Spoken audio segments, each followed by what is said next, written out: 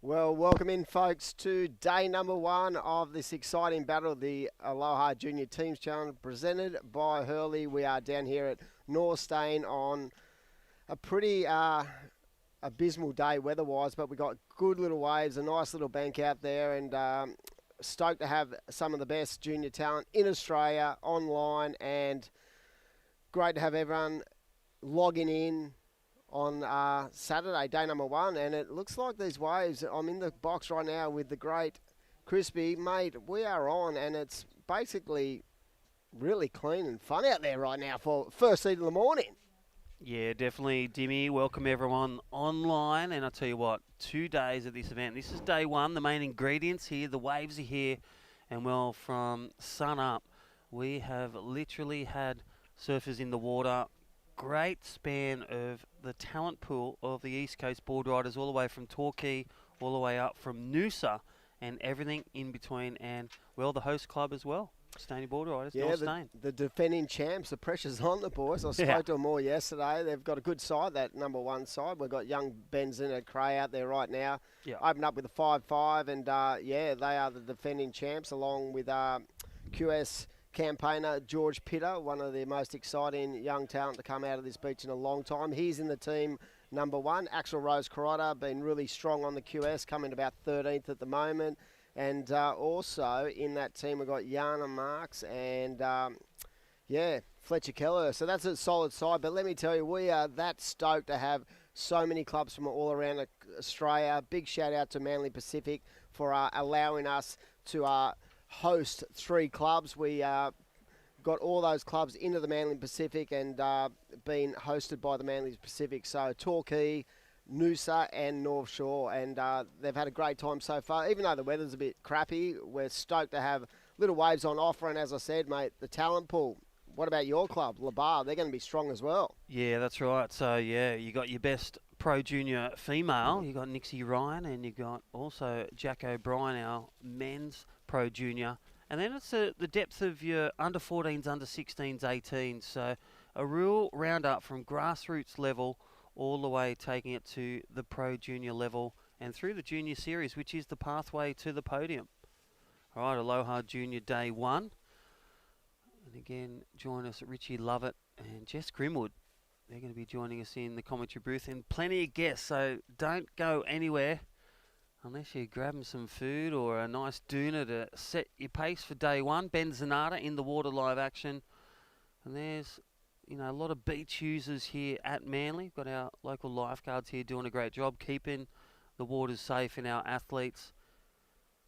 And then a great team of surfers, all the board riders, the presidents here, and they are holding that tent with both hands this morning in the wind, Dimmy. Yeah, we're lucky we're in the commentary box with our fresh air broadcast. But yeah, in this heat right now, Ben Zanetta, you said, out in the lead. Geordie Bray, this youngster, sponsored off Hurley and from the Queensland Board Riders Club. What a great young talent. I've been seeing him around a lot lately, and his improvement level in the last 6 months has been quite incredible. So good to see him in the event, getting a chance. He's only about 11 years old, along with Archie McKernan from North Narrabeen and Eli Wrigglesworth. So that is Southbridge surfer as well. So a couple of guys who are basically brought up on this beach but in different clubs. Of course, QBC, long history of one of the strongest clubs in Australia over a long period of time. And, yeah, as I said, this young guy, he's just sort of come out of nowhere and looking very strong indeed. So this is a good matchup first up. The way this event works, if you're online, each team has 5 surfers.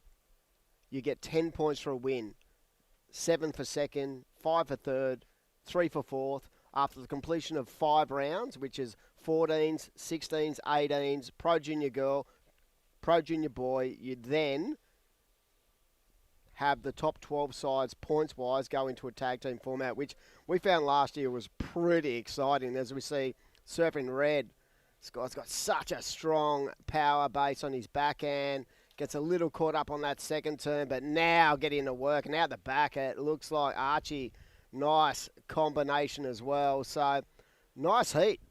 Yeah, definitely. You can really see Ben Zanata. He's going to fly to the lead. And also Archie McKernell really getting one of the biggest waves of the morning. It is first heat, really hard. Ben Zanata was here from sunup with his mum. you do a lot of work with him and the board riders, and yeah, he was dicing up whether to go the epoxy, and well, he chose the right board. He got the PU, and he is just going hammer and tong on that previous wave of red, and then blue in the silhouette, getting a couple of really good turns. So Archie McConnell, I'm expecting him to climb the ladder to second, and Ben Zanata, and look at this replay. All the crew at Fresh Air Broadcast doing a great job for day one. First turn, and then you can see in the background, look at the size of this one. Nice little floater. But there's the honey jar right there, that second turn, nice and tight in the pocket, manages that third, and here's, just couldn't tie that bow in the end of that one, but 3 good turns for blue, there it is. So Ben Zanata, 5-4-3, and then Archie McConnell, 3-8-3, so points just, it's not they get dropped off, they just don't get fully rewarded, and what a world-class panel. We've got former World Tour surfers, you've got current World Tour judges, which is, we've got a strong panel. Drew Courtney. We've got Luke Reading, who's spent a lot of time on the World Tour. We've got Phil Courtney as the head judge.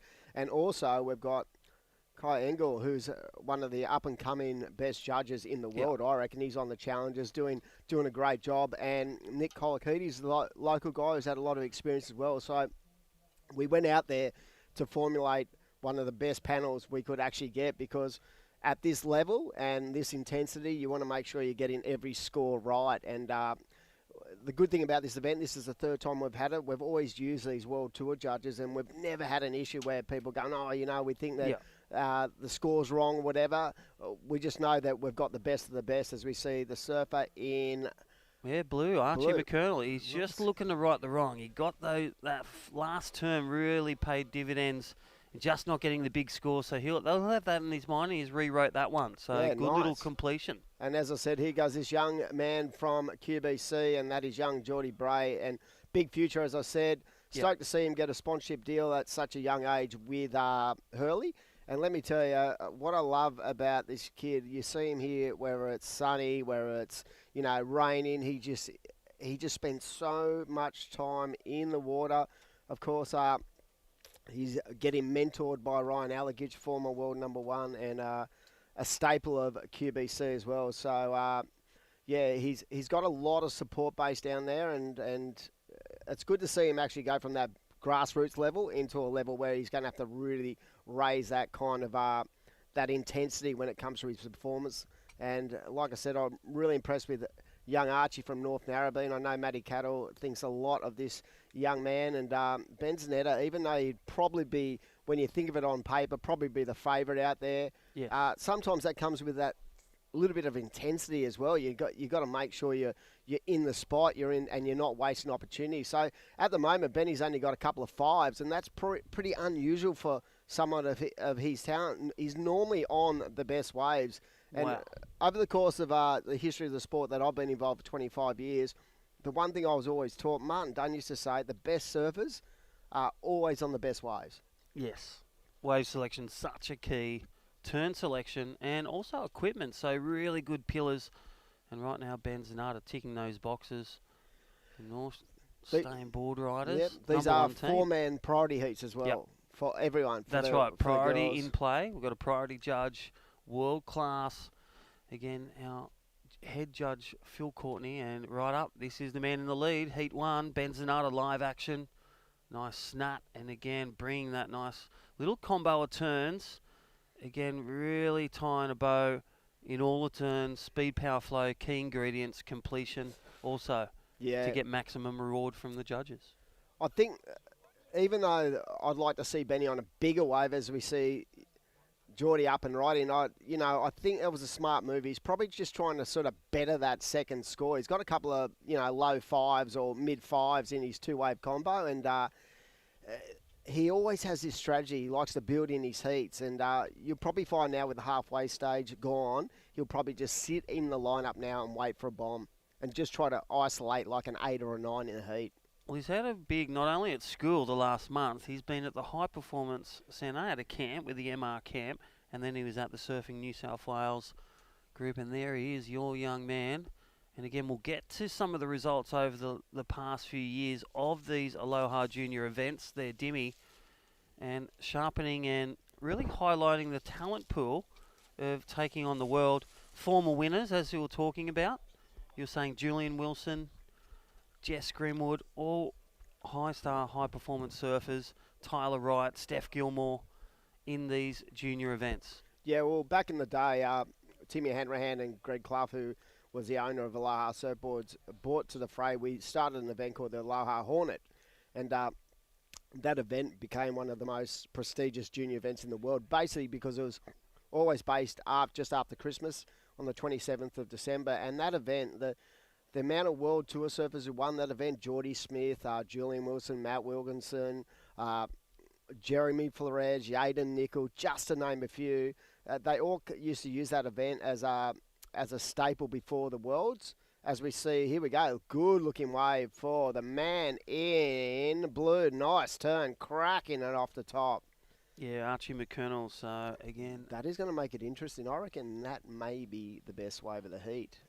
He's been on the best two waves and just looking to complete. Look at this replay, and again, Aloha junior event, world-class grommets. This is heat one, and nice snap finish, and well, I'm calling that's going to be down. the best wave of the heat so far. I reckon he'll go into the lead. But as I said, yeah, that junior event was basically a staple for the world's best surfers to come out and have a warm-up before the Worlds. And, yeah, so for a long period of time, Aloha Surf Manly has really supported junior surfing. And 3 years ago when COVID hit, I remember, having this feeling of the kids were really struggling because there was no events. There was basically nothing for them to do.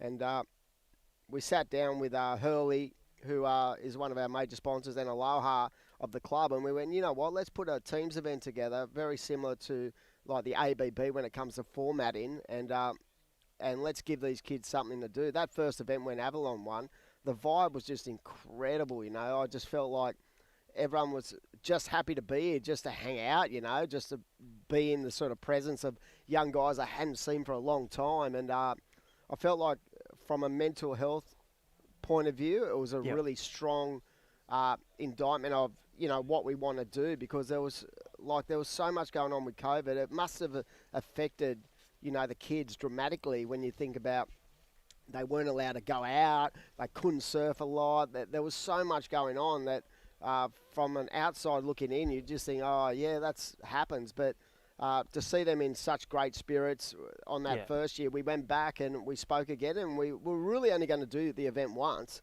and that was going to be it. And then somehow I got talked into it for a second time, and it's been 6 months of work to get to this point where we've got a really good live broadcast. We're using Fresh Air. They do all the QSs, and now we've opened it up to the whole of Australia. It's pretty good to see, and just, as the president of our club, I want us to do well, but I also just love the fact that the kids are, ready and frothing and ready to go.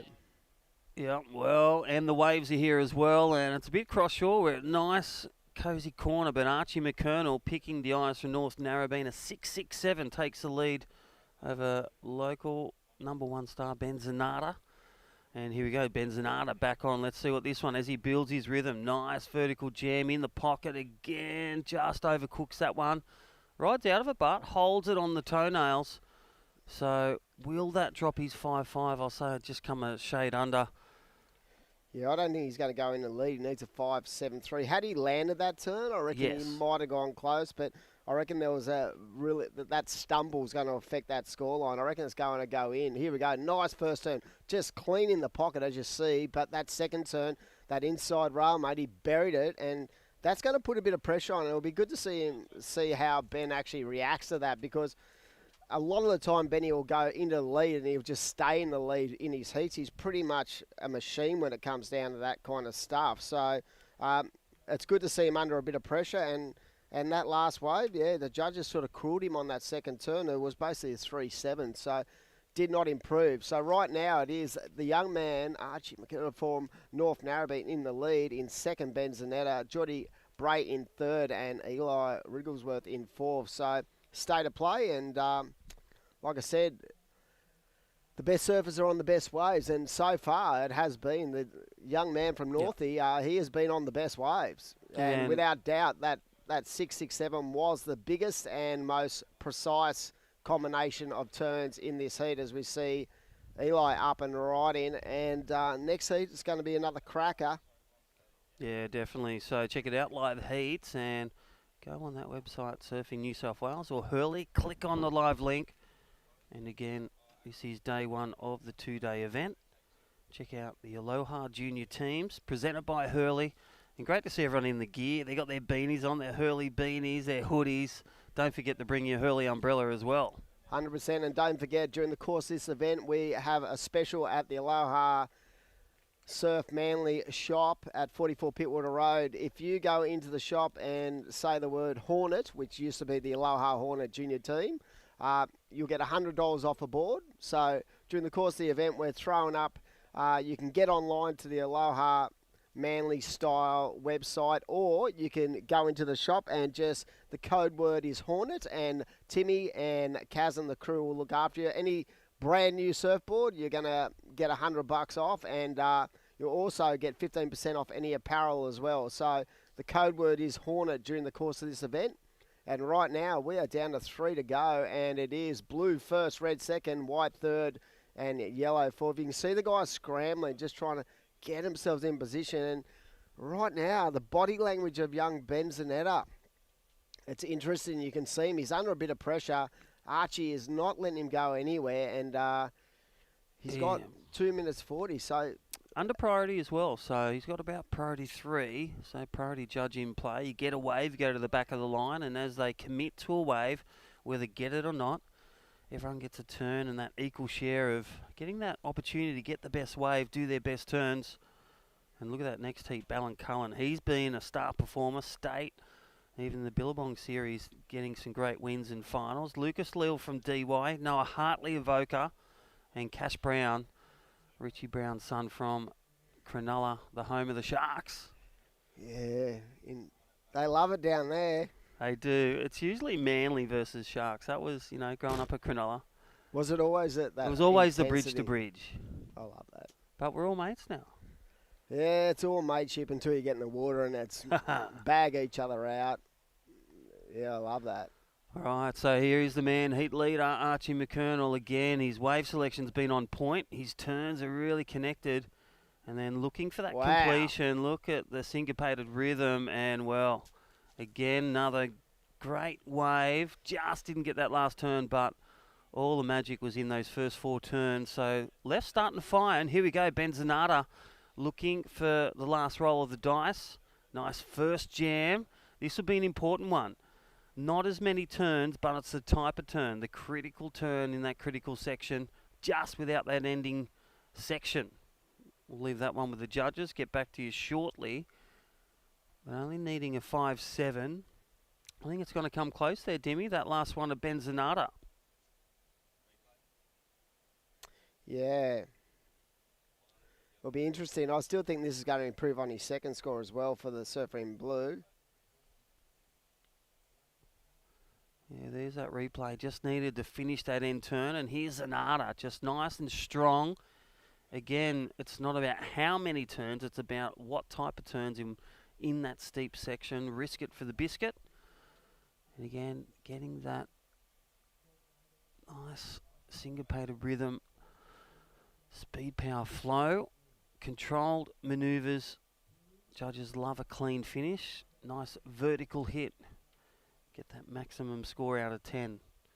All right, as this heat winds down, looks like Archie McConnell, no change there. He gets that back up 6-6-7. So that spells a bigger wave from Ben Zanata. So he will hold second. White will go third, collect 5 points and 3 points for 4th place.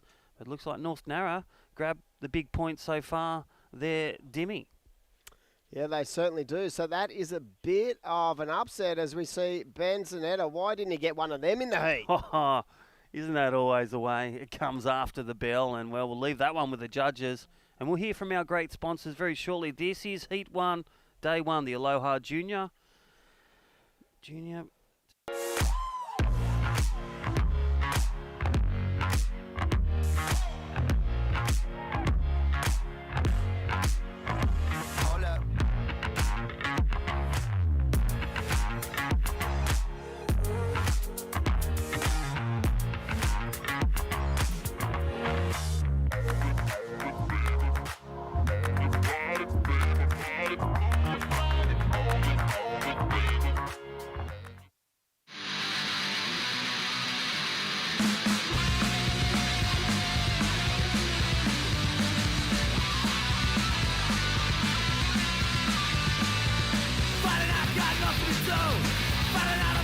to you. But an hour still lose our brains. But an hour put down the drain. Come on.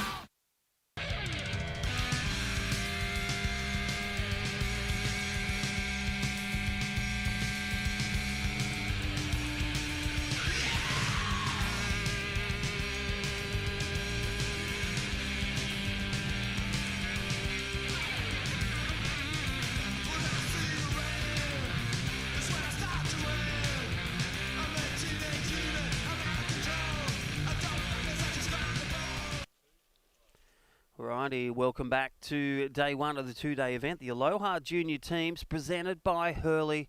This is Heat 2, the under-14 boys. We're going to roll through 7 heats. My name's Crispy, and welcome Connex Director Adam Hennessy joins me in the booth. But that first heat won by North Narrabeen, and it is official. Archie McKernell taking off 10 points towards North Narrabeen, their march to the top 12 teams for day 2 tomorrow. And Ben Zanata getting second, 7 points, and Queenscliff Board Riders getting third. They collect 5, and 3 for Eli Wigglesworth from the Southbridge Board Riders. Well, new heat, new surfers, and Ballincullen for the under-14s. He's riding for NASA Board Riders, but here is Cash Brown from Cronulla. I love that they're in the Sharkies blue. Father, former qualifying series surfer, and lots of goofy footers from Cronulla. A la world champion Mark Okalupo, Dog Marsh, the goofy footer, Andy King, even Troy Dennehy, the late great Troy Dennehy, and we've got the natural footer Cash Brown flying the flag, making the finals of the New South Wales State to take on at the Aussie titles later on in the year. And he opens with a cracker barrel. Also seeing Allura Board Riders here, Glennie Pringle and the crew, Connor O'Leary's home club. Former tour surfer, and great to see all the clubs here poking their tents up. But here we go, Ballincullen, one of the rising stars in junior series and on the pathway to the podium. And he has been all around travelling with the family and the brother and mum in that van, collecting great waves and great results. Dimmy. Yeah, very much like we've seen over the history of the sport. We've seen the rides used to travel around in the van, the coffees. The coffee van, the right van. They used to be everywhere. The only thing with the rights, I'd roll out one world-class surfer, and then out of the truck would come, Owen. Owen. Kirby before that. And Timmy. Yep. Yeah, and then, 5. And then there was this little one, and you'd go, oh, who's this little chomp? Yeah, little Mikey. And little Mikey, and he went from this little Mikey to this complete beast, as we see surfer in red, up and right in nice turn. And that was the size of Mikey, just like that. But a natural footer sometimes went switch. I remember him, Boomerang Beach. It was a state title, and Tyler won, and Owen won, and Mikey dominated out the back, and it was like 8 to 10 feet. And that was back in, 2006?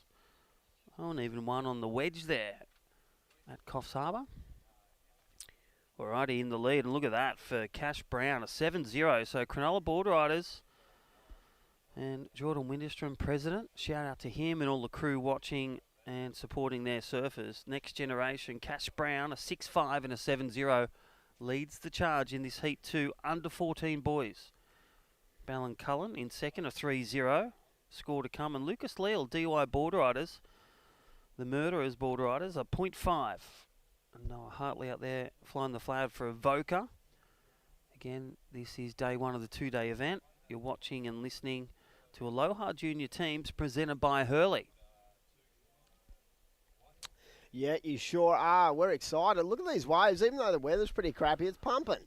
It's pumping on the couch here as well, getting Doona barrels, but it is going to rise. Really strong waves, but that weather system, the East Coast low, it's been talked about for weeks, but you can actually see it. 5 to 6 metres and buckets of rain with big waves to follow. Well, buckets of rain doesn't affect us. We're sitting in a commentary box and loving life. We're on the couch. This couch has been around. Yep, it's sturdy. That's our tool shed. But yeah, it's a great couple of days of surfing to see such an elite group of young surfers are representing their club. See, this is a kind of different kind of atmosphere for these guys because surfing's such an individual sport. As we see Noah Hartley, nice carve in the pocket off the bottom. I love the way he held that bottom hand turn. I think talking to any grommet, like your coach and stuff like that, the importance of a strong depth out off the bottom is such a key element to a surfer's development as they come through the junior ranks. But yeah, different kind of setup here because, you know, you're in a team format, so you do not want to let your teammates down. And when you think of the pressure that's going to be on later, with 28 teams, only 12 spots go into the tag team. $10,000 up for grabs, don't forget. Yeah, we pay on the day too, $5,000 for the winner. Yep. You get paid. We got security down here too for all those. Yeah, so... Yeah, pay on the day, $5,000 the winner. The clubs can go out and have a really good Such celebration. a great investment and also a great platform for hosting your best pro juniors, men and women, and also your 14s, under 14s. And as you said, that 11-year-old was in that last heat. We're showcasing, say like Ballincullen, state champion, and also making podium. Yeah, Cash Brown. Isn't he sort of the... He's one of the juniors. He's third in Australia and second. We got Will from Coffs Harbour, number 1 seed in Australia and New South Wales. Cash Brown, number 2. Fletcher, Keenan, and the young Rico Haybiddle. They're your top 5 in Australia, under 16. And he's 14. I feel like right now we're going through a sort of transitional phase with that younger generation sort of coming on through and sort of, raising the bar now. Yeah, and definitely their training, Surfer Strength, are great supporters of Surfing New South Wales, doing a lot of stuff in the gym, and also the mental side, as you hear about the next 2 days. It's not just about physical, it's not just about also getting out there and actioning on the surf, but also the mental side of surfing as well, an important part, Dimmy. Yeah, it is. It's about the strength of one's ability to perform at a high level. And I think that's what these junior events are key at, is teaching these surfers and teaching these kids how to sort of develop their skill set. So, this is a lot of pressure because the ABB, when you think about the ABB and you talk about those top guys, North Shelley, of course, are the champs of the ABB. Not in this event, which is surprising. Narrabeen. But let me tell you, when you talk to, clubs like those top clubs like the Narrabeens, the North Shelleys, the Merryweathers, all those guys who have had consistent results at the ABB level, I feel like this event is very similar. So it gives them that sort of chip shot in to learning how to with the game plan, strategy, what waves to look for, what scores. The pressure, because how many times you see at the ABB when like the Merds is on the beach and he's like, or Jess is on the beach and they're talking to our surfers in the event. They never talk about their performance, right? They talk about their pressure of having to compete in a team kind of environment. Not taking too much time and taking what's in your hand. You can't always get the best wave in, whether it's 7 to 10 minutes in the team environment, but just getting that consistency, such a key pillar with wave selection. Alrighty, 11 minutes remaining. Situation update. Cash Brown from Cronulla. Well, if he secures this win, he'll take 10 points from Cronulla Board Riders. And they will go to the lead, as we saw with North Narrabeen, that Heat 1 taking a win. North Stain, the host Board Riders, taking 7 points. And get third place in this individual rounds. 10 for first, 7 second, 5 third, and 3 for fourth. Jumble all that together and you get your top 12 teams for finals day to take that share of $10,000. And Cash Brown 1 step closer for Cronulla Board Riders. All camo and all the crew over there doing a great job. Don't forget, get in touch with Board Riders, Surfing New South Wales. Click under Board Riders, get involved, get a part of the surfing community, or even learn to be a judge as well. Learn to be a judge and learn some great programs as well. Mental health programs, Surfers Rescue 24/7, great initiatives. Thank you, Surfing New South Wales.com.au. Great supporters of this event.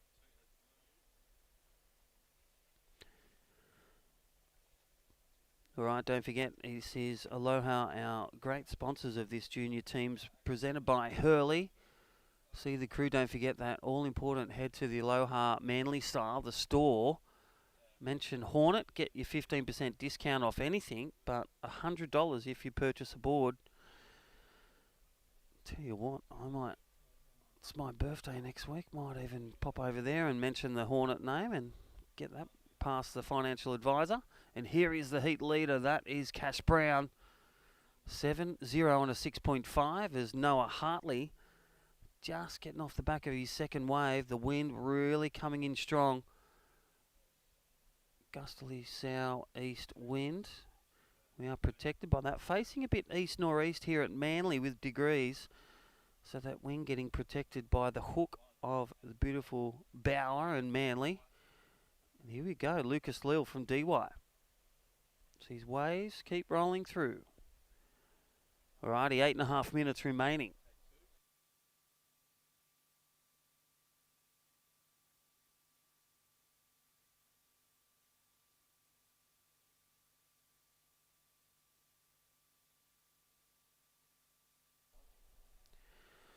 Alrighty, so situation update. Welcome to heat number 2, the under 14 boys. 7 heats in this round. Then we go to the under 16s, grabbing waves, grabbing points for their Board Riders Club. And yeah, my name's Crispy, and welcome back, Jess Grimwood. You're here today.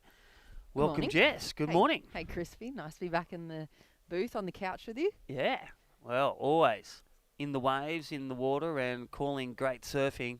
Look at this, Cash Brown from Cronulla. Yeah, this guy's so electric in the water. He's at such a cool style. I can see.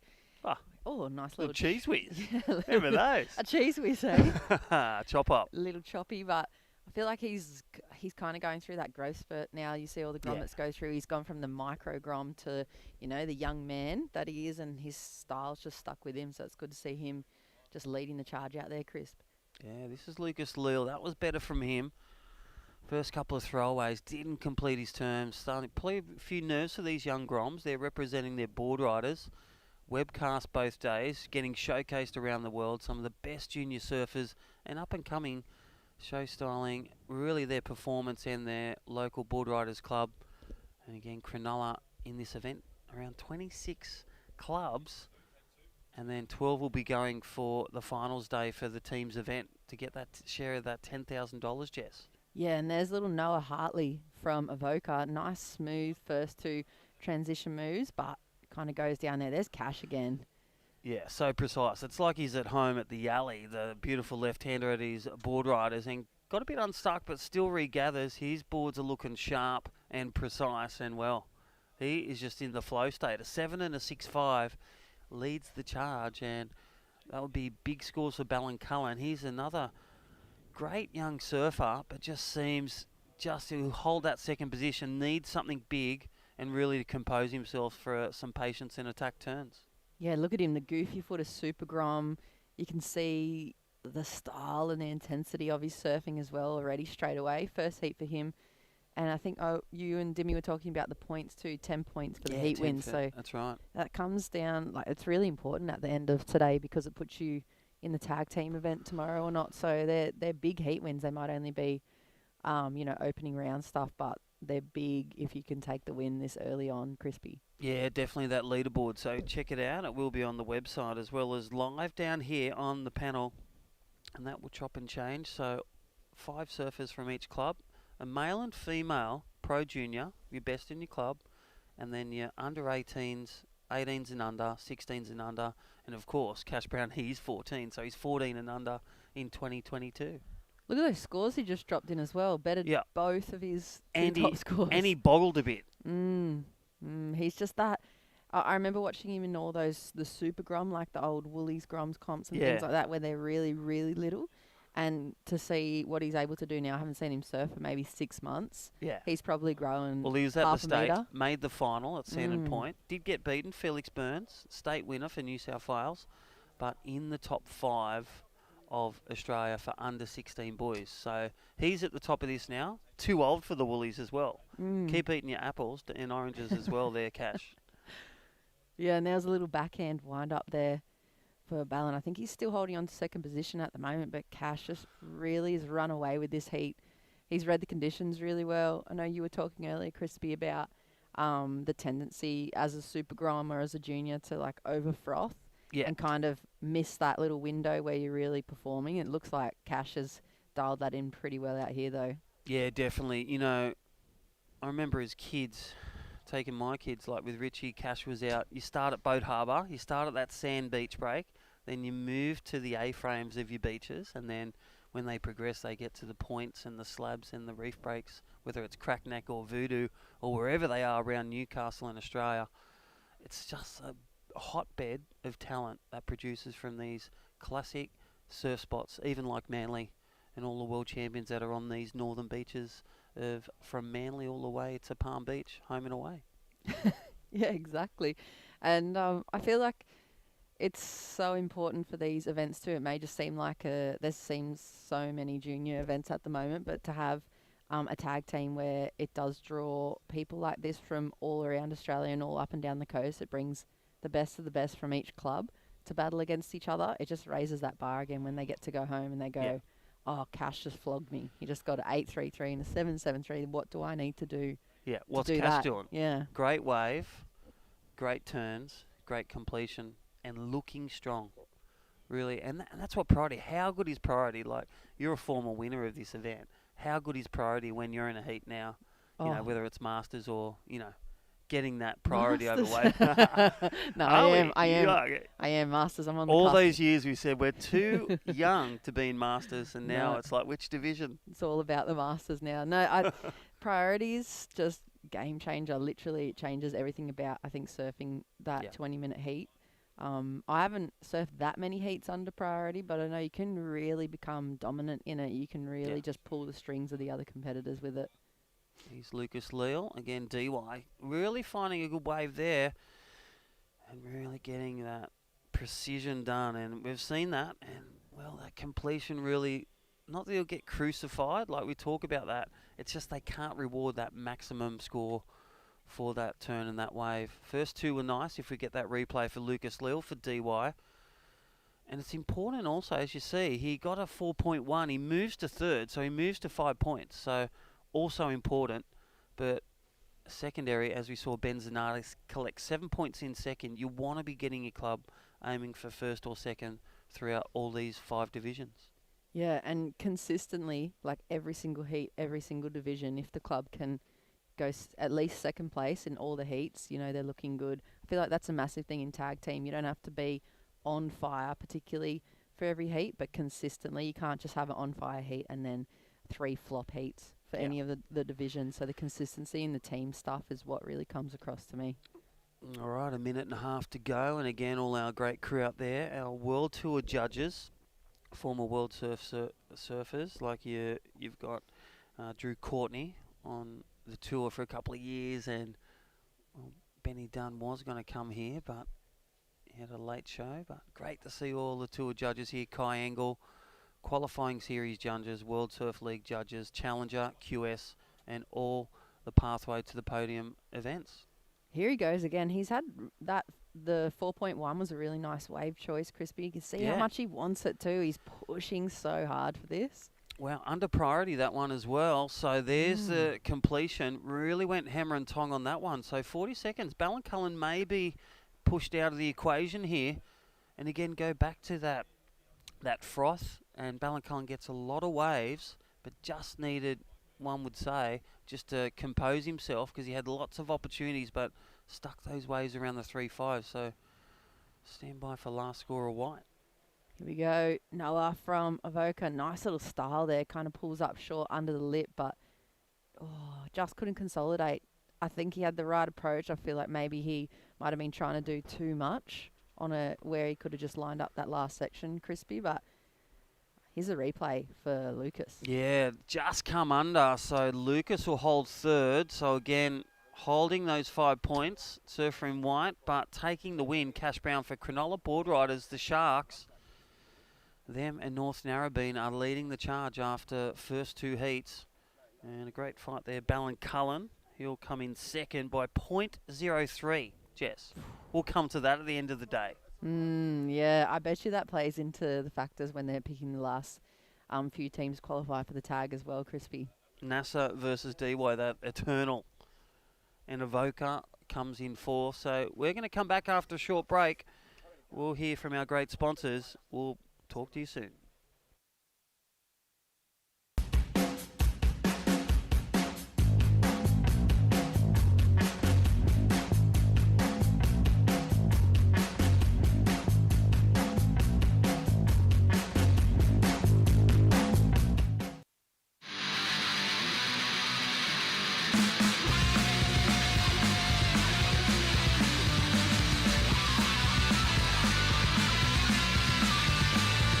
Fighting out, got nothing to do. Fighting out, I'm on the phone to you. Fighting out, let's go lose our brains. Fighting out, put down the drain, come on.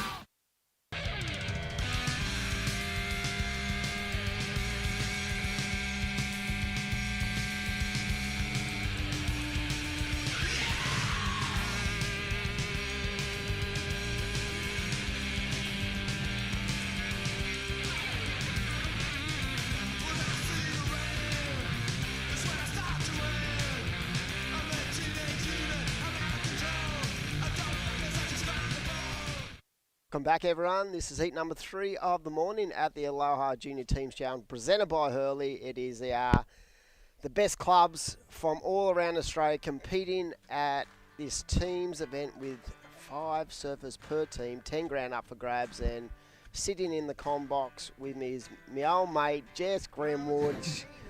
We roll around every year. She goes, I don't want to do this. And she loves it. As if I'm ready to just go every time. Every time I run into you in the streets of Manly, I'm ready because these are the best junior surfers in Australia. There's a replay from the last wave of Taj Air from Sandon Point, and you just feel it. It's just, like you said, the richest junior teams comp in Australia, if not the world. I challenge somebody to put up a richer junior comp event and tell us how much first prize gets, because they are literally throwing in at first place here for the clubs. Imagine being the junior team, being able to walk away with the pride, bragging rights, as well as the cash for taking out this event.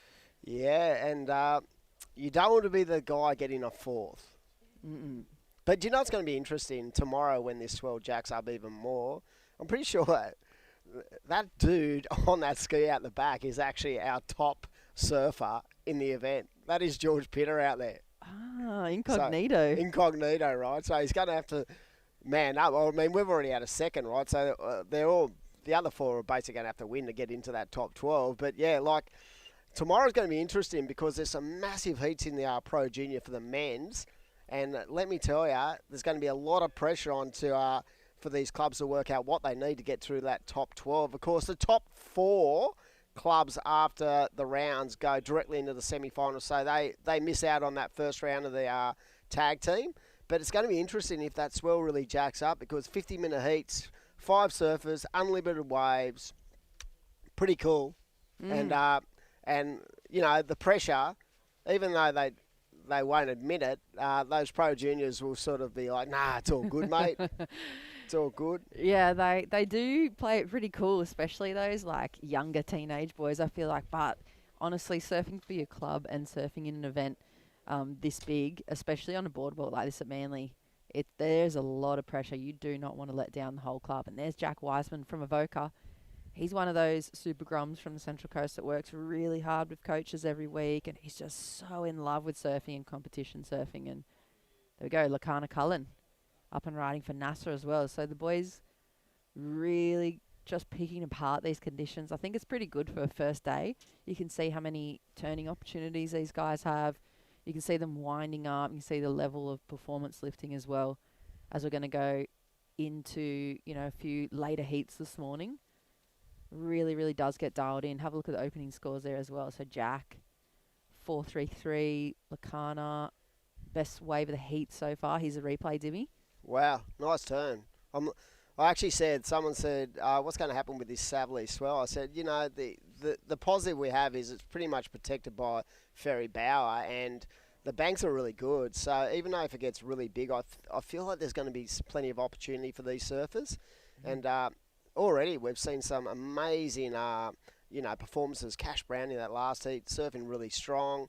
The young man from North Narrabeen sort of upset our young gun, and I just saw Benny in the car park, shattered. He was actually running away from me. Like, I don't want to go near Dimmy. He'll put me in a bin for losing. I'm like, mate, relax. You're in a team environment. This is the thing. Like, it's a team. You know, it's not an individual thing. It's up to his teammates now to go. And this is the thing about this event. It's up to his teammates to now go out and get the job done. I mean, to be honest, he's still got second. From when you're looking at it from a club point of view, I know they put too much pressure on themselves when it comes to events like that, and they feel like they've let everyone down, but they haven't. They've gone out, done their best, and that's all you can do. As we see Taj Air going over, Sandon Point, Lincoln Dell from Ulladulla, great to have them involved in the event, and right now we can see the young man from NASA, these brothers, I don't know what they feed them, but get them in the Wheat Bix ad. Remember that ad? Seriously, look at this replay. Look at the intensity. He just pushes so hard through that bottom turn. Bummer that he hit that little bit of backwash there, but he's been on the two best waves. That's why you can see him out in the lead there for NASA. I think he wants to one-up his brother as well. Let's have a look. Taj Air recovers from the last over the falls, and he's found himself a little bit of open face. Winding down the rails. Smooth work from the goofy footer from Sandon Point. I'm sure everybody at home down south is cheering on the last little fin flare for him. So that's going to be a good score on the board for Taj. Here's the replay. Little runner. You can see how high they have to keep the line as well at the very start. Just those smaller ones kind of really hit that little bank really quickly. Last turn there, nice. I feel like in this swell angle that as it gets bigger, you're going to have to be really strong off the bottom, because I feel like when you get into the wind, that's going to cause a little bit of friction underneath your surfboard as you try to get it onto rail. But yeah, it's an amazing array of talent. We've got 28 teams from all around Australia competing, and as I said in that last heat, Cash Brown from Cronulla, he just lit that thing up. Had a 7 to start with. He was in such good rhythm, but he basically had a 7 and a 6.5 for his two first waves, but they weren't even his two best. He had a 7.73 and an 8.33, so such is the quality of the surfing, but also what waves we have on tap as well. I feel like you are one of the luckiest men in surf comp history here at Manly, because every time they try and put the CTs on here, or you know, the WSL events on, they always seem to get skunked for waves, and you put on a junior event. Remember last year? Yeah, it was pumping. Absolutely pumping. You always get waves here, so maybe it's a local thing, or you talk to the wave gods, Dimmy, but if you knew how many nights I have not slept in the last 2 weeks, like honestly. So it's sacrifice. Yeah. You're sacrificial. Look, karma. Karma's a good thing. Like this is all about, you know, putting on an event. Like the club doesn't really make a lot of money out of the event, but we just felt from a mental health point of view, we felt really, really positive about it a couple of years ago. We went to the government, went to James Griffin and said, look, as a head of a club, I was actually in really strong dialogue with a lot of our juniors during the course of COVID, and they were struggling mentally, like really struggling,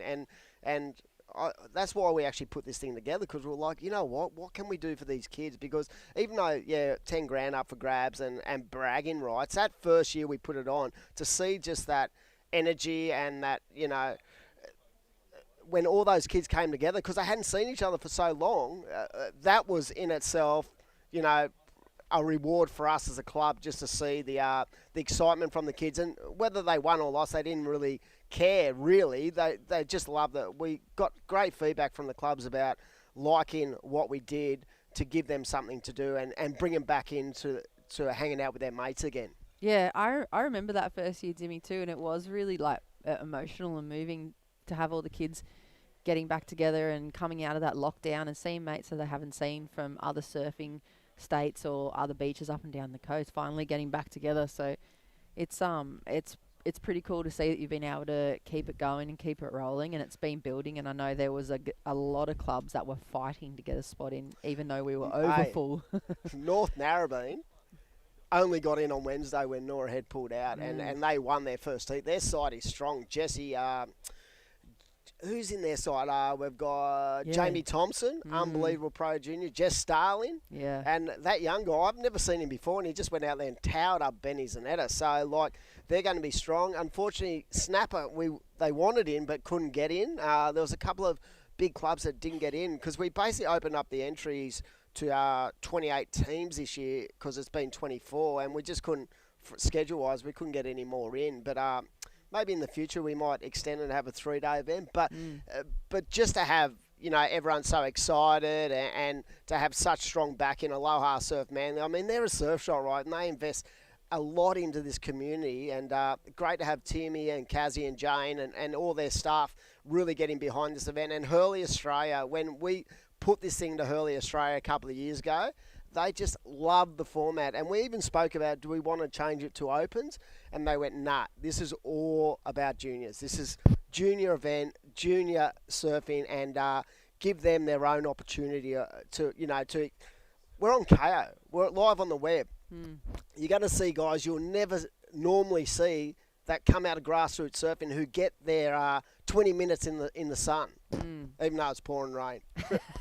Yeah, but pumping waves. I swear to God, I bet there are so many people that have tried to run events here over the years. Like, that would just be watching this go, how does he do it? Look at these waves. And Taj, he's found a few small ones throughout the heat already for Sand and Point. I feel like he's really relaxing into the flow of it, but I think he's going to have to find one of those bigger ones.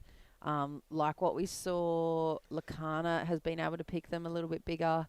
But, yeah, bigger set's going to have to come through for these boys to open up into, the 6s and 7s that we saw from Cash. But smooth surfing. I like how a lot of the Groms have got the flames going on as well. They've made a comeback. The old Mick Fanning flames. 100%. And right now you can just see the tightness of this heat.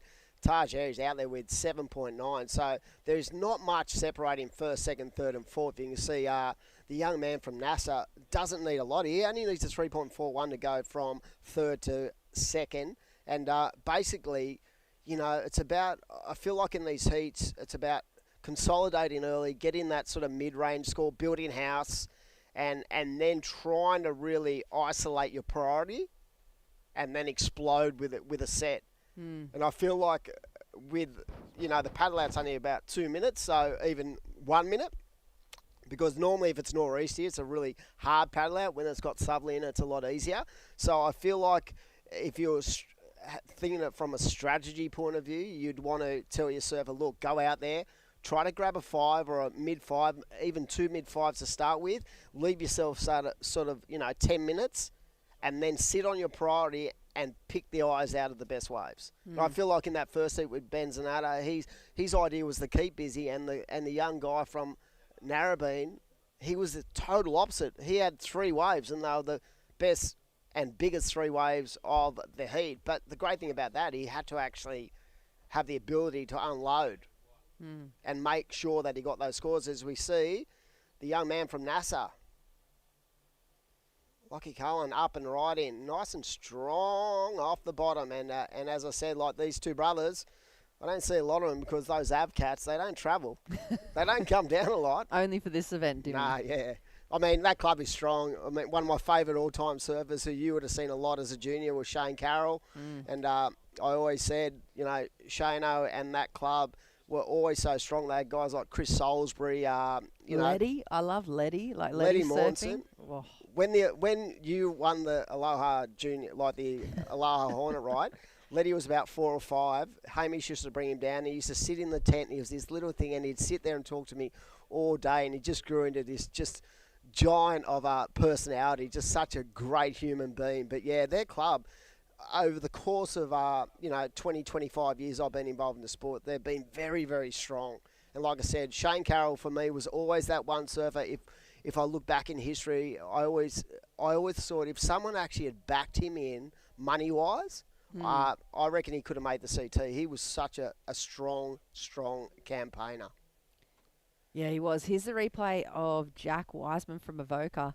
Another one of those super frothing, passionate groms that you were talking about, like with Letty. Jack just lives and breathes competition surfing, bettering himself. He works really hard with coaches at home, and the Avoca Club, of course, really, really back their junior team and have a really great development program process going on with them. So here we go. Lockie's found himself a better looking wave. That's the best wave of the heat, but kind of chops that last turn. Let's see if that betters one of his 4-point rides. There's still just 5 minutes on the clock, so plenty of time. Really short paddle out. Really manageable conditions here today. Yeah, let's have a look at this replay here. Yeah, strong, but I felt like there was a little bit of a timing issue from the outset of that wave. Like I felt like he sort of had to rush it because he felt like it was going to close out early. But if he would have just held strong and sort of come out a little bit wide, I feel he could have gone more 12 o'clock into that. Yeah, he still betters one of his ways, but yeah, like you said, Jimmy, maybe capped off that score a bit too early, and you can see the intensity, and I think that's what these junior events are about as well. They're like dialing these young guys in. They're dialing them in and dialing them in every event, every heat, and eventually you end up with this surfer or this kind of whole athlete like Cash is growing into, and like those other guys, you said Jamie Thompson and Saxon Reba, and they end up these really well-developed athletes from all these heats under their belts, and they're dialed and they're ready for that CT stuff. They're ready for the Challenger Series, and they're dudes like Jacko Baker and that would have surfed in all these events up and down Australia. I mean, I remember the first year Molly Picklin went out there and surfed for you guys and in a boys heat and absolutely smoked them. They were fuming. They were angry. Yeah, and it was solid too. You know, Molly just went bang, 12 o'clock, bang, another 8, and they were like, "You seriously put me up against her?" And I'm like, "Yeah, have fun." I think that fuels her too. And I saw some of the other girls walking around. It's just a whole different vibe on the girls' junior side now. The intensity's there. They don't pretend to be happy, smiley little girls anymore. They're ferocious. I know. But you know what? I feel like at a QS level, they're the opposite. They're really friendly at a QS level, but when they get in the water, then they turn the tap on. Isn't that weird? Like, I go, why don't you fire up and start, like, ripping into each other? And they're like, oh, good luck. And then they get out in the water and it's all fiery. And in the juniors, I feel like the intensity is actually both on the beach and in the water because there's so much at stake. Like, when you think about the pathways, you've got the junior series pathways and you have the, into the regional QSs. But they've also, when you're at a junior level, the top 2 or 3 go into the worlds. And that's a big thing as well. Yeah, Christy was just breaking down that the new kind of ISA selection stuff for me in the junior stuff. And this is serious business here, like this is the pathway now to the Olympics and to the tour. And here we go, Jack, just a little look at that one. He's going to need to find a much bigger wave, though, under priority. 2 minutes on the clock, maybe a little space for himself in the lineup because it looks like, Lucana's been able to kind of pick the better wave so far, but hasn't really capitalised on the points. But he's still holding the lead. Here's Lincoln Dell from Ulladulla. Smooth style from that guy as well. I love his backhand kind of turns he's been putting together. He's been a little bit quiet. I think similar position, just waiting for a bigger wave and a bigger opportunity to open up. Here's Tajir, standing point. Nothing on offer there from him. He's trying to move up into one of those top positions. 10 points for first, 7 points for second when we're talking about the leaderboard. And overall, for these guys winning these heats, it's going to be super important going into tomorrow. Yeah, it is going to be super important. Getting off to a good start in this day one action kind of, I think, sets the platform. And if you can get yourself maybe three wins today and a second or a third, I'm pretty sure that will put your Pro Junior into a good state. Of course, Aloha Surf Shop Manly, they are the major sponsor of this event. And during the course of this event, you can get down to the shop and you get $100 off if you say the word Hornet, $100 off a brand new surfboard, 15% off any apparel in the shop, and that is the code word. So if you're online and you can't get down there, get onto their website, and the code word is Hornet, and see Timmy and the crew down there. But $100 off a brand new stick, not a bad time to go get yourself a board. Yeah, I'm thinking about it actually as well, going for a little walk over to see Timmy. He's always been backing surfing too, isn't 100%. he? Yeah, the knowledge there as well. If you're not quite sure what you're looking for, you can talk to their crew. Here we go, look at this wave. Ooh, Taj just getting a little bit caught on that rail as we head down towards the final stages. So it looks like NASA 1, who are former winners of this event, they are going to get off to a good start, I think, with a win. So counting down, and that is going to complete heat number 3 of the morning. 14 boys, round 1 action, and we'll be going to a break, and we'll be back shortly.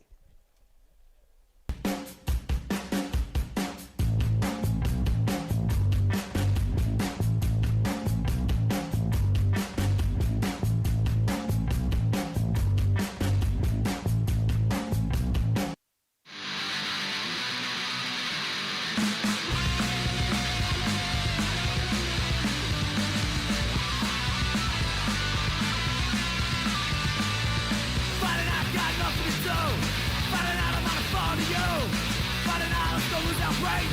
Find an ass put down the drain, come on.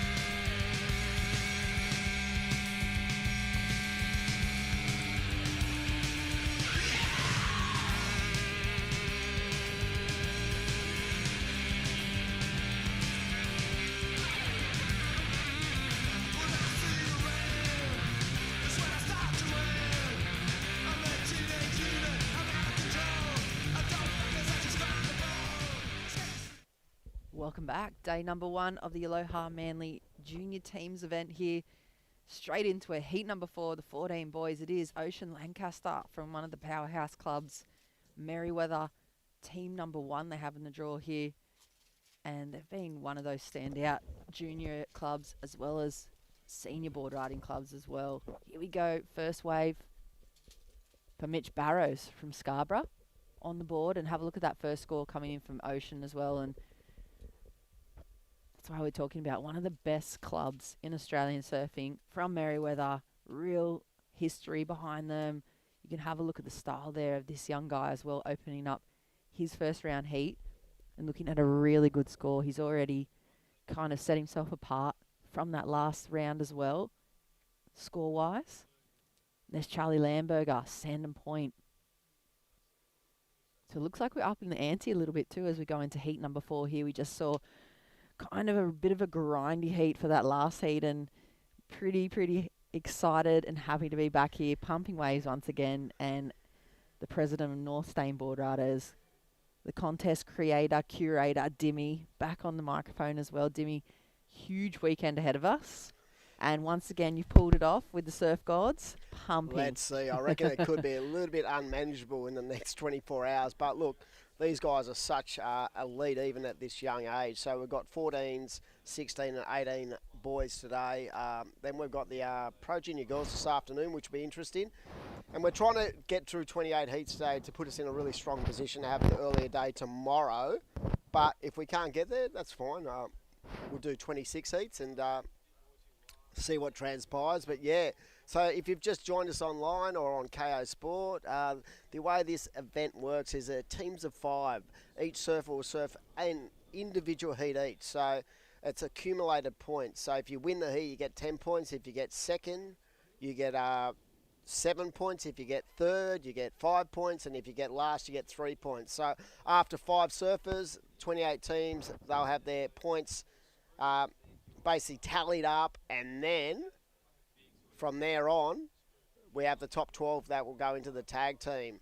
As we see Mitch Barrows up and riding, nice strong forehand carves, and even though these waves are, you know, from the south, it's pretty nice on the bank. So if you get a good one, that's what these guys are trying to emulate, trying to get those scores up into the excellent range. And like I said, Jess, we have lucked in today. A lot of wind, a lot of rain. You probably can't see that on your screens, but yeah, the standard of surfing is great. And just to get off to a start after 6 months of work, putting this together, you sort of, those last couple of days, they become pretty frantic and, you know, pretty stressful. I don't know if I want to do this again. you say that every year. You say it every year. You know, next year I'm looking to offload the. I don't want to be president next year. I want to sit back and cruise and be vice president. So I've pretty much talked Richie Lovett into taking the club over. It's a lot of work, isn't it, when you're talking about juniors and the development stuff. Even the amount of just events that these juniors have on the cards to them in Australia. We're pretty lucky, like the circuit or the program that Surfing New South Wales and the crews have set up and down the coast here for the juniors is pretty incredible. And your one, you know, bringing the kids back together and, you know, getting that real, it feels like that kind of footy team rivalry here for this event for me. When I turn up, you can feel that in the air, and the teams, managers, and the coaches, and all the Groms are here, and you have that real footy finals day feel about it. I love that about this event.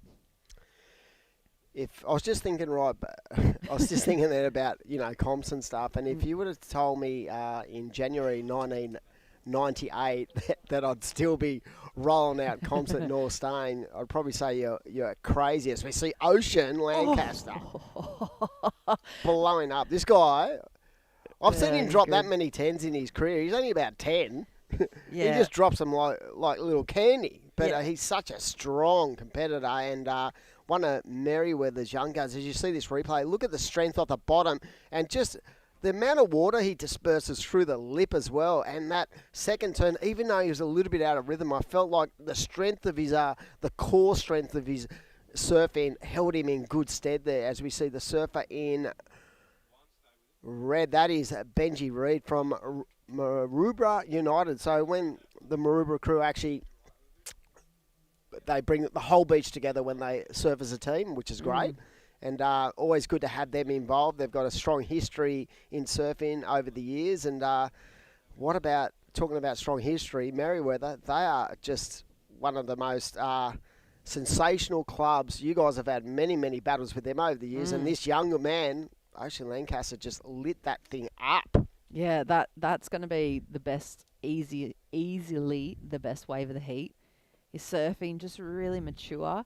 And yeah, Merriweather, I mean, what they call it on Triple J, the greatest city in the world, or something like that. Like, really? Yeah, Newcastle has just got that. Who did that out? Terry McKenna? I don't know, but Newcastle has got that full blue collar thing going on for them. They're grinders, and look at this wave. Beautiful timing for that first turn. A little bit hung up on coming back down if we're going to really pick it apart. But that's why he's up towards that excellent range. And here's another good wave choice from Mitch Barrows from Scarborough. He's been able to pick few really good waves, maybe just kind of got to dial that froth in a little bit more though. Just kind of over hungry. I think a lot of the Groms I've seen this morning, they're really heavy on their front foot.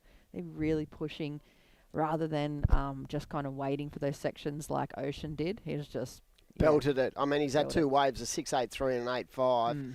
I'm sure all the old school Merriweather crew, people like Mitch Ross, Lukey Egan, they'd be sort of keeping an eye on this younger generation, because when it comes to teams events in the ABB, Luke has a big say in what goes on up there with those teams. And yeah, you want to be able to put them in an environment which is very similar, so when they come to that kind of next level, they're used to the pressure of it. But this kid, I feel like, just a strength, and he backs his own ability, as we see the surfer in blue. Nice under the lip carve for Charlie Lamberger there from Sandon Point 2. And I feel like with someone like Ocean, there's a distinct sort of confidence about the way he goes about his surfing. Yeah, it's like they understand the ins and outs of the priority heat. There's a little replay from Sandon Point's Charlie Lamberger. Pretty whippy, tweaky little carve under the lip, but nothing really else on offer for that wave. I thought it was going to really line up across the bank, and as Demi said, I think we're going to see the conditions get really, really big. Here's a breakdown of the scores so far for the 14 boys, round 1, heat number 4. 11 minutes on the clock, and excellent range for Merriweather's Ocean Lancaster. 8.50 and a 6.83, rivaling Cash Brown's previous heat earlier this morning with those excellent scores as well. So these guys, learning, moving up the kind of performance levels as we go through these heats. We're going to see this all morning as they really dial in the conditions here at Manly for the Aloha teams. Once again, Hurley presenting. Thank you very much for them coming on board and supporting grassroots surfing here in Australia and the junior development, along with Aloha Manly. As Demi was saying, $100 off for the code word Hornet online or in store if you want to go down and see the crew and find yourselves a brand new surfboard. They've got a huge range on the floor there and online, so Hornet is the code word, and $100 off if you go and see the crew at Aloha Manly. 10 minutes on the clock. Benji Reid from Maroubra United needs to find himself a little score here, because we're talking about the consistency that's needed to really progress through these teams events. They're going to be looking for those seconds at least. And here he goes. He's found himself a bigger looking wave. Tags the lip. Nice first turn. And just one on offer there. So it's going to better his situation. Let's see if he can jump up into third or second position at the moment. It is Merriweather and Scarborough leading the charge. 10 points for first place in the heat here today. We're going to roll all the way through the day. Huge day of action here for day number 1. As Demi was saying, 26 or 28 heats on the cards. Let's see how we go with time. Waves are here. Weather's a bit miserable, but I tell you what, I'd rather have rain and wind and pumping waves than flat and sunny any day of the week. And I know these Groms would too. I don't think this weather really deters them whatsoever. We'll see all these Groms at your local beaches out, rain, hail or shine, 10 foot or 1 foot. So ready to bring everything here this morning for the day number 1 of the junior tag team. Here we go. Ocean. He's making a little beeline for that one. But it is Mitch Barrows from Scarborough up and riding the goofy footer. Little slice to open up on the face there. Jumps hard on the front foot and looking to connect down the line here. Goes nice and light up and over the lip as well. So 2-turn combo for him. Looking to replace that 3.17. Maybe increase his hold on second place. And he's going to have to find some real high performance sections though if he wants to challenge Ocean for that number 1 spot, Dimmy. Certainly will, because Ocean Lancaster's been on an absolute tear out here. But, there's still time. And like I said, these 20-minute heats, priority heats too. I think the advantage of a priority heat as a 14-year-old is it pulls back the froth meter. Just that little bit. Maybe the tiniest bit. Yeah, it forces them to think about it at least. I was thinking about priority before. Imagine, for those people on the web, you probably wouldn't know this guy, but imagine trying to get Nico Patarats into a priority heat. The bloke had more froth than, 85 cappuccinos. Do you know, I was actually talking about Nico Patarats the other day with our jiu-jitsu professor, Rodrigo Santos. He used to be a Brazilian competitive surfer, and he used to talk about Neko, saying his intensity was insane. Like these super Groms, like Ocean Lancaster, winding it up once again on the backhand. Beautiful 2-turn combo there from the Merriweather, leading the heat for the 14 boys. But yeah, it's that real balance, I think, when these young guys are going from those under 12s, under 14s, 16s or 18s, is just balancing that froth and intensity, knowing when to hit really hard and when to be patient and wait. Oh my God, talking about waiting, what about the depth of that bottom end too, and the speed and the flow? I got the best story ever. I was doing commentating at the Snickers Pro at Maroubra, and Nico was in a heat, and he kept putting his hands up like every 20 seconds for a heat thing, and we were sort of trying to give everyone scores, and he didn't like the fact that he thought the commentators were too slow on the uptake when it came to scores. And he came running up the beach towards the commentary box, blowing up. Then he thought about it and went, "Oh my God, I'm still in the heat. I got 4 minutes to go." Ran back into the water. He's an intense dude. Oh, dude. I was like, here he comes. He's going to get us.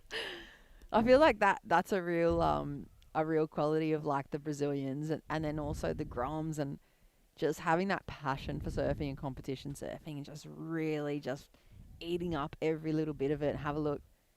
Last of Ocean Lancaster didn't improve his situation yet. Let's have a look at the replay here though. Flying down the line for the man in white. He was just chasing, hunting down an open section.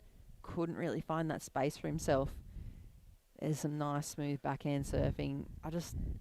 The maturity and I guess the poise under pressure here, Dimmy, is just such a standout. You got to remember these guys are like 13, 14 years old. We've even had a couple of 11-year-olds in this. Like we had the young guy from QBC. He's only Geordie Bray. He's only 11, but yeah. And I just love the flow. You know, when they speak about, people who don't really understand the sport, they say, what do they judge on? How do they separate the judging? And I said, well, the key elements to judging, it has been in the rule book for years and years, is power, speed, flow, major manoeuvres in the most critical part of the wave. And I think that at the young level now, you see these guys, they've got that act so dialed in, It's such a strong, sense of what they do with their surfing, and most of these guys, have coaches. In fact, nearly all these young guys have coaches. Back in the day, a lot of kids didn't have coaches, right? So that wasn't really drilled into them over a long period of time. But I feel like that level of skill set is starting to come into it at a very much younger age than it was, say, 10 years ago. Yeah, it used to be kind of a free-for-all, didn't it? Up until you get to, like, the 18s, the under-18s. Then it just got was serious. Wild. Like, yeah, it was just really raw. And it was like, oh, that kid just did the craziest thing, but there was no consistency and there was no pattern or routine to his or her performance. It was just kind of like a show up and blow up or completely blow up and, nothing on the scoreboard. And it was just like, oh, whatever. It's just a comp. But now it's like this whole... It's almost like a swag that these top kids have. They come in and they've got their routine dialed and they got their coach and they got this whole swag about them in contest time. Yeah, I think they look at the higher level and they bring those sort of tendencies back to their own performance. Because like even now, you see these kids like Sol Gronlin, who's in our club, right? He actually trains. He's a machine. Like, I saw him, like, training in the pool, really intensely training. I'm like, mate, aren't you a grommet? Shouldn't you just surf? So he's definitely looking at, his idols, and he's from a Brazilian background. Like, mum and dad are Brazilian, and he's definitely looking at, guys that he idolises, like Felipe and Gabby and those guys, and he sees what they do and he sort of transfers that into his own development. And that's interesting because I feel like back in, not my day because I'm 80s, 90s, but in the early 2000s, I feel like a lot of them would come in exactly like you said, like they'll show up and blow up, and if it doesn't work, it doesn't work. Doesn't work, yeah. Yeah, I would have to agree. Like, absolutely. They even do those things, like, if you see on one of the big WSL events, one of the particular, top dudes, that maybe their favourite surfer, a Brazilian or whatever, like Iago or someone, do something, particularly on the beach before they go out, and then you go to the next Grom comp, and you see these under 12 kids tying their ashy the same way, doing the same stretch, or doing the same kind of preheat routine. They're completely imitating, which... that's how they get to that level too. There's a saying about it. I can't even think of it off the top of my head, but Crispy probably has it written down somewhere like that. Terry McKenna would have it in the book. Yeah, well, they'd have it on tap, but like that imitation of your idols, and then you kind of tweak it and you start putting your own kind of spin on it, and it becomes your own thing, and then someone else starts imitating you. When you're at that top level, it's like that whole process of seeing their heroes do something, pulling it into their own thing, and then coming out here and doing something like what Ocean's done or what he's been able to do in this heat for the 14 boys. It's interesting because, say, 10, 15 years ago, you wouldn't see it at a really small level. I remember Quickie did King of the Groms, and I'd never really caught an eye of Gabby Medina before that, right? And I was over there in France with Kai Otten, and they had the King of the Groms final. I think it was Matty Banting versus him, right? And Gabby just went out there and got 2 tens in the first, 5 minutes. It was the most incredible thing, and everyone just went, oh, my God, who is this? Like, he had that level already. And I think he was the first one from a real young age point of view that brought that intensity and that performance. And I think over the course of the time, that transferred into what we see now. Yeah. You know what I mean? Like, I feel like gone are the days of grommets rocking up, eating a couple of pies. And, how are you, mate? Yeah, I Some 100%. Coke. You know what I mean? Like the whole transfer of the professional kind of standpoint of our sport has now gone from CT level down to QS, down to Pro Juniors, but now it's definitely come down to this kind of level. And you see even at board riders, guys sort of preparing for heats, and I'm like, we would never have done that. Yeah, I would have been upside down in a bin somewhere. Someone like tying me up and whipping me and, like grommet bash. Remember the old, hey, it's not politically correct now. You can't grommet bash anymore. But back in the day, we used to cop a flog. And here we go. Oh, Ocean decides to go for the skies. Yeah, he was really loading up there. But they are definitely nurtured now. Definitely not like back in the days where you used to cop abuse. And you would have been laughed at taking surfing this seriously. But now it's kind of like if you turn up and you're mucking around, you're being a bit of a feral on the beach, everybody else goes, hey, come on. Like, this is my thing. I'm really professional about this. I'm really passionate. And here's a replay. Look at him line that thing up as well. The read, he just didn't quite get the launch pad. That end of that wave backed off under his feet at the last second. So beautiful surfing from the man from Merriweather. Congrats to that team, taking 10 points home already this morning for the 14 boys. And we'll be right back with the next heat, Dimmy. Yeah, we sure will. We'll be thrown to an ad.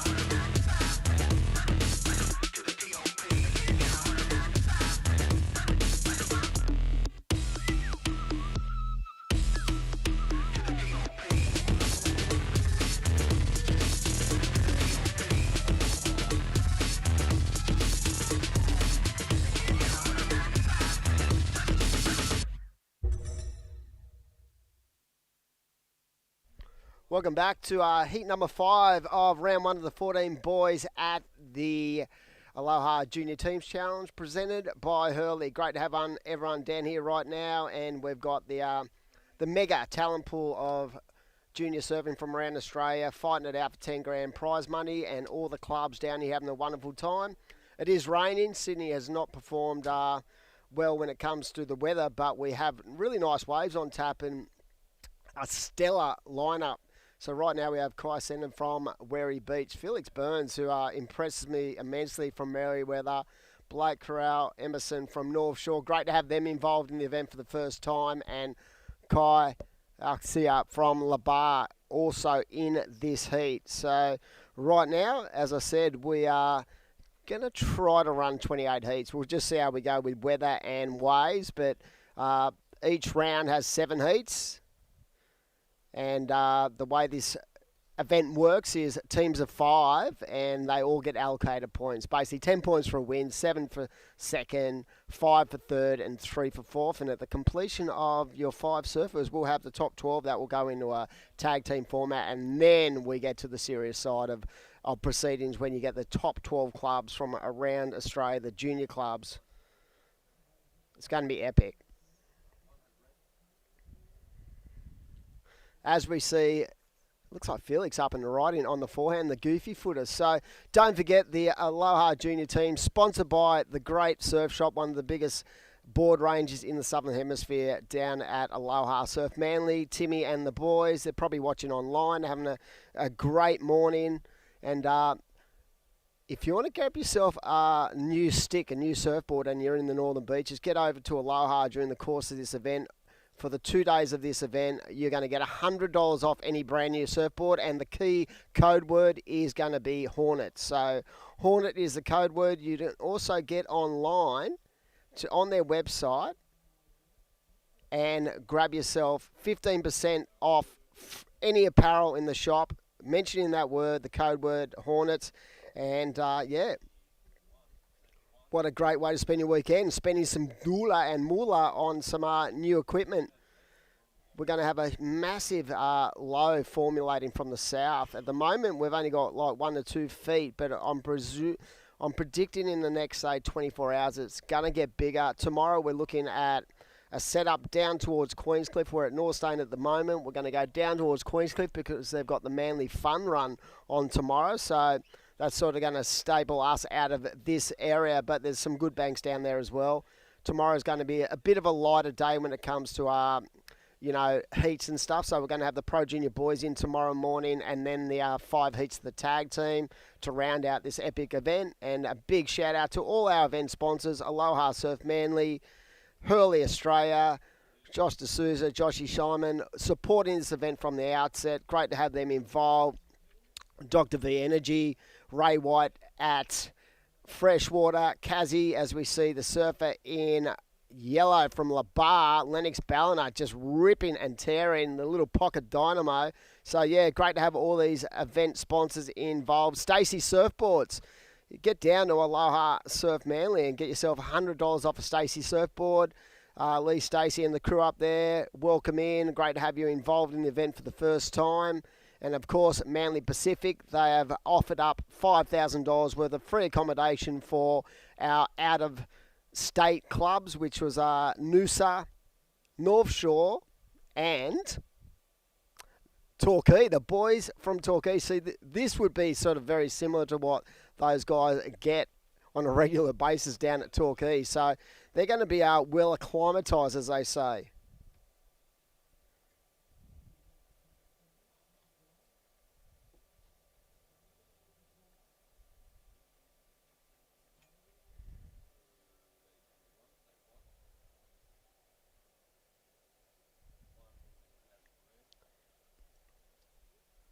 So right now, that 4.66 was that score for the surfer in yellow. And you can see, if you're at home right now, you're probably wondering why that guy just jumped off that wave. Well, we're using a 4-man priority situation, which is basically what they use on the World Tour. So 4 surfer priority.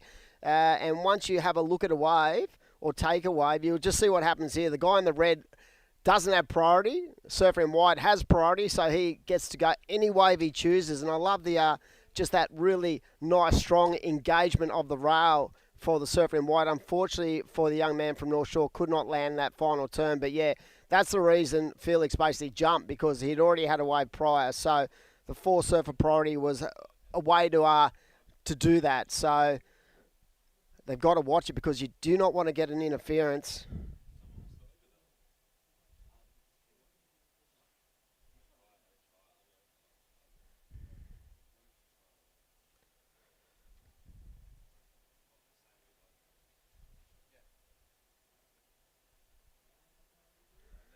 So waiting on these scores to lock in. Of course, we've got a panel of excellent judges. We've got a really strong World Tour panel, basically. We've got Luke Reading and Drew Courtney, of course, on the World Tour. So they've got so much experience, and they are leading the charge. Phil Courtney is the head judge. We've also got Kai Engel, one of our strongest younger judges coming through the system, and Nick Kolakidis. So we've got a really good foundation, and we felt like, from an event standpoint, we needed to make sure that we had that sort of sussed in. That's the one thing we didn't want to worry about from an event coordination.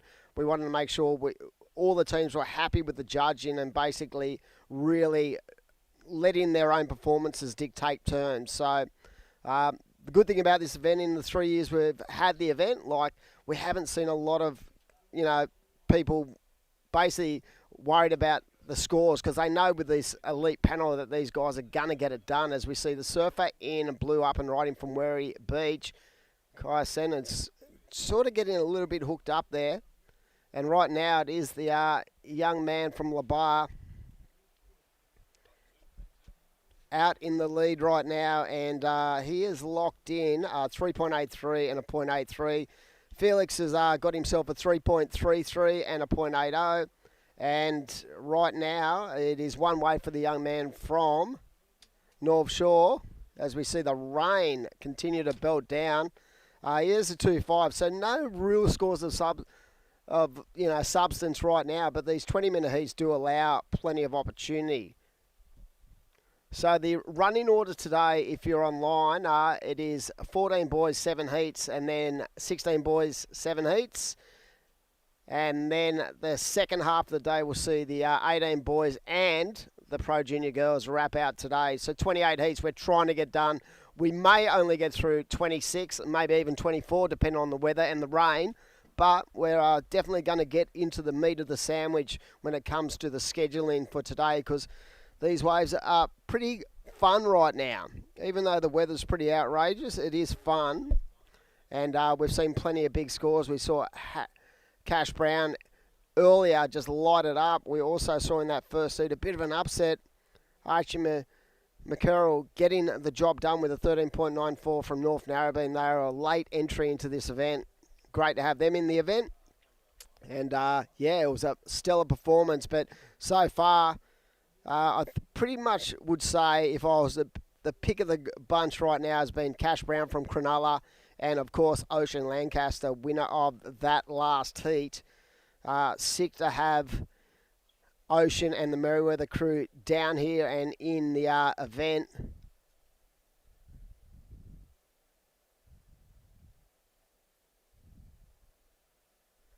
As we head towards the last half of this heat.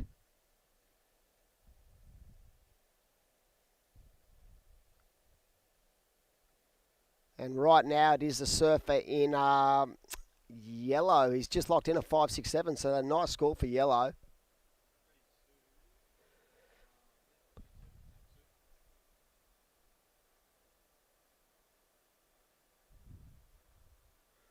I can hear the rain on the roof of the broadcast box, so it is pretty dire when it comes to weather out there. But as I said, happy with conditions in the heat number 5. And you can see the rain swirls out in the lineup. So hopefully this weather pattern just sort of backs off.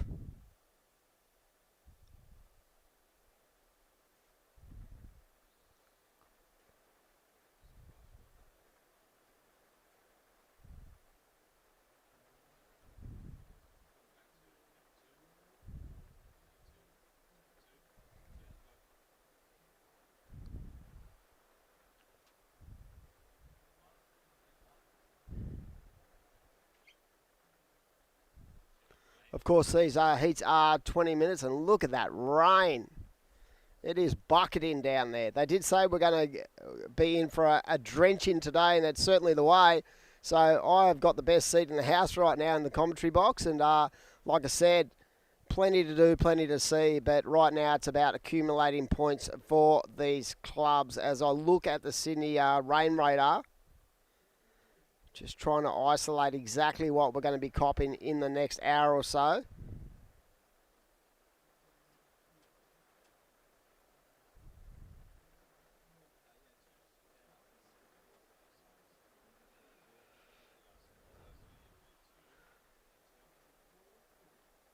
So when I look at it, yeah, there is a lot of weather, but it's only light to moderate. So there are little, specks of heavy. But for the most part, it's coming from the south, so it's sort of coming over landmass. And to be honest, it's a lot heavier up the coast towards Nora Head and up towards Newcastle as well. So we're hoping that sort of misses us during the day to give us a bit of a reprieve when it comes to the clubs. They're all out there in their tents. They've rugged up, they're cold, they're wet, and this is what team surfing's all about, just supporting your club mate on day number 1 of the Aloha Junior Team Challenge, presented by Hurley. As I said, if you're in the area, we've got a special gift for everyone from the team at Aloha. Get down to the shop, and the code word is Hornets. You want to get yourself $100 off a brand new stick. You can do that during the course of this event. Go down and see Timmy and all the boys as we see a lovely wave for the surfer in red. That is Felix Burns. I saw the crew this morning up nice and early, and this young guy impresses with his forehand attack. But yeah, the Merriweather team, they've got a couple of sides in this event and focused and ready to go. A very strong club with history on their side when it comes to their ability in teams events, and not only in teams events, but just when you look at the long range of world-class surfers that come out of that region, the Mark Richards, the Louis Egan, the Matt Hoys, Jacko Baker flying the flag these days. But yeah, they're such a strong club.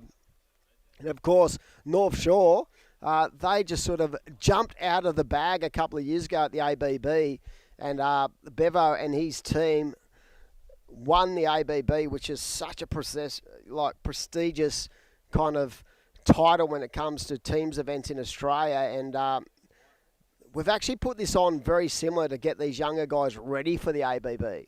So that they're sort of well versed in the format of what happens up there. It's a little bit different, but very much in the same vein. And, to have such clubs like Merriweather, North Shore, North Narrabeen, clubs who have had a staple kind of foundation when it comes to that event, bringing the next generation through is pretty sick from our point of view.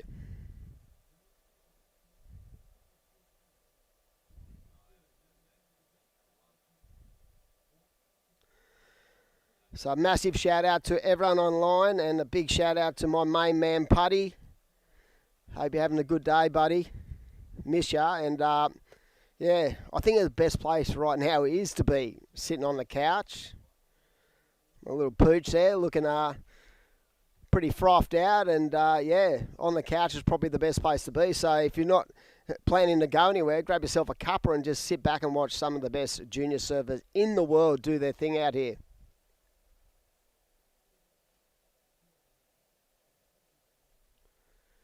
So right now you can see Labar out in the lead, courtesy of a 5.66, 5.67 and a 5.67. So looking to sort of extend his situation. Of course, great to have live heats involved as well.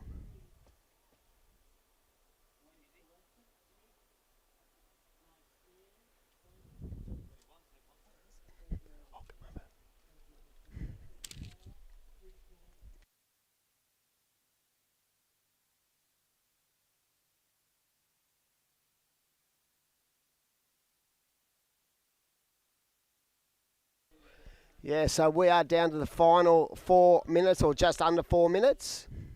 And here we go, the young man in the blue up and riding, but that wave really not offering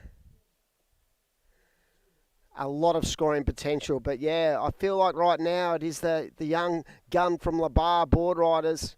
Again, another club with such great surfers. Nixie Ryan, of course, in this event as we see Felix up and riding. Yeah, she's going to be strong in the girls. We saw the draw of the girls is just incredible, the pro junior. Ellie Harrison, of course, the number 1 rated junior, I'd say nearly in the world at the moment. She's in the draw, surfing for Torquay, and great to have them in the event for the first time. Of course, the old mate Xavier Huxtable, he'll be out there just big red, just lighting it up. I've seen him surf this joint when it's like 3 to 4 foot. He loves it. So he's good mates with George Pitter. And I'm sure there'll be a lot of banter going on when it comes to those kind of guys, just ripping into each other. Don't feel the pressure. That's what's going to be going on. I know what it's like with those guys.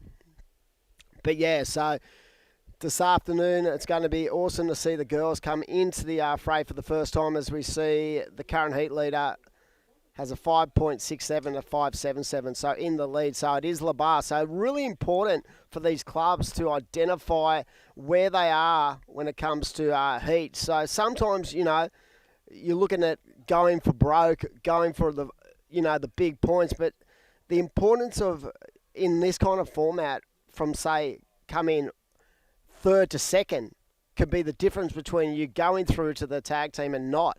So I think club managers and coaches are going to be saying to the guys, hey, guys, if you're having a shock or you're out of rhythm and it's not happening for you, you need to make sure you're focusing on the guy in front of you. So if you're in fourth, you got to focus on third. Go to third. That's going to give your team 5 points compared to 3 points. And then focus on third to second. If you can't get to first, I said to all our guys, look, if you're in a heat where someone is absolutely blowing up and you can't change that situation, well, you look at the next angle of it and go, you know what?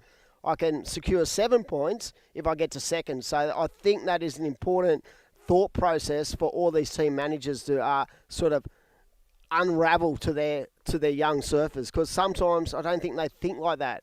They just think I've got to blow up and get to first. But in this format, if you fall off on a bomb trying to get to first when you could have just really smoothly got through your action and got to second, I think, that's going to play a part in who goes to Super Sunday. 40 seconds to go in this heat. So heat number 5 about to roll out, and we're going to be into heat number 6. And like I said, great to have such a strong array of talent for not only New South Wales. In that first year, first 2 years, we couldn't have anyone outside the state because of COVID. I remember Bevo was so keen to get North Shore down here, but they just couldn't come. And now we've sort of got all the teams from around Australia. And right now, this thing is starting to take national pride when it comes to clubs. I'm getting a lot of good feedback from clubs trying to get in the event as we count this heat down. But yeah, so heat number 5, run and won, and it looks like the young man, Kai, from Labar, getting the job done. We're going to throw off to a break and pay some bills, and we'll be back shortly here at the Aloha Junior Teams Challenge, presented by Hurley.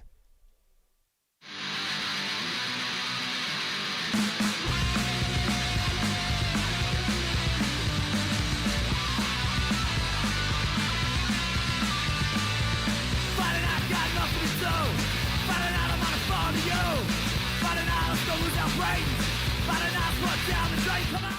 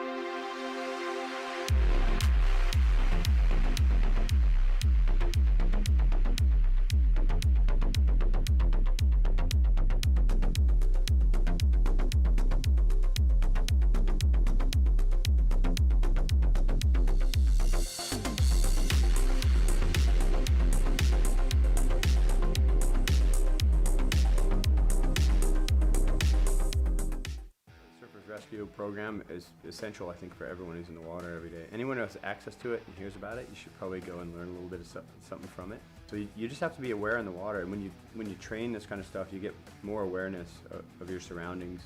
It's even more easy to identify when somebody's in trouble, or to see when a potential problem's going to happen.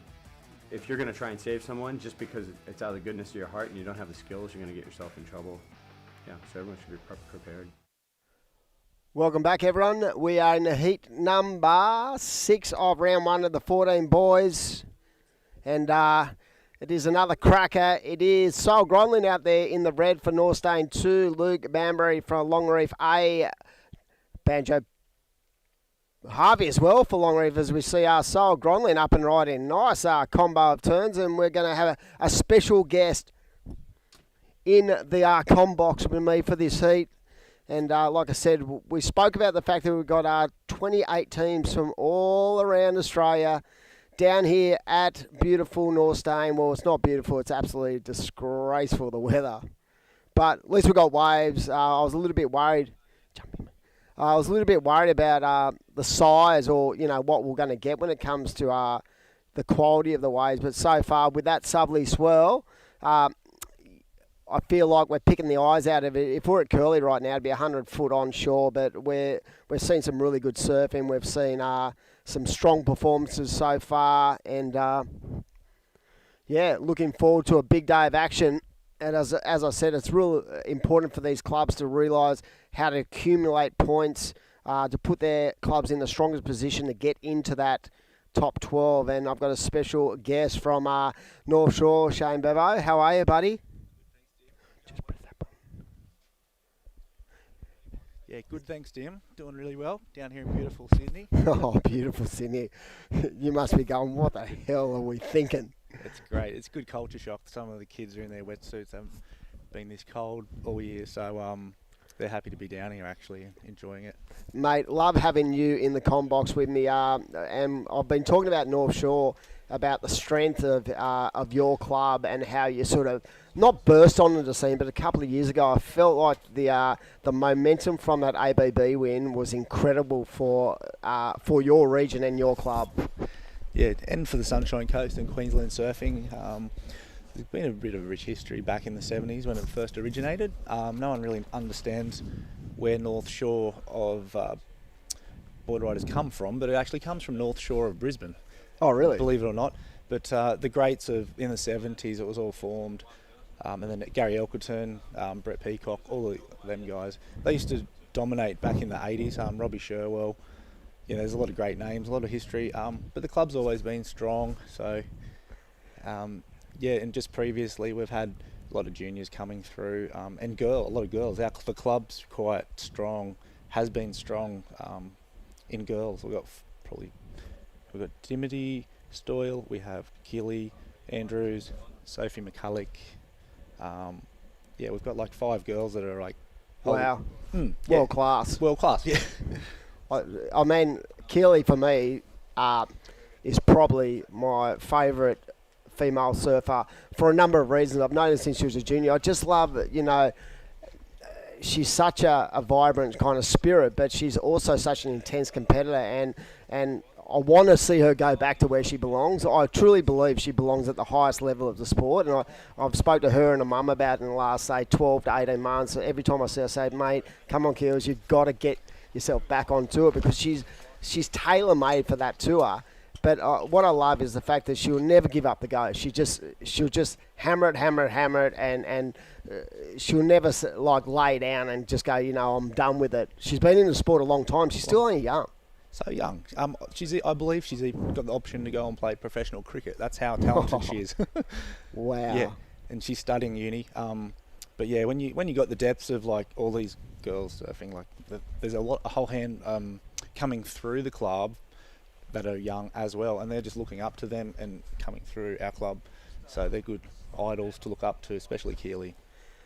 Mate, this event in itself, three years ago, we put the event on for the first time. You were one of the first person I actually spoke to regarding this event. You guys were frothing to come down, but the border closures just did not allow that to happen. And we're stoked to have you guys, and stoked to be able to, supply you guys with some accommodation at the Manly Pacific and really look after you guys, because, we want to see this thing grow into what it should be, is basically the younger generation having the ability to have a crack at basically what the ABB format is. Exactly. This is the stepping stone, right? I believe there's no practice to get to the ABB. This is a perfect little practice run for the next level, which is under 18s, over 35, etc. So these kids are really lapping up, watching the older guys, and then they come here to practice for that ABB situation. So this is needed. It's much needed for junior surfing in Australia, but much needed for teaching them how to do this stuff. I was just thinking, actually, when we were speaking about ABB, it's on, isn't it? Isn't it on up there? Yeah, it's literally on today. So how are you guys going? What time you surf? In 10 minutes. Oh, that's heavy. Because I was just thinking about it as you spoke, and I remember having a discussion with you before the event started, and we were speaking about when the Pro Junior boys were going to be on, because of the fact that some teams might, from up your way, might have to fly them down tonight because the ABB was on. Tell me about the Queensland ABB, the rivalries between the clubs up there. Very strong. Very strong. If you looked at the very first heat, you'd go, that they're like 4 of the best clubs in Australia, which was Snapper Rocks, Burleigh Board Riders. It's pretty hard. It's pretty hard, like the Queensland qualification, I guess, is tough. But yeah, obviously, like the Northern Beaches here is a tough one to qualify in too. So you just battle it out, and it really does come down to a bit of luck involved as well. So I feel like from a team standpoint, I think those, like your region and our region especially, like the central region of New South Wales, I feel like you nearly feel like you've won the whole thing if you can get through that, because like you said, there's so many clubs that sometimes miss out, right? I've seen Snapper miss out, Narrabeen misses out, and clubs that you just go, no way. They're the top of the tree, miss out and then have to apply for a wild card to get into that thing. So sometimes those regional things are a little bit more intense than the final. You sort of have a bit of breathing space in the final. That's right, Dimmy. Yeah, we we're fortunate to have a couple of reserves in all divisions. The depth of the club's pretty good, but just to be able to turn up every year and have a consistent team, that's Who's in your team for up there? Alistair's in it? Yeah, Alistair and Jack and Taj. Yep. We've actually blooded a couple of the juniors, so Lennon Smales and Noah Davies. Yep. In the seniors, we've got Matt Clark. Do you remember Matt Clarkey? Yep. So Clarkey's having a surf, but Blake Wilson's actually 35, but he doesn't qualify until next year. So we look forward to putting Blake in. Yeah, just saw Sol Gronlin, one of my young grommers from North Stain, just blowing up, and that's a solid side. And what I love about the ABB is the opportunity for the older generation, maybe who have come off tour, to go back to a club level and engross themselves in that environment. Like, the over 35s, when you look at that, right, it's incredible. I remember one year at the ABB in the heats, right, we had, I think it was Bede, Parko and Otto in a heat. And Hedgie probably.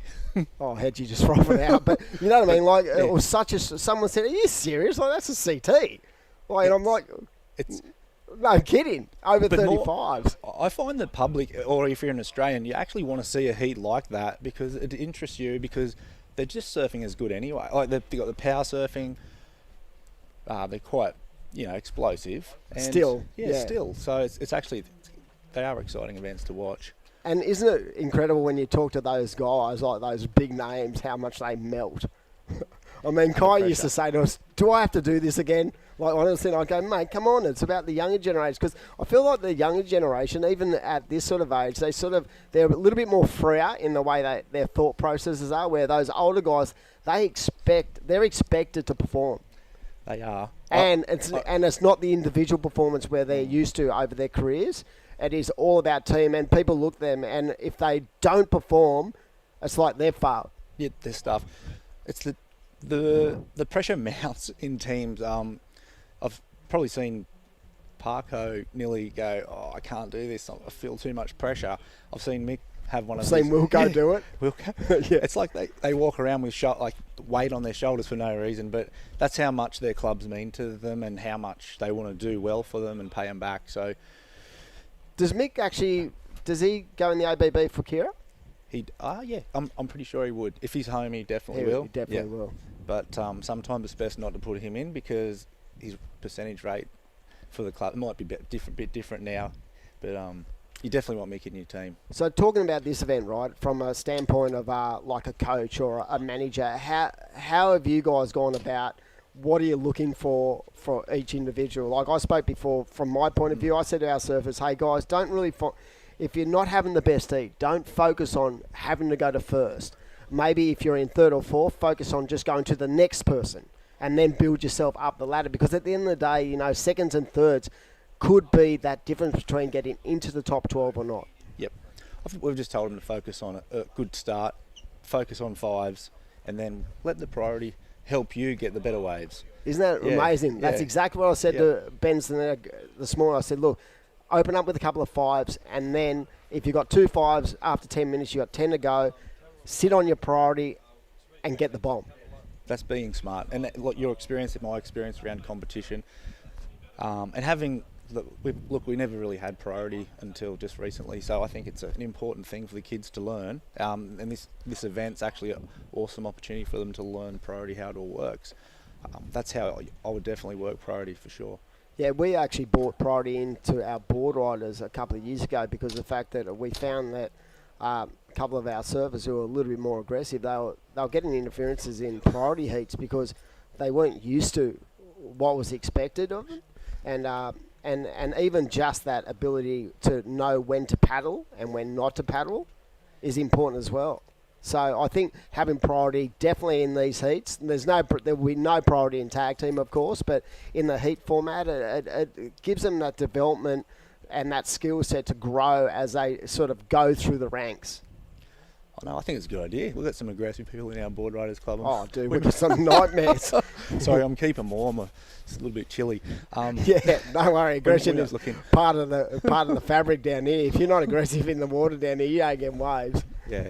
As we see the Surfer in Blue from Southbridge up and riding. But yeah, great to have 28 sides from all around Australia. And you know, even though the weather hasn't been that good, we're looking forward to just isolating and identifying the next generation. And people are going, why would you webcast a junior event? And I'm like, mate, some of these kids would, and some of their families would never have seen them live. Like, you might get uncles and aunties and granddads and grandpas seeing little Johnny on telly for the first time, and it gives them, you know, that sense of purpose and a little bit of a spring in their step, knowing that people are watching what they're doing.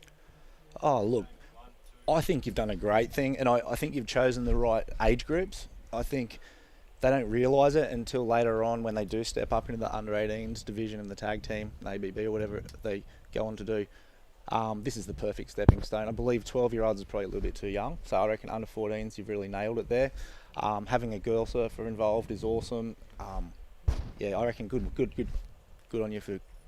Yeah, like we spoke to Hurley about it and Aloha about, you know, we did make a bit of a change from last year where we had 12s, and we went, you know what, I feel like some of the 12s, while they enjoyed it, it was a bit too much pressure for them, and I wanted them kind of kids to be a lot more freer than and not think about what, you know, mentally what is going on. So we spoke about, do we want to add an opening to it? And Hurley was like, mate, this is the perfect junior platform. Just grab pro juniors. And when the pro juniors went back to 20 and under, I went, great, we'll just throw the pro junior in there, because then you're going to see some of the best. Like, some of our pro juniors are in the top 10 of the QE. I mean, if you look at people like Xavier and Ellie Harrison and you know, those kind of surfers of that ilk, they're world class.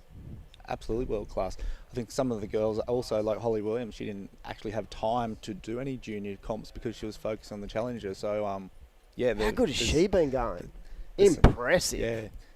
And another good thing, in regards to doing a good job, Dim, you're doing a good thing for all the stepping stone of these kids going into that next level of the Challenger Tour, like getting them sort of preparing them at 14 to 16, 18, giving them all opportunity, and to even come down here and have you guys host it, and look after us with accommodations.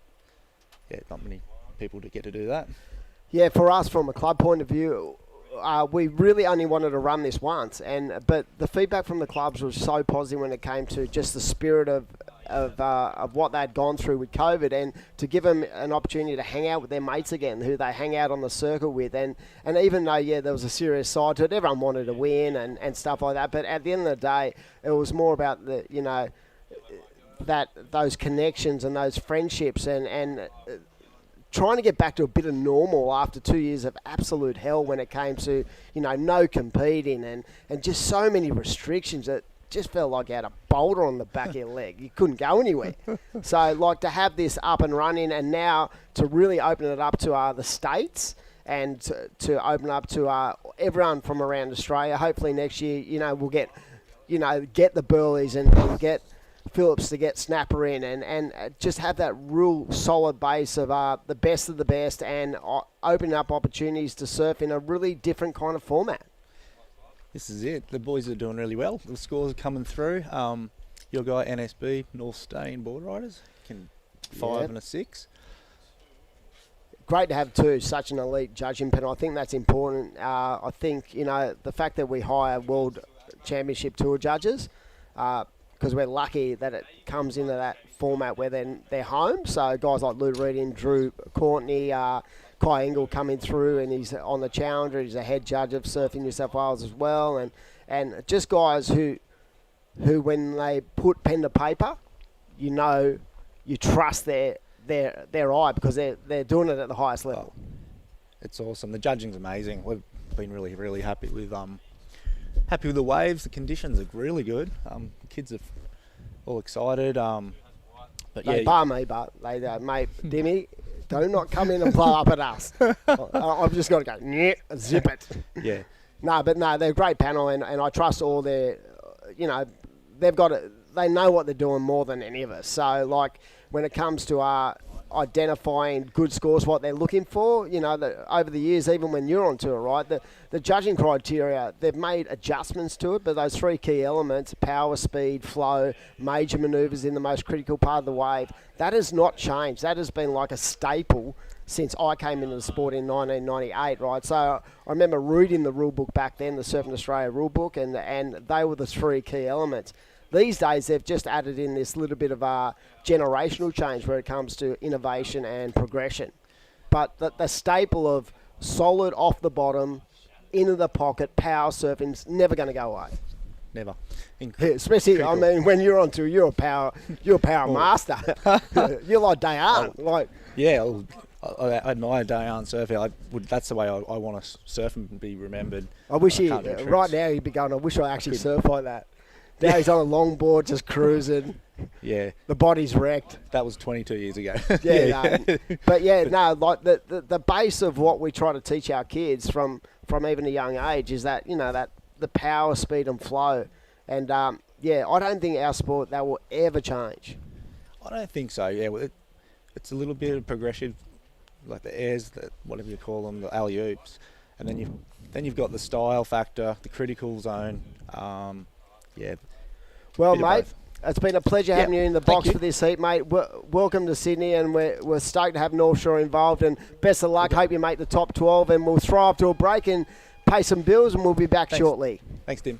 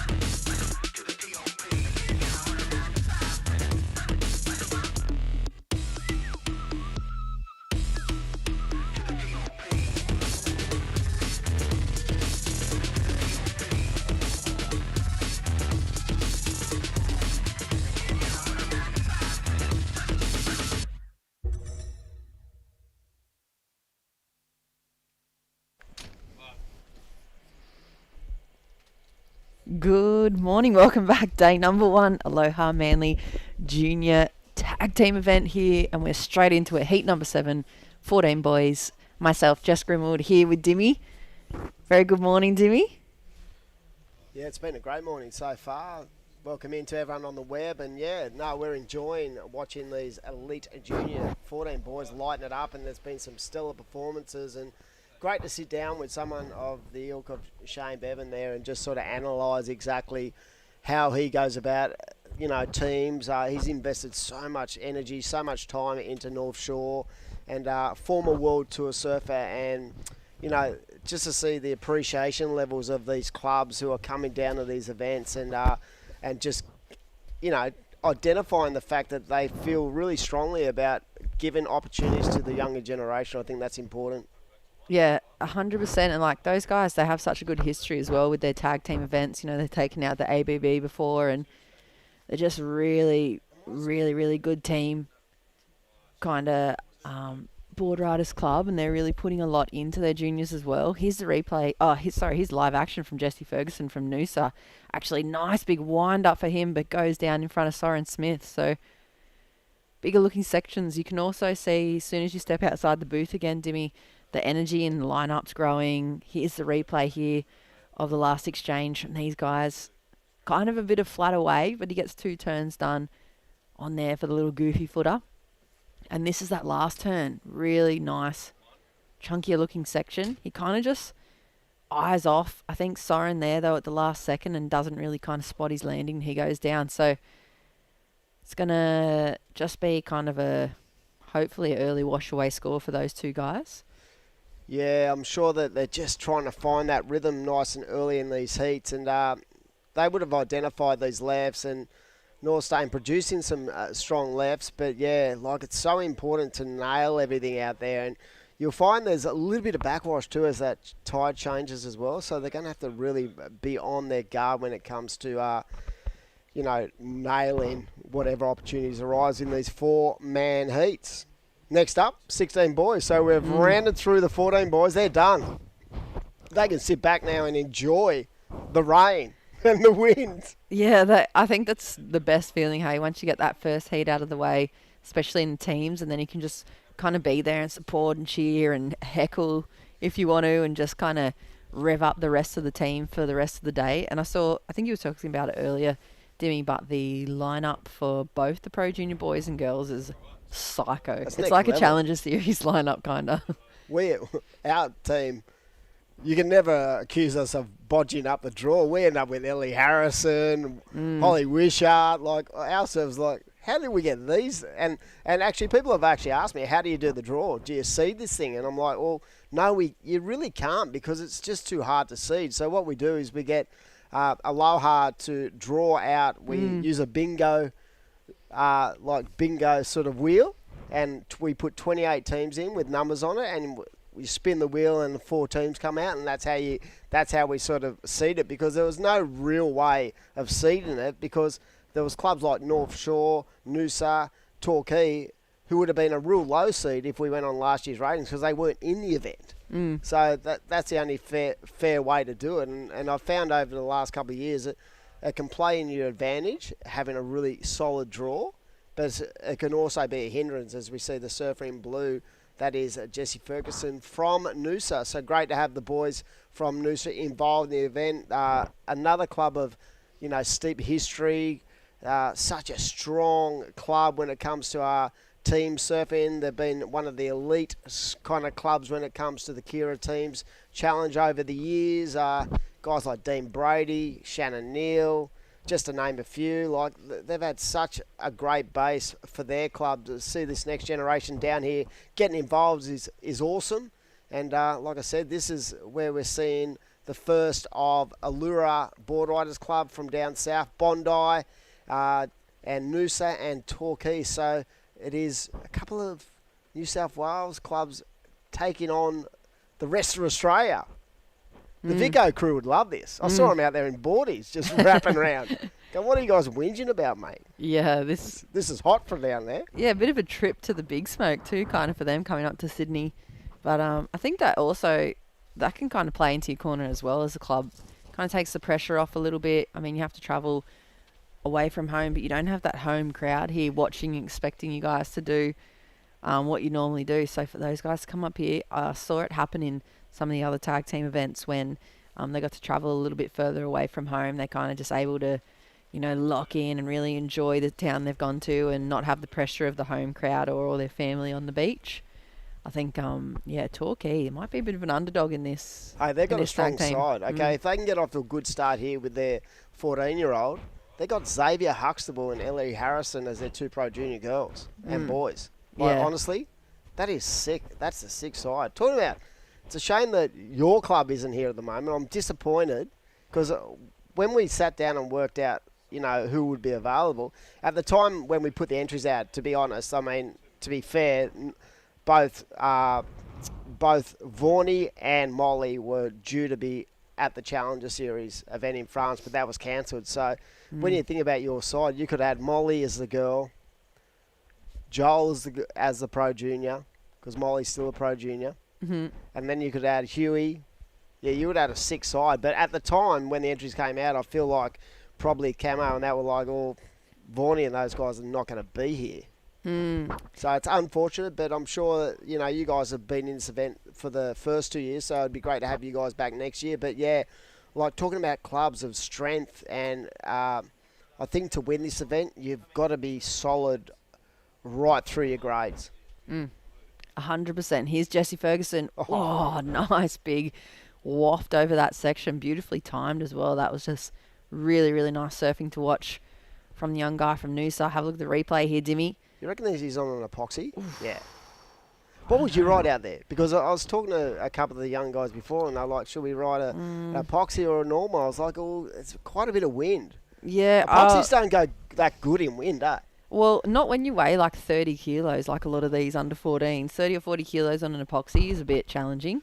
Yep. But here's Jarvis Burrow from Torquay. Just a little winder, but Wow, I like smooth, the way he serves. isn't he? Isn't he stylish with that little knock knee? 100%. Who's that remind you of? That just that sort of drop knock knee. Oh, for me, Ando straight away. But I mean, the opposite way. Obviously, Endo's a Goofy footer. But that kind of little knock knee thing, yeah. Very solid. Nice foundation to his surfing and good flow. But yeah, Torquay, I reckon that if they can get a couple of wins early and leave it up there to their 2 stars, they're going to be hard to stop as well. Yeah, I mean, their club, like you were talking about those 2 names, they're at the top of Australian qualifying, like regional surfing. So, here's a nice little wave for the Bondi surfer Hugo Spearings as well.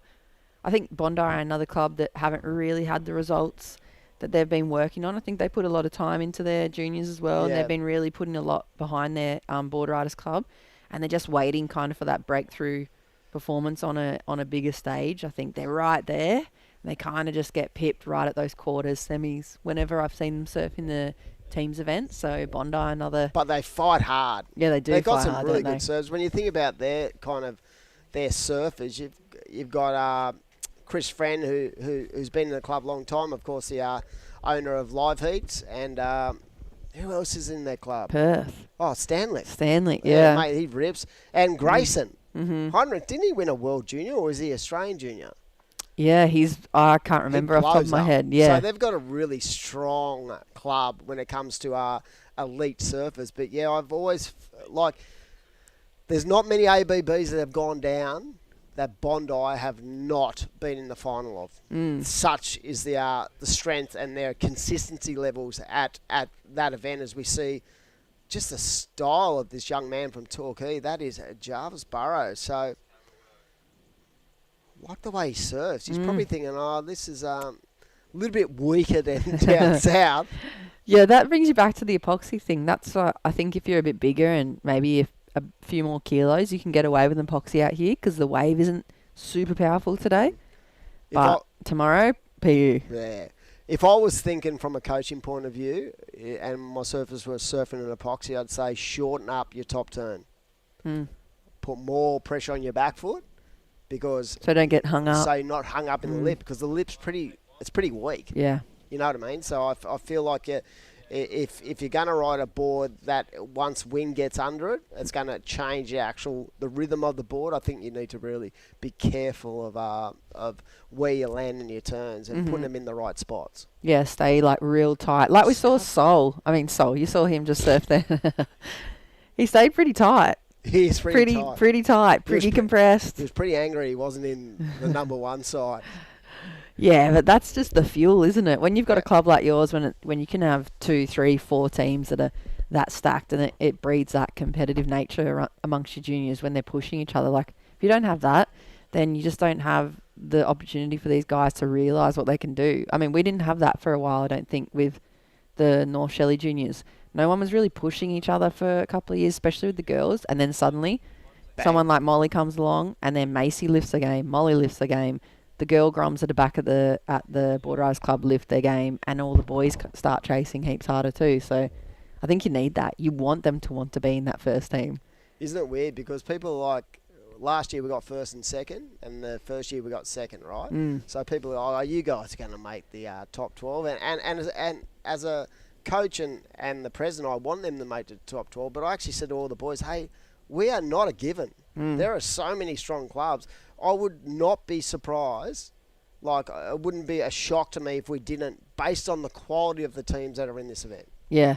I remember you saying that as well, especially on the first year. And you were I remember you telling the boys, just don't underestimate the clubs that you haven't surfed against, maybe like Aloha or Torquay that you really haven't had junior comps against. Don't underestimate 100%. them. There's always a shredder. Every beach has got a shredder. Yeah. As we see the surfer in red, that is Aloha Board Riders. Great to have them in the event. That is Soren Smith laying into the rail.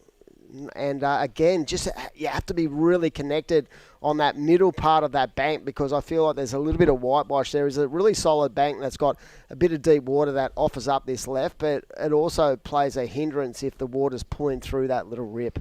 Yeah, and Soren, I feel like he's been pretty tapped in. He just hasn't had that kind of finesse to the finish moves that Jarvis has been able to find. I mean, there's a tiny, 0.1 of a point of difference at the moment between them and between first and second. But here's the replay. This little tweak at the end of that carve, nice, shows the confidence. Beautiful little closed-in shot there of him as well.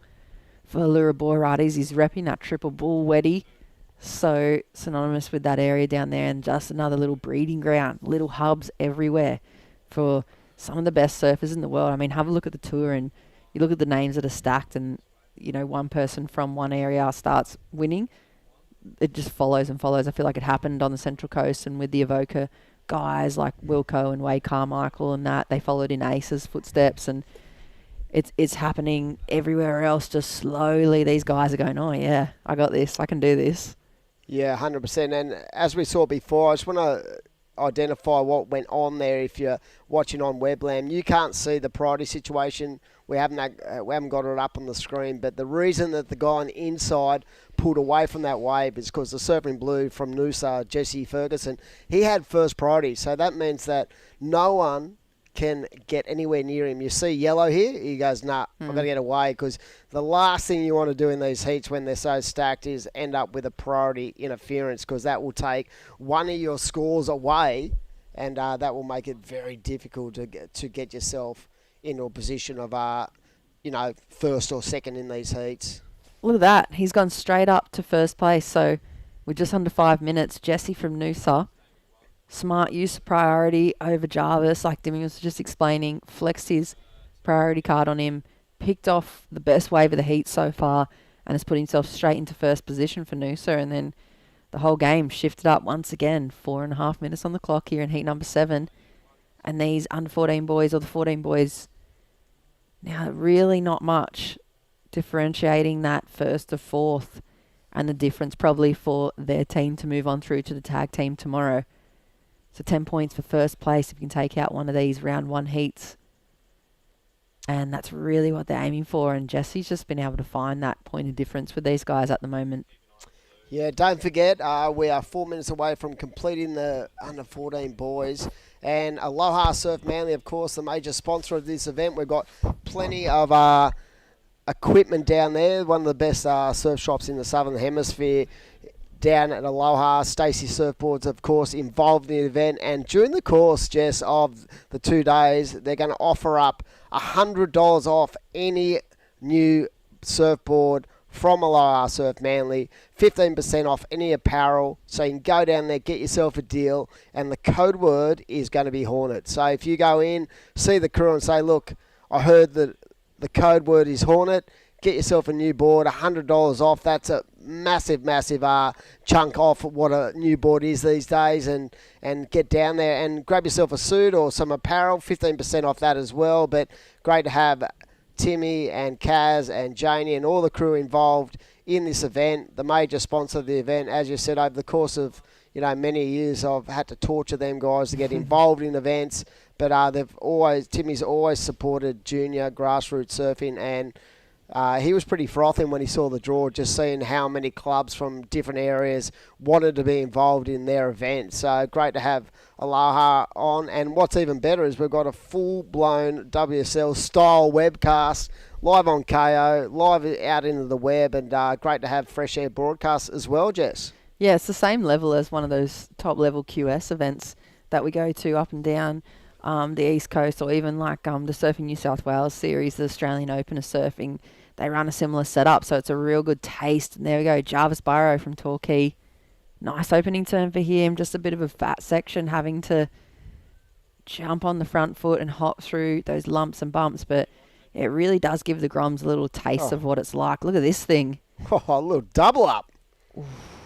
Wonder if anyone's going to get barreled this afternoon. I reckon it's going to continue to come up during the course of the day, but yeah, strong left peaks. Norstein sort of producing, as you said. We've been lucky so far in this event over the course of the 3 years we've had it. We've had pretty good waves. That first year was an absolute doozy, but last year was great as well. As we see, just the surfer in yellow, they're getting a little bit caught, and white also lifting up and raising the bar. So these guys are starting to find their groove, find their rhythm, and in heat number 7, that's such a Grommer thing, blowing up at himself. Yeah, they do that a lot, don't they?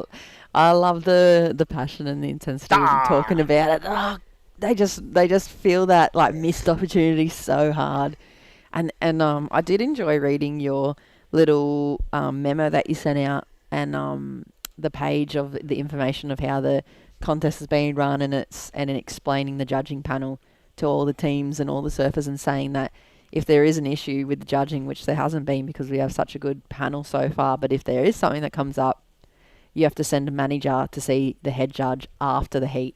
And you can't just come raging into the tent, and you can't come and say dimmy. And if there's any discretion with the judging, you have to handle it in the same professional manner that these kids will be handling it when they get up to that kind of qualifying series. The funniest thing, I wrote that sort of that page and had to read it myself because I'm the king of it.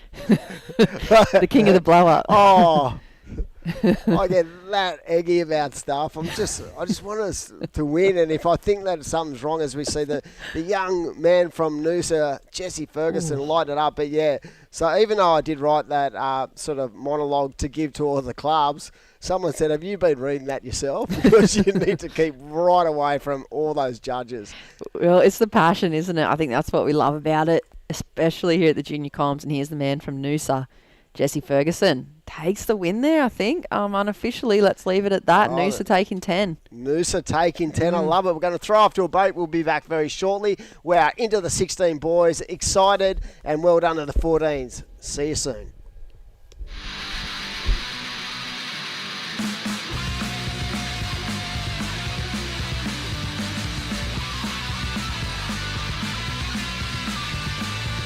Fighting out, got nothing to do. Fighting out, I'm on the phone to you. Fighting out, let's go lose our brains. Fighting out, put down the drain, come on.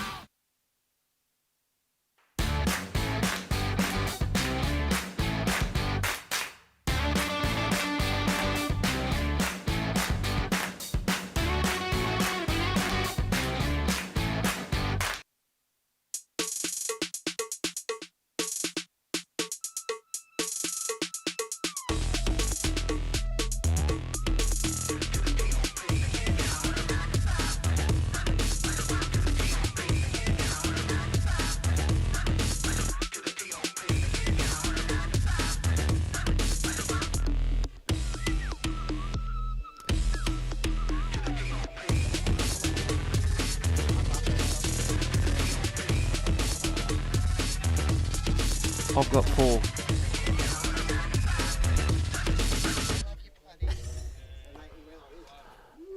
Well, Dr. V, be better, and we are day 1 of the 2-day event. Welcome back. Heat 8 in the water. Aloha Junior.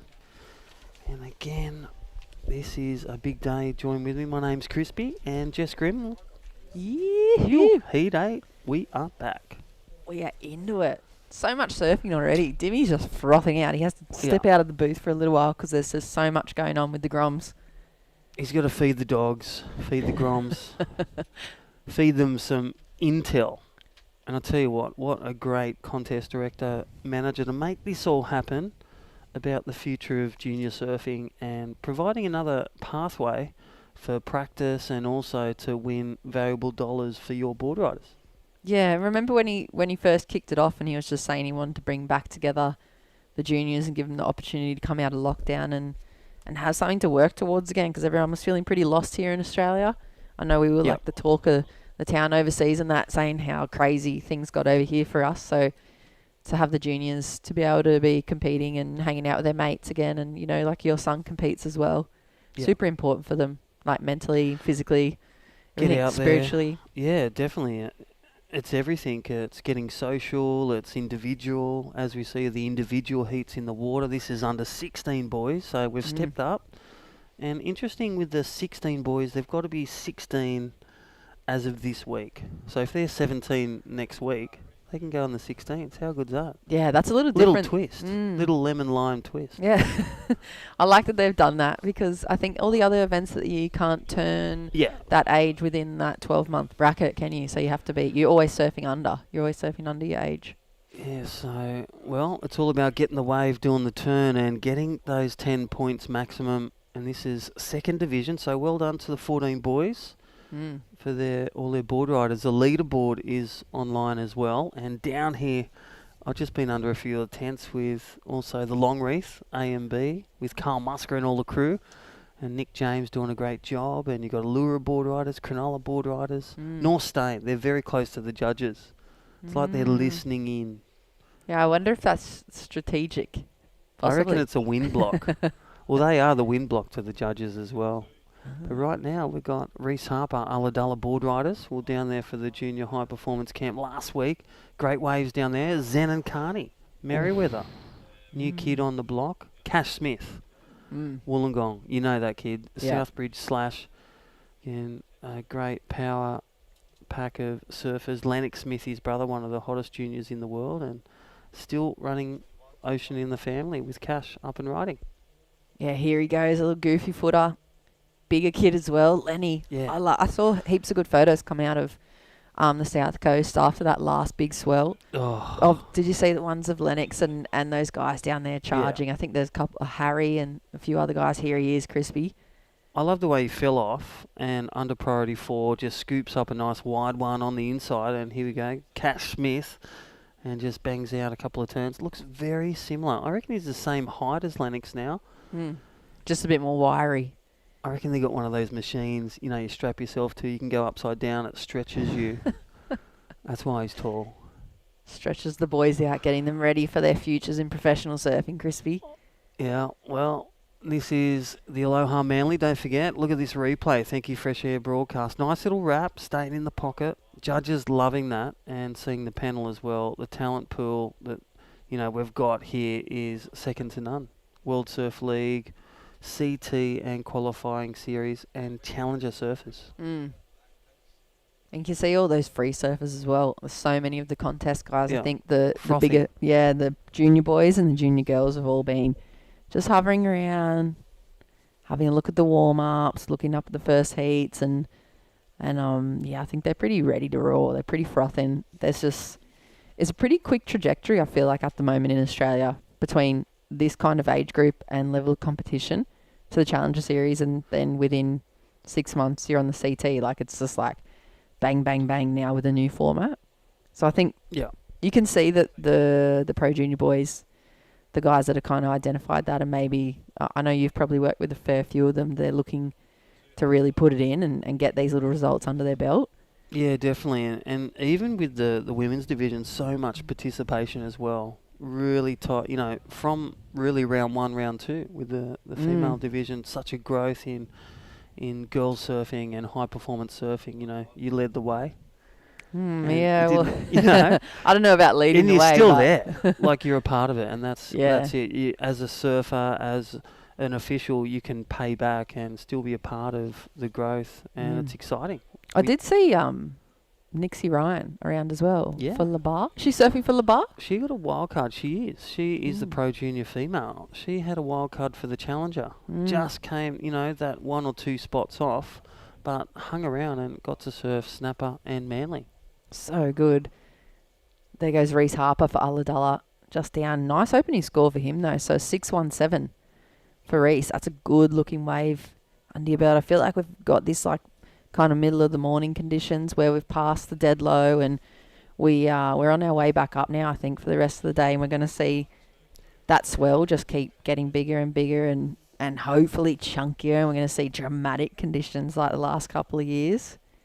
Well, I love the way, you know, Adam Hennessy, contest director, goes, today we're here, tomorrow we move up a couple of peaks north because of the local fun run. That is going to be interesting because we'll be exposed to all the beautiful elements tomorrow. Big waves. And yeah, stay tuned for that. Yeah, it's way better to watch, I feel like, on the webcast as well, when it's really big and dramatic and chunky. And the Groms they're laying it all on the line for the club, and they're revving each other up, and they've got that whole, you're not going, I'm going to go. And then you Priority see, like, judges, 20 minutes to showcase. Yeah. But yeah, the 50-minute final tomorrow. That will be a massive day 2 on finals day for the tag team. Top 12 teams will go through from the 26 teams. The top 4 won the 4 in the leaderboard after the 5 divisions. They get rewarded with a semi-final instant ignition. So you get to skip all that energy wasting tomorrow. So teams 5 to 12 have to go through the rounds in the tag team. Would you think, though, sometimes that's a real advantage when you don't have to expend that much energy, but also sometimes it's like a disadvantage because you haven't Energy. surfed the peak Yeah. so many times. The first surf you have is on your semi. I feel like sometimes those clubs that get to surf that contest peak and they have to go through every single round to get there, they almost have a bit of like a front foot on the other teams because they're warmed up and they're like Yeah. really hitting their straps. Well, definitely. Well, they may have 5 heats tomorrow, so check it out right now. 16 boys. This is the first opener of 7. Check it out, liveheats.com for your friends' heats, family heats. You can watch around the world and beautiful images. Thank you, Aloha, and our major sponsor, Hurley. Oh, Lucas Hickson from Torquay with the bomb drop. watch this club. I swear, I reckon they're the dark horses of this tag team event this year. We saw, I think they got a second in the last heat as well. Yeah, let's look at the replay. Look at this. Nice little middle wave, weighted, but just swooped up. And again, got it done and then decides to jump off.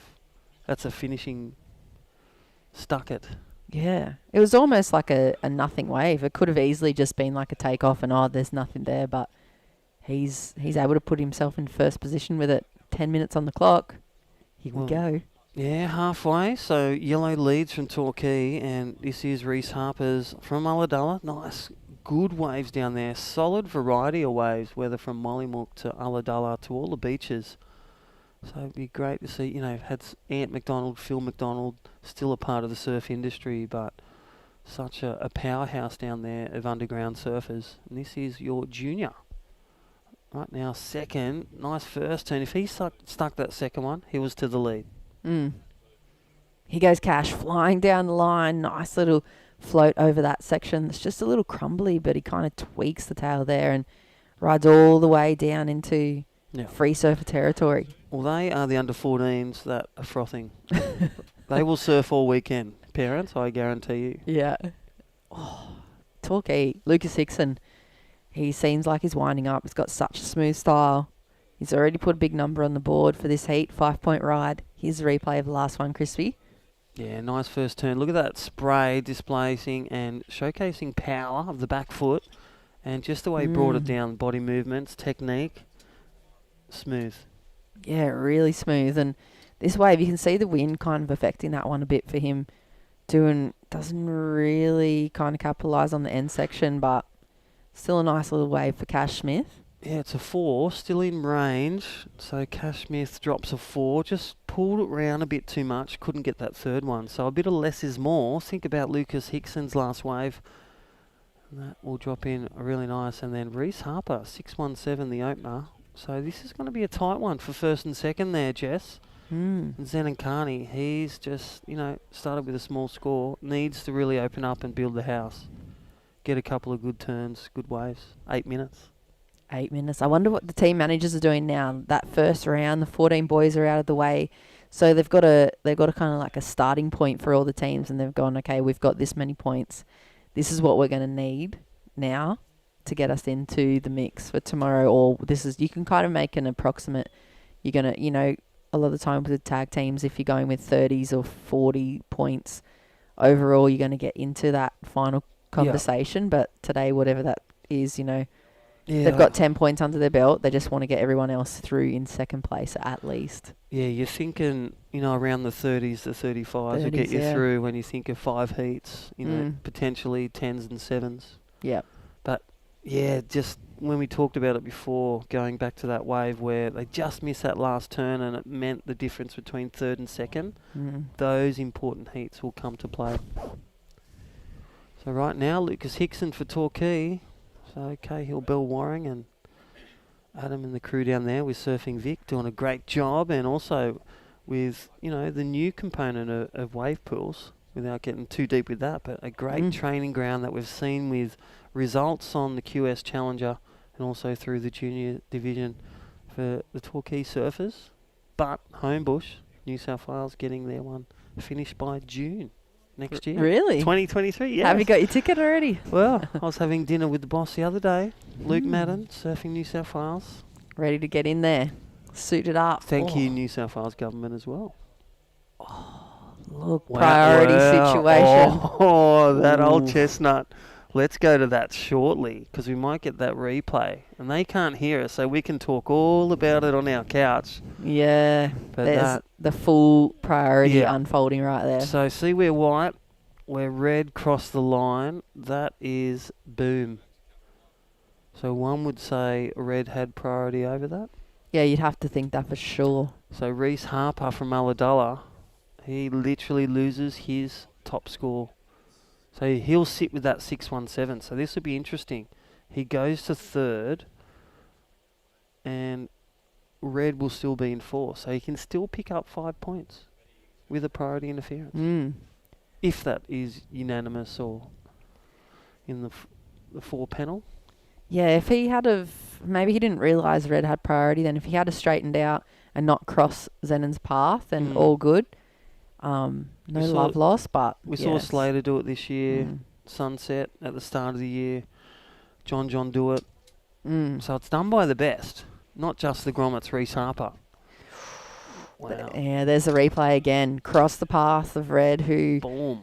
obviously had priority there. He falls off anyway, but Yeah, it was a good turn. Red was swooping up to a good turn, and we will see possibly white go down a spot. But red still needs another wave. And that's important for him to reset, get another wave. But yellow leads, and currently white is second. Blue third, red fourth as they look back. Look at them look back. Look at the priority judge. It's a little lesson for them. yeah. Like you said, even at that top level, it's just they're always learning about how to juggle this, how to manage priority, how to avoid those situations. And when you got a priority or in the old school interference, you just got to reset. You got to surf out of your skin. Mm.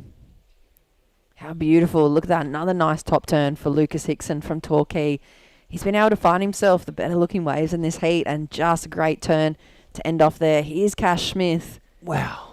Yeah, nice and deep and then high up into the lip for him. A little hung up, but looked like a pretty powerful turn for the guy from Southbridge. So let's see out those last two scores. Lock in. 4 minutes on the clock. Here's the replay now. And this is Reese from Ulladulla recovering from the possible priority interference. Well, what I can tell you at this stage, we've got Zen and Carney that was the interference. So he must have thought that he had priority over him. So we'll wait for that last score of Reese Harper to drop in. And there it is. So it is official. That interference was actually red. Red just thought he had priority, assumed it, and we know what happens when you assume. True. And then Reese must have, no wonder he looked so confused when he pulled off that wave and he kept going and crossed Red's path, and he was thinking, what are you doing, Nate? Like, I've got priority, I'm good to go. But yeah, obviously a bit of confusion there. A good lesson for Zenon to take home to Merriweather. Yeah, so Zen and Carney with a big learn, so he will know what priority is. It was like the day I held priority for 18 minutes. I have always caught a wave every heat since then. Is that in the Masters? That was in the Masters. In the Masters, yeah. At Boomerang. When it was massive. No, it was really small. Ah. Samba Man got a 9-point ride 30 seconds later. Just no waves that I liked. You weren't feeling the flow there. Wasn't feeling it. Well, anyway, talking about feeling it, Lucas Hickson from Torquay in yellow was 7.33 and a 5.0. Reese Harper from Ulladulla, he was in Confucius land, but now it's clearer. He is in second, and he just needs to drop that 2.37. Cash Smith, that last wave is best, a 4.33. So Cash, if he gets a wave and those two turns gets complete, just gets in his rhythm and flow, he could be singing the lead, and here he goes. He's looking some good speed like his brother. Great in the air. Just feel that he's a bit ahead of himself and just not in the timing of his turns. Yeah, he looks like waves. He's a big, powerful surfer too, isn't he, like Lenny? Yeah. A lot of volume under his feet as well. Look at this, Zenon, Carney. Yeah, he's just got to learn from it, and there's the 2-for-1 deal. So only one wave will be judged for red because of the interference priority. Oh, here we go. Last minute. It always happens in the last 2 minutes of a heat, Crispy. Yeah. Best waves coming to fruition now for all four surfers, it looks like. What also happens is Dimmy loves his lollies. Yeah, he's the contest man. He's keeping everybody prepped up and pepped up on the sugar and the Right. healthy treats. Last wave of yellow, 7.33. Last of white, so this is going hammer and tongue at 5.77. So raising the bar in these last couple of minutes. Yellow flag is there. You can see the intensity rise. And look at the consistency of these two turns. Nice first turn, second turn. That was from the man. It's a 5.87 for Zenon. So wow. Zenon doing his best his last wave and up and riding. There he goes. Cash Smith really trying to get the coins to get to the leader and currently sitting in third. Couldn't get that coping. How is just the flurry of waves at the very end as well? This is all everybody's like best kind of surfing and best waves, and it's like just now that they've kind of got the opportunity or shifted into gear. 30 seconds to go. Lucas Hickson in the lead for Torquay. All right, big shout out to Aloha, Manly style. Don't forget that name, Hornet. Stacey, buy a brand new board, $100 off, and we are winding this one down. Torquay will take the 10 points unless there's a change. Aladala will pick up 7 points, all important points. And looks like Cash Smith will have to roll the dice and go big. He'll need a score to get second or first. What will he do? Nice little pickup as this one, he'll take it as that hooter goes. Wraps around. Is he going to go to the air or is he going to strong finish? And yes, he does. So Cash Smith, he will go through. We'll hear from our great sponsors. Thank you, Aloha. Thank you, Hurley. And we'll hear back very shortly after this short break.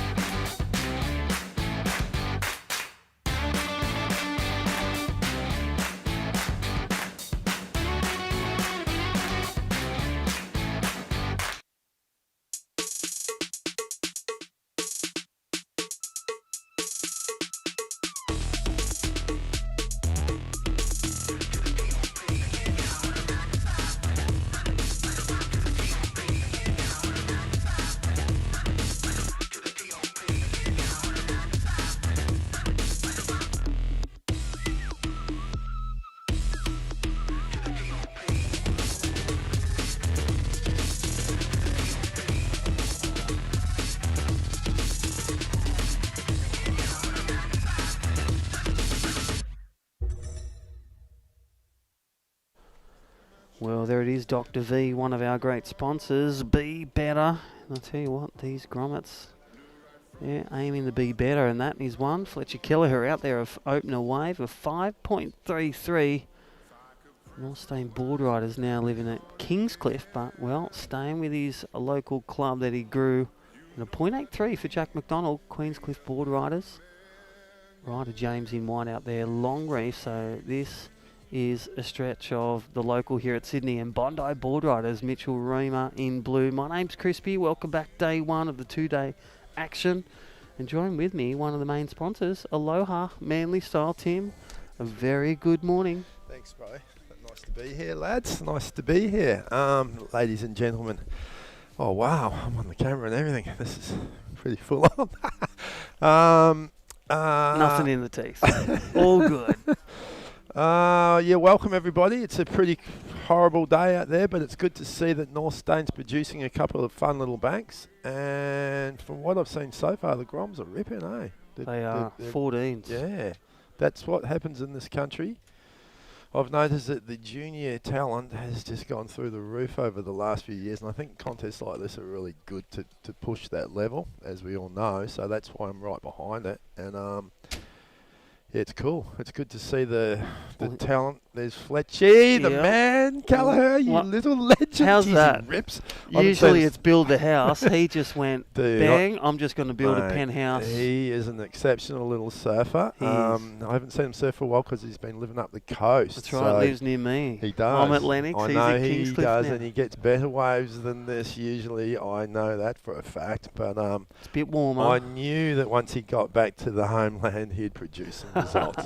He does. He's yeah. got it. He's got it dialed. He hasn't forgotten how to string a few manoeuvres, impressive ones, and he's got better. He's got bigger. I haven't seen him for a while, but he's grown. He's looked stronger. They have, hey. They've been eating their wheat bix, and I tell Yeah. you what, training hard, surfing hard, and doing well at school. Like, really Yeah. big importance with Well, what I- parents, Dave, and that. Just to, Well, he's always been a shy little dude, but I think because his surfing's so good now that he's had to be in the limelight a lot. And I just noticed his confidence before was like he's really, he's grown into a fine young specimen. yeah, This that's week. good. Well, thanks for your support. Hey, Yeah. I heard, Yeah. is it true, mention Hornet, Yes, 15% off? Anybody, because it's a and then pretty- brand new yeah, board, $100. Yeah, $100 off a board. We've got some amazing fresh stockies in there, guys. So, Yeah.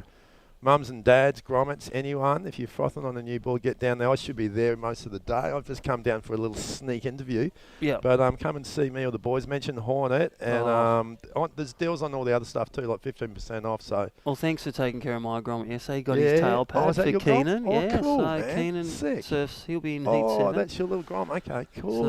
So we got the Unreal. whole depth and breadth of junior surfing. Yeah. 14s, 16s, 18s, and then So- the pro juniors. Unreal. Men and women. So They'll it's be going to be 2 days of exciting action. And I think tomorrow, I actually have a feeling it could be really pretty good Yeah. tomorrow. I think we're in the best spot. Yeah. Looking at that East Coast low. Yeah. If you're in the middle of Australia, Yeah, on the nah. East Coast, you're up north where I live. Is They're it- battening down the hatches. Are they? Whereas here, we're in the Yeah. nice, cosy corner, protected Yeah, by that hill. nice. For once, we're in the right spot. I like it. There it is, and there's swell And look- waves. Yeah. You know, you sell umbrellas or spray jackets at your shop. Wetsuits. There you go. Wetsuits. Wear the Just- wetsuit yeah, all wear- day. wear it Get all down day, here. yeah. Mention Wetsuits. Hornet, $100 off. Wetsuits, ponchos, you name it, we've got it. Well, look at his 717. So flying in with the Boeing Fletcher Kelleher and a 533.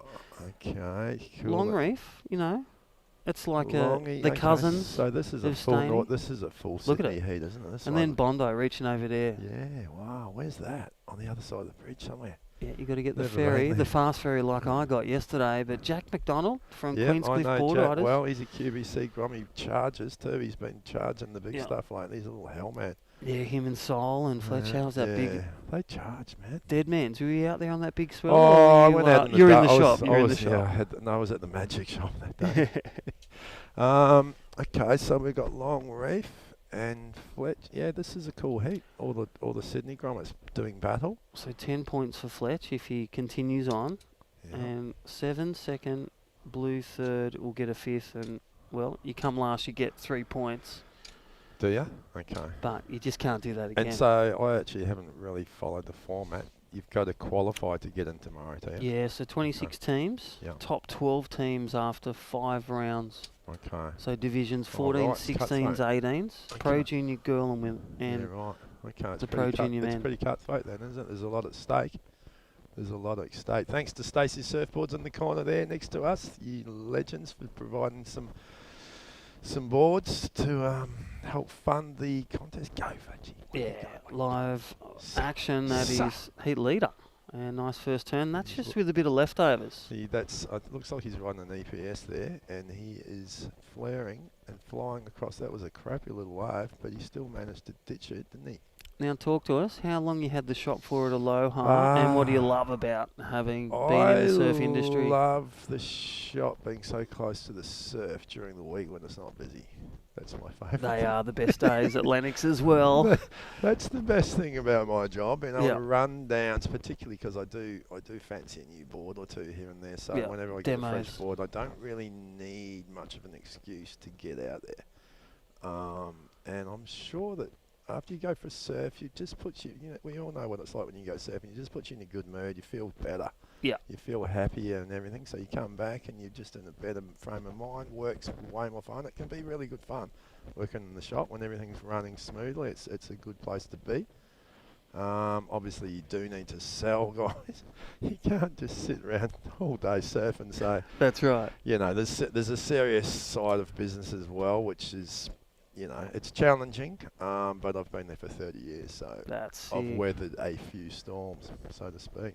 Well, that was Jack McDonald on that last wave, and coming out, he'll be looking to get ahead of Blue to re-establish priority. So priority has begun once the first 3 surfers Okay. in a 4-man heat get out there. He definitely needs something. He's got a couple of pretty crappy ones there, eh? So that's his first move, really, for like a game of chess. Well, there it is, 4-0. So Jack Okay. McDonald getting 2 turns done Yep. and flying from 4th to 2nd. So Fletcher Kelleher still in the lead, a 7-1-7 and a 5-3-3. He got those in the first minute, and Yeah, here he watch it, flies he again. goes again. I reckon he's going to go to the air.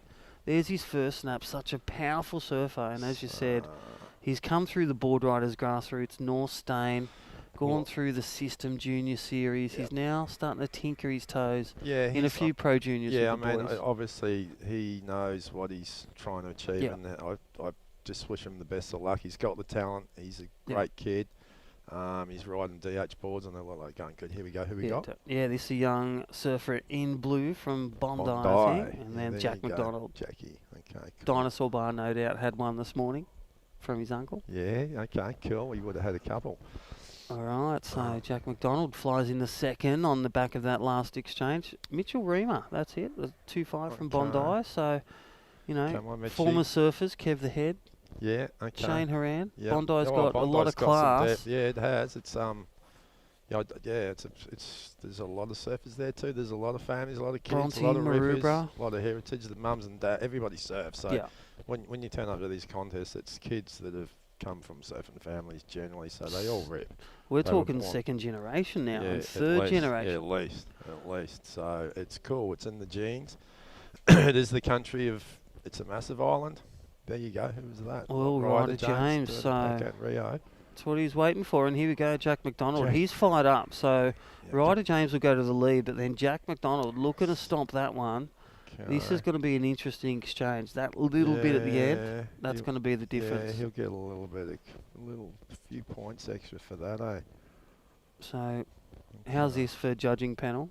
Yeah. Phil Courtney, head Yeah. judge. Yeah. Drew Courtney, former CT, Shredder. World Surf League judge. He's here, Yeah. and then you've got No, it's a Luke pro setup. Reading. Yep.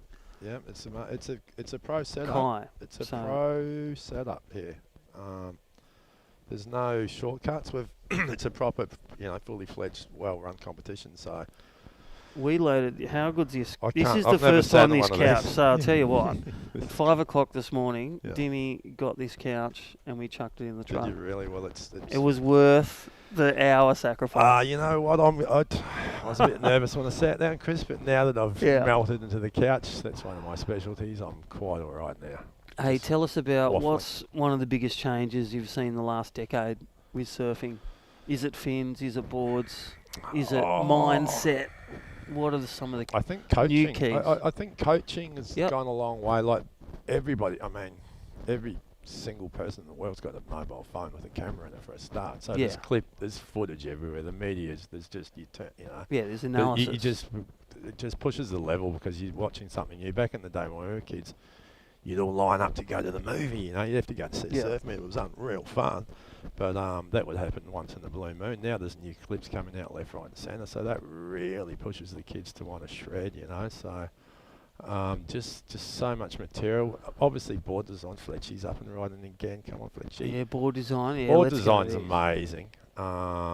Boom. Wow, there you go. There's the 2-for-1 starring Darren Hanley if you're watching. DH. They're working. They do. He's spread some. He's got some champion Yeah. on the board. Ethan Ewing goes to mine. How good is that Yeah. guy? Insane. He is ripping, and His he's calves are come next of age level. as well. He Always. really has. And he was. And you talk about these junior series like Yeah. events like this. We see juniors like this. You just see something special in their wave read, in their turn Yeah, selection, for sure. I mean, and just in their power. well, he's finding waves. Like he hasn't got priority. He's getting Yeah. heaps of scores under the belt, and the board. Yeah, he just reads it well. So what he has done, he's literally lapped the field. He's put him in combo. So last wave a 6.33 for Fletcher. 8.17 Wow. was that last two-turner. He has built a couple of levels on the house. 7.17. So Fletcher Kelleher, he's holding those 10 points for last year's champions, defending champions, Yeah. North Stain Board Riders. Yeah, there you go. Yeah, that's right. We won it last year. Sick. All right, bring it on. And then But right good luck to everybody. But yeah, that's your club. obviously I've got Obviously. obviously I've got to be a bit biased towards North Stain for sure. But I'm allowed to be. Hey, what's your Yeah. second club? We're allowed 2 clubs. My first one's La Bar. My second one is Well, Cronulla Board Riders. Second, you know what? I quite like. I'm not. You might think I'm just saying this, but I quite like the bar. Oh, My parents okay, live North up there behind Stain. there. North Stain. I've just left Cronulla now. Never to surf the island again. So, yep, Oh, North dude. Stain's my new spot. Well, So, there you go. dead We've made man's a here I deal. come. We've made a deal, mate, haven't we? Hornet, there's $100 off. Yeah. mate. Say it 3 times. There's 300. Not. Just joking. All right, Oh. this is Heat 1. Heat 2, sorry. No. Fletcher Kelleher, and this is Ryder James, That's a his last nice- wave. Oh, right. How's the slap? He just really wanted it. Yeah, they take it seriously, these Grimes. They're so... It's cool. I mean, they put everything into it. This is the stepping stone for bigger things. And they get nervous. And they have to put those nerves into performance. And it's not an easy thing to do. Some kids can do it. Some can't. And that is how the cookie crumbles when it comes to surfing careers, really. You know? All right. Hey, look at this for Heat 3. Longreef Baxter Hurt. He's up next. Yep. DY's good stuff. James Nicholas. Liam Schwanson from Avoca. And Jarvis Robson from Sandon Point. So There you great go. spread. We've got a spread. So ABC down the Yep. coast and the local northern beaches. presenting. Okay, who we got? Jackie. Come on, Jack. Come on. What's he need? Yeah, he only Not needs a small much. All he score. needs is a small So score. He should get it on this little grower. it's Come on, Jackie. 367. He can't hear me, nor the people on the beach. So I'll tell you what, ties the bow in this turn, and he's setting the sail for second spot. I do have a lot of mates in QBC too, by the way, so I can't be too totally North Stone biased because it is one big beach at the end of the Yeah, day. I was going to You say know? that. Tomorrow we actually have day 2 at QBC. There's a fun run on here, if you didn't know. Oh, I didn't know that. No. Yeah, so they no. might be running in and out of your store with joggers on, Oh, mentioning really? Hornet. Really? Okay, cool. But Look forward to it. we will be surfing a couple of beats. What is the difference between Queenscliff and 50 metres across the I pipe? think it's Like I in th- wave quality and banks? What are we going to see? Wave quality. I mean, everybody thinks that.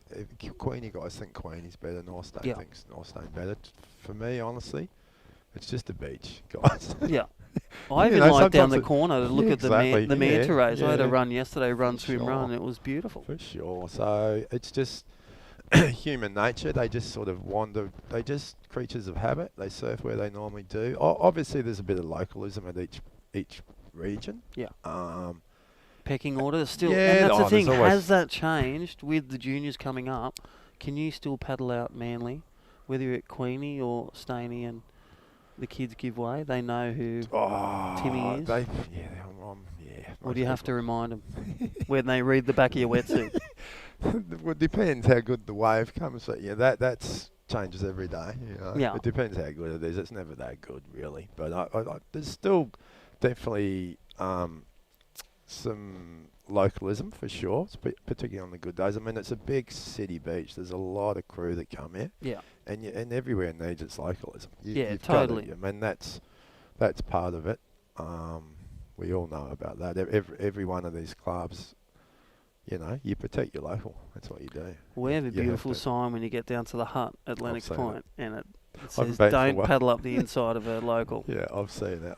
Yeah. And when they don't understand that or see it, Oh, they get realise told. it. They get proven why you don't do it, don't they, Chris? All right, here we go. Fletcher Kelleher for North Stain Board Riders That's a flying good the heat flag. score. That's definitely a solid heat score, Fletcher. Yeah. 817 and a 717. So with a like- family. Dave's down here. I saw Dave, and I like the way that his name's spelled Kaleka too. It's a bit cool. Yeah. It's got a little bit Well, of a that's special Dimmy. K. That's Dimmy's. You know, Special K, we Yeah. have to call him, eh? Jack, McDonald again in that spot. He held out. He's grinded out last wave of 4-5. That was There that you one go. he needed, the did. 3-8. That was worth the Got it with a extra bit problem. more. Yep, cool. Mitchell Reamer, close within range, needs a 4-1-4 and a 4-1-8 for Ryder James. And think of that one he fell off. Yes. As we see the guys doing their... Yeah. That thing doesn't change either, There's- where they come straight through the pack. Thanks, No, guys. good How on you you going? boys. Look at, oh, good on you, lads. Yeah. There's always been a... Yes, we won't go there. I'm actually a lifeguard too at Lennox now, so Are a lot ya? of surfers are lifeguards. Well, we do all the QS I've with noticed that. ALS. Well, half the North Stain crew and Queenie guys. Yep, George know, Pitter's on there. Georgie, Saxon, He's on the jet ski, so Tian, they George, if you're listening, just move that guy out of the all, area. yeah, get rid of him, George. And then Nick on the judging panel, if you're listening, do you want to tell the commentator to tell that guy? Yes. He might even get collected. Those things are hard Oh, to they're- ride. Have you ever they're- tried to ride one No, of they those? must because they fall off all the time. Yep. I've duck dived one once that was going to take my head off. Cronulla was growing up at Cronulla for 38 years. Yeah, right. We used to have those boats coming through us all the time. Oh, yeah, they're dangerous. Anything's here you go, Fletchy, just to. Yeah, God, he- yeah, look at this. he's Come on, going. He's boost, going to the air. boosting, Look, he's speed, boosting. speed. Let's look for the pop and boom. How Nice little easy air is rev. Look at that low finish. God, Pat the Fletchy, cat. There you go. He's done that a few times. Well, let's get that one on the replay. And Oh, again, man. 101, how to do a frontside air. Speed, with style. Too. wait for the section, With pop, and land it. Good. Here we That's go. why. Starring Fletcher Kelly. Look at That's this. why we've got him in the team, boys and girls. And look at that. See the pause? Yeah, Here he yeah. goes. High line. Yeah. There's the speed. Thank you, Darren Hanley, for the speed. Yeah. And then Sa- combine it. That was a nice pop. Yeah, Nice good throw. work. Yeah. Lean forward. Get Yeah, low. Yeah, what he did. He's Boom. getting tall now too, but he really knows how to extend. Some of those long guys really One turn. coil. 5.7. There you go. Beats a cutback, doesn't it? So, Yeah, well, kids, what's yeah. worth more? A snap, cutback, or an air rev? Yeah. Air rev every day. Air rev all day, every day. Well, There you go. Well, that was an exciting heat, and well done to Fletch. Oh, it's the Manly crew. Sorry, Bondi and Longy, but the beach beat ya. well, that's a wrap from us. All Thank right, you, Tim, I'm for outta joining us. here. Get back to the shop Yeah, I because will. Yeah, I think Hornet, there's Hornet, people Hornet. going Yeah. talking about Hornet. Hornets everywhere. Don't All right, forget hey, Aloha Manly Style and your website.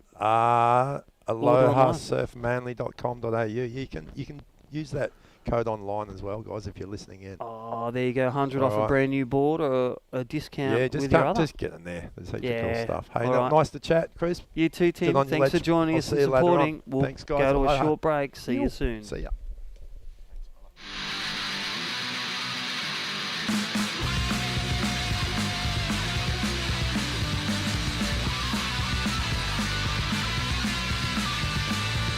Finding out got nothing to do.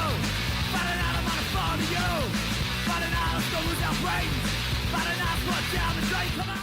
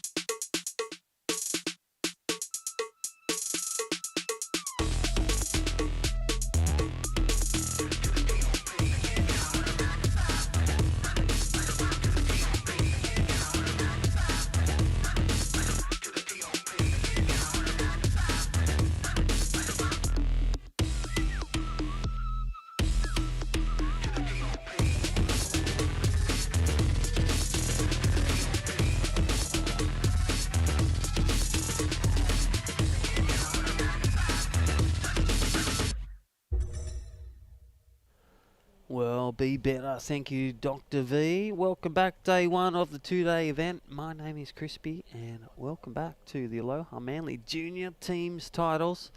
You just had joined in the booth. That was Tim from Aloha Manly Style. Don't forget the discount.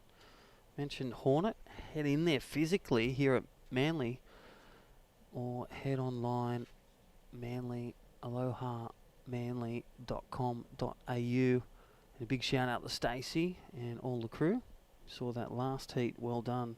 Heat winner, Fletcher Kelleher from the North Stain host board riders, taking 10 points for his team in the 16s division. Jack McDonald getting second, getting 7, and Bondi surfer Mitchell Reamer getting third officially, and Ryder James just getting fourth.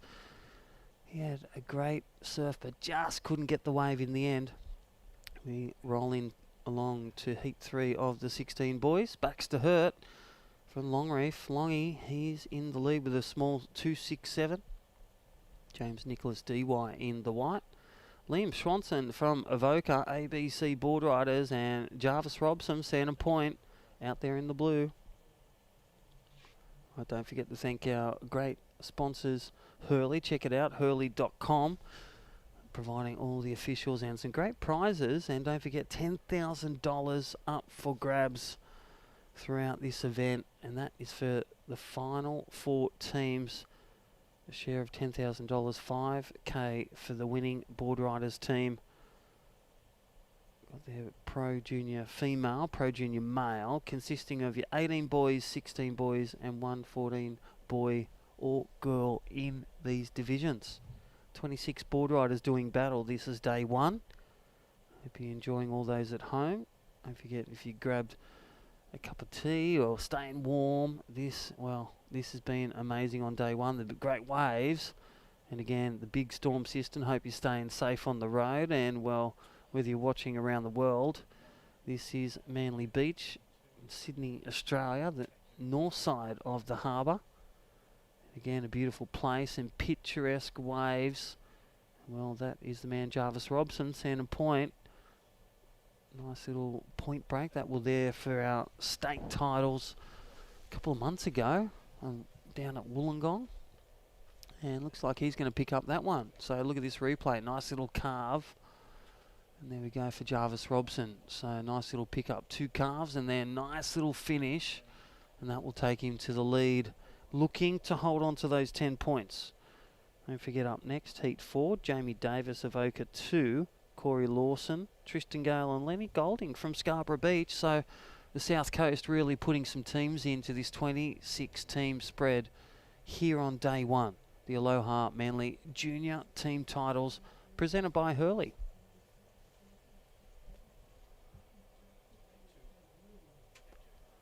Alrighty, Baxter Hurt, nice little carve there for Longreef. So great couple of teams from Longy board riders, and I tell you what, they have really come of age. DY board riders in white, and ABC Liam Schronson from Avoca board riders, and again, you know, Molly Pickle and some of the rising stars. Macy Callahan on the Challenger, looking to make the tour, and then join with us. Here's the Contest Director, Contest Manager, and inception of this contest the last 3 years. Welcome back to the commentary box, and Adam Hennessy. Dimmy, we are grinding through second division, the 16 boys. 14 boys are done, tick. There's 10, a spread of 10 points to 3 points for fourth, 10 for first, and we are in 16 boys right now.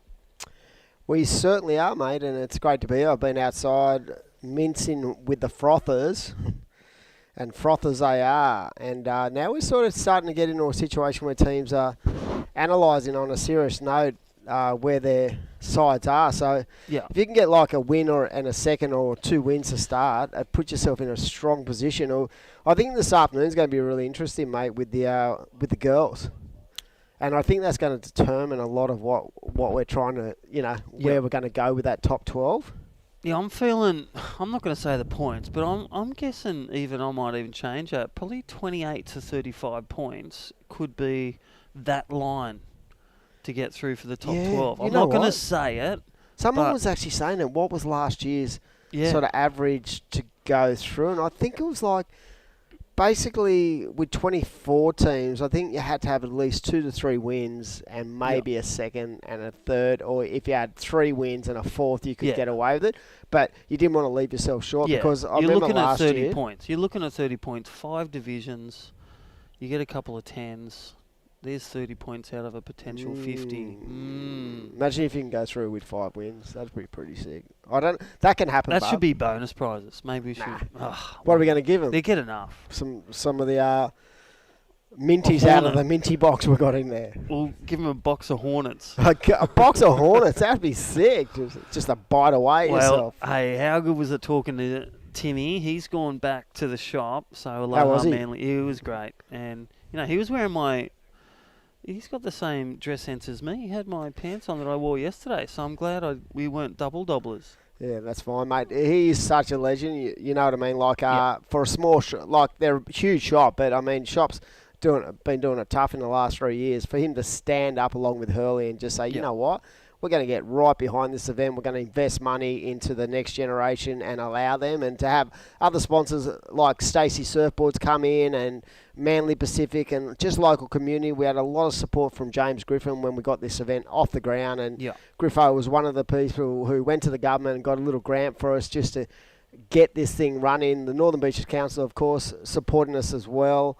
We've got the lifeguards out there. But, I think just the importance of establishing a contest that really focus on, I really wanted to focus on good mental health and stuff. We're going to have a PT trainer and a mental health advocate come in tomorrow. Ali Christie's going to come in and have a chat and just talk about, she works in that sort of that younger youth. They are sort of, from say 13s up to 20s. She does a lot of work with you, so she's going to come in and have a chat as well tomorrow. But we wanted everyone just to not only have fun, but also have a real focus and something to do, especially in that first year. I mean, last year was a little bit different. It became a little bit more serious last year, and I feel this year the energy outside.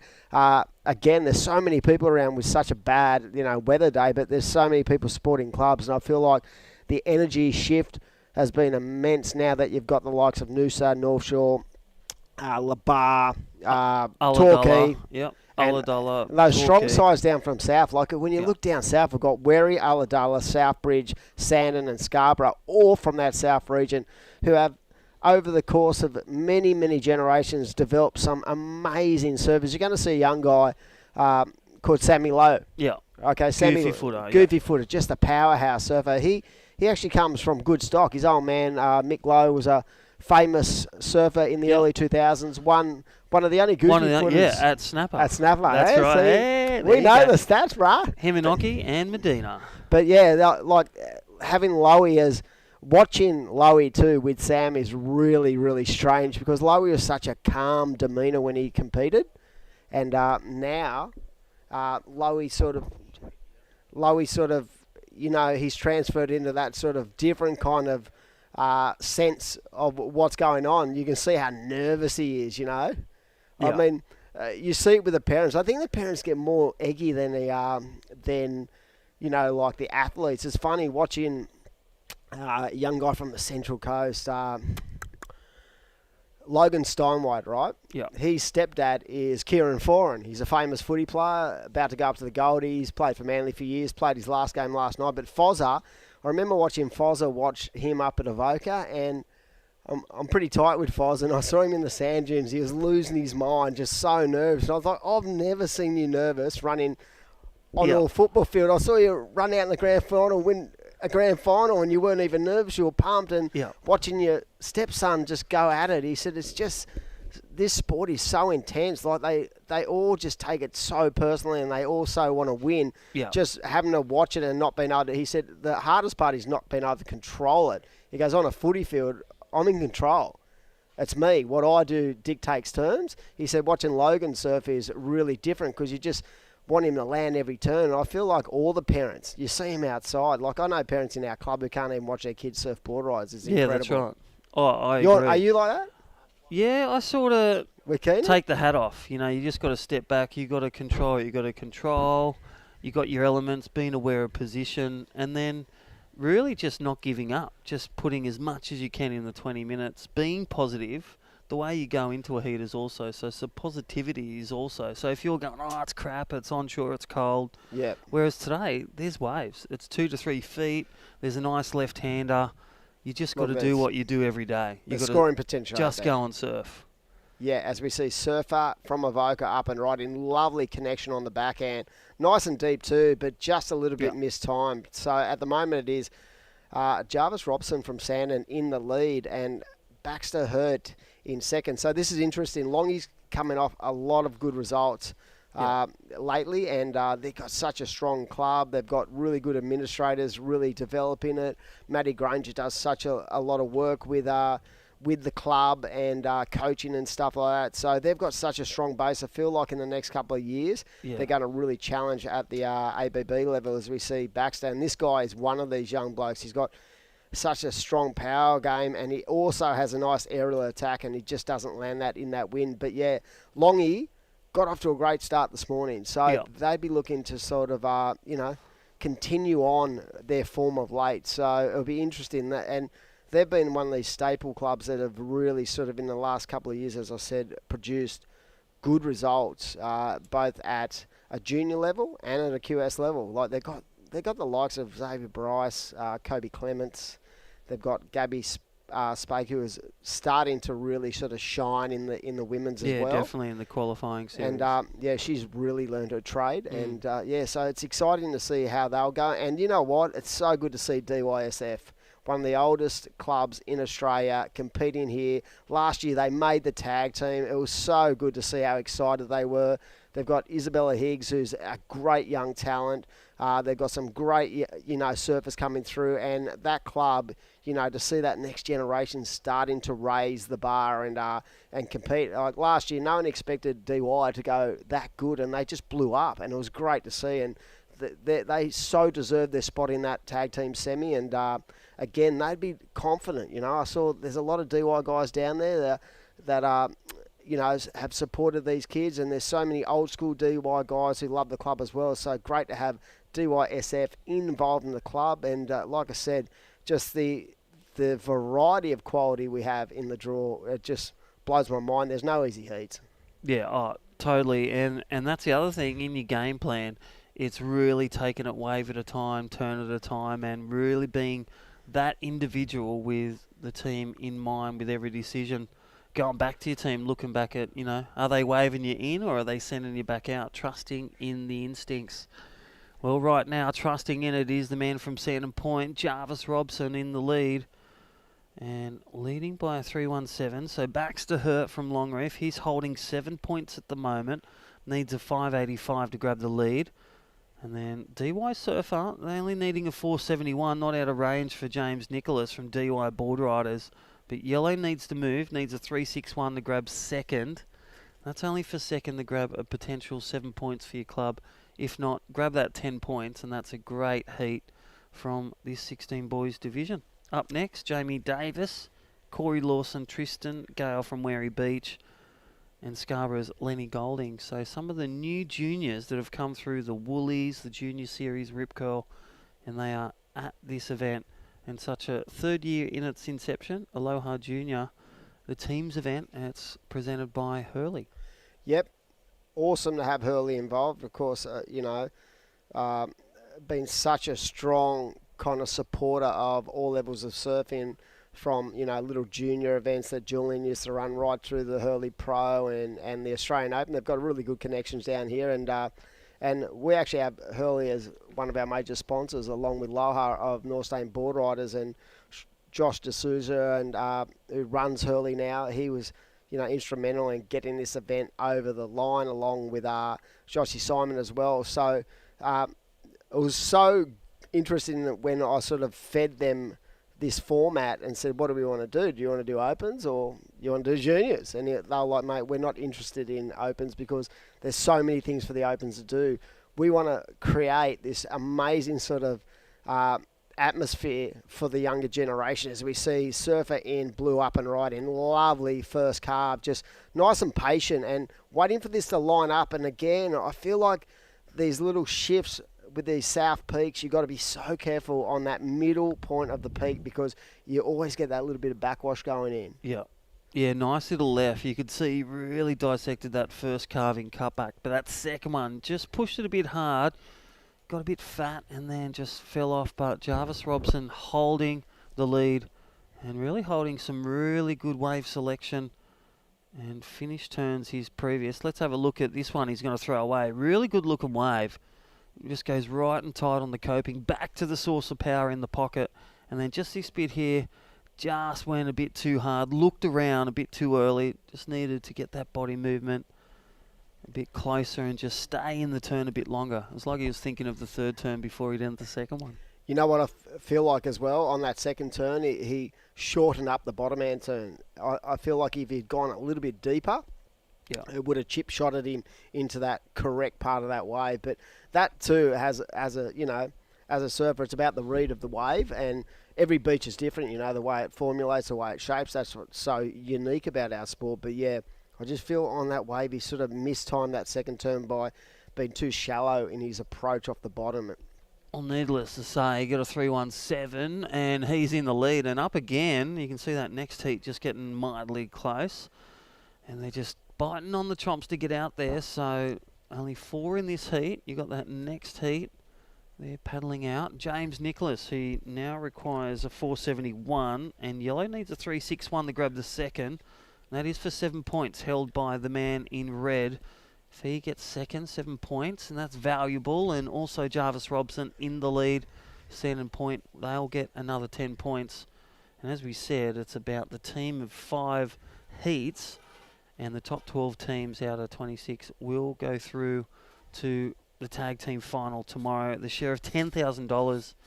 Thank you, Aloha Manly, and thank you, Hurley. Yep. Massive shout out. Don't forget Aloha Manly, 44 Pittwater Road. Yeah. And right now, we've been saying it all day, but we've got a special thing going on during the course of this event for the next 2 days. If you go into the shop and tell Timmy and the boys and use the code word Hornet, you'll get $100 off a surfboard or $15 off any apparel. You can also book and order online too. So during the course of this event, we want everyone to get down to the shop, check it out. I'm sure Oscar's down there and the boys, James, they'll look after you. But if you want a brand new stick, $100 off a brand new board is, that's a pretty amazing kind of sale. And that's what we're doing. We're just trying to really give the guys, the local community and anyone who wants to grab a board a chance to get down there and get a smoker, a new stick. Nothing beats a new stick.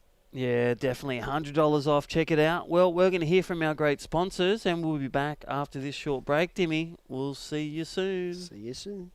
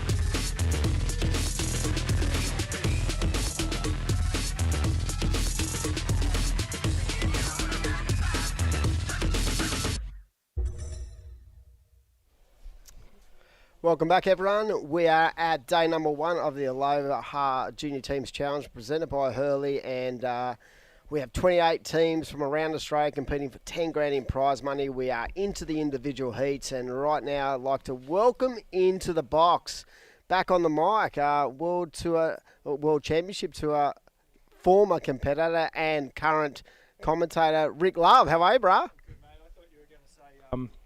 I thought you were going to say world champion there for a No, second. no. I was about to go, Dude. no, mate. I was there when you lost that heat to Slater in the last 5 seconds. just Well, down that the was beach. it. That was the momentum I needed. If I got through that heat, maybe I would have gotten a world title. But That still irks me, that heat. You know, you think when it I irks back- you? How do you think I feel about it? I know, it's heavy. But he is the god, isn't he? Yeah. He's the best, the GOAT, the best that's ever been. But, mate, we are down here at Manly, your home beach. Rumours are rife that you might be taking over the presidency next year. I'm trying to rope Rich in to be Yeah. president of the club. And, down at North Stain, how good is it to see the Groms? And they're all ripping. They are ripping. We do have a really good contingent of young surfers down here at the moment, and not just at Manly. I think the whole the peninsula has got a really good talent pool coming through, which is great to see. And I was driving down, Dimmy, just thinking about how it feels to be a junior surfer and going in these events. And it was 35 odd years since I've been in this position as a junior. But at this point in your career, and it really is only the start of your career, it means so much. Every single event feels like it's the most important event for you, and the wins are huge because it feels like it's a step, a real milestone step in your development. But the losses are really heavy as well, and these are young kids who are needing to learn some life lessons, and they do it pretty quick. Learning how to lose, how to win. But yeah, back to your question, there is some amazing talent here, and we're definitely trying to nurture what we can here at North Stain.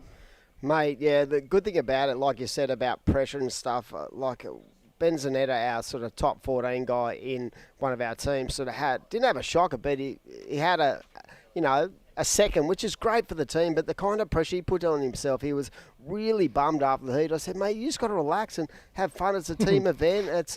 And I think that's what the whole point of this event is, to take them out of their comfort zone, but you also want them to enjoy the team environment. I mean, a second is not a bad result. Then it's up to your teammates to get out there and grab it first. Like Fletcher Kelleher went out, nailed his heat, and we've got Axel coming up. But from a club point of view, I think they've also got to realise that it's only a comp. There's a lot of pressure on, and I think the thing that really elevates this event, Rick, is that it's on telly. It's live. Yeah. And these guys don't really get to perform at this kind of level in that environment. Well, it's a little taste of things to come, isn't it, for when they progress through the juniors and hit the world stage. And I was actually watching this at home, just on KO, when I was having something to eat and prepping to come down before the rain subsided, which is great. The wind's up, but so's the swell, so it's a great thing. Yeah, but it's this event, unlike others where you're just competing as an individual and it's all about you and you own your failures and your successes. In this case, you've also got the pressure of having the club behind you and the beach behind you and all your teammates behind you. So that does add a layer of pressure, and we've seen that through all of the tag team events over the years, way back in the Surf League days, all the way up to the tag team events that we have now. But that's hard to shake. That pressure is hard to shake. How did you find it? Because, I mean, Diane used to say to me, just having me anywhere near him used to make him melt, because he'd feel my nervous energy. He'd say, mate, you need to go away and let me do my thing. But from a point of view of a surfer, you being one of, our greatest surfers ever, along with Diane and Kai, right? How did you feel in that environment? Did you have to really focus in hard? Because like you said, it's not about you, it's about the overall picture. Yeah, it's getting the work done. We'll get back to this, just watching Blue there, nice backhand hook off the top. Lenny, like the name. Yep. Same name as my son, so that resonates. But yeah, look, it's about staying relaxed in my mind. I always like to, when I competed, I always like to stay fairly relaxed and calm, and I wasn't one of those surfers, say like an Italo, who just looks like he's bouncing out of his skin and Yep. ready to rip people's heads off. It's for me, it's relaxing. And in these team events and having stepped into that coaching role last season, what I really tried to bring was a sense of confidence and calmness to the whole team and really instill that. So when we did practice sessions, we, really looked at what the positive elements were. And we worked constructively on the negative things, or the things that needed a bit of work. We see wide up and riding here, great looking wave, 2 nice turns all the way through to the inside. Good to the left bank. Huh? It's interesting you say that about, you came in last year as the coach of the ABB, and it's by no fluke, we probably had our best result ever at the ABB. We got 5th, right? And I feel in the next couple of years, that's going to, that again is going to improve with the side we've got. We've got young guys coming through, but I think your calmness and your ability to just focus on the moment rather than the outcome was a real positive for our side compared to my sort of, that maniac kind of level that I normally get at when it comes to the team, because I'm so passionate about the club. It's not about winning. It's just... I was about to say, mate, let's call it passion. Let's not call it anything except passion. It is passion, but I am a maniac when it comes to the club. But, yeah, I felt like, the guys really embraced the fact that your calmness and your ability to sort of give them information and not over kind of cook the information as well. And that's why we wanted to keep this. Hurley was really focused on keeping this event as a junior event, right? Because when we put it to them, we said, do you want to start doing an open in this? And they said, no. The kids have no, sort of platform to that next level. So having them be in a team environment, being live on the web, having coaches around them and having the backing of the club is such an important part of that growth of that, that sort of team spirit that all clubs really want to see from their kids. I agree. This is the foundation of your career right now for all these juniors. Some of them will go, yep, this is what I want to do, and really click in and pursue their passions. Others may drop off and go, the competitive thing's not for me, but this is the platform that you give them to be able to really achieve and decide whether they want to take surfing on as a pro career. And it's a great stepping stone, and you need it. And it's experience in the water as well, just having that time in the water, the time surfing heats, getting the wins, getting the losses, it's all part of the pathway. So it's great that we've put this event on. It's great that that Hurley and Stacey and of course Aloha Manly Style shop down the road, good friend Tim Hanrahan down there supporting the event, and Kaz. So it's great that we can continue doing this, mate, for sure. 100%. And I think the positive too is we started with the 14s, and the way we did the schedule was we wanted to, to intensify the amount of pressure towards the back end for those spots in the top 12, right? So we're only going to get 12 sides go through. So we want to maximise that pressure tomorrow morning with the pro juniors. I mean, some of them are going to really go, what are you doing to us? And others are just going to embrace and take that pressure on for their clubs. I think it's a stamp of your authority kind of thing when you're the older guy in the team and you really want those younger generation guys to look up. Someone of our ilk, like a George Pitter, he wants to be that man. And in the ABB, he was that man. Yeah. So that's why I feel like putting the pro juniors as the last sort of staple of the team, because 5 surfers surf, you get 10 points for a win, 7 for second, 5 for third, and 3 points for fourth. So a lot is at stake tomorrow morning when it comes to the pro junior men's, because it's going to see some guys sort of come from nowhere to get into the top 12, and some clubs are going to bow out, unfortunately. 100%. We just saw a great wave there from Corey Lawson from North Narrabeen. I saw him just prepping actually down there with Matty Cattle, former tour competitor who's now one of the most sort of sought after, revered coaches on the northern beaches. And he's starting to build a pretty healthy scoreline here, Dimmy, and really taking control of the heat, and that's what you need to do. And Corey's a strong, goofy footer.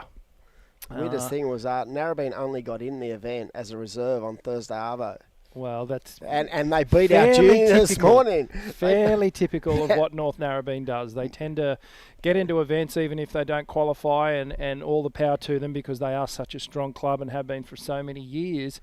The depth of talent, we don't even we could go through the list and we'd Oh. probably be here for a couple of days. The likes of sort of way back to Simon and Terry Fitz, and then Damien Hardman and Nathan Webster and Nathan Hedge and Chris Davison, Laura Enever. There's so many Then Davey and amazing surfers that have come out of that region, and they've had a huge amount of success, in teams event, but also as individuals.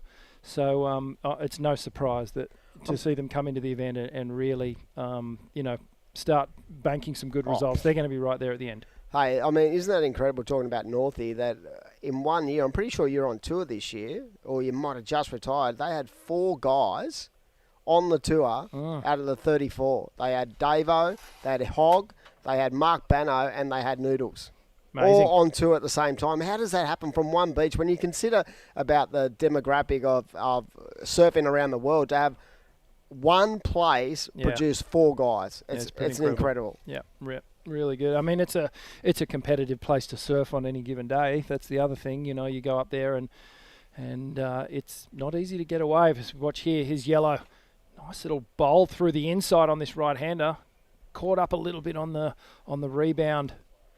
We were a little bit worried about the swell this morning, but to be honest, we've been pretty much protected down here, haven't we? No, it's great. I drove down past Curl and it's horrible. You might be looking at the screen going, oh, it's pretty junky out there. But if, 2 beaches north of here, it honestly looks like a washing machine, and it's really unorganised. But thankfully, that the big northern headland Sort of blocks it in the out. harbour just kind of protects us here from this style of wind. It's got a lot of east in it, this wind at the moment, this southeast wind.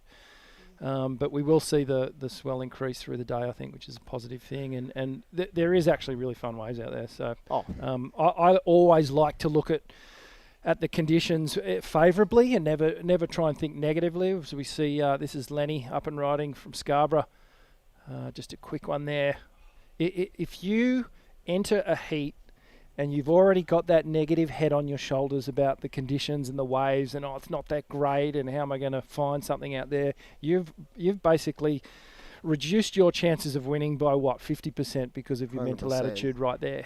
Now, if you can eliminate as many variables and get them on side before you paddle out, being what board you're going to ride and fin selection, your wetsuit, your wax, have that all down, have it all done.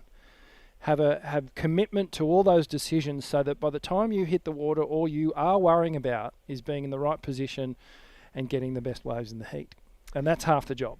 I think that's what separates, the elite from the guys who are trying to be the elite. I think those guys who can really just focus in on that key moment. Like, I think Slater's probably the best. I don't know how many times, I mean, we were laughing, or we weren't laughing, but we're talking about a really key heat in your life, at home, in front of a packed Queenie, all the crew were down there, and you led that heat right from the start, and basically Kelly needed basically a 9. Miracle is what a he miracle needed. what he needed with about 30 seconds to go. And he does this thing with his hands, and he's like sort of conjuring up the energy of the Starts ocean. pushing the water. Yeah, That's what and he he does. was pushing the water, and all of a sudden this thing came and he did a pun or whatever he did and went crazy. And I saw you just walk up the beach and go, no way. But I feel like those kind of guys have that rhythm with the ocean where they can always see past the negative and always focus in on the positive. 100%. And, all the greats, when you think about it, they have that ability to get into rhythm, as we see Corey. So he's putting himself on the best waves in this heat, and he continues to build.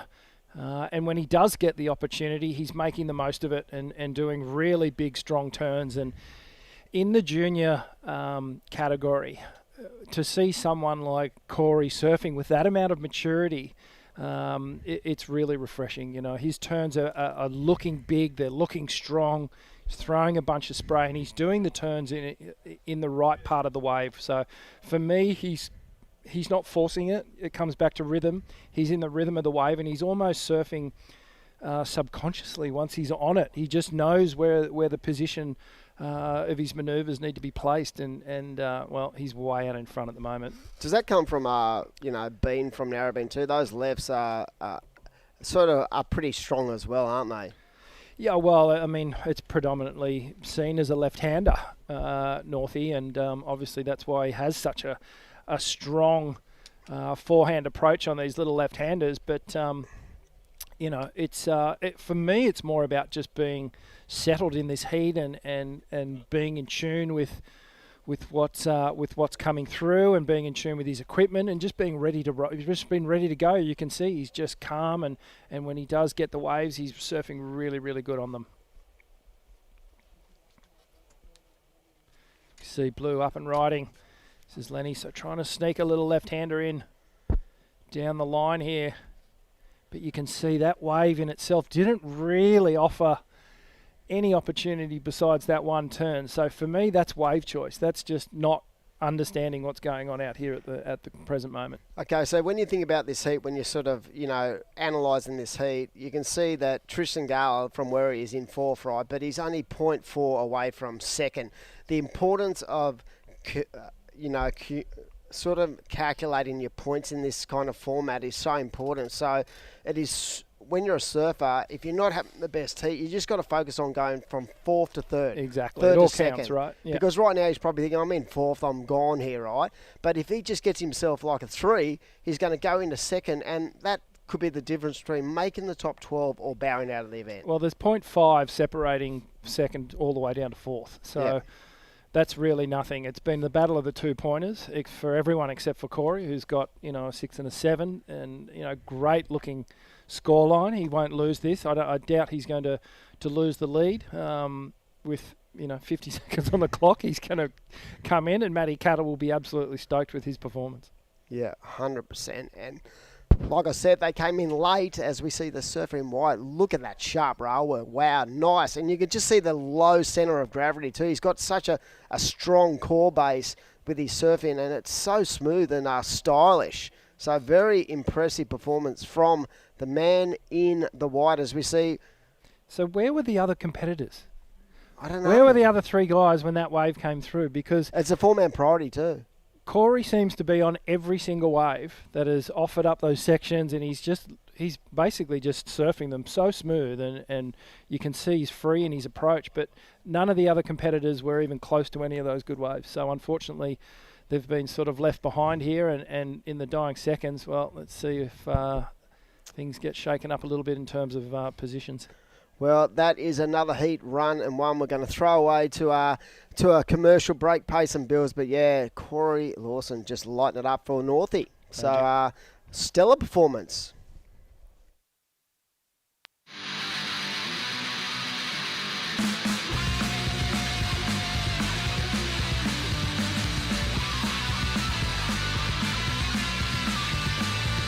Fighting I've got nothing to do.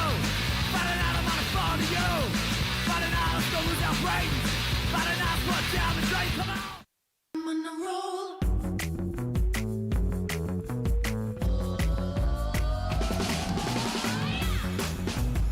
Hey, hey, hey,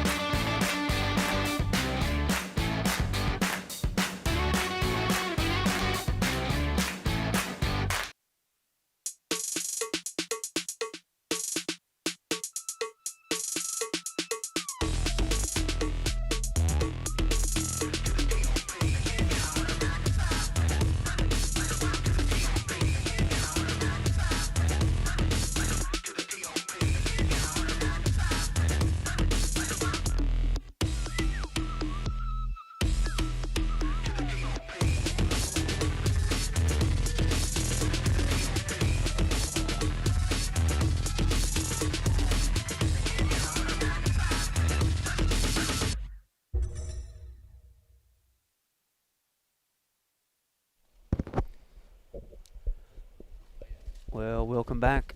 Day number 1 of the 2-day event. My name's Crispy and, well, Richie, welcome back. Thank you, mate.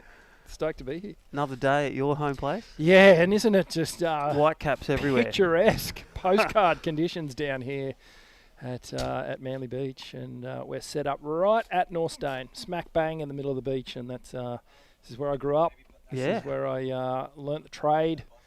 The battle. And, made my decision that this is something that I wanted to keep doing. And it was great living around here, growing up, as we see up and riding. This is pink or red, getting a couple little backhand hooks. And he's getting some work done on that one. Yeah, under 16, so second division of the morning. How's that last one? North Narrabeen, as you said. I was listening to you guys. Matty Cattle and the crew going bananas under there. Yeah, that was a real, domination really from North Narrabeen in that last heat. It was almost like he was out there by himself, just taking the pick of the litter in terms of waves. And let's not sugarcoat it. It's tough conditions out there, and you really do need to be in tune and be in rhythm and be mindful of what waves you're selecting. But that just goes to show you there are very contestable waves out there and scoreable conditions. Well, Corey Lawson, he won by a 16.77. That's the biggest combo of the morning. And look at what he was throwing away. 7.67 and 9.1. So himself, Fletcher Kelleher, they've just been on point with wave selection and the manoeuvres they're doing. They're going vertical at the right moments and completing and being consistent with their finishing turns. Yeah, I don't want to throw the cliche, but I will. It's real textbook competitive surfing and doing the manoeuvres. I was saying this to Adam, placing the manoeuvres in the right part of the wave, not trying to manufacture something that's not really there. It's when you actually break it down, it's not rocket science. It's when you try and simplify it, you put yourself on the best or near to the best waves that come through in that 20 minutes or 25 minutes, and you do your brand of surfing. Don't stray too far out of your comfort zone, and you will get the scores. You will get the work done. Consistency 101. It's what the foundation of competitive surfing is all about. And then as you get more confident and as you get more heats under your belt and you start to really become comfortable in a competition format, that's when you really start to push it a bit harder and you start to take more calculated risks and even non-calculated risks, in a situation if you're way out in front, like Corey was in that last heat. He really opened up on that final wave and got the 9 because he was like, you know what, I can't lose this. Yeah. All I can do is better my score, and that's what I'm going to try and do. And you feel that momentum shift, like you've had lots of experience on the world tour, as well as local board riders, as you said. Getting that practice on your home turf that prepares you to take on the world's best and to be the world's best. Yeah, I was listening to Barton Lynch's podcast the other day. Love them. Stoked bloke. What a legend. World champ. And Barton was talking about how he just couldn't get past a certain part in the heat and in his career, and he kept getting these same results, and he actually went back to board riders to try and break that rhythm and mix it up and feel that confidence, because you do feel confident when you're at that higher level and then you sort of come back and surf at, say, a club level. It's a fun thing to do. But in comparison, for these young juniors, this is everything. Each heat in a board riders feels like a world title heat. Yeah, so it prepares them for when they get there. We 100%. actually do, in our opens, we have at Liba, we have cash. So you've got the Glenn Curtises going against Melling, going against the juniors, all going for a share of $300 each board riders event. Well, that's good because it's, when you're surfing against other surfers who are above your ability, you rise, or you should rise. It's no different to, you can play around a golf, and when you play with better golfers, they lift you up sometimes, and you take away from that, you learn from that, and that's great. And a lot of these clubs, they've all got, former or current, CT level surfers in them, and they're the ones that you learn from, and we were fortunate. On this beach alone, we were fortunate to have, the likes of Barton and Lane Beachley and, Ryan Allegich, Justin Cook. There are, Robbie Bain, Paul Burnett. There were so many good surfers that came out of this area. Yeah. So growing up, we kind of had that level to aspire to and really to learn from. It was great. It was amazing. Yeah, it's a hotbed, and we are at Manly, day one of the 2-day event, and Corbin White, so EBC Allura board riders, that was actually my first board riders. Really? Back in the 80s. Yeah, right. So with Josh Blue and Terapai and all the crew, and Glenn Pringle, he's still there. He's the captain today. Corbin White, second generation surfer. So Matty White, his father, Awesome. They are watching and listening. A 3-1 and a 3-6-7 for young Corbin from Cronulla. And that is 9 board riders in Cronulla, like here. Couple of banks. It's a big beach. You had Winnansea back in the day, and Allura, Cronulla, Point board riders, Sandshoes, CS board riders. And then, you even had Gary. We used to do the King of the Beach like this one. Yeah, right. We used to invite the old long-lost cousin, Gary. And they were a powerhouse as well with all the crew. Well, it's the foundation of surfing in Australia. It has been for so many years, hasn't it? Just the club scene. It's and not just. We sort of should note that it's not just for the competitive surfers as well. It's for the community surfers. It's for the crew that just want to be part of the beach and the local atmosphere. It creates basically a home away from home that you can go to and hang out and be part of, and that feels nice. Hey, I tell you what, one to watch, apart from every heat. Look at this next one. North Shore, Xavier Squires, Kalen Orchard. You've seen him surf and grow of age. Sammy Lowe. You know his dad well. Of course. The goofy footer Yep. from Wingdang. Next generation. And Dane Dujic from NASA. That is going to be splitting hairs. Okay. Well, that's a good one to watch as well. And, just great junior field that we have down here. And we're going to see some great surfing for the remainder of the day and all through tomorrow as well. We'll switch things up and have some team events. This is the individual section of the event right now, which is great. But they are still carrying a little bit of pressure on their shoulders because they're surfing for their clubs. It's not just an individual event here. Yeah, so layer of pressure. It does weird things to people. Yeah, 10 points for a win, 7 for second, 5th for third. After the bell rings, after a 20-minute heat, and you get fourth, you get 3 points. So you'd be aiming for first and second to get through to the top 12. And the bonus, the top 4 teams advance straight through the semi-final. So it really does count. And on North Narrabeen, I think they've got 2 wins in a second now, I believe. So they're looking good. Staney, 2 wins. 2 wins. Or I think we got a first and a second, maybe.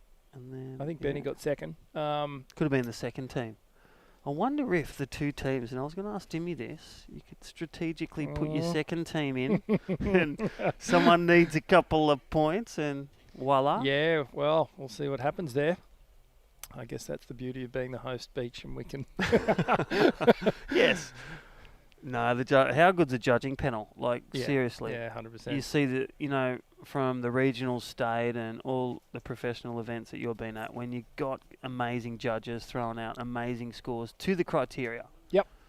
Big hits in the big section, here come the big points. Well, these judges have been around for so long and they've done their time and they've seen all the events, and I guess in a way they're teachers. They're not just judges, they're teachers. And if you're listening and you're one of these junior surfers and you're tuning in, go back and have a look at your scores and analyse them and think about why you got that score and wonder what you could have gotten if you weren't actually happy with it. We see backhand surfing here. This is young Jai Robson, Sandon Point, south coast of Wollongong. So he's starting to build a little tally here, isn't he?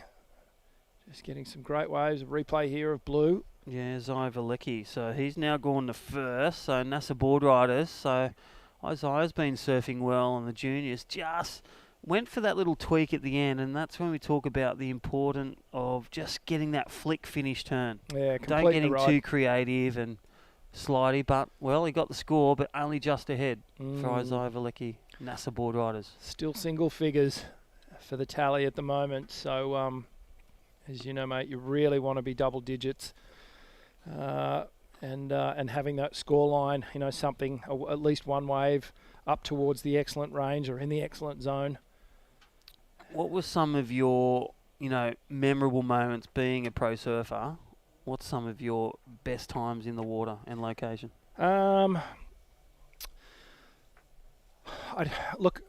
G-Land was one that springs immediately to mind because it was where I'd got my only 10-point ride. I had a lot of nines. Yeah.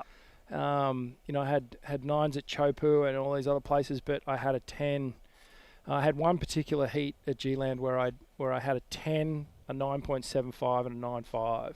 And it was best three waves back then. And it was at speedies. Wow. It was flawless speedies, and it was just sort of one of those heats that just sticks in my mind forever. And then outside of that, obviously there's the wins come to mind. Obviously Lowers winning that event at Trestle, so that was a sort of a highlight of my career, getting that CT win. I won a bunch of QS events around in all the regions basically, a couple in Brazil, France, and obviously in Hawaii as well, which was pretty special. So there's when you kind of start to go through the layers, there's there's that moment, and then there's that moment, and then it's an onion moment. Let's just call it that. Lots of layers, lots of great memories, and join with me, Richie. Love it. Thanks for coming to support your local board riders, nor staying the host board riders, but supporting the next generation surfers, and with your work as well with FCS too. Yeah, absolutely. So Big change the last 15 years. That's been the biggest change in surfing. Yeah. Fin technology. Absolutely. Boards have progressed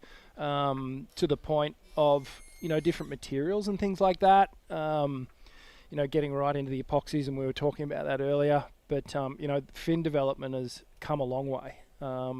Really tuning into different flex patterns and different materials and sort of pushing the boundaries of fin design. We've got FCS brought out a fin called the H4 fin, and that was about 2 years in development, and it really delved into to working with different foils and trying to make a hydrodynamically perfect fin.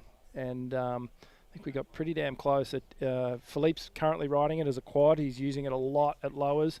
Mick loves it as a quad as well. It goes amazing as a thruster, but it's fin design, back to your point, has come a long way, and I just think that it's caught up to where surfboards are. So now they're considered hand in hand. And if you're a shaper, because I make boards as well, it's something that you're always thinking about when you make a board. You're going, okay, what fin is going to go in this board? And I know that probably 90% of board designers and shapers around the world think like that now.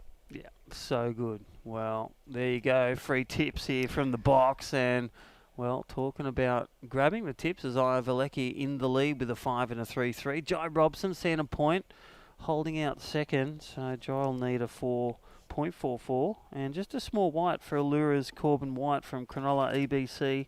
And Lockie Smith, he's been quiet. So any one of these red, yellow or white surfers, they could grab the score and grab those points there, Richie. It's open, isn't it? It's still pretty close. But we're down to the final 3.5 minutes, so it's go time. Here we go, yellow up and riding. Yeah, he's been waiting for a while. So this is Corbin White looking to soak it. Drops the first turn. Nice looking wave, and then look at that second one. Nice. Boom. Great two-turn combination there. And this is the moment where you go, you know what? I'm not going to try and do too much on this wave. It's only going to allow me 2 good turns. Let's make it count. Because as you know, 2 strong turns is going to beat, say, 4 little flicks down the line all day. Yeah, definitely. And you can see, comparison, smaller wave, but getting it done. This is the young Lockie Smith from Merriweather. Just a couple of turns there, but we get that replay of yellow. Corbin White selecting a really big wave with priority. And here we go. Just that patience attack. There's the first turn. Sets the rail. Waits for it. Look at him hold right there. And then nice and vertical finish. Yeah, that second turn was really the money standout moment on that wave. Chest over knee. Boom. Takes the lead. There you go. There it is. Scores are in. Last wave of yellow. 6-1-7. Judges awarding a great score. A good range score for good surfing. It's almost undeniable when you watch it, isn't it? And you go, okay, I get it. Where does that sit? Right there. That's where it is. I'm not surprised with that score because the surfing was solid. It was there. Held the bottom turn really powered off the bottom on that final hit, and was completely perfect timing, really, off the top, and able to complete the manoeuvre. Well, he goes against in board riders. Like you think of it, Wiley Fowler and the man on tour, Connor O'Leary. Wow. He's got dual passports now. One There at you go. Allura, one at Labar. Well, that's not bad. Tapping into Two a good whole lot of passports. talent there. And great waves as well. So, again, Corbin White, Allura board riders. You saw, and that eternal fight. How is, you got Queenscliff and you got North Stain. We've got Allura Cronulla. So you got Richie Tension? Brown. Always tension. At the King of the Beach, we had the 6 board riders, as I said. We just always had to sit in the middle of these two, Cronulla and Allura. It's They're like stepbrothers. It's healthy rivalry, shall we say? Always. Well, there it is. So, and I think they're all on it 8-8. So it was Dog Marsh and myself and Howie used to run it. 8 wins for Cronulla, 8 wins for Wow, Allura. so tight. Very tight. Wow, that's cool. Yeah, we've toyed with the idea of going up against Queenscliff and having kind of a local thing, and it's reared its head.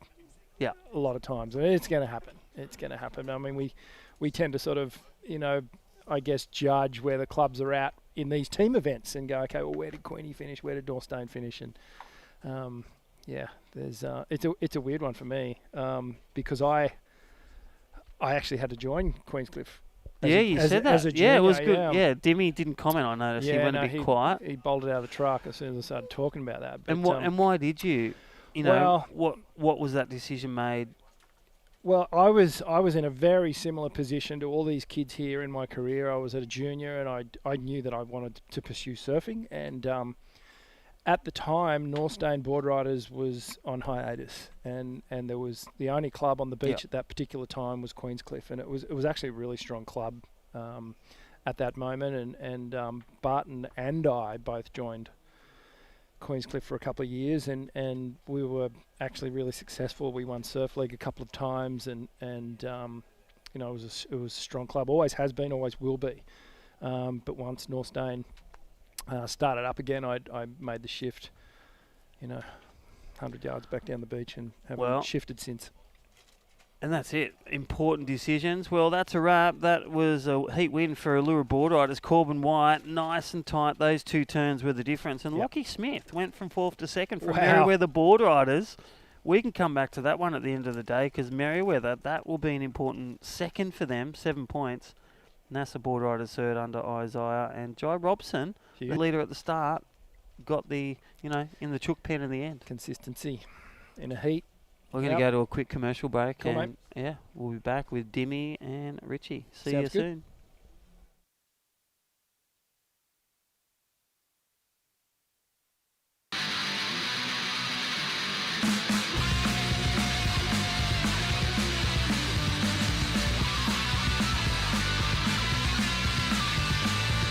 Fighting out, got nothing to do. Fighting out, I'm on a phone to you.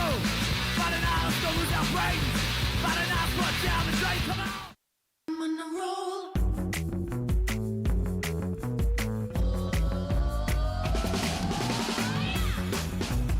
Hey, hey, hey, hey. Wow.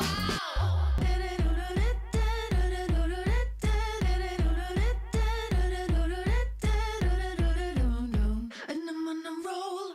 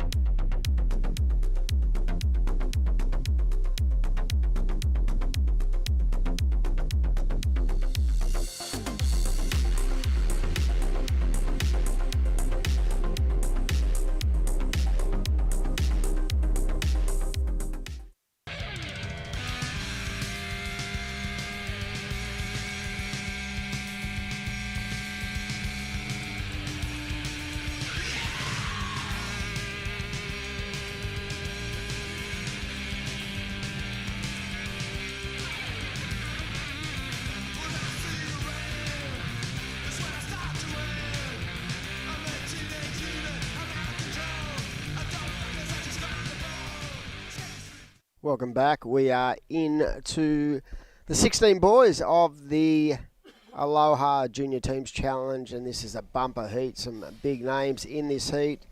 When I looked at the draw earlier today, I thought, wow, this is going to be one hell of a battle, and I'm in the box right now with former World Tour surfer Richie Lovett, and you can just see that wind starting to play havoc out there, Rick, but the waves are still offering plenty of scoring potential, and we're pretty lucky right now because we're sort of in a real protected area when it comes to south swell down here at North Stain, and yeah, it'll be interesting tomorrow because tomorrow we're actually due to go over to Queenscliff because they've got that fun run on, so that could be really? wild and woolly.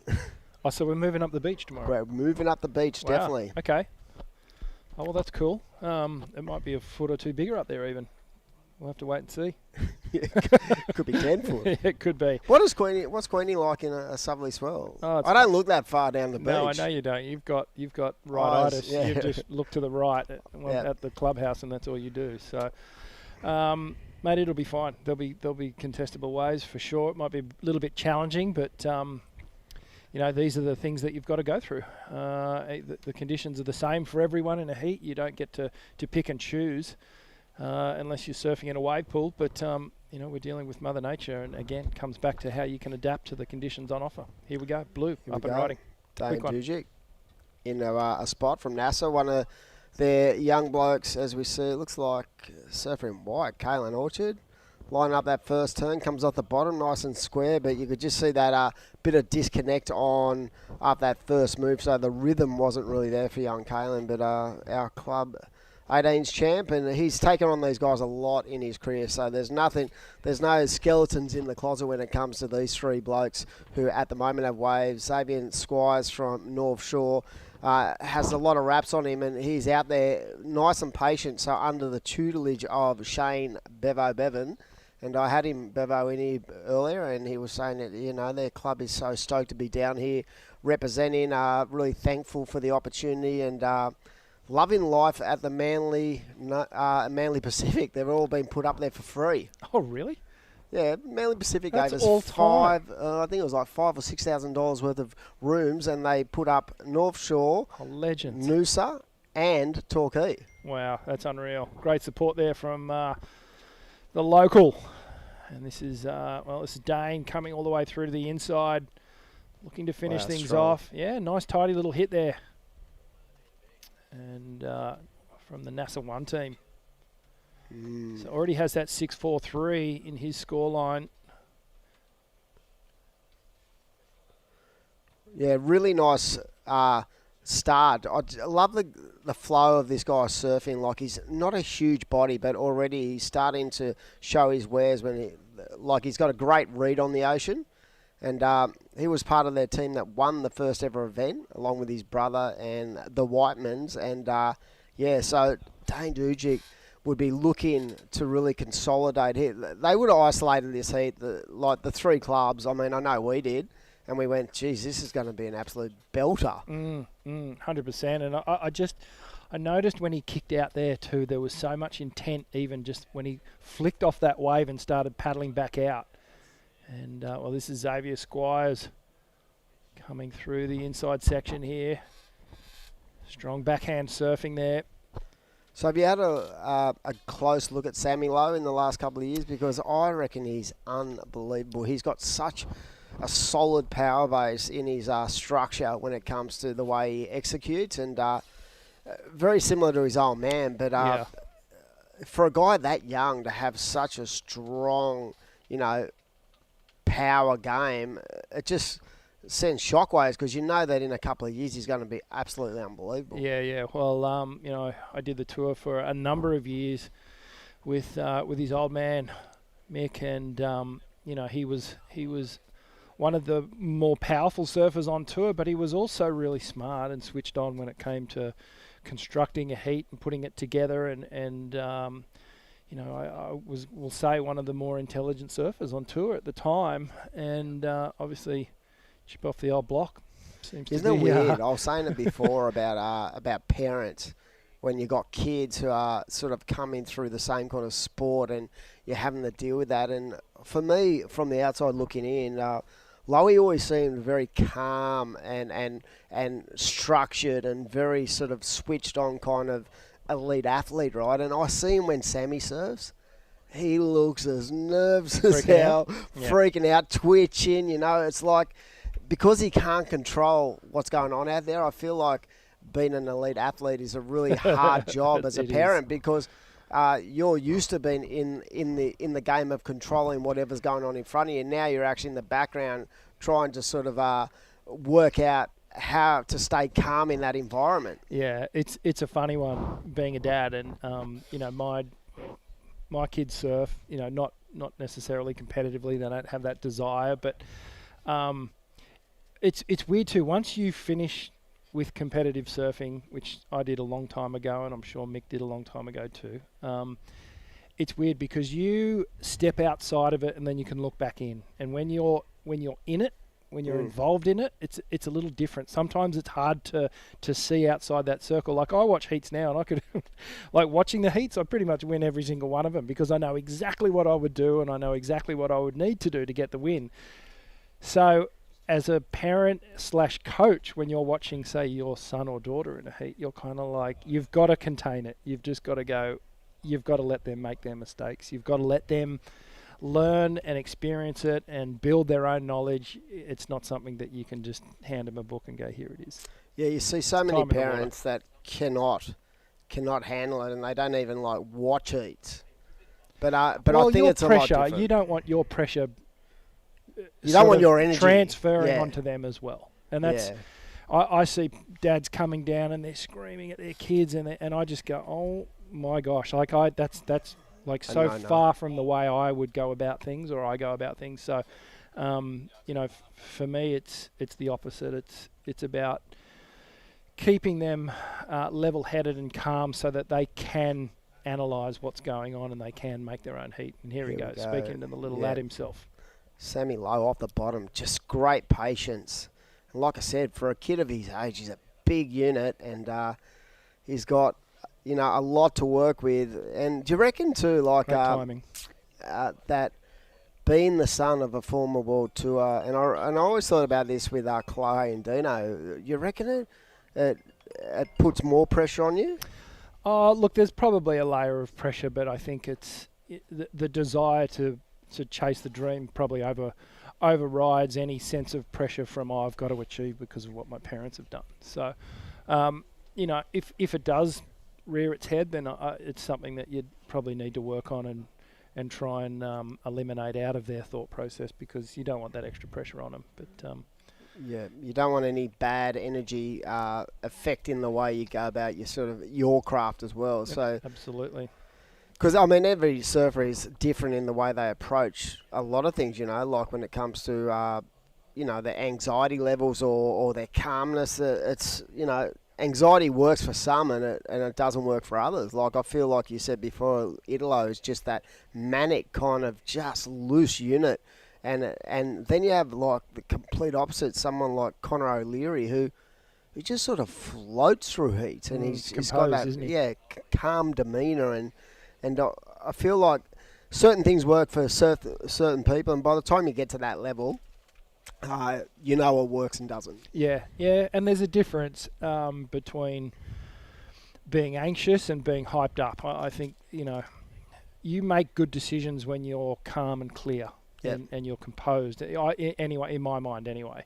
And if you're anxious and I guess hyped up in a wrong way, then I feel like your decision-making process is not as clear as it should be. Mm. Who was sort of we were talking earlier about guys who just go crazy in heats, and I spoke about Nico Paterat, how I was commentating a heat at Maroubra, and he must have asked for a situation about 50 times, and in the end we just stopped giving him situations because we just give him one, and he ran up the beach and wanted to shake the commentary box and stuff like that. But I feel like that sort of fueled his fire. Yeah, he's sort of an Italo style of surf, a lot of high energy. You know, there's a lot of momentum around them in terms of just they need to know everything that's going on. And again, I come back to they get all hyped up, not necessarily anxious, but it's just real high energy. stuff. And there are surfers that compete like that, but it's, Andy was a bit like that too. He was pretty high energy and aggressive in the water. Sonny He was fed off another that. one. Hedgie's another one who, is real pumped up and the veins in his head just start almost bursting. And then you've got guys who are just, completely calm. Do you know what I mean? Like, I reckon Otto actually used to work better when things weren't going his way. Like, I feel like when everything was calm for Kai in his heats, he seemed to struggle a bit. But when there was, like, something that he didn't like or, he felt like he was dudded, like at places like Chopes it happened with Julian and then Parko at Snapper. And I feel like he worked better when he felt like the world was against him. Yeah, fight up. Fight him up, eh? He Yeah, used to you go get fired up. crazy. Yeah. And then in heats where you expect him to win when he was really calm and sort of not docile, but like, you know what I mean? Like, Yeah, I do. just calm and just really. Oh, that was a sick turn, Yeah, that by was the a way. sick turn. He wasn't as potent as he was when he had the craps. Yeah. Yeah. And finding that zone Yeah. between going too haywire and manic and being too relaxed and calm, that's the sweet spot. That's the hard place to find. I reckon you and Dayan, from our point of view, from our beach, were very similar. I always felt like you guys were in control and knew exactly what your plan was compared to some other guys. But yeah, some things work for some and it doesn't work for others. And Well, I might have been guilty of not being fired up enough, did you ever think back and go, yeah, maybe but no, I reckon it didn't work. I reckon it would not have worked for you. I reckon you just had a really solid base of what you knew, what you wanted, and how you were going to go about it. You know what I mean? Mm. As we see Kalen Orchard, our young 18 champ, come around this section. He's got a nice, powerful stance, and on his backhand, he's pretty Nice. electric, and that was a pretty sick three-turn combo. So that's going to put him back in the game. It might not take him in the lead, but it'll give him a bit of confidence moving forward because he's, as I said before, he's very, very tight with all these guys in this heat, so he knows them all well. And if you look at the replay, I just think the only thing that's negative about this wave was he was a little bit caught on the second turn, but that was money, that first That turn. was a beautiful Bang. turn to start things off. The second one was good too, and I love that he Actually, actually you know got what? to the finish on that thing. Good flow. Yeah, that was good. You can see that he just touched it down a gear for that wave because at a critical moment with 5 minutes to go, he needed to put a decent number on the board, Wow. and he's done that. He's jumped right up into second. What did that wave actually score?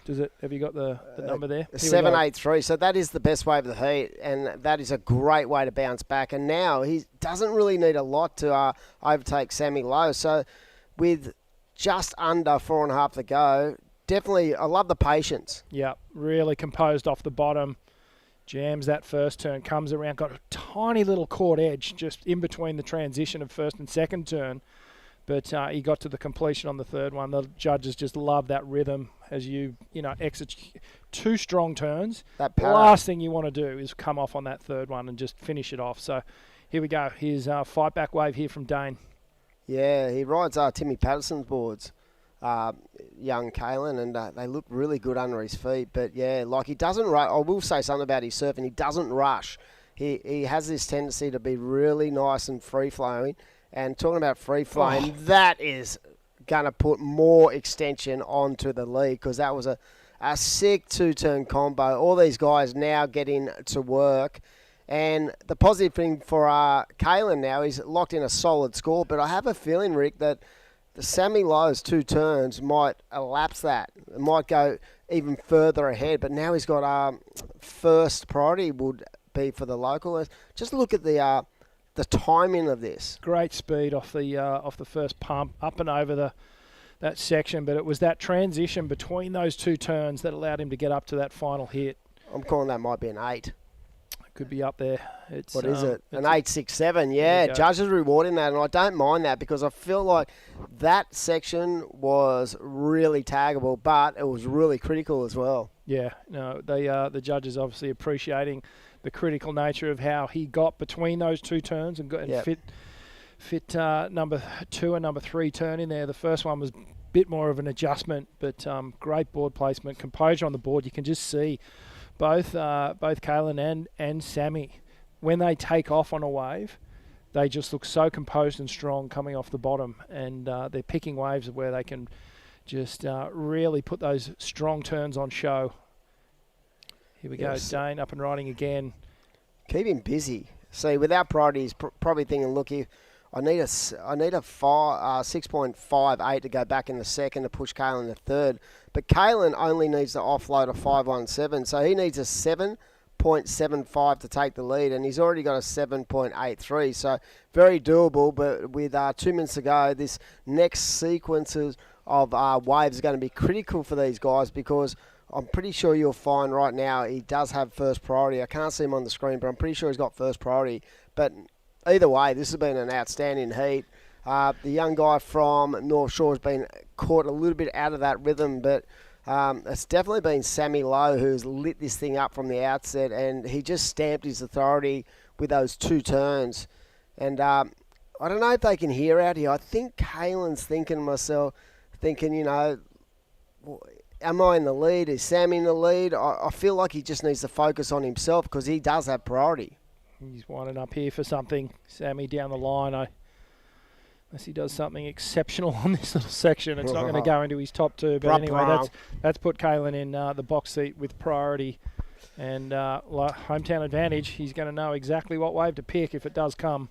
What would you be thinking right now as a coach? Would you be saying to Kalen, you need to go and sit on Dane because you're in second? But they wouldn't be able to hear. It's on shore. There's no way they'd know exactly what's going on in this heat. So with 45 seconds on the clock, last roll of the dice for the man in red. Nice extension.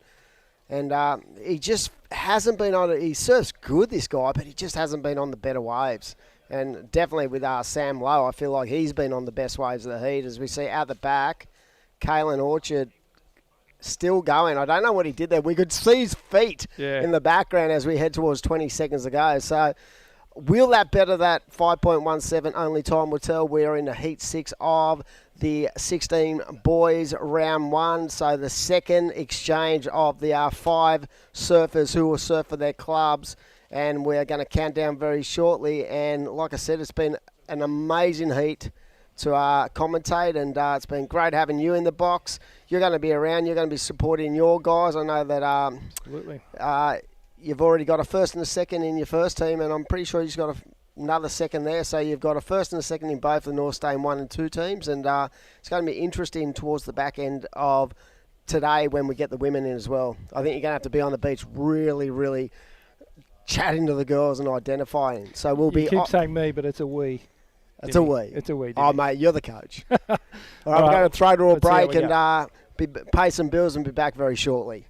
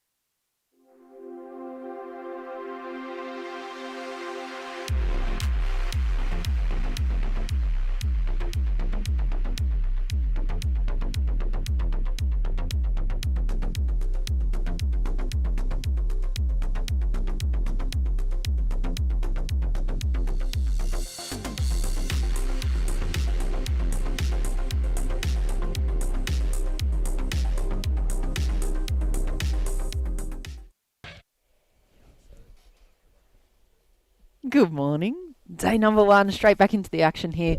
There's been some huge heats being thrown down, and of course we're into one of the most prestigious junior events, the Aloha Manly Junior Teams event here, presented by Hurley. And heat number 7 in the water of the 16 boys, Darcy Dwyer from Noosa, George Messiter from Maroubra United, Xavier Stark from Cronulla, and Keenan Chris from Labar. Adam Hennessy next to me, president of North Stain Board Riders.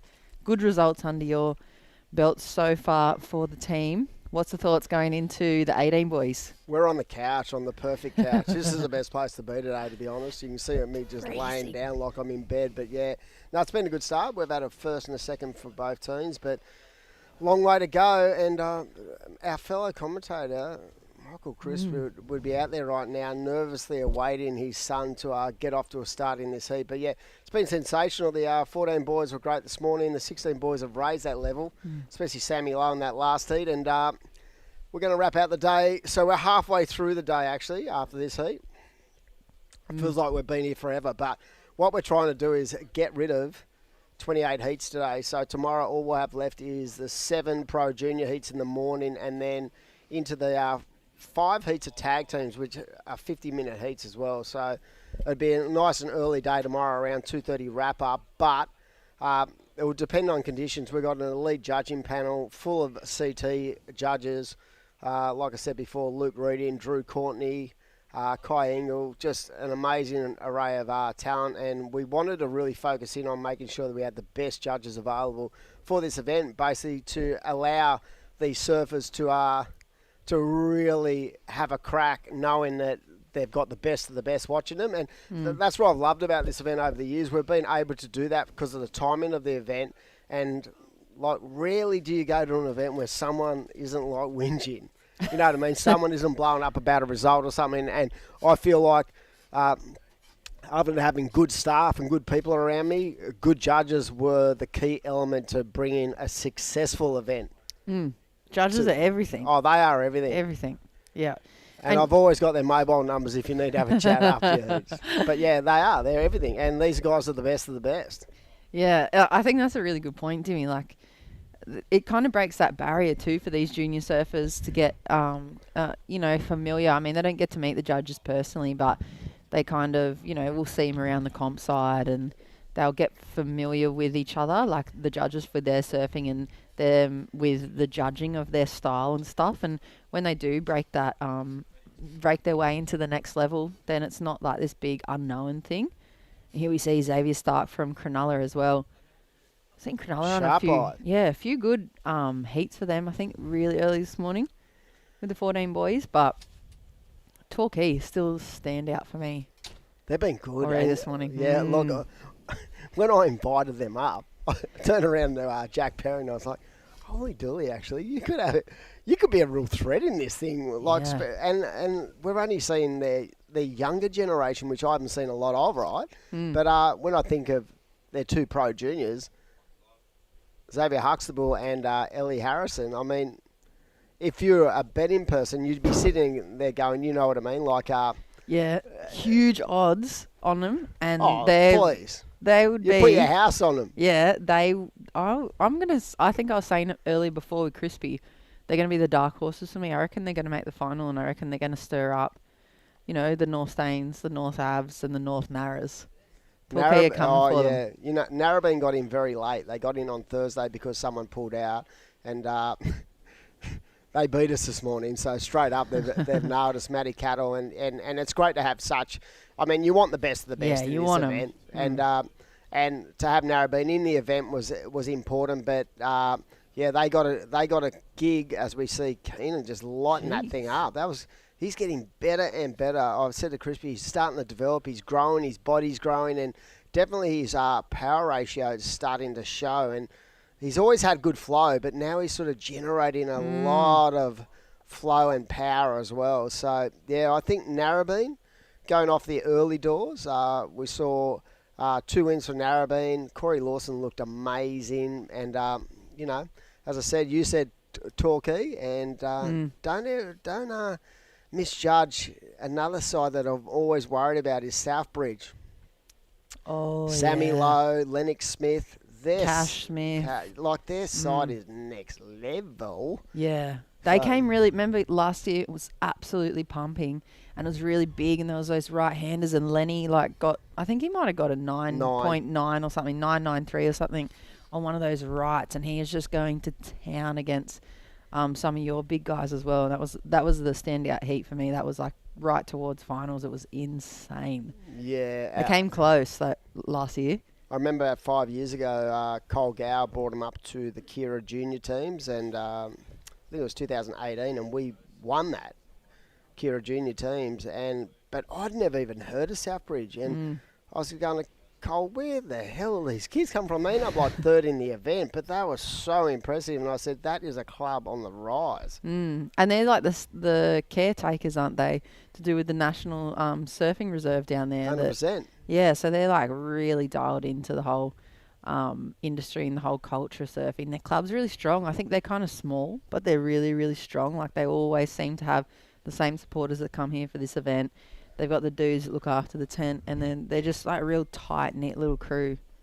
Talking about our clubs, I mean, North Shelley's a big club, like when it comes to numbers. How many numbers are in North Shelley, do you reckon? Oh, I don't know. Social members is huge.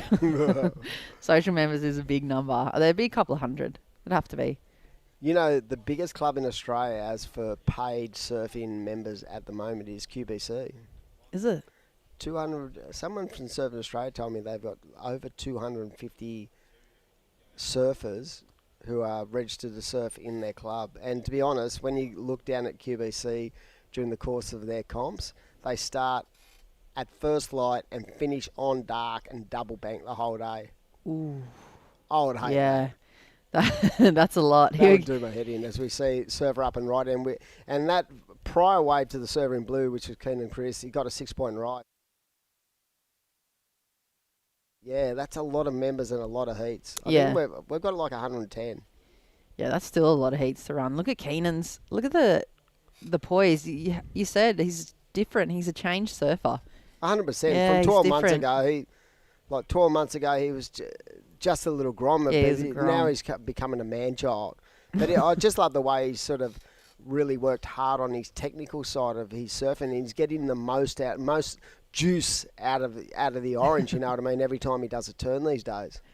Here's a replay from the man in white, and just a flatter looking. They look like a very hard wave to negotiate. Lots of cross bump. You got that little side wave as well, but George Mester, he's going to have to break the ceiling there on those small little rides for Maroubra United. Darcy Dwyer, the last turn for him in the red for Noosa, that was really nice too. But yeah, Keenan. Imagine having Crispy as your coach though. You could imagine. Nah, he's a great coach, but it is. I actually asked him about this. I said, "How do you go about it with him?" He said, "I have to step back because you got to become the father." I feel like those surfers who have their dads as their coach, eventually it doesn't work. It's disaster, isn't it? Because the emotional toll it takes it's really hard to separate your love for your child and your ability to transfer that into pressure when it comes to being an athlete as well. And I think it's always smart to sort of have your parents more as your guiding kind of support base than your technical side. Yeah. I used to wonder how that worked with Benny and Martin Dunn. But the only thing with them two, they're very, very sort of quiet, reserved individuals. So there was no intensity to Ben. Ben was just robotic. Machine. In the way. Wasn't he? Yeah, he was robotic. And Martin, very much analytically, one of the best coaches I've ever seen. And I feel like that kind of partnership did work, where if you had someone who was like that, but the other person was more emotional, that'd be hard to take. Yeah, because it just reminds me straight away of the Medina conversation. Oh. It's just it's so good, and then it just has to go the other way again on the spectrum. It goes so high, it's so successful, and it's so intense, and then when it flips back the other way, it's just a disaster the other way. There's no relationship there. Yeah, massive shout out to the new team manager of Quickie. I know he's listening online. Stace, congratulations on your new bubba. And Kaylin got second in a great heat just before. But yeah, like we spoke about, I just think that intensity, the Medina factor, that's really hard because they're both very edgy. Charlie especially. And he's a bit like that with Sophia as well, like with Medina's sister. So, but it works for some and it doesn't work for others. I feel like for me, my stepson was a really good junior coming through, Max, and after about 12 months, he was part of the Vulcan team, and I just said to Bemmy, like, you deal with him because I want to throttle him. I couldn't handle it. He'd get home and he'd just be like, what? And I'd say, I don't want to talk about it.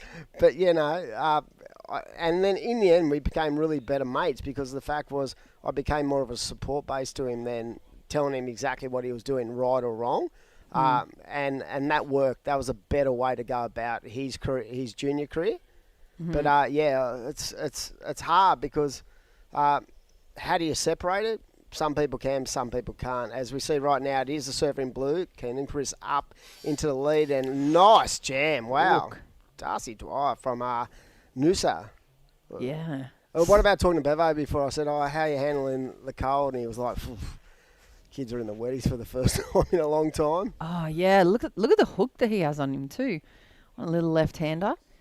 Noosa maybe feeling pretty comfy in the wetty, but it is freezing today. We're not going to lie about it. It is freezing. I have not left the couch. This is the power couch. Yeah, but it's good. It's good that there's big chunky condition. You can see it growing there. Look at that thing.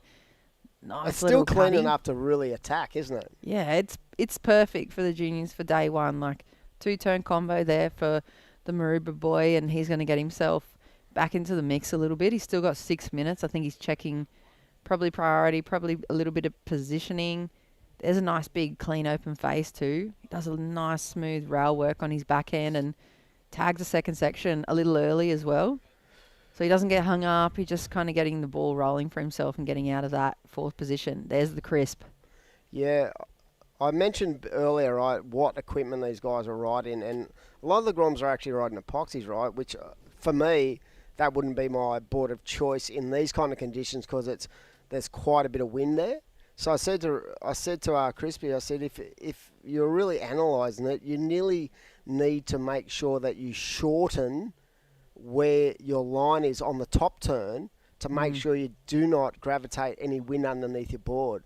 So not to a point where you're losing points, but if you shorten that turn up the top, you'll find yourself you won't get as caught in the lip because it's not that powerful, even though it's starting to come up. It's still only 2-3 foot. So you want to make sure you're in the sweet spot of the wave.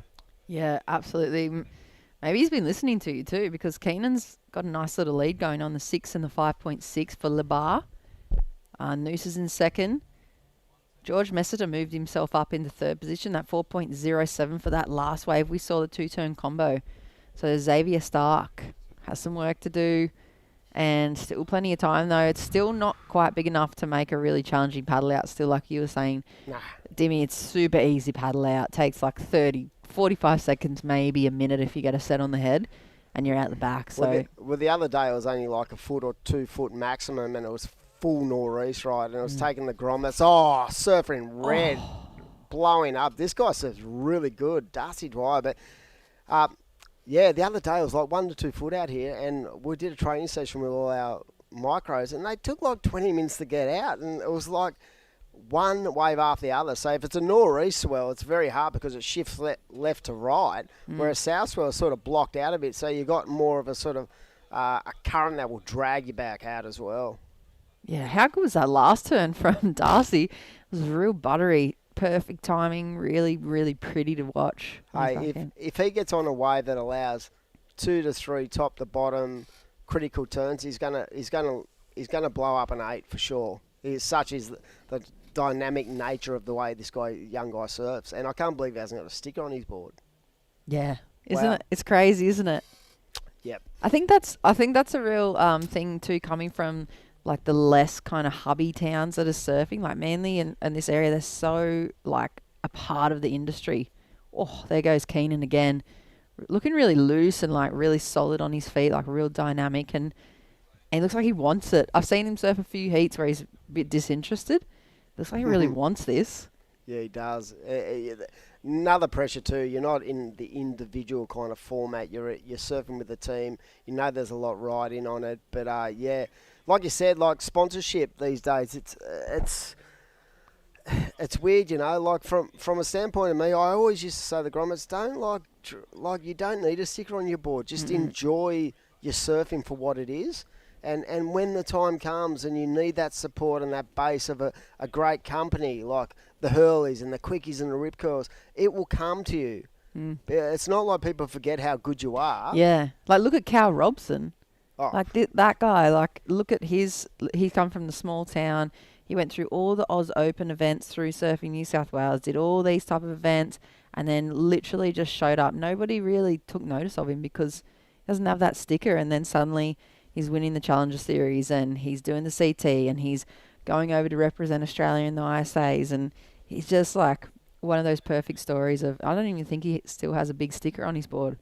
He's just doing his thing. He works really hard with his shaper and he's chasing results, and he knows that backing will come. And I think that's probably a big trap for the juniors you see a lot, where they chase the sponsors I think too early. Yeah, 100%. And then they've got to set a certain standard to hold those sponsors. And I just feel like from a young surfer coming through, what's the rush? Like, especially if your parents are paying for it. Yeah, if you're Take loaded, that. if you're loaded, it's even better. Yeah. But I can see it because when you're a grom, like, you know, you wanted to be a part of it, and you want to feel like you belong.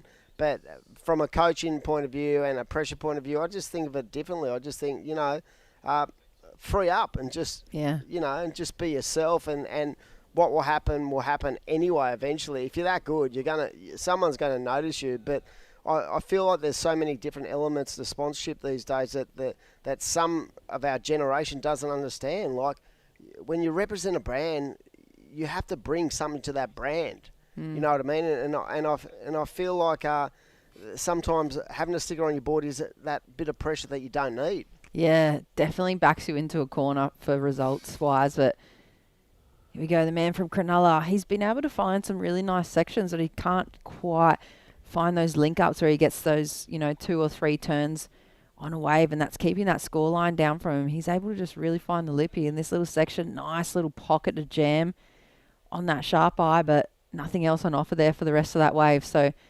Xavier still sitting in that 4th position at the moment, and there's like 15 seconds left on the clock. So here we go, live action with Keenan. Find himself a little outside, a nice little tail drift to finish off, looking really comfortable there. And it looks like unofficially that Labar are going to take the 10 points for that heat win there for Keenan Crisp and the 16 boys. So that is going to shake things up. That certainly is, and we're going to throw up to a break. We're going to pay some bills, and Jess will be back very, very shortly.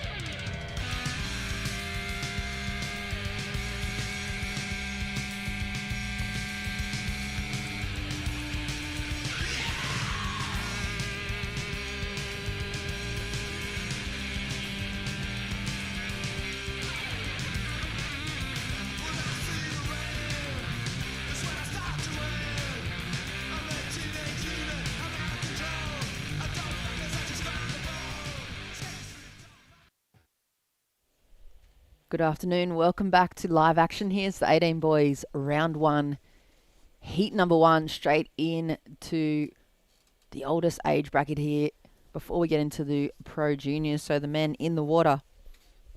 We do have Johnny Granger for Long Reef 2, Axel Rose Carrotta for North Stain 1, Judah Miller for Maroubra United, and Milan Mann for Bondi in the yellow. Big heat at that last heat too. Labar taking the win there.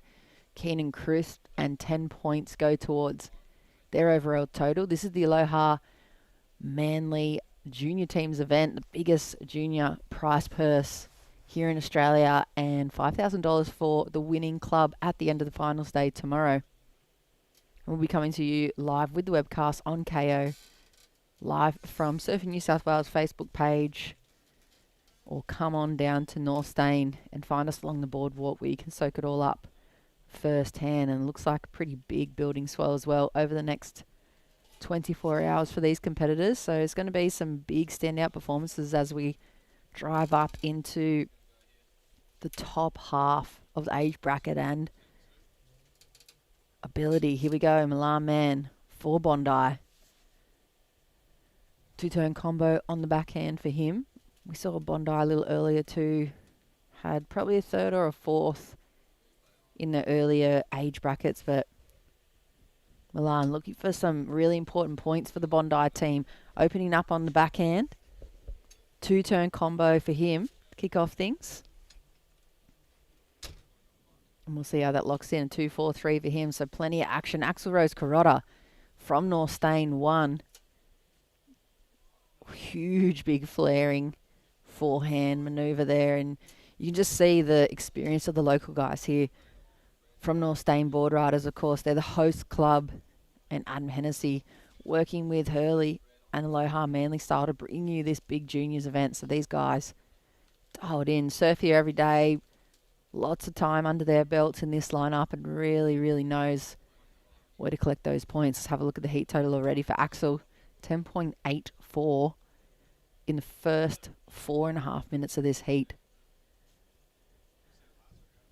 So huge one. And if you are just tuning in or you're around the contest site, go and see the team at Aloha Manly style and use the code word Hornet.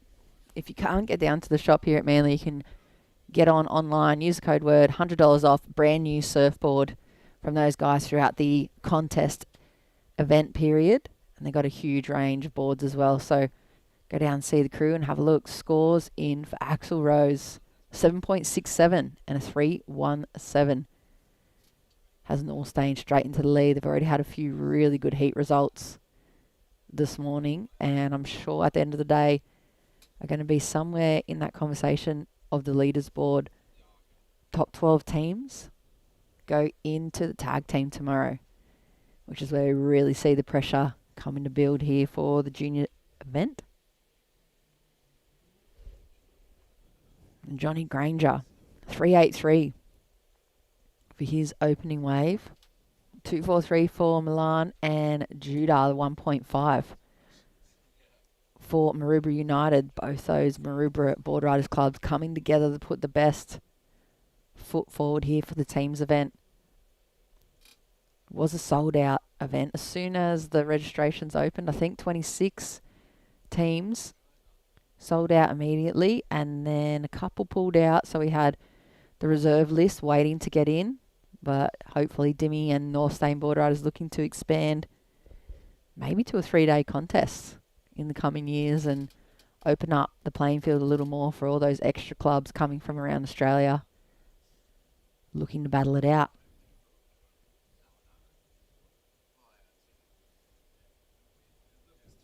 At the moment it is the local club, the home club there, North Stain, in the lead. Axel Rose, 7.67, 3.17. We've had plenty of guests in the booth this morning already as well. Richie Lovett, Dimmy, of course, has been all over this couch. Crispy, been in here breaking down the action. We'll welcome a few more people from around the local area and the surf industry tomorrow as we go into finals day. I think it's going to be a pretty good looking day of surfing. Plenty of building swell And there we go. Johnny Granger up and riding for Longreef. Nice big looking sections ahead of him. Just caught a little bit behind there on that final manoeuvre, but definitely going to get rid of that 1 point ride for Johnny. Let's have a look at the Hurley replay here. First turn, plenty of water saw go flying as we clicked into his action. Bit up and over the roof there. Nothing super critical in the end. Caught a little bit behind, but replaces that 1 point ride. So 3.83 and a 5.67 for Johnny Granger now.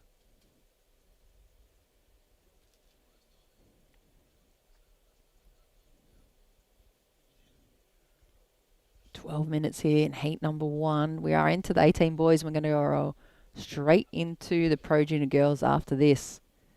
So huge lineup, including number 4 in the current Australasia Asia Pacific region QS regional rankings. Ellie Harrison, she'll be surfing.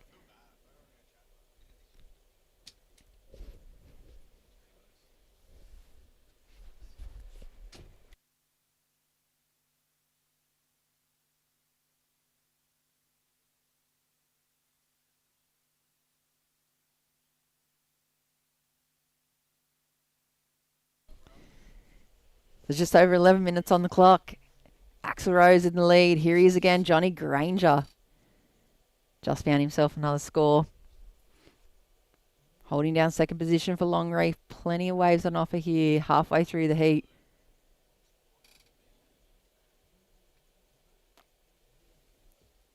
Hopefully we're going to be welcoming someone else into the booth too, because it's lonely times on the couch when you're stuck here on your own for the junior. I think we might have one of the Surfing New South Wales crew join in for the broad class. Here we go. Milan Man from Bondi. Nothing on offer for him. 10.5 minutes.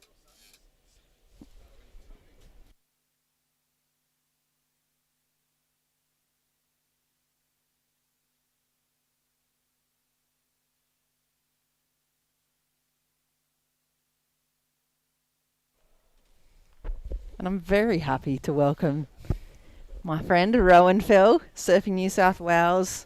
I'm not going to say boss man, but you are up the ladder there now and running the site today. Welcome to the couch, Rowan. Yeah, thanks, Jess. We've got some tricky conditions out here, but everyone's having a good time, and yeah, everyone seems to be enjoying themselves on the beach down here at Northstone. Yeah, it is pretty good vibes for the juniors, and I mean, when we talk about junior events, and you've been around so many events now. The importance of having this stuff here in New South Wales and getting the comps going for the kids, and what do you see like going into talking about like qualifying series surfing and stuff, the importance of events like this, getting these kids in the reps and in the heat jerseys? Yeah, definitely. We've seen that gap now as the WSL with the pro junior age increasing to 21. We've found quite a gap with those under 16s. Under 14s competitors, and an event like this really engages those kids and gets them ready for competing at an older age, and especially the under 18 guys moving forward into the QS. Yeah, and have a look at the replay here from Milan Man. I think that is from Bondi. Real smooth surfing, and for guys like this, I mean, you've been at so many of the Oz Open events, and you guys are gearing up for this year in the Oz Open of Surf. Like the importance that I saw of that. No one else around the world was competing, and you were part of the team that was running for Surfing New South Wales, all those Oz Open events. And you saw people like Jacko Baker, Callan Robson, and all those guys start kind of sharpening their swords again throughout that bit when no one was competing, and look at where they are now. Like, do you see that being the launch pad again? Like, for me, I see that being a massive kind of advantage for the New South Wales surfers and the Australian surfers. Yeah, definitely. That 2020 period was really critical in getting our New South Wales and Australian surfers out there competing again when everything was sort of closed down, or nothing was available for those surfers to get out there and compete and get in the jersey. So that whole 6-leg Australian Open surfing series in 2020 was was really critical in providing a platform for those QS level surfers to, as you say, sharpen the sword and get out there. And I think now we've got a lot of events back on, and as the QS moves away from Australasia, we can run a great series like the Australian Open coming up in September and October, Coffs Harbour, and then having one up in Queensland, and then a grand final down in Bondi. And I think it's really, really important to continue that Oz Open of Surfing series and keep it going into the future. Yeah, and it really did open up the can, like to see names like these guys, like Johnny Granger here and Judah, I think that was in the blue as well, up and riding. See guys like that you don't really get a chance to see in that upper echelon of the QS. Just like practice, and then suddenly they're just out there taking out, 5,000 events or Challenger Series events. And guys like this, Axel, like he's so sharp. He's obviously at such a high level of surfing and competing. I would imagine, without the points to compete at the high level QS, he's going to go chase the Oz Open circuit up and down the coast, and then eventually that's going to kind of lead him to where Jacko and Callum have gone, that are both surfers from New South Wales. And I just see it being such an advantage, and hats off to the work that the Surfing New South Wales crew did, because I know it was hard to run events or go to events as surfers in 2020. It was even harder for you guys to run them because it was mental trying to jump through all the hoops and stuff that you had to for the COVID stuff. So doing that little grind for the last few years has really given Australia that like upper edge again, I reckon. For sure. And yeah, it's a great team at Surfing New South Wales. We all work really closely together, and we know that the pathway is at the heart of our why we exist. And so that was the first port of call in getting those events back on and running, because we know that's the strength of our New South Wales surfers and why we exist. So definitely tricky conditions across the last 2 years, but the guys are doing so well out here today. Yeah, and in the same way, these guys, got to get so many heats under their belt. You guys are pretty sharp at running an event now. Like things happen pretty effortlessly, especially even when it's challenging like this, when there's like 20 knot winds and onshore. I mean, there's waves, so it's on. So everything else is just handled pretty easily now by a pretty well-oiled crew that you guys have got going on there. And it's quite hard to take note of how windy it is on the live broadcast, but when you're out there outside the truck, it's very blowy, and all the teams have got their tents up as well, and a fair bit to manage out there on North Stain this morning. Yeah, and it's just great to be able to like broadcast it as well, and all the families of these young guys get to tune in and watch them perform, and know exactly when they're surfing. And like this guy Judah Miller from Maroubra, nice big off the top carve, throws plenty of spray, and 2-turn combo. It's going to be the best wave on the board for Judah for sure. 4.5 minutes. Axel's looking pretty solid in first. I think that second position and the 7 points for the teams going into tomorrow is going to be what's up for grab. I can't see at this point Axel losing that lead. Johnny just taking second. Judah's sitting in that third position. So all those, second, third and fourth are kind of sitting around that mid-range. And you see that excellent or near excellent score of Axel's 7.67. Just going to hold him pretty nicely over this last 4 minutes and probably hold priority pretty well. You could see in that, I think 2 heats ago, Sammy Lowe from down south, he got a great score just with 2 really expressive manoeuvres, and that sort of put him in and got him the heat win. It's all you need, just those 2 critical manoeuvres, and you can see Axel there going to town. A nice 2 big hooks. Third one, just over the toes. You saw his facial expression as well. He's a little upset with himself and how he didn't land that, but over 3 minutes on the clock. Do you ever... Hang on, let's have a look at this replay first before I ask you this question, but bit of a soft first turn. He kind of just puts it up and over and winds up for the second. The third one was really kind of where it was at, but he's unable to complete it and ride out of it. But if you were coaching today, Rowan, you spend more time, I think, than any single person around a comp site, other than probably the judges, but maybe more so than the judges, because you're there dark till dark, What are the things you're telling someone? Oi, coach, I'm going out there for my tag team heat. I'm in the 18 boys. What am I doing? Yeah, I think the lefts are definitely the option out here today. That bank sort of gets a bit fat on the right-hander, but it is difficult going into the wind, especially if you're trying to go above the lip or anything like that. So just getting those sort of critical 2 turns on the steep section and make sure you're riding out nice and clean. Hey. And look at that, Axl Rose, 6.9 for that 2.5 turn combo of the last one, so increases his lead. And I've seen you throw down some pretty big, hefty hacks as well. So I reckon you wouldn't, if you ever fall out of work with Surfing New South Wales or you're ready to hang up the boots, you should move on into coaching. Maybe coaching the juniors from down south.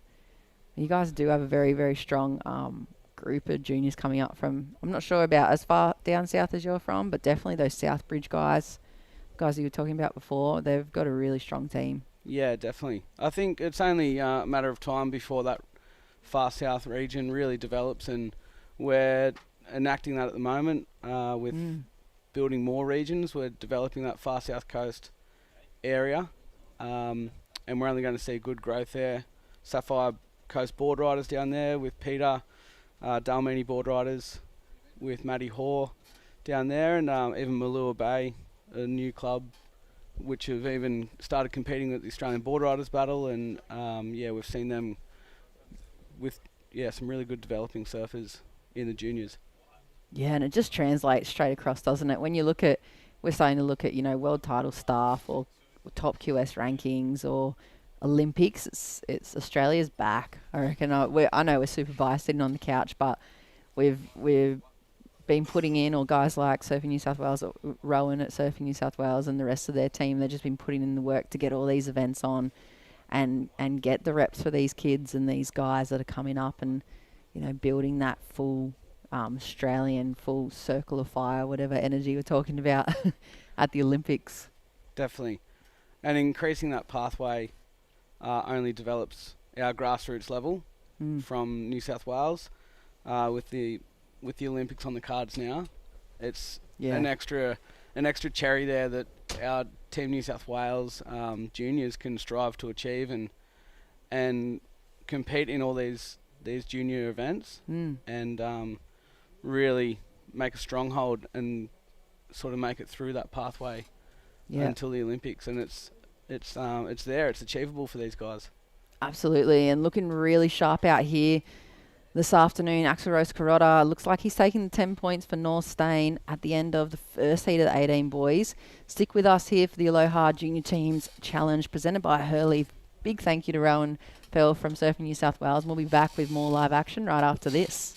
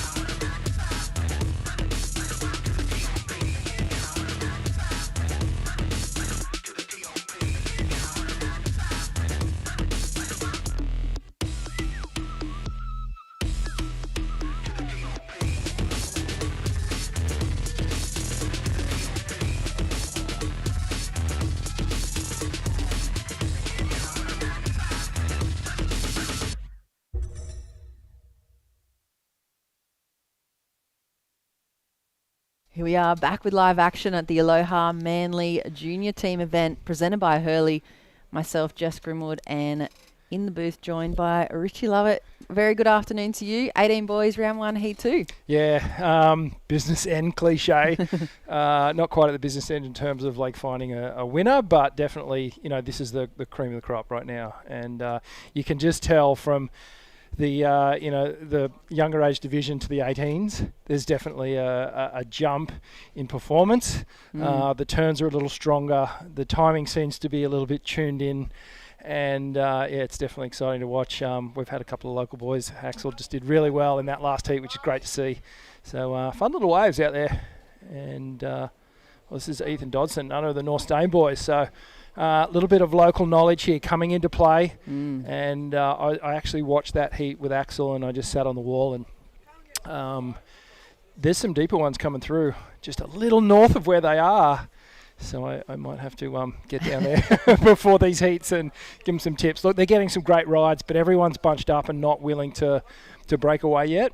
Yeah. And I think that's, at this level, you can get a little guilty of just going, let's stay in the pack. Yeah. Let's stick together because this must be where the good waves are. But this is where you need to separate yourself and bounce ideas off coaches or whoever it is that you're working with and really be in tune with what's happening with the conditions and how they're changing throughout the day.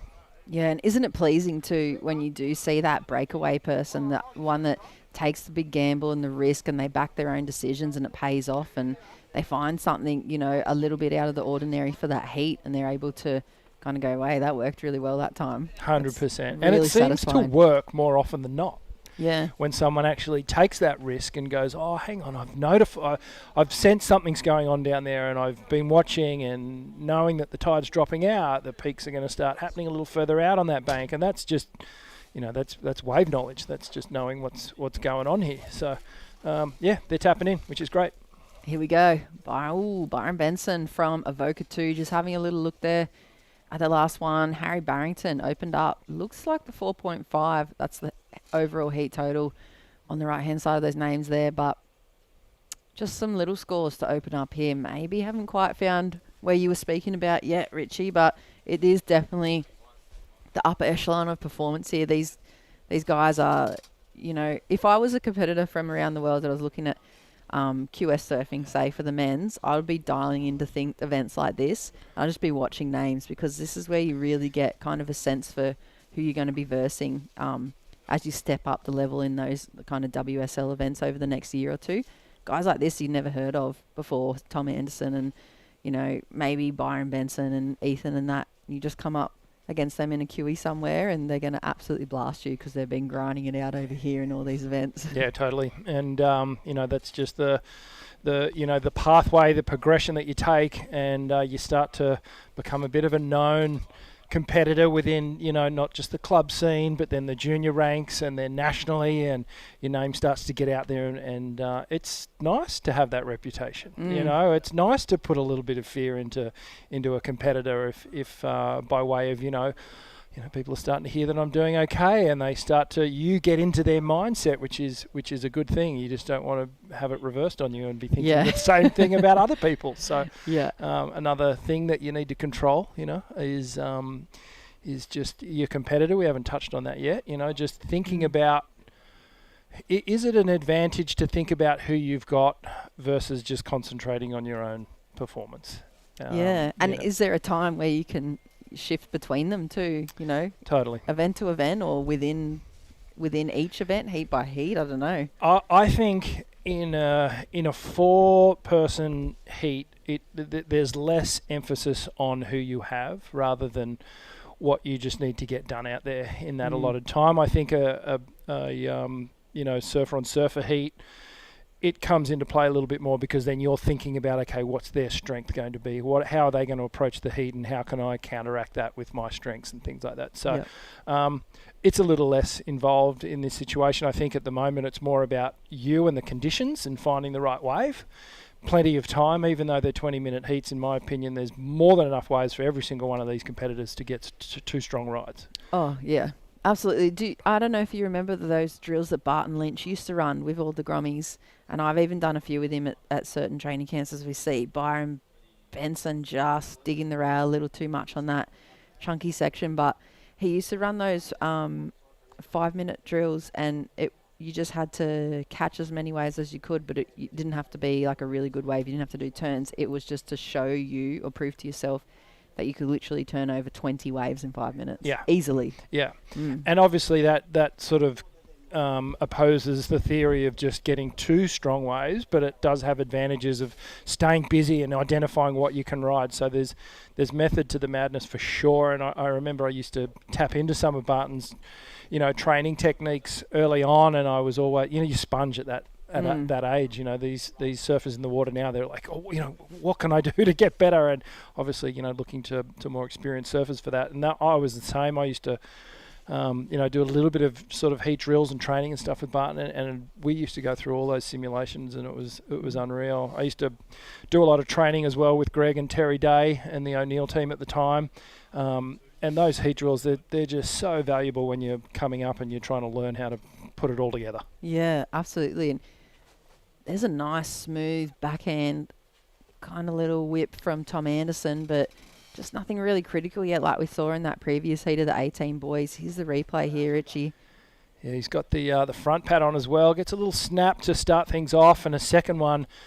But, if I am to be critical of this, and you can see there wasn't that flow and the connection between those two turns. It was sort of a little bit forced. So we see Blue up and riding. This is Harry Barrington from down at Ulladulla. And just taking this one all the way through. And it's a real art form in waves like this to try and make it look smooth. And it feels to me like there's the surfers where you go, oh, he's making that, he or she is making those conditions look way better than they are.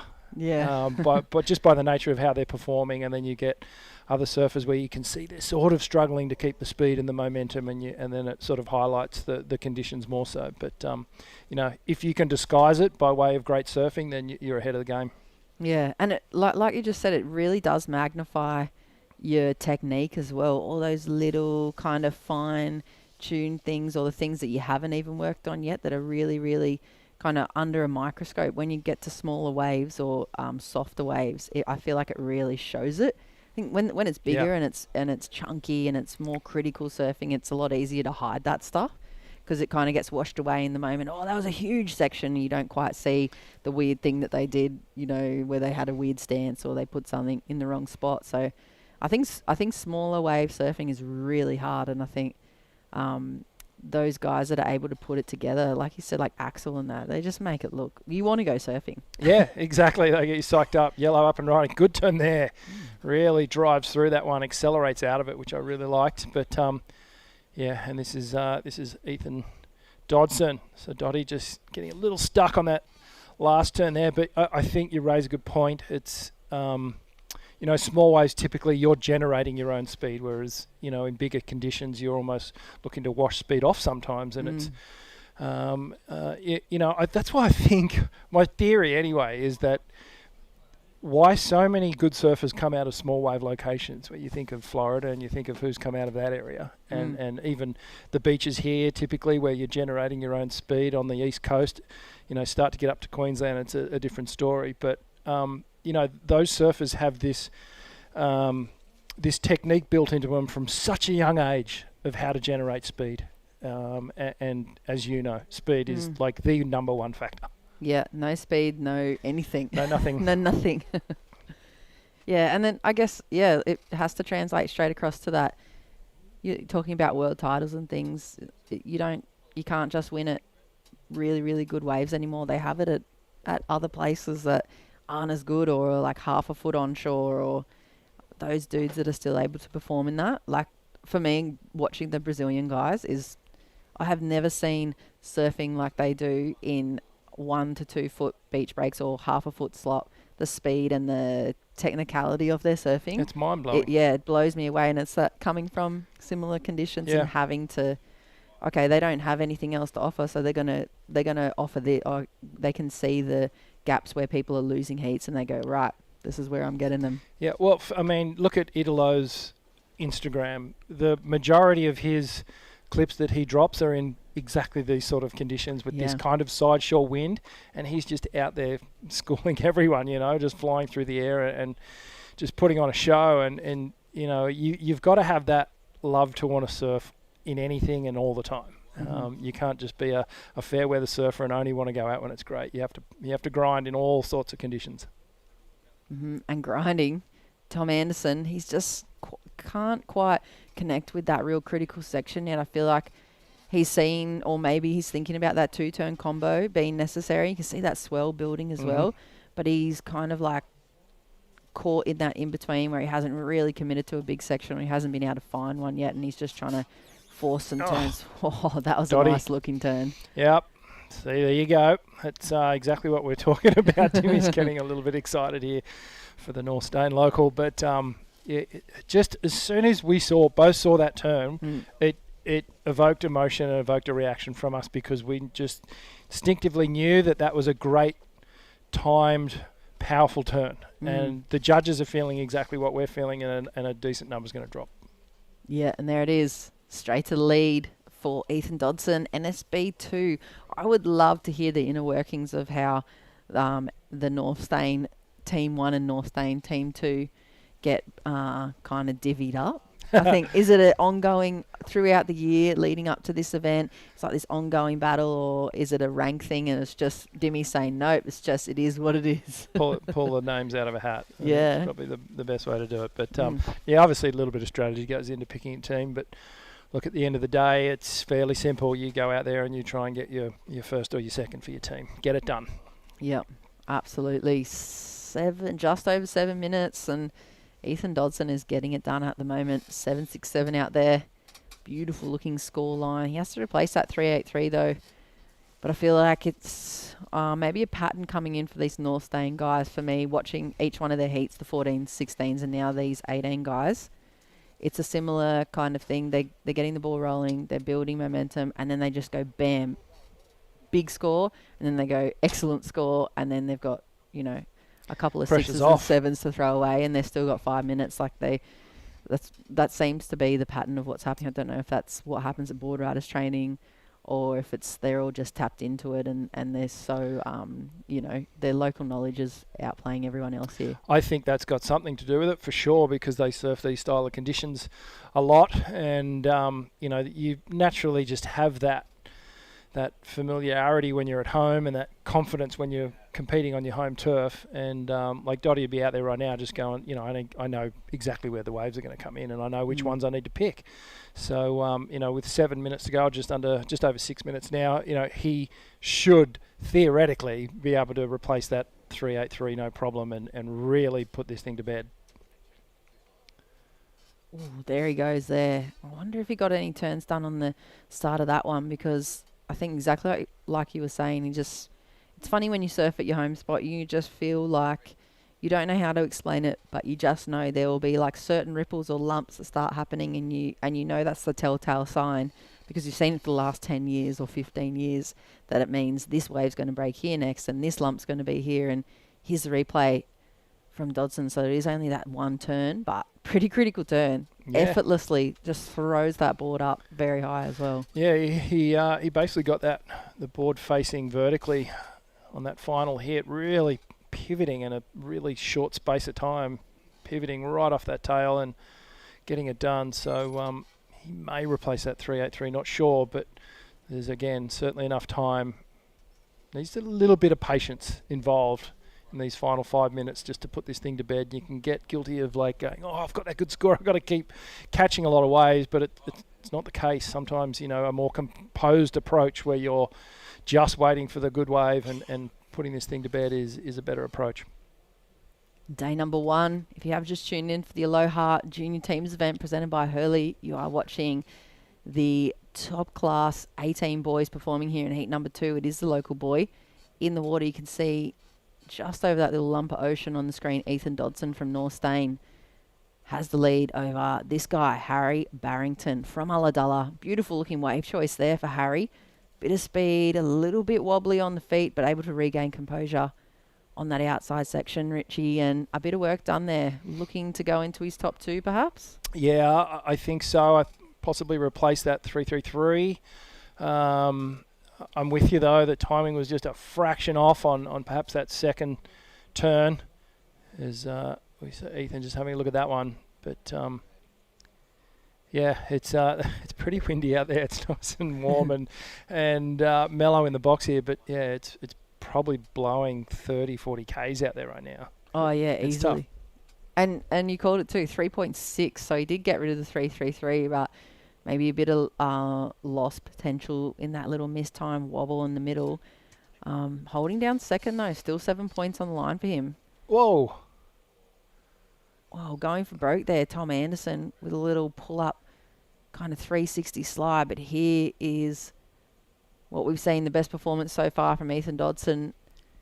Too late on that second section, but First hit was nice. Yeah. Yeah, I don't know. I don't know whether it's going to replace one of his second scores. If he got that second turn in, it would have been a decent score for sure.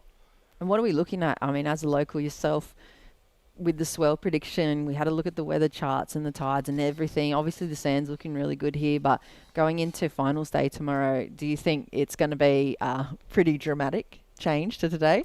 To be honest, I haven't had a really close look at what the prediction is, but typically at this time of year anyway, the southerly swells tend to lose a bit of their energy. In the kind of heart of winter and coming into winter, when the southerlies really start kicking in, there's some real energy and power behind them. So as we get into spring, and we've already noticed we're starting to get these northerly airstreams coming through. So seasons are changing, and you can feel it. But there's still a bit of grunt in this one, and it should keep picking up overnight. There's enough east in the direction that there's going to be plenty of rides here, and from my understanding, we'll be moving up the beach a little ways to Queenscliff tomorrow. So it's going to be typically a bit bigger up there if it's a straight south swell. Obviously down in Manly Corner, right down the southern end, it'd be quite small right now, but we're right in the middle of the beach here, and this is yellow up and riding. Good turn to finish that one off. So, Jess, it's tight, from second down to fourth, so this could mix things up a little bit.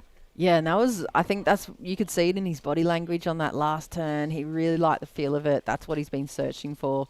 Bigger wave, bigger opportunity, and he gets himself into second position. So, 5-point ride to put him in second. Here's the replay, Richie. Yeah, late takeoff, but gets right on that back foot. Carves back into the whitewash for the first turn. It's that second one where really lent on that toe side rail as he drove through that. Held the rail line just a little bit longer than you would expect, so that was nice. Kind of carved. It was sort of like a carving re-entry to finish off, but the judges definitely liked it. 5 points. Here we go. Byron Benson from Avoca 2. He's been kind of caught in that trap as well that Tom had previously been in before that 5-point ride, just finding those little in-betweeners and not able to identify those bigger, open-faced, chunkier sections, and there's just no power in it. Well, when he took off on that wave, it really said 3 points. There was nothing more on that wave. And then, I've been down here for the last couple of hours now, and probably the biggest mistake I've seen to date is just wave choice. Not taking away the individual performances and how they're all surfing. Wave choices has really been the factor separating, the top 1 and 2 surfers in these heats. They're picking the better waves, and then they're, on a better wave, you're going to have a better chance of doing greater surfing. You're picking a crap wave, and all of a sudden it's a mission. You've got to over surf to get a score out of it. So wave choice.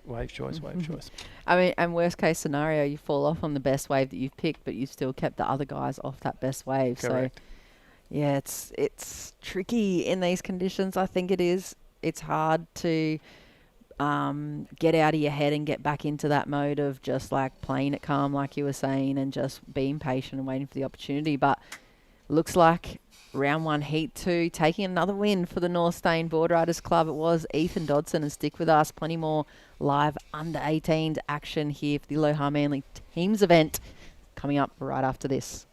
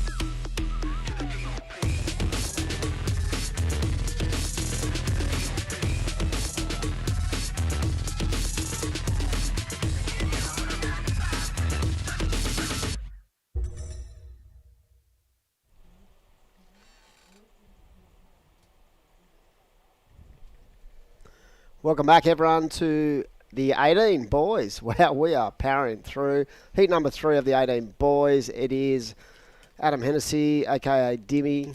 I hate my name, anyway. What are you talking But about? no, I love iconic. Dimmy. I love Dimmy now. I've sort of got over the 40 years of people calling me. But yeah, no, it's great to be down here and with Richie Lovett.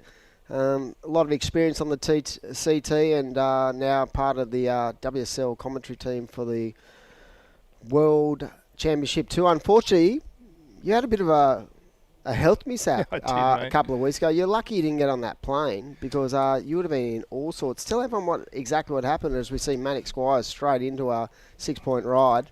Let's have a look at this wave first as we see Yellow up and riding. Just snapping a nice hook off the top and a third one to finish off. Is he going to ride out of it? No, he's not. So judges will deem that one as incomplete. But yeah, mate, I was over in G-Land. Obviously, not competing. I wish I was competing. Yeah. Commentating the CT event over there, and yeah, I was just starting to get these headaches, and I came home. They didn't go away, so I went down the rabbit hole and had everything tested, and it turns out I had a blocked artery in my neck. So they sent me straight from the MRI into hospital. I spent a couple of weeks in there, and they put me on blood thinners and stuff. So it's a dissected carotid artery, and yeah, it's completely blocked. So I think it happened when I fell on a wave. So it's basically a tear in the artery wall, and then the blood kind of can't go anywhere. So Lucky they picked that up. very, very lucky. They're all the doctors said it was an absolute miracle that I didn't have a stroke or worse. But I'm no stranger to having a battle, mate. I've been through the ringer, as you know, a bunch of times. So 100%. this was just another little hurdle I had to jump over. Talk to me about G-Land. You've got a pretty strange relationship I do with that have a strange joint. relationship with that place. You're involved in a pretty heavy tsunami over there that nearly killed everyone. And what was it like going back there? Was that the first time you've been back? No, I'd been back for the event. So the tsunami was back in '94. Wow. So I went and did the 2 out of the 3 events. I missed the first one because I wasn't on tour yet, and then I did the second and third G-Land Pros that we had there. And so I went from having a really, I guess life-threatening experience with the tsunami, and then went back and had some of the best experiences of my life competing there. I was saying to Crispy earlier, that was my one and only 10 in my career I had at G-Land. Wow. And then obviously going back this time was strange again because it was so much fun. I just loved going back there on the commentary team, but then obviously this other little thing happened when I was there. So I don't know what is going on with that place, but obviously I've got some yin and yang whenever I go there. So 1994, that's pretty incredible because the first time I ever laid eyes on you, before I'd met you, I'd seen you in the water, but before I'd even met you, I spotted you on the midday show. Or cut up. Do you remember doing that? You all went on the midday show to tell your story. I was like, look at isn't that dude from like Manly? Isn't that guy that's sort of ripping and tearing at the moment? Yeah, I can vaguely remember that. The couple of weeks after I got home from the tsunami, was a bit of a blur, to be honest with you, because I was pretty messed up. I was on intravenous antibiotics for a couple of weeks and just trying to get all the infections at bay. So we see Ollie up and riding here from the NASA #1 team. Good looking inside section here. A little bit foamy, but Surf's it gets through it well. Sort of got a bit of Kai in him, doesn't he? Definitely. Technique-wise. Saw him up at Avoca and he impressed me immensely, just the way he attacked, and very similar to Coyote and the Goofy Footer. But yeah, G-Lamb would have been a buzz. And talking about the WSL and, the Final 5 and everything that's going on, do you reckon it's you reckon Jack's big chance over at Trestles? I do. I mean, that was your mate. only ever victory, right, in the CT? Yeah, it was. It was the only CT win I had. I think that Final 5 looks really good. And, obviously everyone's talking about Philippe being the favourite. We'll just see White up and riding here. Just streaking across this little left-hander, trying to get a bit of speed through this inside. Looks like it's just going to be the one hit. So it won't be too high, possibly in the threes. But yeah, look, I mean, obviously the Aussies are going to be waving the flag for Ethan and Jack Robbo. Yeah. If it's substantial and clean on the face, Ethan has got a really, really good chance. because I just don't feel like anyone is matching his rail work at the moment, his rail and power work at the moment. Jack's a little bit more unpredictable, and I feel like there's a rawness to his surfing that I like. And obviously Philippe's got the whole place down on lock. So if you look at the wave, if you split lowers up into, say, 2 sections of the wave, the opening part of the wave, everyone's kind of on a similar scale. If not, you'd probably, nod the hat to Ethan. But on the second half of the wave, where there is generally a requirement to go to the air, you're probably going to put it to Philippe, Italo, and Jack. So it depends how the conditions are at the day. And one thing's for sure, it's going to be really exciting to watch. And, on the women's side, it's pretty similar. Carissa's going to be really hard to stop. But again, if it's super smooth and really groomed out, then Steph definitely has to, have a look in. Now, is it an advantage to be in that final heat as the number 1 seed, or you reckon it's a... I think you without reckon? it, yeah, I do. Momentum not good? Look, because if it was 1 heat, I'd say no, but because it's a 3-setter, there's, because you've got to remember fatigue, man. Like, this all happens in one day, and regardless of whether you're 4th or 5th and then make it all the way, you're potentially surfing 6 times. That's a lot. That's a lot of heats, physically and mentally. Yeah. So if you're Philippe, you're coming in and you're red hot, and it's not like he doesn't already have momentum and he doesn't already know the place. He lives there. So, yeah, I know. And they're all there now. They're all there practicing and warming up. So it's not like it's going to be unfamiliar territory for them once they put the jersey on. But yeah, I think fatigue is potentially going to play a factor. I'm so have so much respect for Ethan Ewing, the way he's come back. He had so much hype on him. They were talking about he was the next Andy and blah, blah, blah. And he just came in and he wasn't ready. He had to go and redefine his power game, as we see Harry O'Brien getting loose. One of the Labar juniors, a really good surfer. But yeah, he had to go back and really reevaluate what he was doing in the lineup and on his tour. And I remember this year I commentated him when he was at, I think it was the Cabra event, the 5,000. He just went in just to get some sort of heats under the belt. And his level compared to any of our other surfers was chalk and cheese. Chalk and cheese. It wasn't like I was like, oh, you guys are surfing terrible. They were all surfing good, but his rail work and just his ability in the lip was just incredible, and I thought he's going to have a big year if he stays healthy. Yeah, he's obviously gone back to the drawing board, and I think a lot of it for Ethan wasn't so much his surfing because it's been there for so long and he's been so good. For me, it was the mental game and just having the confidence and knowing that having that sense of belonging on the tour. He's obviously elevated that, and now. For guys like Ethan, and I mean this, with no disrespect at all, he's a shy, humble guy. Yeah. And he really is not as comfortable as others in front of the media, in front of the camera, and that's just the way some people are. Curran was like that too. He didn't really want to know about the media. But that can be crippling, and in a way, that can be a seed that's in the back of your mind, preventing you from succeeding because you're almost scared of it because of what it brings. And maybe that had something to do with it as well. Exactly. So big excitement building up to see who's going to be the world champion 2022. And back to this heat number 3 round of the 18 boys, as we see Max Sheen up and riding. Now, this is a really important heat. If you haven't been keeping an eye on the scoreboard, both Labar and... actually, all these surfers have had wins, right? So all these clubs have had wins. So it's critical, when you've got a solid start. You do not, in this format where you get 10 points for a win, 7 for second, 5 for third, and 3 points for fourth, right? You do not want to get a third or fourth. No. Because towards the back end, when the Pro Junior boys go in tomorrow, it's going to really elevate that kind of pressure these guys are under, because only 12 sides make that tag team. So wins and seconds are critical when you've got so many good teams from around Australia competing. And how many teams have we got? 28 teams this year. We extended it by 4. We could have extended it by another 10. we had 5 reserves that were willing to come. And like I said before, we had North Narrabeen, who were just a little bit late getting their entry in. Oh, great turn there. wow, Harry O'Brien, he does actually.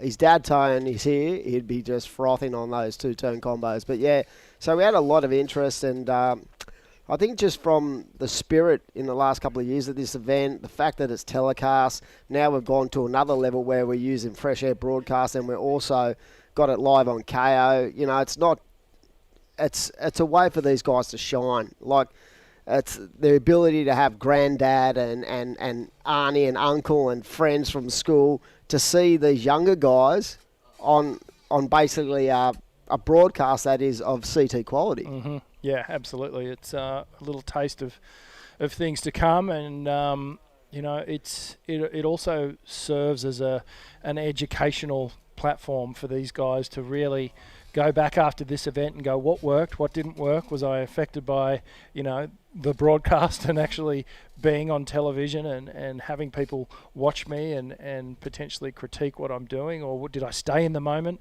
You know, all these things you can learn or use to your advantage. But yeah, great event. Looks like the wind's actually backed off. It doesn't, you know, it's still blowing a gale out there, but it looks like it's actually back down about 5k or so. So it's you know, conditions are good in terms of contestability. There's plenty of waves out there, and we're seeing the scores drop as well.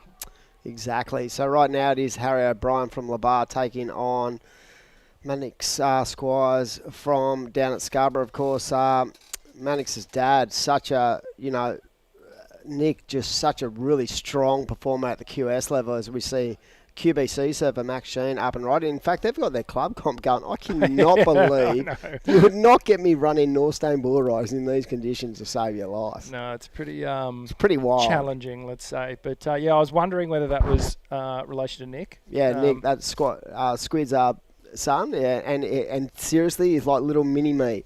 When I first met him, I went, "Oh my God, you are dad all over."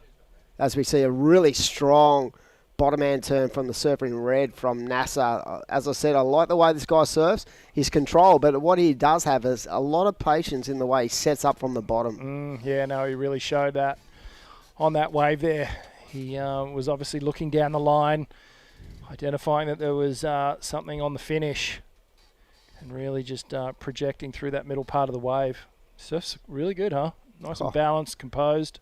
Yeah, really strong. And like I said, right now it's very tight between first, second and third. And like over the course of this event, we've seen NASA, they won the first ever title, and Labar very strong last year as well. So no mean feat this heat, because there's really strong 3 surfers. And people have actually been asking, how do you guys see this event? And basically you can't see it. It's impossible to see because the interstate surfers came in for the first time because of COVID. The borders, opened up and we were allowed to have them. And basically what we did, we went down to Aloha. There was we used a bingo spinning wheel, and every team got a number, and it was at random. And some teams, you could say it's been an advantage, and then some heats have been really heavy. I mean, North Stain, we've got Ellie Harrison in our girls' heat. We got one of the girls' heats is so strong. I was like, yeah, good luck out there, Yana and Grace, and do your best, and that's all you can do. Like if they have a shocker, it's up to everyone else to raise the level to give them the opportunity to be in that top 12, because that's all it's about. It's got nothing to do with anything else but to calculate your points, get yourself in a strong position, and have a crack at that $5,000 first prize, which some lucky club's going to take away. As we see Harry up again, current heat leader into the lip, and you could just see he's starting to find that groove on those lefts. Yeah, 2-turn combination there. Really strong from Harry, and you can tell that he's feeling that confidence of being at the top of this heat order. But, well, here comes Mannix, streaking down the line here, just up and over that foam section. What's going to happen down the line? Good turn, and another to finish things off there. And he got some work done on that one, Dimmy. The only thing that might keep that score from going too high is that it was a lot of horizontal down the line work rather than nice that dynamic, critical, nice and vertical off the top. But geez, he got some speed on this one. Definitely did, and impressive the way he sort of read this wave as well. That second turn was money, and Yeah, really nice. even that third turn, he didn't lose a lot of speed. So as for these days, you're making boards and you're, really involved in the manufacture of surfboards these days. So talk about what kind of equipment you would use out there. I see a lot of them are using epoxies, and I was like, that's a weird choice. Yeah, it is a weird choice, and typically the epoxies tend to get a little chattery when there's so much wind. And you can dampen them with glassing them a bit heavier, but typically a polyurethane board is going to perform better. It has this sort of dampening quality to it, that it cuts through these chops a bit better. So I would be, well, if it was me personally, I'd be choosing a polyurethane board, or a PU as they're aptly named. But the whole board thing's been good. I've obviously been involved with Surf Hardware International, FCS, and some of the other brands that are under the Surf Hardware company, since I was on tour. And, that gets me right into the hardware space and fins, and I've loved that. And I tend to be a bit of a hardware geek, so that kind of naturally spawned the interest in surfboards, and I started designing and shaping straight out of the tour after 2006, and the board thing's a passion of mine as well. And then obviously just doing a bit of commentary for the WSL's been the last few years. I've really enjoyed that, so I like to mix things up a bit, but always interested in the surfboard space and development, and interested in what not only these kids, but obviously what the tour competitors are riding, and so much goes into making a surfboard and making a high performance board versus something a bit more recreational. Exactly. Here we go. It looks like Harry O'Brien having a crack. So Lennox Ballon are trying to just keep that momentum going. They've had some good results at the start of this event early this morning. We were here about 5:30. But yeah, talking about equipment is key, and I see you doing a lot of work for FCS over the years, and that point of difference for the actual athletes at the highest level. Yeah. How much does their templates and their fins and everything that goes with it, how much does it affect their confidence and their ability to perform? Because for most people out there, they think a pro surfer, that they could ride a door. And they can, but it's whether you want to ride a door or whether you want to ride a totally fine-tuned piece of equipment that you have the utmost confidence to be able to perform how you want to perform and surf how you want to surf. And I mentioned this before, you don't want to be thinking about your equipment once you hit the water. You just want to know that your board and your fins and everything to do with your setup is going to react exactly how you want it to, so that when you have that wave, when you take off and that moment presents itself for you to do your brand of surfing, you've got nothing's holding you back. So a lot goes into it, Who was the most sort of... I always used to think... Kelly's a oh, freak really? out, yeah, Look, yeah, I used to think Julian was the biggest thinker. Well, Julian, yeah, of course he is. He's a thinker, but when it comes to his equipment, maybe not as geeked out as Kelly and I mean Mick's the other one. Oh, really? Yeah, Mick's crazy.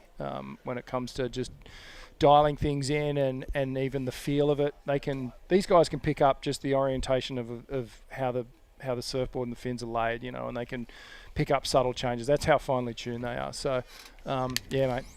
Back to the point, a lot goes into it, and if you're not thinking about your fins, then you're doing yourself a disservice. Well, another heat run and one. We're going to throw off to a break and pay some bills. But yeah, that was a great heat. Harry O'Brien, La Barre Board Riders, take a bow. Your young champ was on fire in that heat. So we'll be back shortly as we head into another heat at the Aloha Junior Teams Challenge.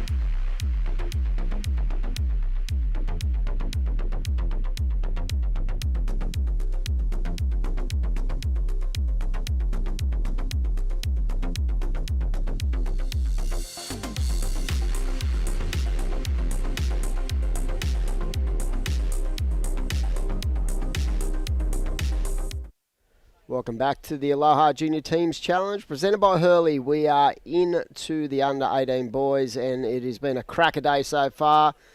Been pretty dramatic with the wind and the weather, but let me tell you what hasn't been,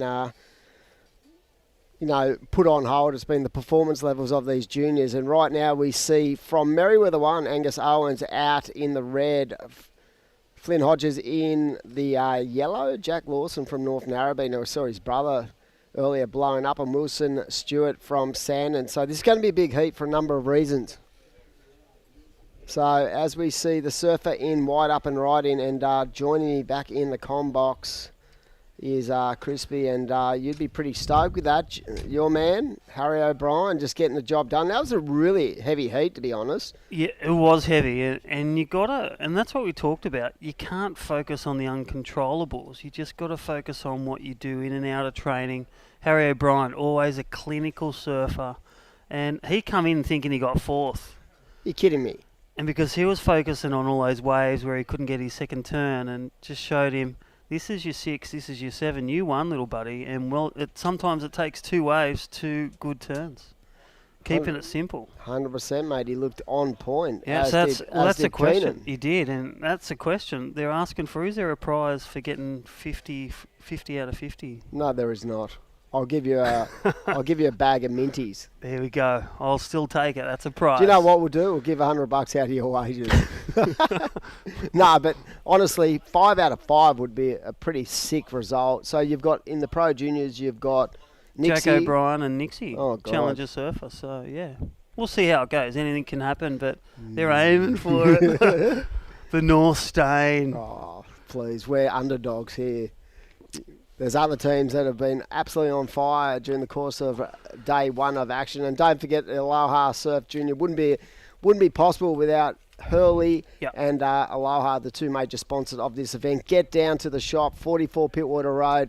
If you want to get yourself a brand new surfboard, anyone out there on Webland, you can actually get $100 off any brand new surfboard over the course of the weekend of this event. You can also get online, check out their arsenal of wetsuits and apparel and stuff, and 15% off anything. And the hash word is, if you just walk in or get online and put Hornet in, you'll get yourself a discount.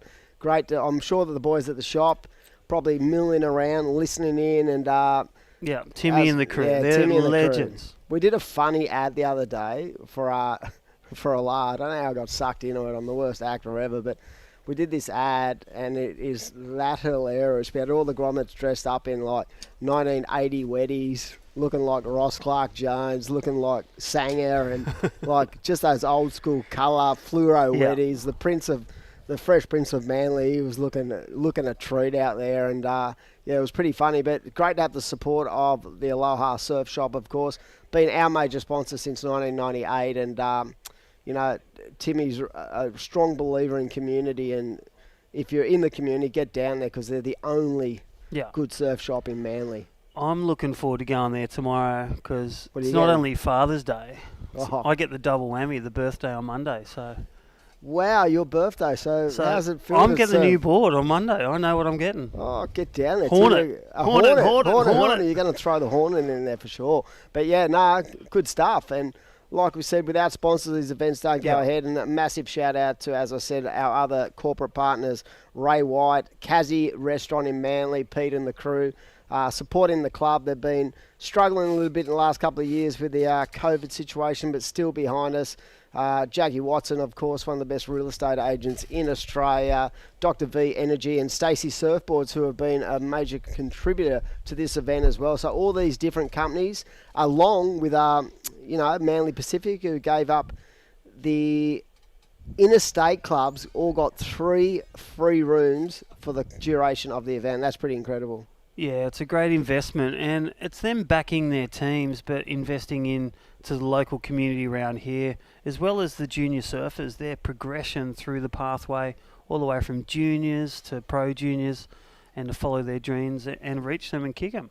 Well, right now, Jack Lawson from North Narrabeen, they're a powerhouse as well. Big supporter club. They're always strong in the ABBs. Jack Lawson out there in the lead. Angus Owens Merriweather, another Titan club. Flynn Hodges, Southbridge / in yellow, and Sandon Point's Wilson Stewart need to get a wiggle on. So about 7 minutes gone. No real game changes. We had that last heat, as you said, super stacked. You had Manic Squires, and then you also had Ollie Hines, and they were going hammering tong. In the end, the young Harry O'Brien just got over the line. All right, up next, look at this one. Manning Gregory, Luke Dujic, another Dujic brother, Zy Brown and Josh Marsh. Wow, that's a cracker. And then to finish off, what have we got? We've got 7 heats in each division.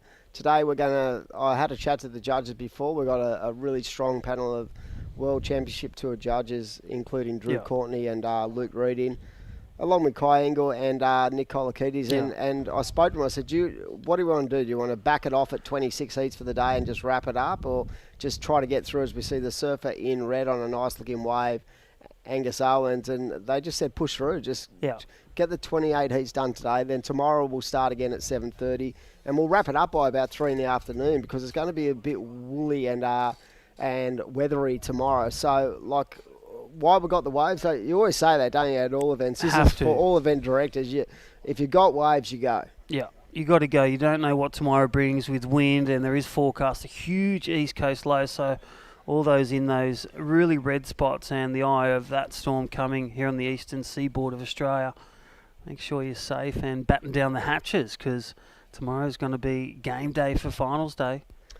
Yep, and I'm sure we'll see a change in strategy, because if it does get bigger and intensify. Yeah, what would you change? What would you be telling your boys to consider? It's definitely going to be more challenging with the paddle.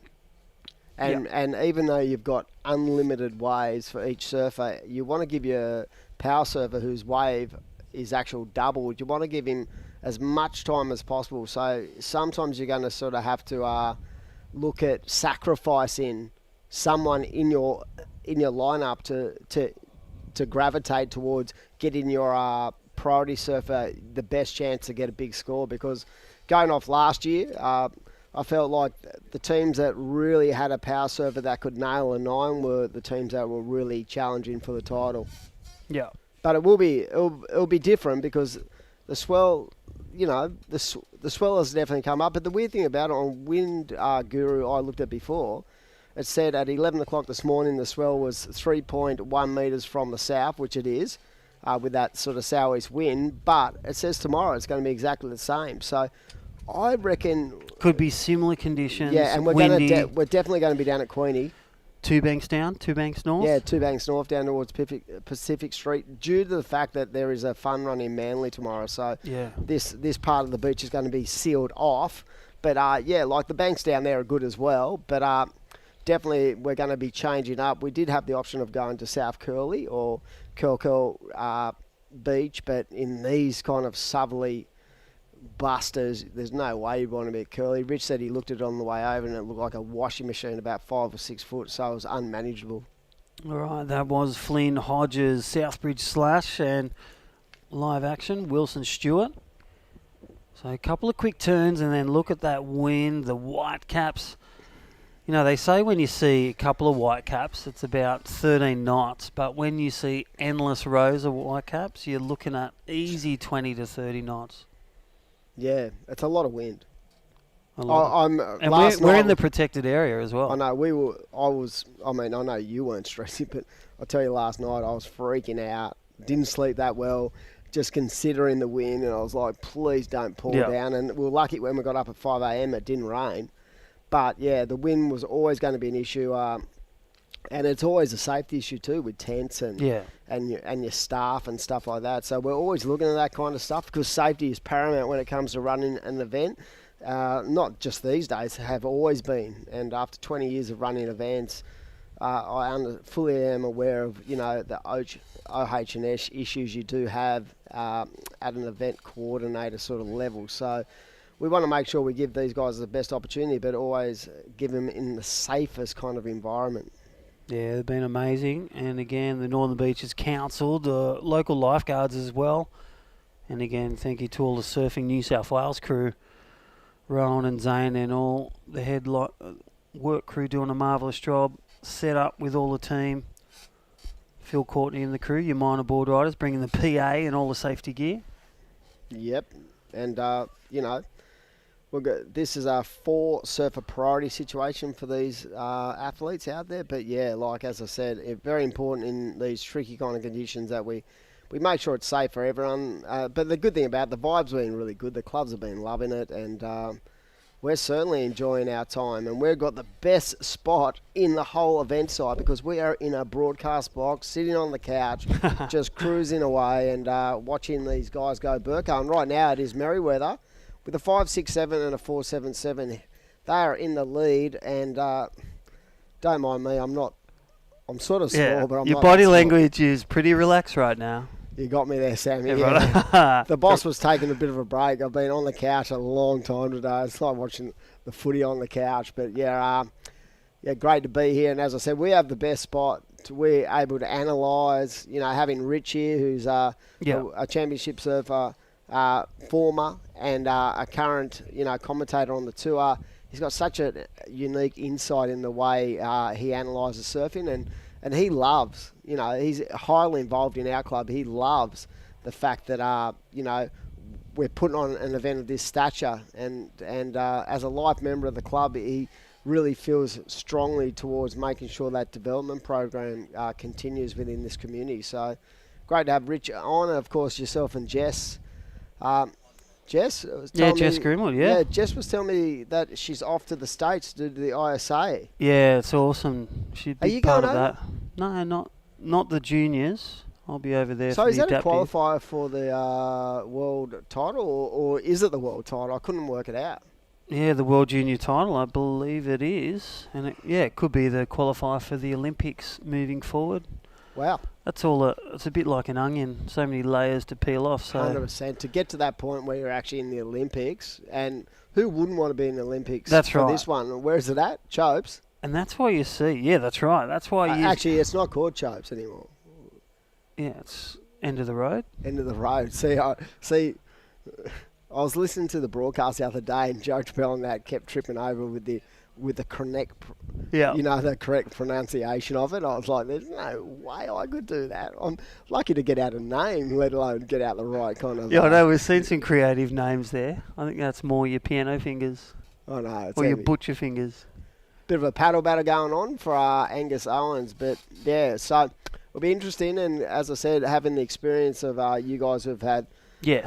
Multiple years on to understanding the sport, just analysing it, and the fact that you can go back out, get involved with your own clubs, and talk through, and even you sort of got your hands in every kind of pie because you've got your son competing who had a good kind of start and for his team as well, so it was good. Yeah, so going through the pathway, board rider is such a key component, and that's what Richie was alluding to, and you and I know as former presidents of board riders, that it's so important in the grommets are the future, and community like we see with team from Aloha Surf, and there's so many aspects to it, and it's really about safety, it's about fun, it's about community, and that's what surfing brings. It definitely is, and a massive shout out to the New South Wales government who along with James Griffin, our local member, really were the sort of catalyst to get this event sort of up and into the eyes of the Northern Beaches Council, and we got a bit of funding. They put in $3,000 that goes towards running this event, and James was really, really focused on the mental health side of it. And tomorrow we're going to see Ali Christie. She's going to join us in the booth, my partner who does a lot in that kind of genre, and she's going to talk about the importance of keeping yourself nice and fit, your diet, and keeping that sort of really strong mental health base, especially at that really key part of these young, both male and female development sort of situations, not only as an athlete but just as a human being as well. There's so much pressure on kids these days, and I think that we need to sort of have that release point as well. So it would be good to have Ali in the box and chatting away and talking all things mental health. But yeah, big shout out to James Griffin and the New South Wales State Government for giving us some funding towards this event. And who knows, next year we might get them on for a bit more and really, start to really publicise the pathways of good mental health as well. Yeah, definitely will. Kicking goals on the ocean and in the water. This is your man Jack Lawson, North Narrabeen Border Eyes. You could hear him cheer, even through the booth. And, well, look at those bumps and the wind. That's how windy it is here. We're looking at gusts between 30, 40 Ks. He won't back down, only needing a small score, a 7-8-3 at the moment to grab the lead. Red in the lead, so Angus Owens from Merriweather. Real powerhouse, Merriweather. You think of Luke Egan, you think of MR, such a depth up there with Calhoun and all the crew up there. Hoyo, the great Matt Hoy, of course. Travis Lynch. Oh, man, they've got... The list goes on. Mitch, even Rossi. Mitch. Ross, I was going to say, Mitch Ross. He's been a part of Merriweather. Jesse Adams. They've got such a big team. And in fact... Female Filsey. Oh, of course. And even Mike Clayton Brown, unfortunately, wasn't available for this event. Yeah, I'm sure they wanted him, hurt his knee. But, yeah. But right now, it is Merriweather in the lead, and they're, arch rivals. Narrabeen, they've had some really sick kind of events against each other. And this kid, wow. Who is Angus Owens? We know who he is now. Who he is. I can tell you what he does do. He blows up, and Hurley team rider, and so good stuff for Angus. And for someone like North Narrabeen, that side, they've already had 2 wins, and even if they could just stay on the 7-point range, that's going to put him in good stead, because when you think of Northie, that was a sick 2-turn combo from Jack Lawson. But when you think of Northie and think about who they've got to come, I look at them and go, wow, they're going to be so hard to stop. They've got Jessie Starling as a pro junior girl who will surf this afternoon. Then they're going to round out with Jamie Thompson, who has been absolutely on fire. In fact, didn't he win? Was it the pro junior one in Bali? He did. He wasn't going there. He was hanging up the boots, hanging up the leg rope, and going to work in, Spud's office at the surf shop. Please. They all say that. Yeah, but guess what? And then it's like, go over. He went over Cruey, and he come back with gold. So it was great to see.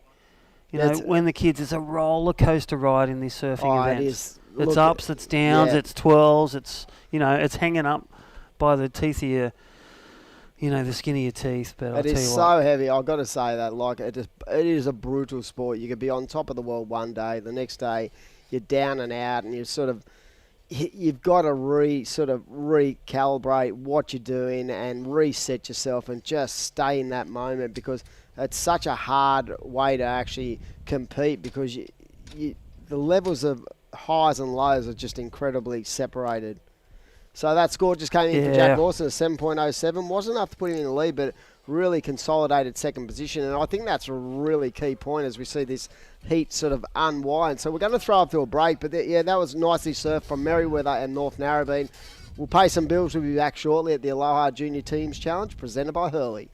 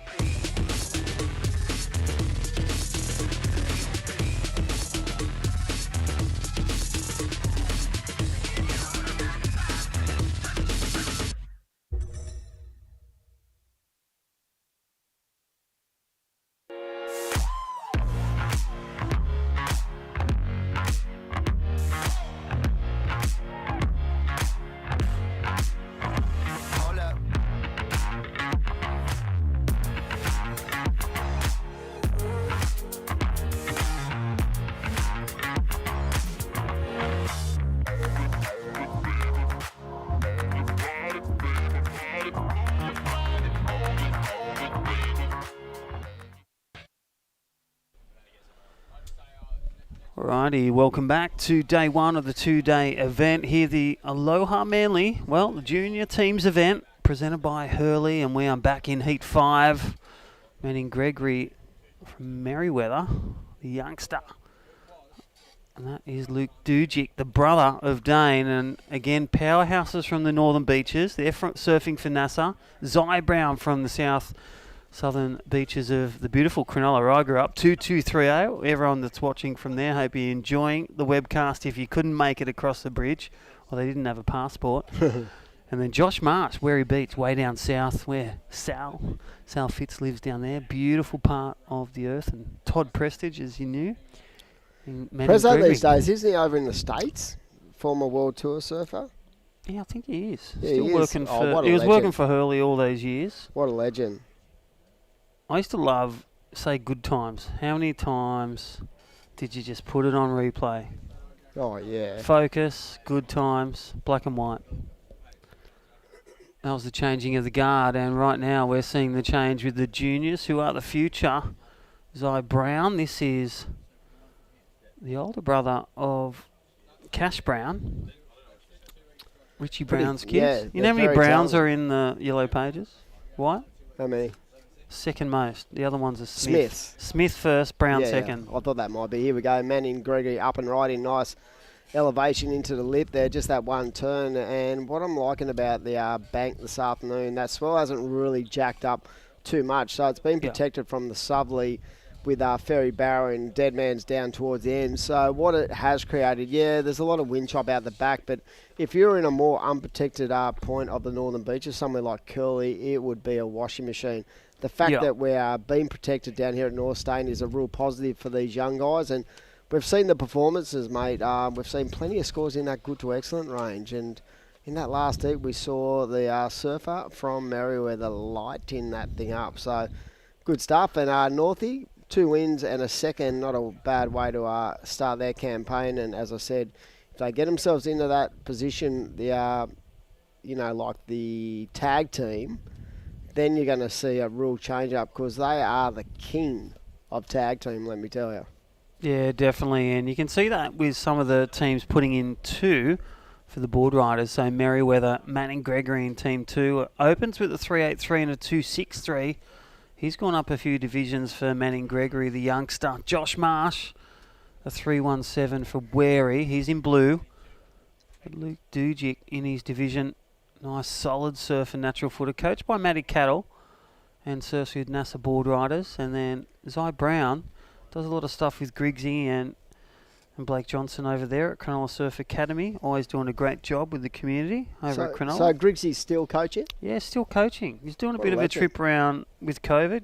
Took the family and did what a lot of people did, rented out the house and got a Winnebago and did the trip. I think my partner might have had a crush on Griggsy at school. Which one, Michael or Matt? No, Matty. Or the father? I don't know. I'd have to ask Sally, but yeah. But she said that she grew up in Cronulla and everyone knew Griggsy and Andy King too. Yeah, great surfers. I remember, I'm similar age to them. They were the contest surfers. I was the free surfer. They would just practice, I remember. They would practice cutbacks on onshore days like this, 1 to 2 foot, with Brownie, their coach, another Brown, Steve Brown. Yep. Still coaching. And they would just repeat that, hit it on the repeat button. And what Martin Dunn, the godfather of coaching, would say, it's not practice makes perfect, it's perfect practice makes perfect. Got to get the technique right. 100%. Practice that, because you could be doing it wrong. 100%. I mean, I talk to the guys that we train in our club, and our focus point is purely on what they do off the bottom. Yeah. Once they actually nail that, everything else will flow on from that. Yeah, they've got to be technically, correct in their body structure and the way their arms and everything's got to be in sync. But when you think about, perfect technique, you never see a surfer make the elite ranks who can't use inside and outside rails. You have to be able to come off the bottom and come off totally. Square. We call that flow. Flow, Joe. But yeah, SPF. Great day. So we're at, I think what time is it? About 1 o'clock. So 2 o'clock nearly, and we're getting through it. So at the completion of heat number 7 of the 18 boys, all we'll have left is 7 heats of the Pro Junior girls, and then I'll be putting the old calculator to work this afternoon and start to tabulate exactly where all these clubs are after 4 surfers. So when we get here tomorrow morning, we'll be able to add a bit of excitement to the proceedings to let everyone know, because that last surfer is going to be critical for a number of clubs to establish, the back end of that top 12. So from, 8 down, going off last year's result, it was really, really tough. So they've got to be on the board, they've got to be on the money, and they've got to get the job done. That's it, to make the top 12 teams out of 28. And I tell you what, it's great to have all the board riders here, really showcasing junior surfing and even new surfers, as we saw the last surfer from Merriweather. You may not have known who he was, and now Angus you know. Owens. Yeah, you know who Angus Owens is. He's from Merriweather, and he's a powerhouse. He certainly is, and he was impressive. I mean, the Lawson brothers, we know what kind of talent they possess from Northie, but yeah, I just felt, the Merriweather surfer just had a flow and a really good rhythm and a good read too, which is important out here when it's bumpy. Adaptability to the changing conditions, and that's what's so hard about surfing. The wind, the waves, the adaptability is such a key component in all these competitives, under their belt. And here we go, Zy Brown from Cronulla. Get another, smooth sailor, such good flow like his dad and his brother Cash. That I reckon is the best wave of the heat so far. He just had really good technical flow, didn't he? Well, needs to do it again. He's only got 2 throwaways and then kicks off. There it is, a 5-0. So Zy Brown, one good wave with 2 turns, just changes the hat of this heat. And here we go for Josh Mars, up and riding. Wary beach surfer, and so Josh, another one of these sort of underground youngsters, and that's the good thing about events like this. We're showcasing, some of Australia's most up-and-coming talent, but we're also showcasing, some just underground rippers, as we see the surfer in red just getting nice and vert. So the ability to showcase, those big names and those names that people know, but also giving the opportunity for surfers who really don't get, so much, publicity to have their 20 minutes in the sun's important as well. So great to have 28 teams from all around Australia competing, as far as Noosa up towards the Queensland sunny coast and Torquay right down in Victoria. So it's been a really solid campaign for all these clubs to get down here to raise money, to be in beautiful Manly. Of course, the venue of the first ever world title showdown in 1964, Phyllis O'Donnell and Midget Fowley got the job done, about 100 metres down towards the Manly Corso. But yeah, to have such an elite group of juniors competing, we've enjoyed it. We're going to round out this afternoon. It's been a long day, but we're going to get through it because we feel like where there's waves, you've got to go. And a massive shout out to the crew at Aloha Surf Manly, 44 Pittwater Road. We've got a great little incentive for all you surf fans out there. If you want to get yourself a brand new stick, a new surfboard, get down and see the crew, Timmy, and all the boys in the shop, and you can get $100 off any surfboard brand new over the course of the weekend, and 15% off any apparel. So it is code word Hornet. We love the Hornet. Yeah, and tell you what, Timmy, that was the first time I met him. He met Keenan yesterday, and he didn't even say Hornet, and he gave him, that's all he had was the pineapple, but he sold him a tail pad. But it was great to see, the financial investment that he gives out of his pocket, supporting local board riders and the contest here, and that's the pay it forward for all these competitors to go back and support, and all those listening, supporting a great surf store, Aloha Manly style. And you can check them out also online as well. 100%. They've got a website, check it out, they're Hurley.com. They're the surf shop that really connects with community, and they are the #1 surf shop in Manly, guarantee. As we see the surfer in white, if he'd landed that turn, I was calling that into the mid-6s. Yeah. he'd be really upset. You could see him kicking the water. You can see him splashing the water. He knows that could be a critical error with 8 to go, but such is the standard of surfing from the Dujiks. They know they're contest machines. They're well aware of what's going on. But what you don't want to do, you don't want to get too far behind the 8 ball and leave yourself chasing a score towards the end. So big shout out to Stacey Surfboards, Lee and Ollie and the crew. Great to have them involved in the event. Of course, they're one of our sponsors of North State Board Riders, and they give free surfboards away to all our junior winners during the course of the year. So if you win a club title, you get a brand new custom-made Stacey, and one of the better shapers in the world, Lee Stacey. So get up and check out their website. Aloha Surf Manly has a full array of their different models, and great to have such a great company involved, along with Dr. V Energy, of course. Dr. V been a supporter of the event since we started 3 years ago, and to Richard and Kimley and all the crew, big shout out. And of course, Josh D'Souza, the boss of Hurley, who really masterminded the format and got behind the change of the format. We had a different format the first year, and then I went, you know what? Probably the best option would be is to create a mini ABB, just so the kids get used to that format. So when they jump onto the big fray and onto the big stage, they're sort of adapted, Crispy, to that ABB format. And yeah, that format's been going around for a while too. You know, there was King of the Beaches, there's the King of the Coast, all ones that were happening before the ABB. And it's just tapping into that community, the grassroots, the board riders.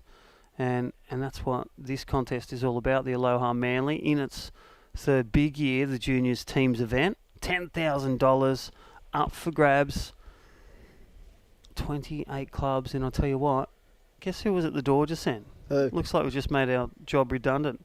The Grommets want to commentate. Oh, the Grommets. Why don't we bring the Grommets in for the next heat with you, and you can commentate with a couple of Keenan and his mates. Well, they want in. I just talked to the girls, and it was one simple question. Girls, when's your heat up soon? They went, oh, yeah, I'm in a heat in... Get with it, Groms. Yeah, so... And Johnny Granger didn't want to talk. No comment. No, he's man of few words, Johnny, but I nearly got him there. All right, so in the lead, Wary Beach is Josh Marsh out there in the blue, and that 5 and that 7. So you see those numbers, and that tells you that the judges are loving his surfing, and he's getting it done. Completion, he's on a good wave, a medium or a big, and he's got strong turns. And Manning Gregory as well. He only needs literally a 6-point ride, just under a 6, and Luke Dujic, here he goes. Nice. That first turn, and look at this. Wow. Oh, just his rail. Really wanted it, had the intentions, and just that execution on that last turn, and glad he's okay. There's nothing worse when you get a rail after you fall off as well. In the ribs. Yeah, how much does that hurt, especially or when a fin chop too. Especially when it's cold. You can just does your head in. It just went really strong with the lip, but then the lip caught up and just needed to project out of that one. So with 4 to go, it is Josh Marsh, who's been the quiet assassin out there with that 7-point ride, sort of separating the surfers in this heat. So you've got Manning Gregory, who visually I feel like has just been in total sync with the ocean, and he's in second. So 12 points and 11.27, not a lot separating. So it's up to both Luke and Zaya to get a wriggle on if they're going to, put them sides into that position of first or second, because when you're analysing this kind of format, realistically, you do not want thirds and fourths. It makes it tough. Yeah, that's right, and that's what we talked about too. With our team, you had Tony O'Brien here, and just they've been practicing being consistent, getting their turns. Wave selection such a key component, and just reading the conditions. And this is going to change, like we said, to tomorrow. So you've got to stay present. You can't over frost. No. You've got to be patient. You've got priority, so you've got all these things going for you. But the other thing is you've got 3 other competitors trying to push you too deep, push you off the takeoff zone, or really try to sell you away. So we've seen that a bit. We even had a good interference this morning. Someone who just lost their way, got an interference.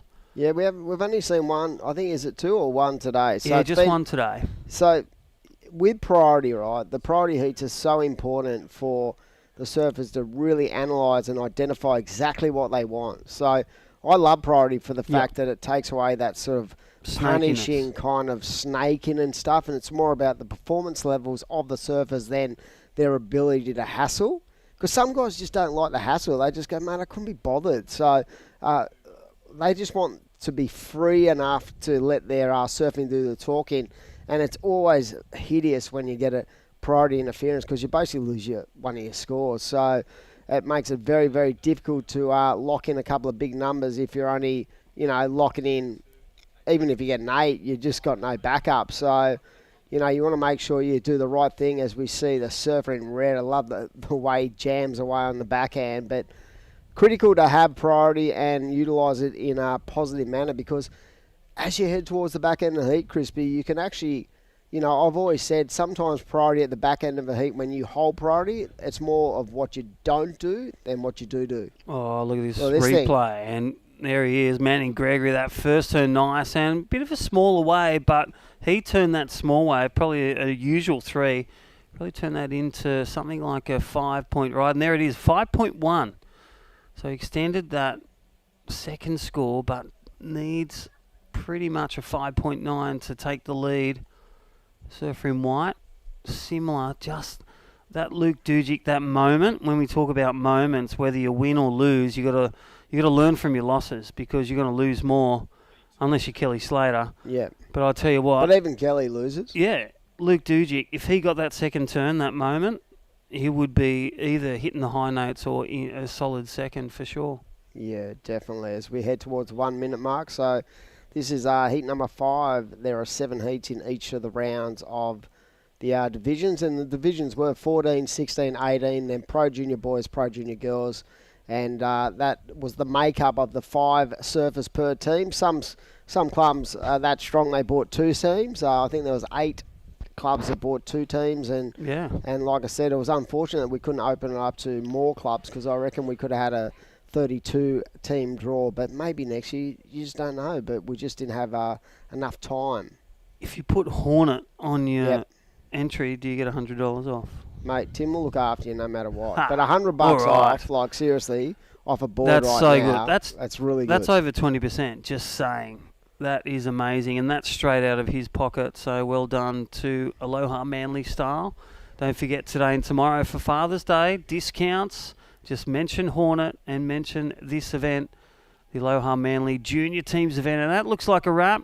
And that is Josh Marsh singing his song with 10 points he'll land for his board riders. And he'll be stoked for Wary. Back, Dean Bowen and all the crew down there. You got Sally Fitz. Great surfers. Is he frothing? He's just stoked it's over. No. This is the thing about it. It's so subtly. I don't think they can hear what the commentators are telling them, right? I reckon he thought he lost this heat. When he comes in, he's going to go, did I win? That's like Harry O'Brien. Look at this. Yeah, nice last wave. Look at the way he attacks his second turn and didn't lose a lot of pace as he hit that final manoeuvre and that was a good performance by the surfer in blue. We're going to throw up to a break, mate, and pay the bills and give the sponsors a wrap, and we'll be back shortly for another exciting heat here at the Aloha Junior Teams Challenge, presented by Hurley, Manly Beach 2022.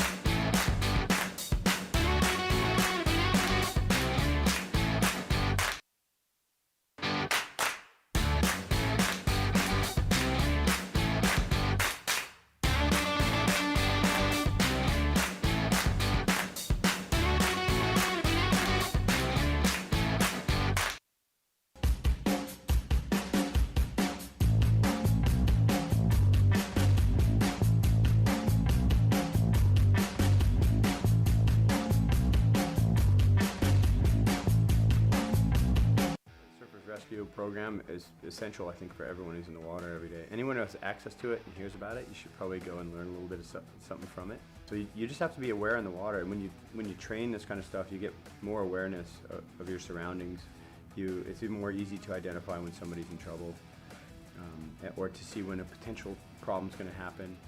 If you're going to try and save someone just because it's out of the goodness of your heart and you don't have the skills, you're going to get yourself in trouble.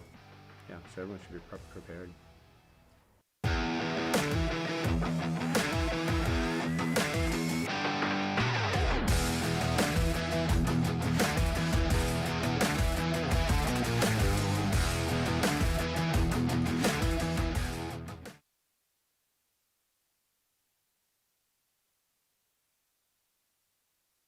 Welcome back to day one of the two-day event, and again the Aloha Manly Junior Teams event.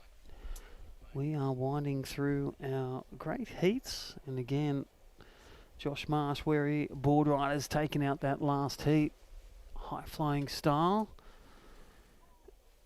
Right now, Taj Simon. So again, the Southbridge Storm. Look at this, a 383. Luke Brumby, North Shore, so flying the flag. We've got a couple of replays. Why you were hearing from our great sponsors. Here is Luke Brumby, current heat leader. Well, the two-turn combo attack on the backhand. That is what leads the charge currently in this heat. I may have Surfer in. There is Luke Brumby's quick backup, and again, is that first turn getting that quick backup. Surfer in white. Here we go for the under 18 boys. We are coming down to one of our last heats, our second last heat. Heat number 6 right now, 5 minutes gone, 15 remain. And here we go for Taj Simon, such a powerhouse. Bodie Simon, Taj Simon, and Nikki and Mark, the parents, always doing a great job. They've moved up to the Gold Coast, made the big sea change. And I tell you what, they would be shivering like the days down in Wollongong. All right, Gore Oskarski, he's in the blue. Asher Lenz from Torquay, he's in the white. Also kicking off with a nice little kickstart, a 317 and a 367. And well, it looks like we've got another representative life member of Longreef to join us here in the commentary booth. The Presidente. Yes. And I'm female. the lucky one. Yes, I am. There's I can yourself, confirm that. Lane. Well, my name's Crispy, and hello, Crispy. Nice another to meet you. great guest that wears very similar colours. I have those cords as well. I actually have those pants. Well, I'm going to wear them in an tomorrow. overall. In overall. Yeah. Cotton on. Yeah. You're No. cottoning onto this. No, it's Hurley. Yes. Who are we watching? All right, we are in Heat 6, our second last one of the 18 boys. And what's been, part of your success and enjoying today? You've had some big from Longreef? Yeah, Longreef is just Yep. like skyrocketing. They're just amazing. Our Groms, we've invested in them. Two teams. Yep. For the last 5 years, it's been a strategic plan to invest and nurture our Groms and through the family orientated club that Longy is, and we're just loving our surfing and loving the success of the kids. And we had Kobe and Gabby go over to El Salvador at the beginning of the year and represent Australia in the little Irukandjis. Yeah, how good's that for the was Irukandjis? so yeah, and there you go. There's your result. And Kobe's such a great for the men's, whether he's doing a backflip or under the lip turn. Or a club sandwich. Yeah, that's right. And he's such a great guy. I saw him before as well. And I love when there's great attitude, not only in the water but on land. Yeah, he's a really good guy, and he's there always supporting our little grommets who just idolise him, and he's a full club man. And it's a credit to, like you say, the village. The village raises the real man and the real women as well. And his parents keep him grounded, But I like what you're saying. It does take a village to raise a child, and we really try hard at Longy to foster that belief in the kids, and that they know that there's support there for them. And I was just having a conversation earlier today about the opportunities that you get when you're in a board riders club, when your kids start looking at what they're going to do with the rest of their lives, and you've got members of your club who are established in their professions or in their trades, and you've got that source of different people to call on to say, hey, can you give my kid a bit of a hand, and can he try tiling for a bit, or can he come and watch you do building, or There's so many facets. Yeah, it's a connection place, it's a community, and it's like we're saying, it's the mental health of getting out there, having fun. Yeah. Everyone loves to surf. Yeah. You know, and you don't have to be a great surfer, but you can enjoy surfing and be a part of the club, whether socially or giving your skills to judging, learn how to be a better judge or a coach. Yeah. Tell you what, I spent 3 days with Nick James at the high performance camp. We had a great time. Down at the South Coast. Down at the South Coast. We now know where Mary's Beach is. I was hoping, because I'm from Lennox now, not Cronulla. I grew up Cronulla. I flew and I drove down and went, I hope Mary's Beach is near Wollongong. Yeah. But I found out it's just past Bawley Point. Yes. But it was a great time. So many kangaroos. Yeah. I think I got my oxygen. And Pretty Beach. Is it near Pretty Beach? Pretty Beach, well? right around the corner. So we got our oxygen level total. I think we're up to 99%, not 98 anymore. Did you go down the sneaky blacks? No, we can't give away any intel. Check it out, surfingnewsouthwales.com, or a couple of pictures and all the groms. Our juniors taking on the other states. Yeah, because we had Murray Banbury from Longreef. Yeah, head down there. Had some great kids and great surfers. Now, what got you involved with board riders? Why Longreef and why you? Okay, well, I started off with Dimmy at North Stain, actually. There you go. You're following him around. I'm following him around. He follows you. No, I follow him, I think. No. Started off here just because I lived at Queenscliff. Yeah. And then had my daughter, and then moved up to Collaray. And when she was 6, we joined Longy because that was our local. And I do believe that you should join your local. Yeah. Because I joined to be a good role model for my daughter.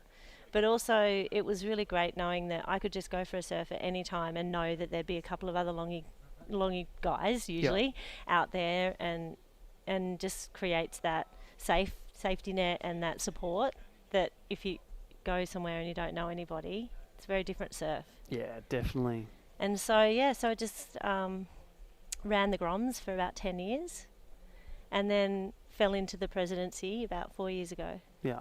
Yeah. And how good's that? Well so done. Good, yeah. Well, I did 16 years at Cronulla, president, and it was, I've had the best, people, and I've met new friends, and the greatest memories, and you look back and go, wow. Yeah, you do. Yeah. You don't miss the boxes of t-shirts and rashies and all those things. Yeah, that's right. Yeah. Budgets and meetings, but I tell you what. Yeah, well, we've got our big 50th. The rusty trailer.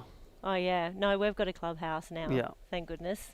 But, we've got our 50th coming up next year. I'm not looking forward to all that planning and organising. But anyway, I've got a great crew of people behind me who, just constantly help and support. And that is cool. You can't do it on your own. All right, little situation update. We're halfway through. Luke Brumby, North Shore, in the lead with a 6.5 and a 5.33. All those at home from North Shore. And Torquay all the way down south. So, down in beautiful Torquay, Victoria, Asher Lenz flying the flag for them, 5.5 and a 3.3. And again, Gore, his last name, you want to give it a go? Gore Oz. Ozorowski, that could be the one. I'm a teacher, so I see lots of those. There you go. And Taj Simon, so uncharacteristically just the backup. So again, we're not at the open surfing yet. It's not your best one wave. You still need to play the rules. It's the best two waves. And we saw that with the young Brown, that last heat with Ty Brown. He just couldn't get the backup. He had the really good score.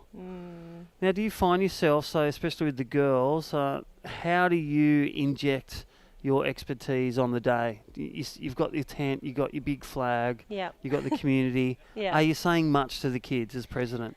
Yeah, no, as president, I just sort of sit back and just show them my support by being here. Yeah. And Nick James, legend. Yeah. Carl Musker. Yeah. Don't have to say single anymore. fin champion. He's got a few, I've got a few, and we do battle, but. Yeah. So and Tim Granger, like, how can you get a better management team than that? And so those boys just look after the teams, and their expertise is way beyond anybody else's, I know, and they're just legends, and they nurture advise and mentor the kids.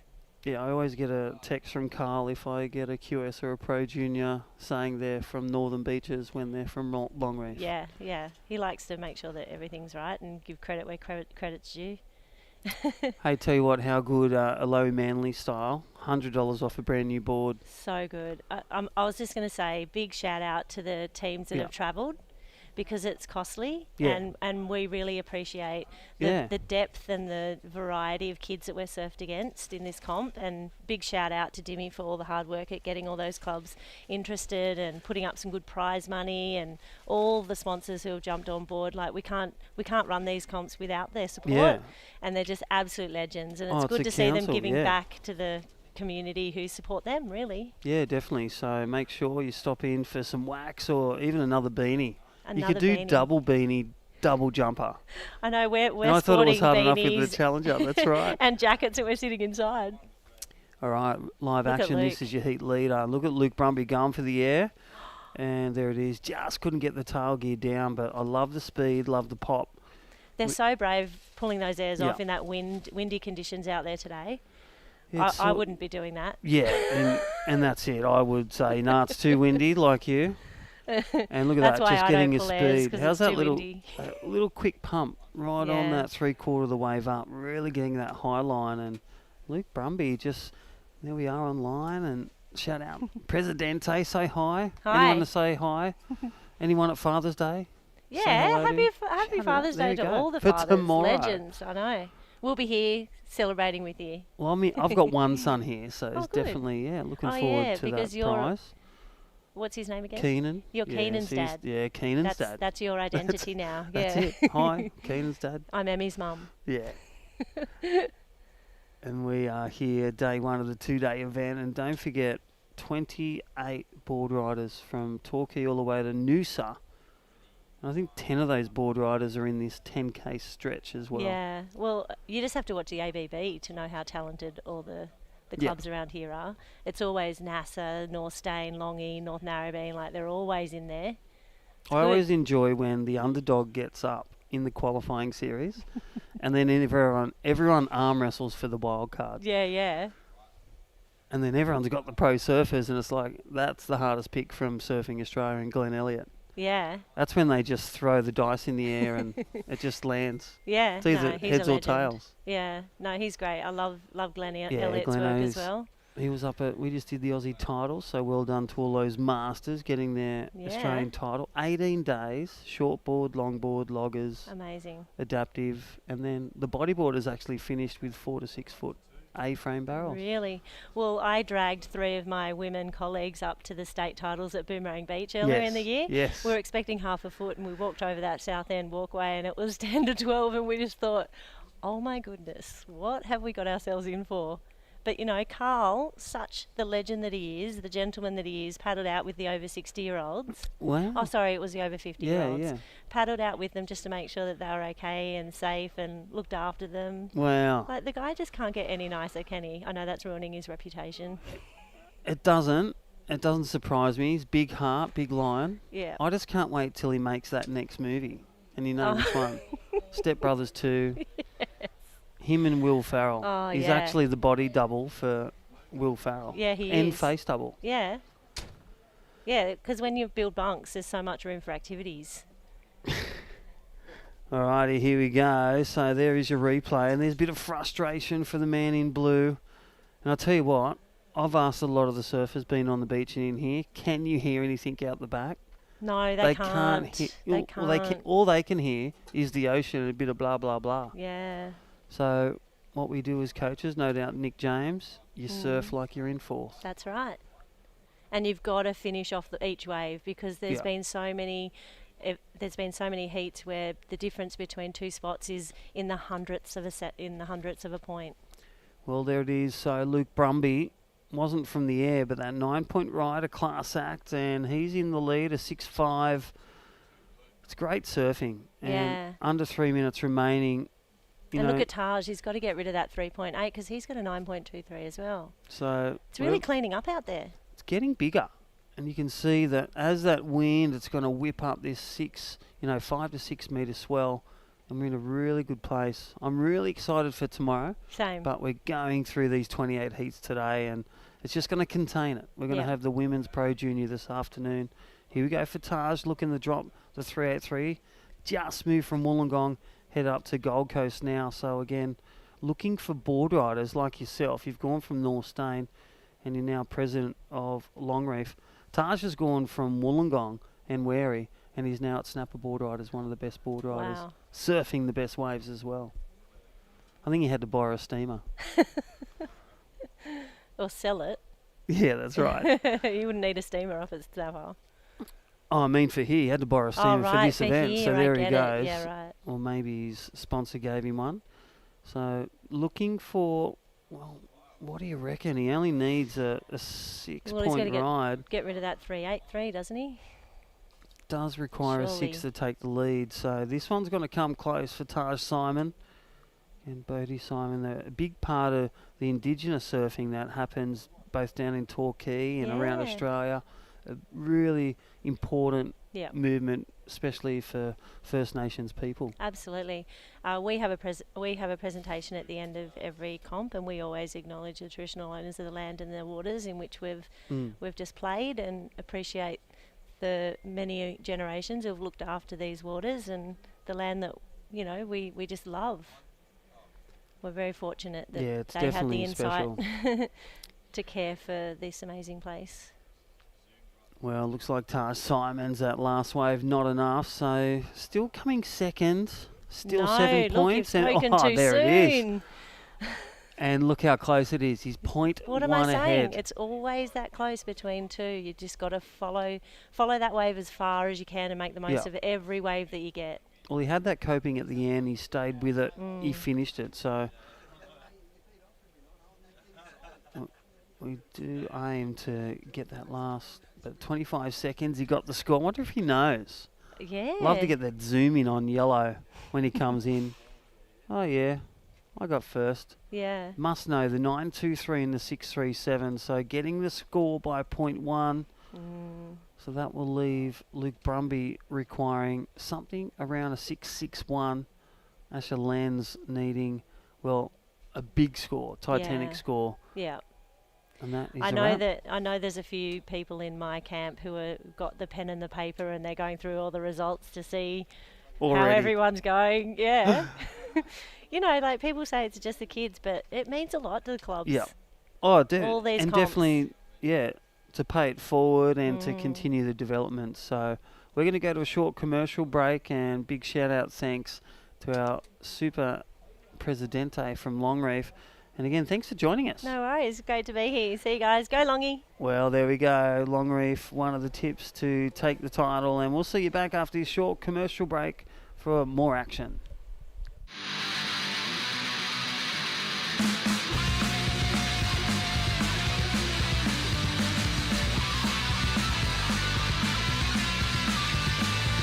Fighting out, got nothing to do. Fighting out, I'm on a phone to you. Fighting out, let's go lose our brains. Fighting out, put down the drain, come on.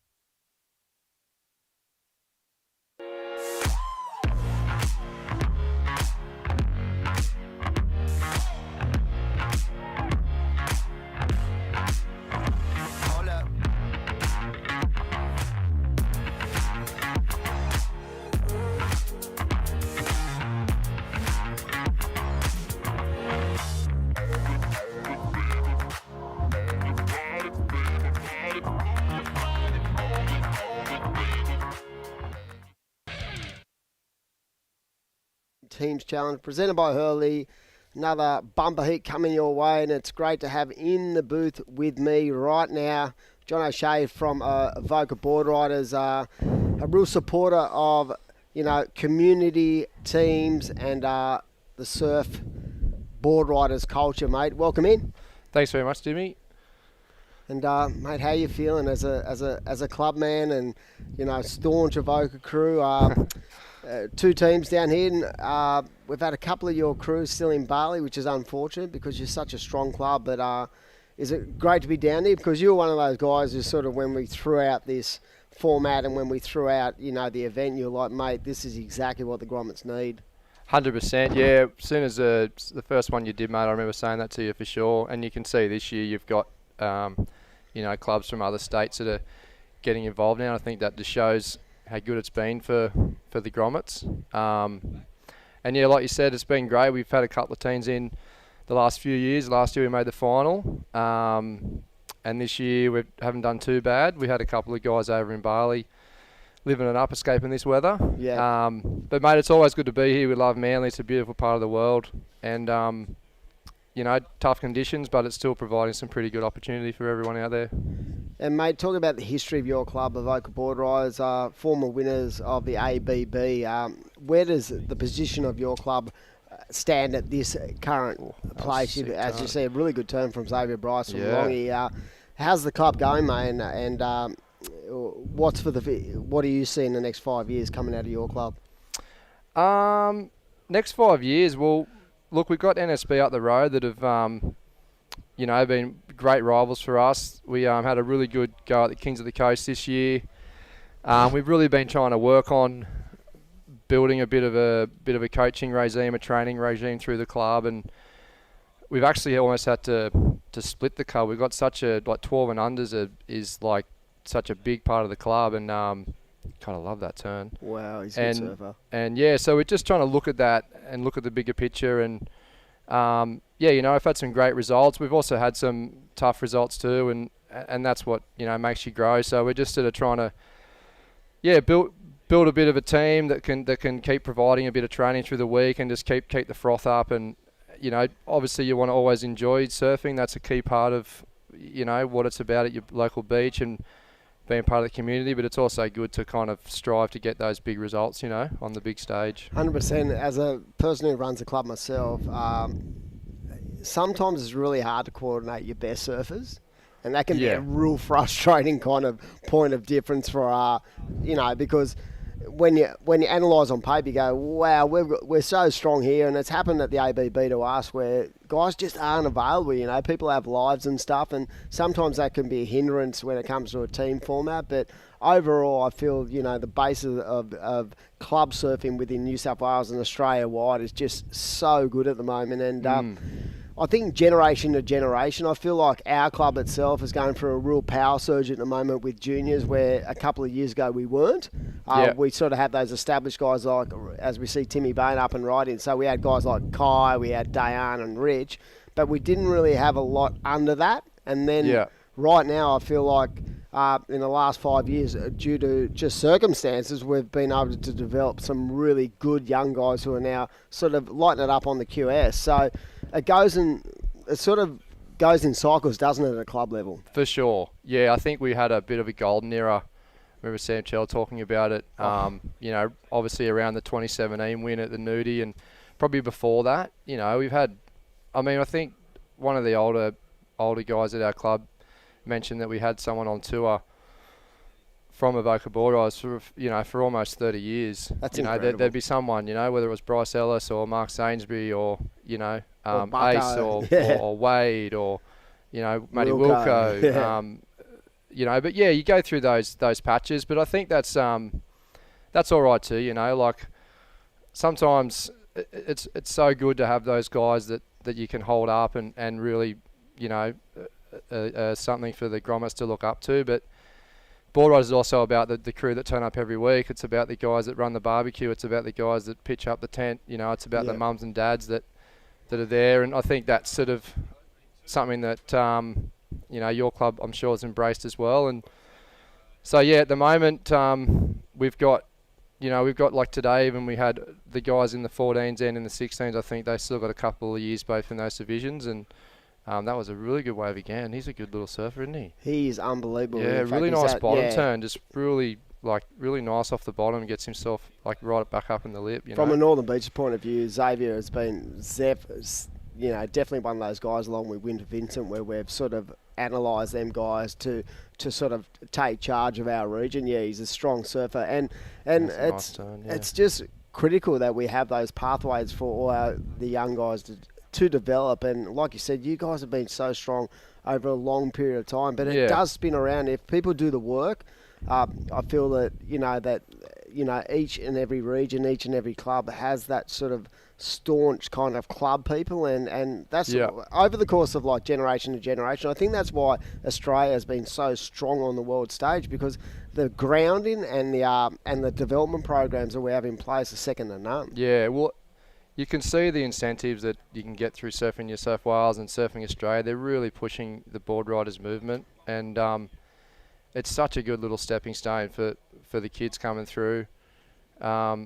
And I love to see it, you know, like we're sort of in a position now where we're sort of looking at kind of at a point where we can do more, but it's going to take a bit more effort. So we're just kind of working through that little process. But it's been a really good year. We had heaps of training and coaching done at the start of the year, and then we had a real good chat sort of in the middle of the year, and we tried to carry that through to the end, and a few other guys have been able to chip in. So yeah, it's really cool, and you can come down here and you can just see the how much talent's about. You know, like there's been so much good surfing going on today, and it just shows that there's a lot of clubs out there that are, you know, putting in that effort, and it's awesome. And you've got a strong relationship with Timmy from Aloha. You've been mates for a long time. How important is it to have someone like Tim Hanrahan and the crew at Aloha getting behind events like this? Because realistically, events are expensive. They're expensive to run, and this event is expensive to run because of the fact that we have such a, we've got a full broadcast and everything like that, and to have Hurley and Timmy get behind this event, and it's hard when you're a shop, Money doesn't come cheap, and wow, Zabe just going to the air. But it's fancy now. Great to have Timmy involved. And I know that when we did this event, you sort of was pushing Timmy hard, going, mate, continue with it. It's such a great concept. For sure. I think there was a bit of talk about trying to change it, but we did speak about that. Yeah, I think it was so cool that you did it for the kids, and like I said, you can see how much it's grown. And Timmy's the mayor of Manly, as far as I'm concerned. He's such a lord. He's done so much for so many kids around the place, and doesn't matter whether you're fresh out of Sydney, out of the office, and you want to get aboard, or you're up and coming grommet, he's always there to help. And so is his team, Kaz and all the boys in there too. But yeah, I love how you've got Timmy behind the comp, mate, and he's a really good community man, and they run a great shop down there, and it's always good to run into him as a mate as well, And as we see Xavier Bryce just loading up a 16.33, that is one of the best two-wave combos out there right now. And talk about Avoca, and I want to touch on how important Ace has been to the club. There's no smarter guy in surfing than Bucko. I mean, I'm pretty sure Bucko got 99.9 or something in his HSC. He's written a book, he's written children's books, but he's such a calming influence and such a supporter of surfing overall. What's it like to have Adrian Buchan in your club?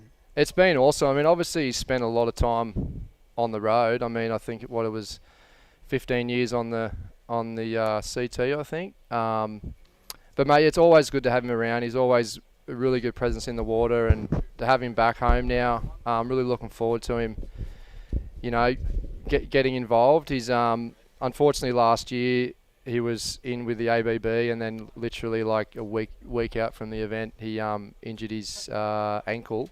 Yeah.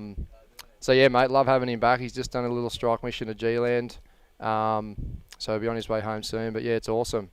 We spoke, myself and you, on the phone for an extended period a couple of weeks ago about how do you the importance of sort of supporting and rewarding those guys who do club comps week to week, and then sort of having to work out how you're going to fit in those elite guys as well who might not be able to do comps at a club level for years, but you still want to showcase your best. So it's a real sort of fine juggling act, because you can hurt people's feelings if guys who are staunch month to month club surfers don't get their opportunity, and you sort of putting your elite guys in there. How difficult? Because I've had that situation, but how difficult has it been in Avoca to sort of pull that apart?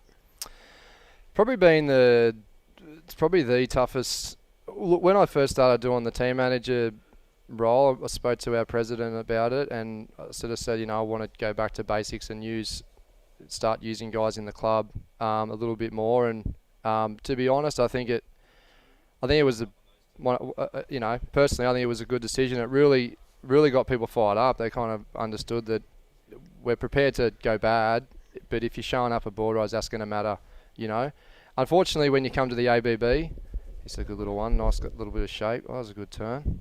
This guy surfs really strong too. Oh, bad luck. Wow. I'm looking for our young fella Toby here. I haven't seen him get away for a while, but still got time, 6.5 minutes. Yeah, plenty of minutes. Well, here he goes. Come on, Toby. Go, champ. And like you said, nice first turn. carve, and it is a juggling act trying to work out who you're going to put in. That was nice. Nice. Make it. I don't know, I'm not a judge. I'd have to leave that to rear down Drew Courtney. But yeah, I think when you get to the ABB, that you sort of have to put your socks it's hard not to, Unfortunately, last year it didn't quite go in our favour, and again we've had a bit of bad luck at that level. Wade's been injured a couple of years in a row as well, so I think when you get there, I think everyone understands.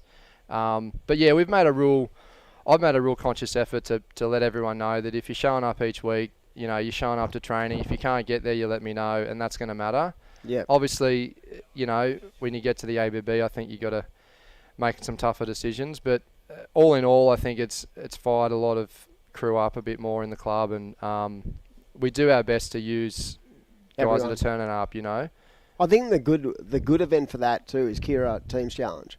Yeah, definitely. Because you got 8 surfers, and to be strong over 8 surfers, you've got to be really, really good. But I feel from a club point of view, I'm with you. The ABB, you need to showcase your best if you seriously want to crack at the title. If you've got a world-class surfer, you've got to use them. Yeah. And but at the same time, the Kira, you can really give opportunities to guys who don't normally get it, and they go up there and they just blow up. Yeah, definitely. You've won that, haven't you? We have. We won that in 2000, I believe. Wow. Yeah, it was a while ago. We've had a couple of We've had second 5 times. Yeah, we've had a couple of podiums, but we won. I think we won in 2000, and then we got a third a couple of years after. Maybe another third somewhere on the line. But yeah, we love the Kira teams. We try to get up there every year. But yeah, you're right, mate. And often, you have a team a month out, and then a week out, your team's completely different. So you just got to go with the ebb and flow of that. But we've actually had a couple of, guys come back to the club. Guys like Finn Hill, Caleb Tancred, Ace is obviously around now. Wow, talking about Caleb, what a talent! Such a talent. He's still so good, man. He's studying. He's studying architecture. Yep. He's full time in uni.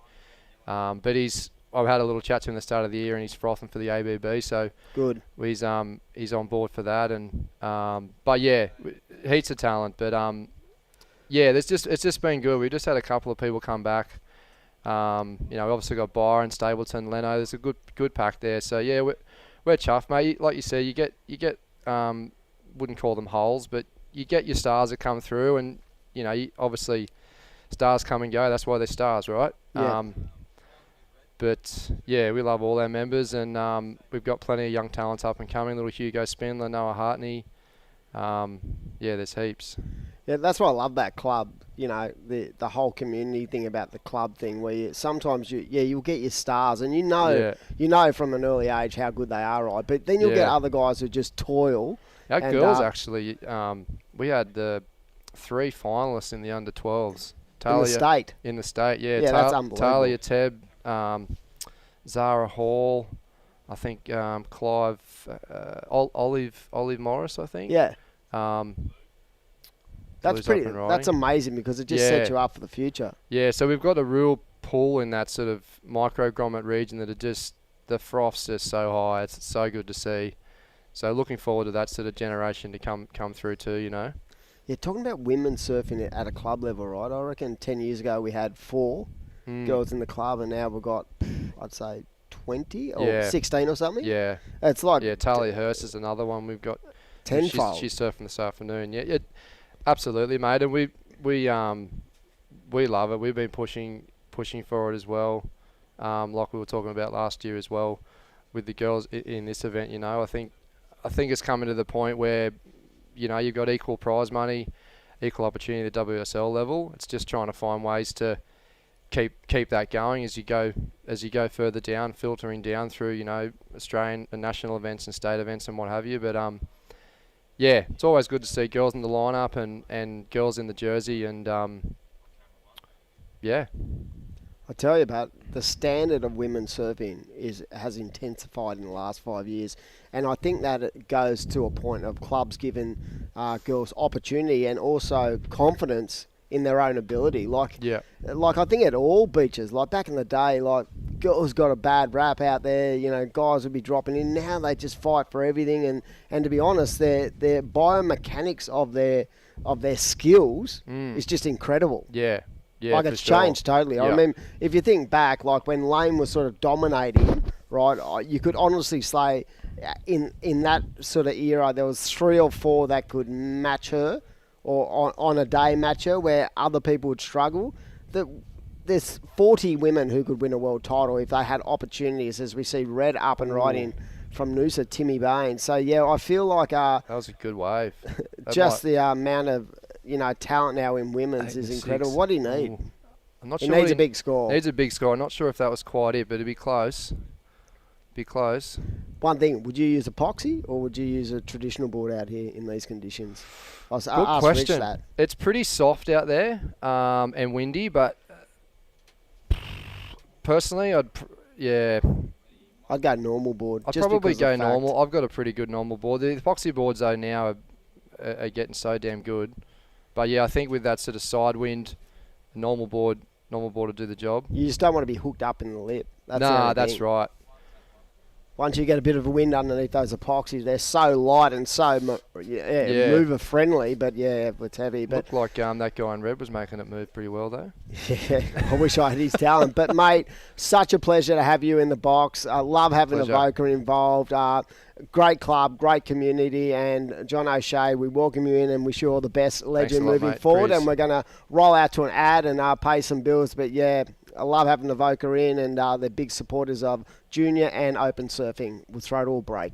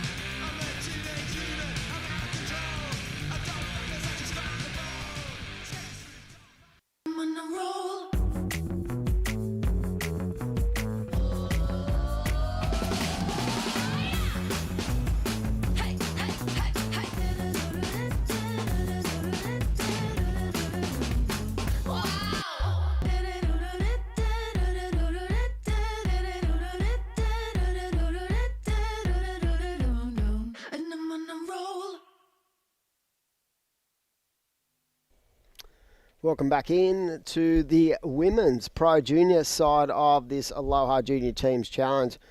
Great way to kick off, and what a heat. And looks like the Noosa crew have just exploded straight into a nice one. And going to see a replay of this as we see the surfer in white going going right, I should say, on a predominantly left peak. So that was a nice two-turn combo for the surfer from Noosa, and that was Lil Bowery. So that was a sick way to start.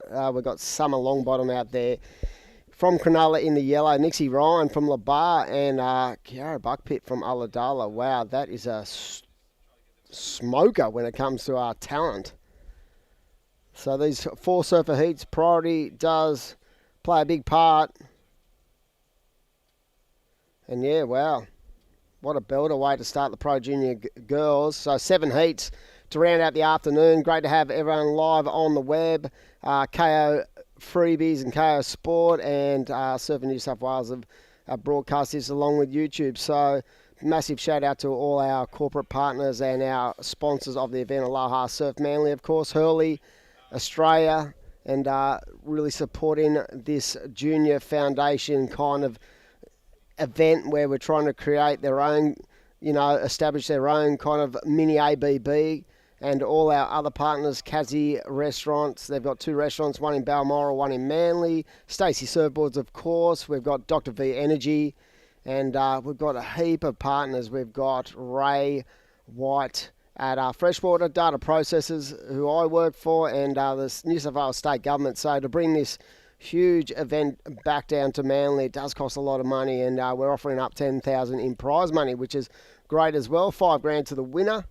And we are enjoying it. So it's going to be a huge day as we see this young star from Lennox, and that is Nixie Ryan belting that backhand whip. But yeah, enjoyed today's action. Tomorrow we're going to see the Pro Junior boys hit the lineup.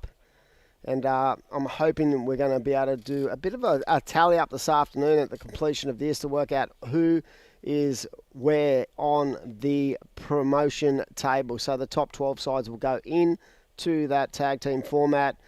If you make the final, you get cash, $5,000 to the winner, $2.5 to second, $1,500 for third, $1,000 for fourth. But it's more about, connecting, community, good mental health, and really giving these guys the platform to shine at a solid level. The surfing has just been incredible today from the boys, and now the girls get their time to shine. And let me tell you, the surfer who has shown the most has been the surfer from Noosa, 717, for that series of power hacks.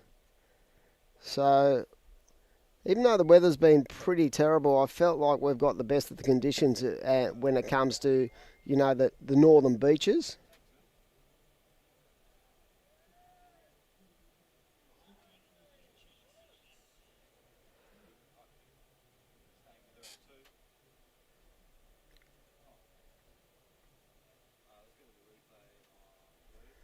So waiting on these scores to lock in, and there she goes, that talented surfer from Ulladulla. What about that first turn into the lip?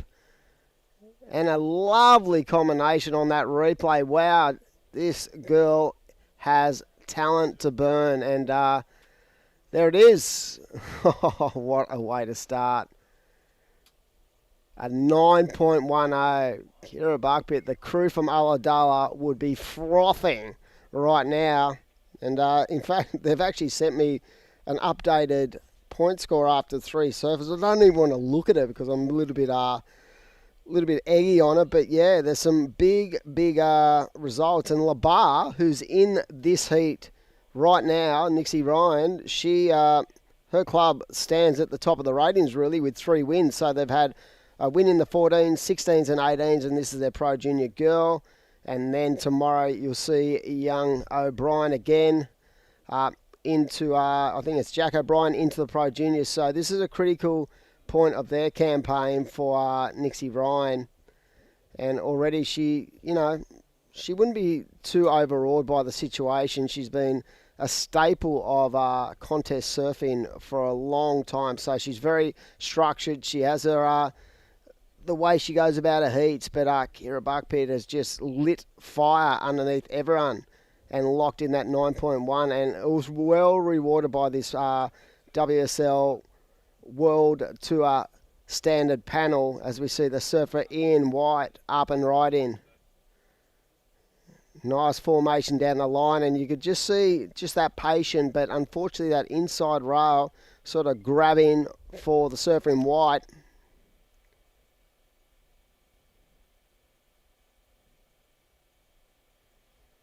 But yeah, so the top 12 clubs will advance on through to the tag team tomorrow. And the way that works is there's 2 heats in round 1. If you come first, second, third or fourth in the tally, overall you get slingshotted straight into the semi-finals. So that's the way it works. But yeah, right now there's some big heats. I did say this afternoon is going to be a pivotal point of the event when it comes to generating points, and like I said, if those 10 points, those wins in heats are so critical, and you can just see it by the way that it's sort of unfolding before us. So it is the surfer in blue with that 9.10. We have the surfer in white in second, Summer Longbottom in third, Nixie Ryan in fourth, but still 10.5 to go on day number 1 of the Aloha Junior Teams Challenge.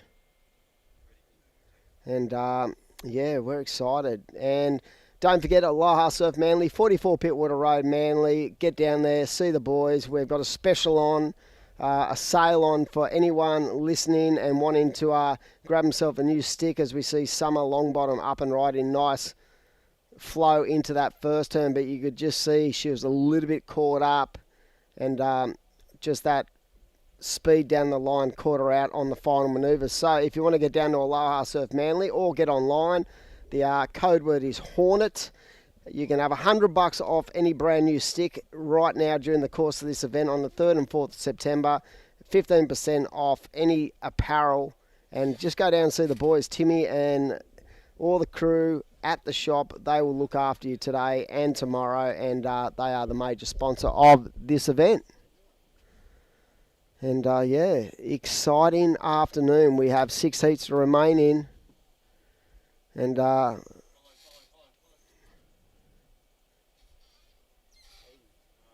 so all good. Right now, Waves still holding up, so plenty of scoring potential. We've seen a 9.10 and a 7.17 as events coordinator, Maddie from Surfing New South Wales, mate. He's going to join me in the booth for a heat, and I'm pretty sure he's been enjoying the day. Look at him trying to get those headphones on. He loves his opportunity to shine in the sun. Why don't you put the mic on, mate, so we can have a chat? There he is. Look at Matty, looking sharp as he does.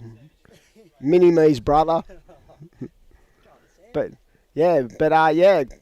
Good to have the team from Surfing New South Wales. Luke Madden doing a great job promoting and producing some of the best junior events in the world. And Maddie, give us a little update. You're the man. You're the the guru when it comes to points and stuff. Was I right? Labar was winning? You're correct. They're undefeated for the day, Timmy. They've smashed it out. 3 wins gets them into the lead. So 10 points, total of 30 points there for them. Yeah, and actually, don't tell me how we're going. I don't want to know. You want to know this? You guys are in second and third, respectively. Oh, yeah, but we've still got the girls to go out, and still plenty of time for other people to come and get us. But yeah, Labar's been good, and interesting to say that, Matty, because in this heat, we've got Kira Buckpitt who lined up a 9.10, and Nixie Ryan is at the moment in third or fourth. That's going to be big, especially when we start crunching numbers after this round. They're going to probably need to look to place in that top 2, I reckon. If you can get first and second in every heat, you're really going to set yourself up for those finals and making it into the tag team. Yeah, so with 7.5 to go, look, Nixie's got 4-point right. That's her only score on the board. So Summer trying to sort of connect the dots, and Nixie would have first priority out there. We've got the surfer from Noosa in the lead right now, but it is not a lot required by Kira Buckpitt to go into the lead. So as you said, critical points. You don't want a third or a fourth in this format. That's what I keep saying to the surfers. If you're having a heat where it's just not going your way, just think about if you're in fourth to get to third. If you're in third, get to second. Because it's accumulated points that are important. So it's not all about winning heats. It's about collectively being consistent over the course of the 5 surfers. Yeah, it's all about that famous old saying, building a house. You just want to set the foundation there before you nail a couple of larger scores. But definitely the key today is just getting on the board, making sure you lock away a couple of scores. Some of those teams earlier on, they probably struggled a little bit to find, those 4s and 5s. But if you could just chip away and, look at that 10-point heat total, a pair of 5s. You don't necessarily need those, those excellent numbers, but they will come to those better surfers that can find those open faces. Now, I want to talk about, you had another event running, the Woolies at Kiama. Did it go ahead? Because it went ahead, and I can confirm they've wrapped it up for the day. Already? Yeah. We're still toiling away. We'll be at a sundown, let me tell you. We've been here since 5 a.m, but yeah, we thought we just wanted to get a real hold of the bulk of the event. So tomorrow we can have a little bit of an early day, and I think it's been a smart move utilising the conditions, because even though it's been windy and it's been wet, the quality of the surfing and the banks out here have been really good. Here we go. It looks like Kira. She doesn't need much here to get up into first place. She's just got that already. Yeah, I reckon she probably has, just with that one backhand belt. See her feet go to the floors. Then she just got sucked into the vault down on the Carlton Street bank. But yeah, like that 9.1 just puts you in such a strong mental state when it comes to surfing the heat. You can build house. So she's looking to drop, a 2.33, and that was that last ride. So I said she would have got that score, and she did by the barest of margin. So talking about the program for Surfing New South Wales, mate, where are we at? What's going on in the next couple of months? It's been a busy year for you guys when it comes to QSs. I feel like we've been on tour the whole year, but sort of towards the back end, how is the calendar shaping up? It's a really good, environment we're in going into this back end of the year. A lot of junior and tag team event styles. So, of course, we have the juniors, the under-14s to the under-8s this weekend down in Kiama. They then back it up again next weekend in Coffs Harbour. So, great puller there. And then, obviously, we have the Northern Beaches one later in the year, which is sold out like hot pies at a bakery. I was going to ask you, what are you going to do about that? Because I have parents ring me going, hey, Dimmy, I was on at 5:01 and it's sold out. It's super tricky, those ones, because obviously there's only so much daylight. Obviously, 100%. If we could have floodlights, chuck them on. Is it that, how many are in the draws of the Woolies? There's so we can go up to about just over 100 competitors. And in a 2-day event? Yeah. Wow. 2-day event, so just over 100 competitors, all the way from basically those 6-year-olds, 7-year-olds to basically 13-year-olds. So that's incredible. It's good. We're in a good place here at New South Wales with great pool of surfers coming through, and that Northern Beaches area right where we are today. This is an important way for Nixie. Oh, it's coming unstuck. Wow, this would be a major, major shock if she did not get first, second in this heat. Big time. But I did analyse this heat, and I did say from the start that this was the one heat I felt like all 4 surfers had a shot at it. And like I said, Kira Buckpitt came out with that 9.1. Lily Barrelly had a 7.10. And right now, the bad thing for the surfer in red is that she is now in 4th priority, or 3rd priority really. And if I was a coach and I was a competitor, I would be just going straight over to her. Sit on her because the other 2 surfers in 1st and 2nd are holding priority and 2nd priority. Have you got a little earpiece out to the girls in the water there for putting your NSB hat mate, on? Let me tell you, my team don't want to hear from me. They're going, would you go sit in the car? Go away. That's why Richie Lovett's our team, our pit He does boss. a good job. Last year at ABB, how patient? Oh, quiet, patient, unlike me. Stressing. You could see him walking up and down the hill, just pacing them out. Yeah, I've been known to get up there, do a couple of push-ups just to sort of relieve the tension. But you can see right now, the surfer from Noosa has decided that it's time to make her move towards the surfer in red because she's such a dangerous competitor, Nixie Ryan. And, this would be a major, major boil over if we saw Labar grab a 4th in this heat because they've had 3 wins. They're leading going into this round. Yeah, and of course Noosa too themselves, they're up in about that 6th or 7th spot, I'd say roughly. So This is crucial points for them right now. If they can jag a first or a second, they're going to steady themselves here. And especially with Lebar potentially looking at, finishing 4th in this heat, it might flip the script on them a little bit. It might send some panic warnings through the Lebar camp. Wow. Imagine going into that last surfer. They will just be frothing for Nixie to get something as we see Summer. Nice turn.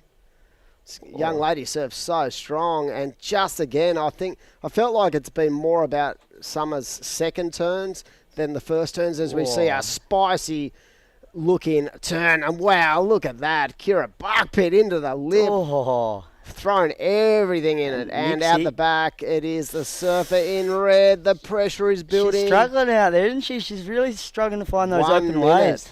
Wow, the current leaders of this event, Lebar, 3 wins this morning.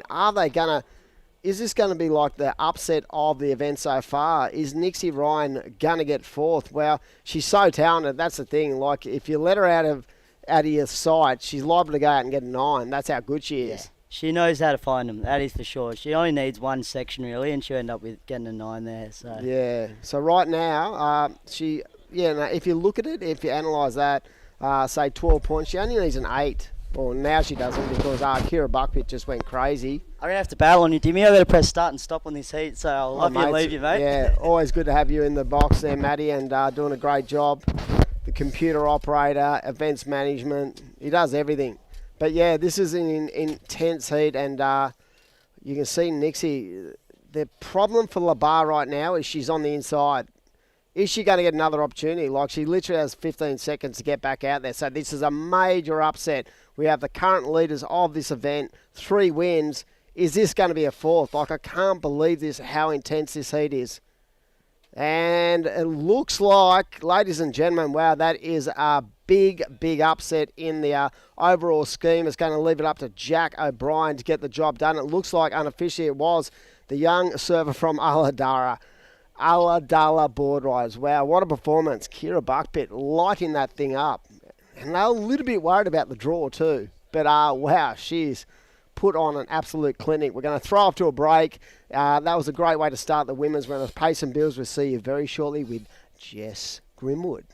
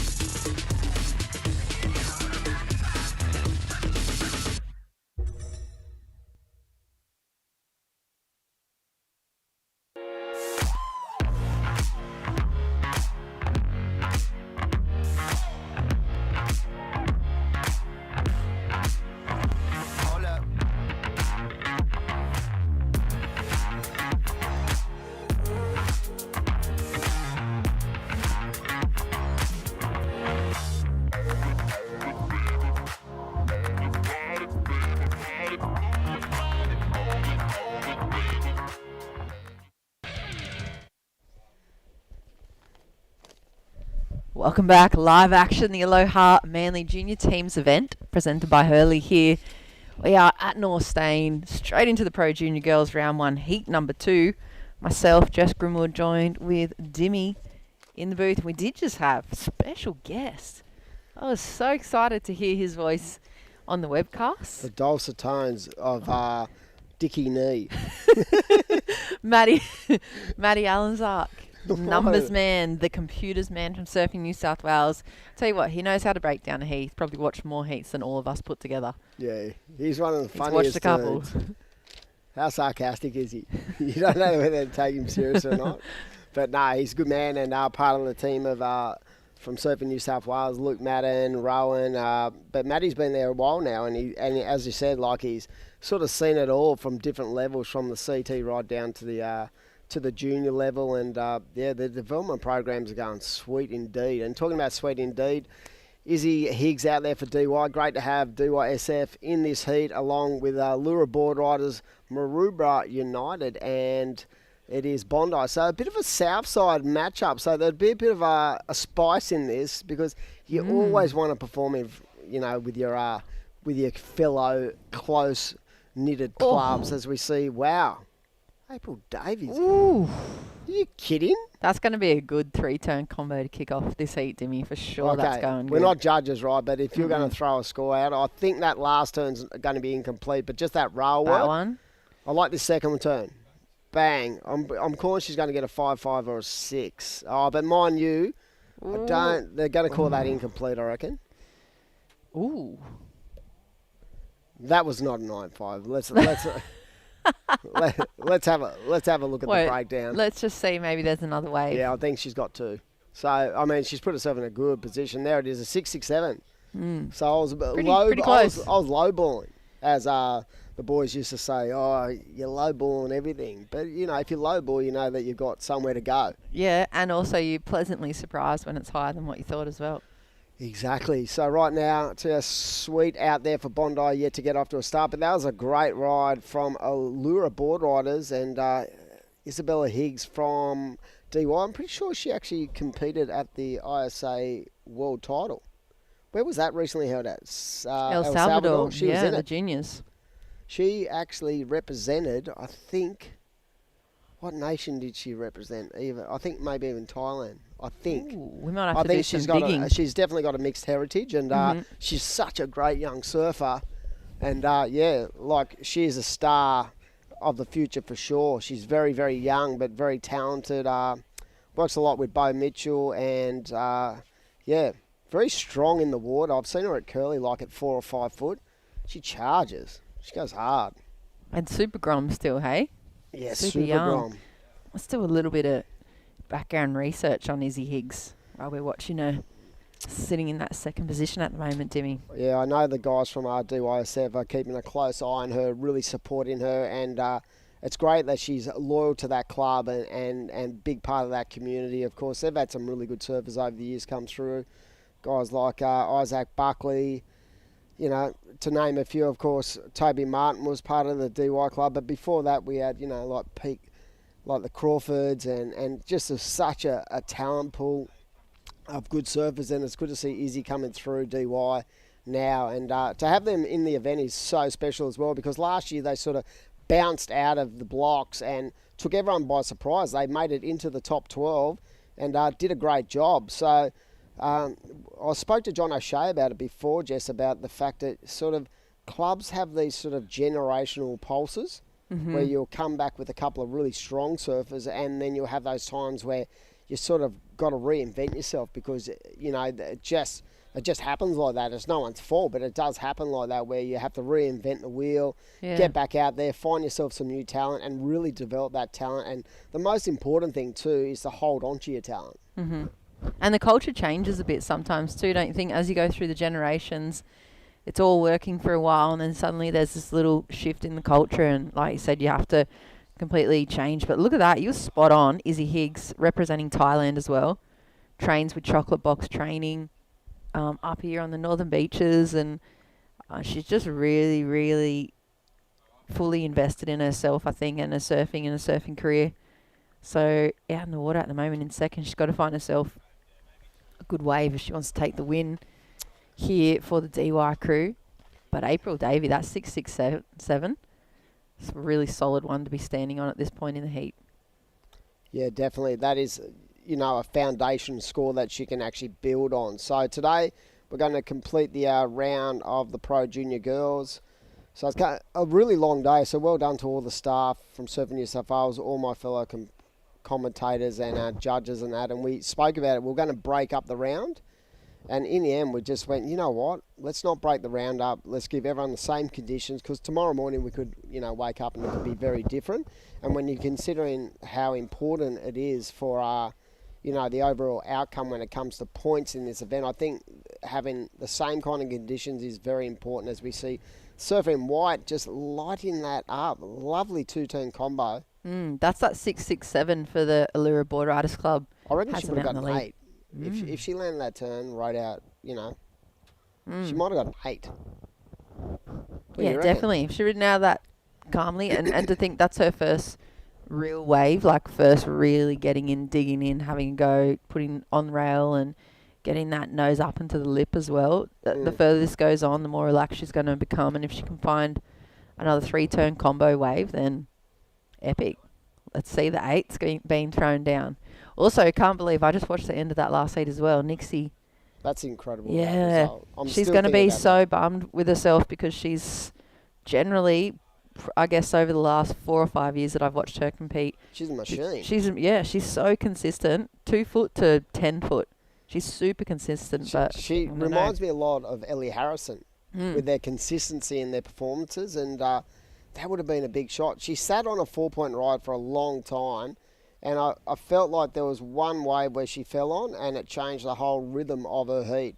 And she went from that really calm demeanour to a little bit more frantic, knowing that she had to at least try to get something to go to 3rd or 2nd. And then the more she pushed it, the more she came unstuck. And that's what can happen in a heat. Yeah, she really, like you said, she's generally or normally such a machine. And that's just what happens in competitive surfing. That's why we love watching it so much. That's why I never compete. When was your last heat in the jersey? I actually did compete last year. I think I did 1 board riders. I took a win in the over 80 division and then left. Because I got really bad hips, right, I'm allowed to, and I'm the boss of the club, I can pull all the reins. So I put myself in them. I developed a Masters division just for myself. So you win every time? No, so the Masters in our club is you have to be in the club for over like 10 or 15 years. So I know that they're going to be my sort of genre of older crew, and but I'm yet to win the Masters title. But I don't like competing. I get so frazzled. I'm so competitive, and I'm useless. So like... Unravels you. Someone said what did someone say to me one day? Listen, champ. Don't let your ambitions outweigh your ability. It's like the exact opposite for these groms, hey? When you see all the groms in the water, you're like, don't let... Like, you need to have bigger ambitions for yourself. Don't just lay on the laurels of winning at your Board Riders Club, because this could be the start of your career, up in that world tour thing. If you want it to be, you could be one of the best surfers in the world. You're in the breeding ground. We're so lucky in Australia to have, like, it's served to us as Australian surfers on this side of the coast. Like, it's all there. Surfing New South Wales has the pathways. People like you are running these crazy junior events, so you get the reps in, and then it's just, a bit of commitment. And I keep coming back to Callum Robson. He was a standout for me at Snapper. Yep. Just super small, hometown kind of vibe, dude. How was that experience of being... I mean, I remember speaking to you before, and you were so excited to get the call up to that. Because I'm always pushing your pedal, going, get her on the CT. She's such a good analytical, athlete as well. The sport backwards. But how was it to watch that live where, Caleb just put on a clinic? Yeah, it really was. Like, I don't even think the webcast did it justice. Like, he can lose a lot of the energy sometimes through the vision. He was, like, incredible. He was next level. There's always that little handful of guys or girls that just elevate themselves, and the conditions were so hardcore. The sweep was so gnarly, and he just was, like, next level athlete, like, absolutely outshone the rest of the field. There was another kid over there that really stuck out as well, right up. Like, they were knocking out all the big names, because I think the bigger names just expected. Wasn't Oscar? No, it was, he's an American guy. He's from Long Beach. I have to come back to you with his name, but he made it really far too. And they just like their athletic ability, like their stamina, everything. That's a big thing up there they too. were crazy, yeah. And they just went harder. Everything, every single turn that had to happen in that Challenger Series. Wasn't Nolan Raposa? Nolan. It was Nolan Yeah, Raposa. there you Oh, go. he was mental. And every single little turn from the get-go, from about round 4 or 5, it was like they would never get a chance to hit another section again in their whole life. And they were throwing body and board into everything. Yeah, And there was a certain energy unbelievable. about them guys, actually. When I Yeah. think back to Noah, Yeah. like Nolan Raposa was just next level, where there was heats where you thought he was gone, then he'd get a score and he'd blow up and Yeah. he'd just be like, Hail Marys too. There was so many Hail Marys to the yeah. beach. And here we go, April Davey. She's been feeling the vibe on these lefts as well, Dimmy. wow. Yeah, she's finding that flow out there. You can see it in her face too. I think that's going to be another good score for her. She's a very tall young lady, and let me tell you what I love about this surfing is the depth of that bottom hand turn. Watch how low she gets here. Ooh, You yeah. can see the fins, just exposing the fins. You know that you're engaging your rail when you start to expose the fins like that. So that is a great way for April, and she's locked in another big score. So she's put Allura board rides in such a strong position as we see Izzy Higgs. So you did say she, look at this little pocket dynamo. But yeah, she very talented. So she did go to the Worlds, didn't she, at El Yeah. Salvador? She represented Thailand and trains with Chocolate Box Training up here. Yep. Yeah, with those guys, I know they're... Works with Bo Mitchell. Mm-hmm. And yeah, has a real crack. And the good thing about those pathways now, that you see a lot of people turn into their different kind of heritages to represent at a world stage. We saw who was it? It was Lex O'Connor from Freshie. He actually surfed for Sweden because he's got Swedish blood in him. So it gives them the opportunity. I think the first person really to identify that was Micro, really. When you Yeah, think the about it. Irish. Yeah, remember that? I started ripping in and going, what have you got? What? I go, who's Irish in your family? Do you remember that there was that whole group of guys that were Aussie that were surfing on the English tour, and it used to be a thing, and they could make a bit more cash over in England because they were better. Coming from this calibre of surfing in Australia and going across to England and surfing in their tour, kind of like started there, didn't it? And then Mahina Maeda strangely changed flags to Japan from Hawaii, like randomly, like this is like 10 years out from the Olympics.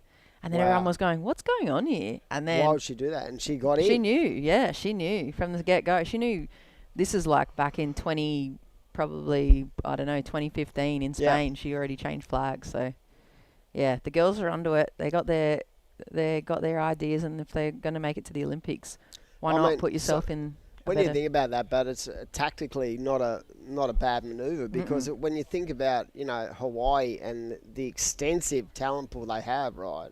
For Mina Maeda, right? She's probably thinking, you know what? I've probably got a better chance to go with mum or dad's heritage, and have a crack, Yeah, 100%. But there's a couple of people. I'm just trying to think who else has done that. There's heaps of girls that have done it on the tour for sure. But April Davey, look at that, 7.33 for her last score. She has pretty much comboed the field at the moment, almost. And just over 3 minutes to go. So Allura Board Riders Club, I know Akimi O'Leary, she'd be down there cheering. The whole Allura Club, they're really tight-knit. They run a lot of really good programs, I think, for their community. And they'd be cheering right now because they're looking at 10 points towards their club's tally if April can hold on to this for the next 3 minutes. But Izzy's chasing her down. There she goes again. April up and riding, Dimmy.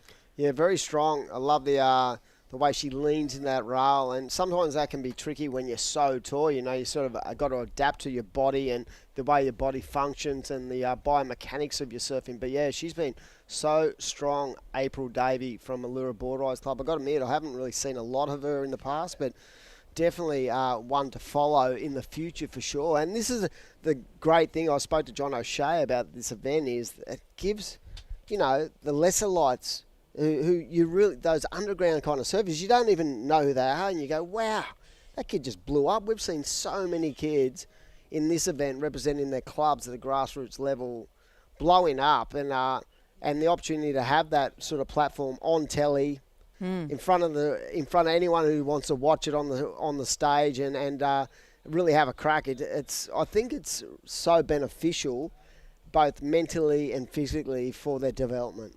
Yeah, for sure, 100%. And they'll be going home and rewinding Oh. the KO replay and picking out all the bits where they're on the screen, maybe breaking down all their waves. And it's like a full buzz, you know. It's like a big thing. It's not just a board riders weekend. It's like serious business.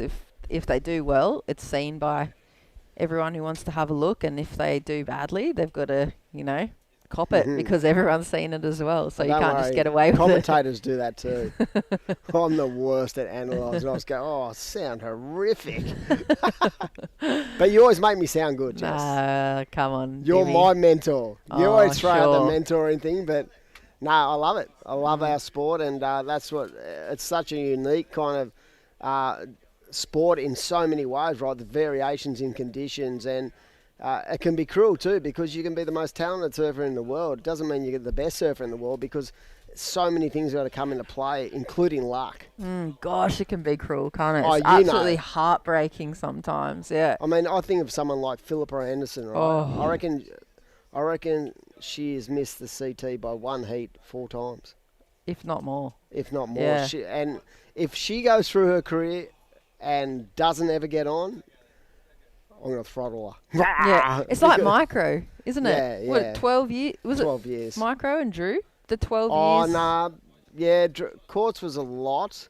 Yeah, I don't know if micro was that long, but Was something, or maybe it was Drew. It was like over a decade of QS campaigning to find a year on the tour. Well, I mean, Otto, right? He was the oldest to qualify at 28. It's been thrown out the window now, but at 28 he qualified and he didn't come off till he was nearly 40.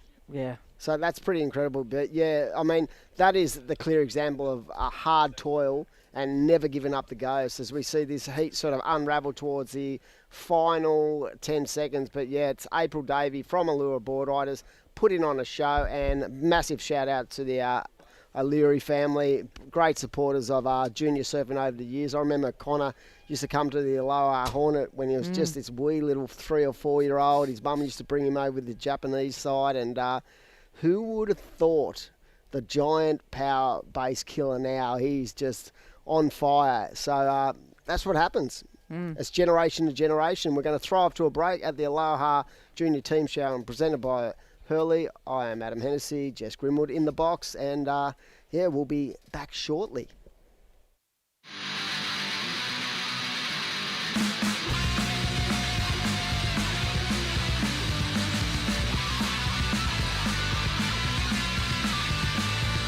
Finding out got nothing to do. Finding out I'm on a phone to you. Finding out I'm gonna lose our brains. Finding out what's down the drain. Come on.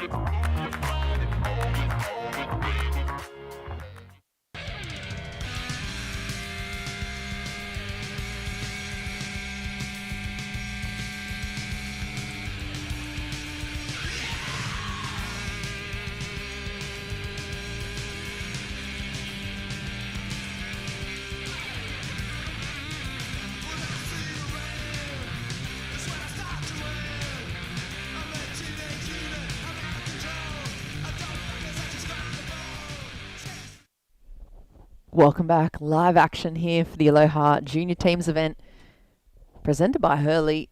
Straight back into the Pro Junior Girls division. And that is Pearl Peters from Sandon Point in the yellow jersey. Emily Burke for Merriweather 1 out there. A 4.67 on the board already. Heat number 3 of the women's. We did just see a pretty commanding heat win from Allura Board Riders Club and April Davey. 3-turn combo for the goofy footer. And another good wave to back her up. Took the 10 points for the team there. So she's going to do well. Going towards their leaderboard total. In the water, Gabby Spake from Longy. And Jessie Starling for North Narrabeen. So pretty jam-packed. 3 of those women qualifying series competitors.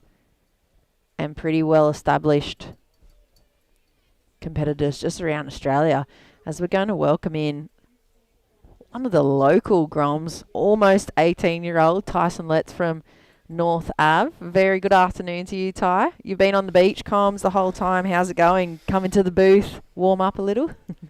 Yeah, pretty solid actually. It's a lot warmer in here. I kind of feel a bit professional. It's a bit intimidating, to be honest. Oh, nah, not at all. This is Dimmy's. I think this is his couch from his lounge room, so we're just using it to soak up all the action. You're going to be stuck in here for a couple of heats with me, I think, and the women are on, and you just been calling a few of their heats on the beach for the start off for the Pro Junior girls. Yeah, how's that Kira Buckpit? I believe in the heat before last, 9.1. Insane surfing from her. Yeah, and Nixie, we were kind of surprised in here. I mean, you can't see everything that's going on, but she was just floating around in nowhere land or something. Yeah, I did notice too, she actually had like a cast on her left arm. So she's carrying an injury too. Ah, yeah, we couldn't see that. Scoop. Yeah. Yeah, that's the scoop, hey? Yeah, you know when you're in the tent with all the boys and the judges, you get all the insider details there. Yeah, you do. It's like real. It's raw down there. It's real life down there. This is a little bit of a bubble in here. Yeah, also, like, all the judges, you got to hand it to them. There was no one at the beach marshal. Head judge was getting over there, handing rashies to the kids. Yeah, they know how it runs. They've been doing it for such a long time, hey, Tyson? Like, they've been around this scene in the industry for decades and decades, and it's just great to see their passion for surfing and everything still so raw. And there goes Gabby Spake for Longreef. But, how are you finding? I mean, you've been in the commentary role now for a couple of years. You kind of came in as a super grom quite a few years ago, and now you're finding soaking up this many heats per day. Yeah.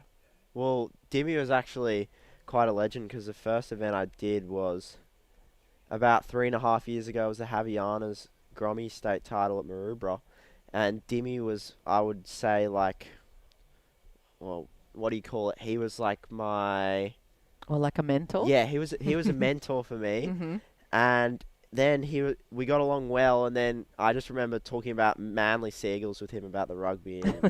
And then next thing he was like, oh yeah, I'm planning on doing this event at Manly, and I was talking to Timmy from Aloha, at the time it was Blake Levitt from Hurley, and he was like, I'm trying to tee up a Grommy event with prize money, because that wasn't a thing. Like, you'd know before this, there weren't too many Grom events with prize money. True, really. Yeah.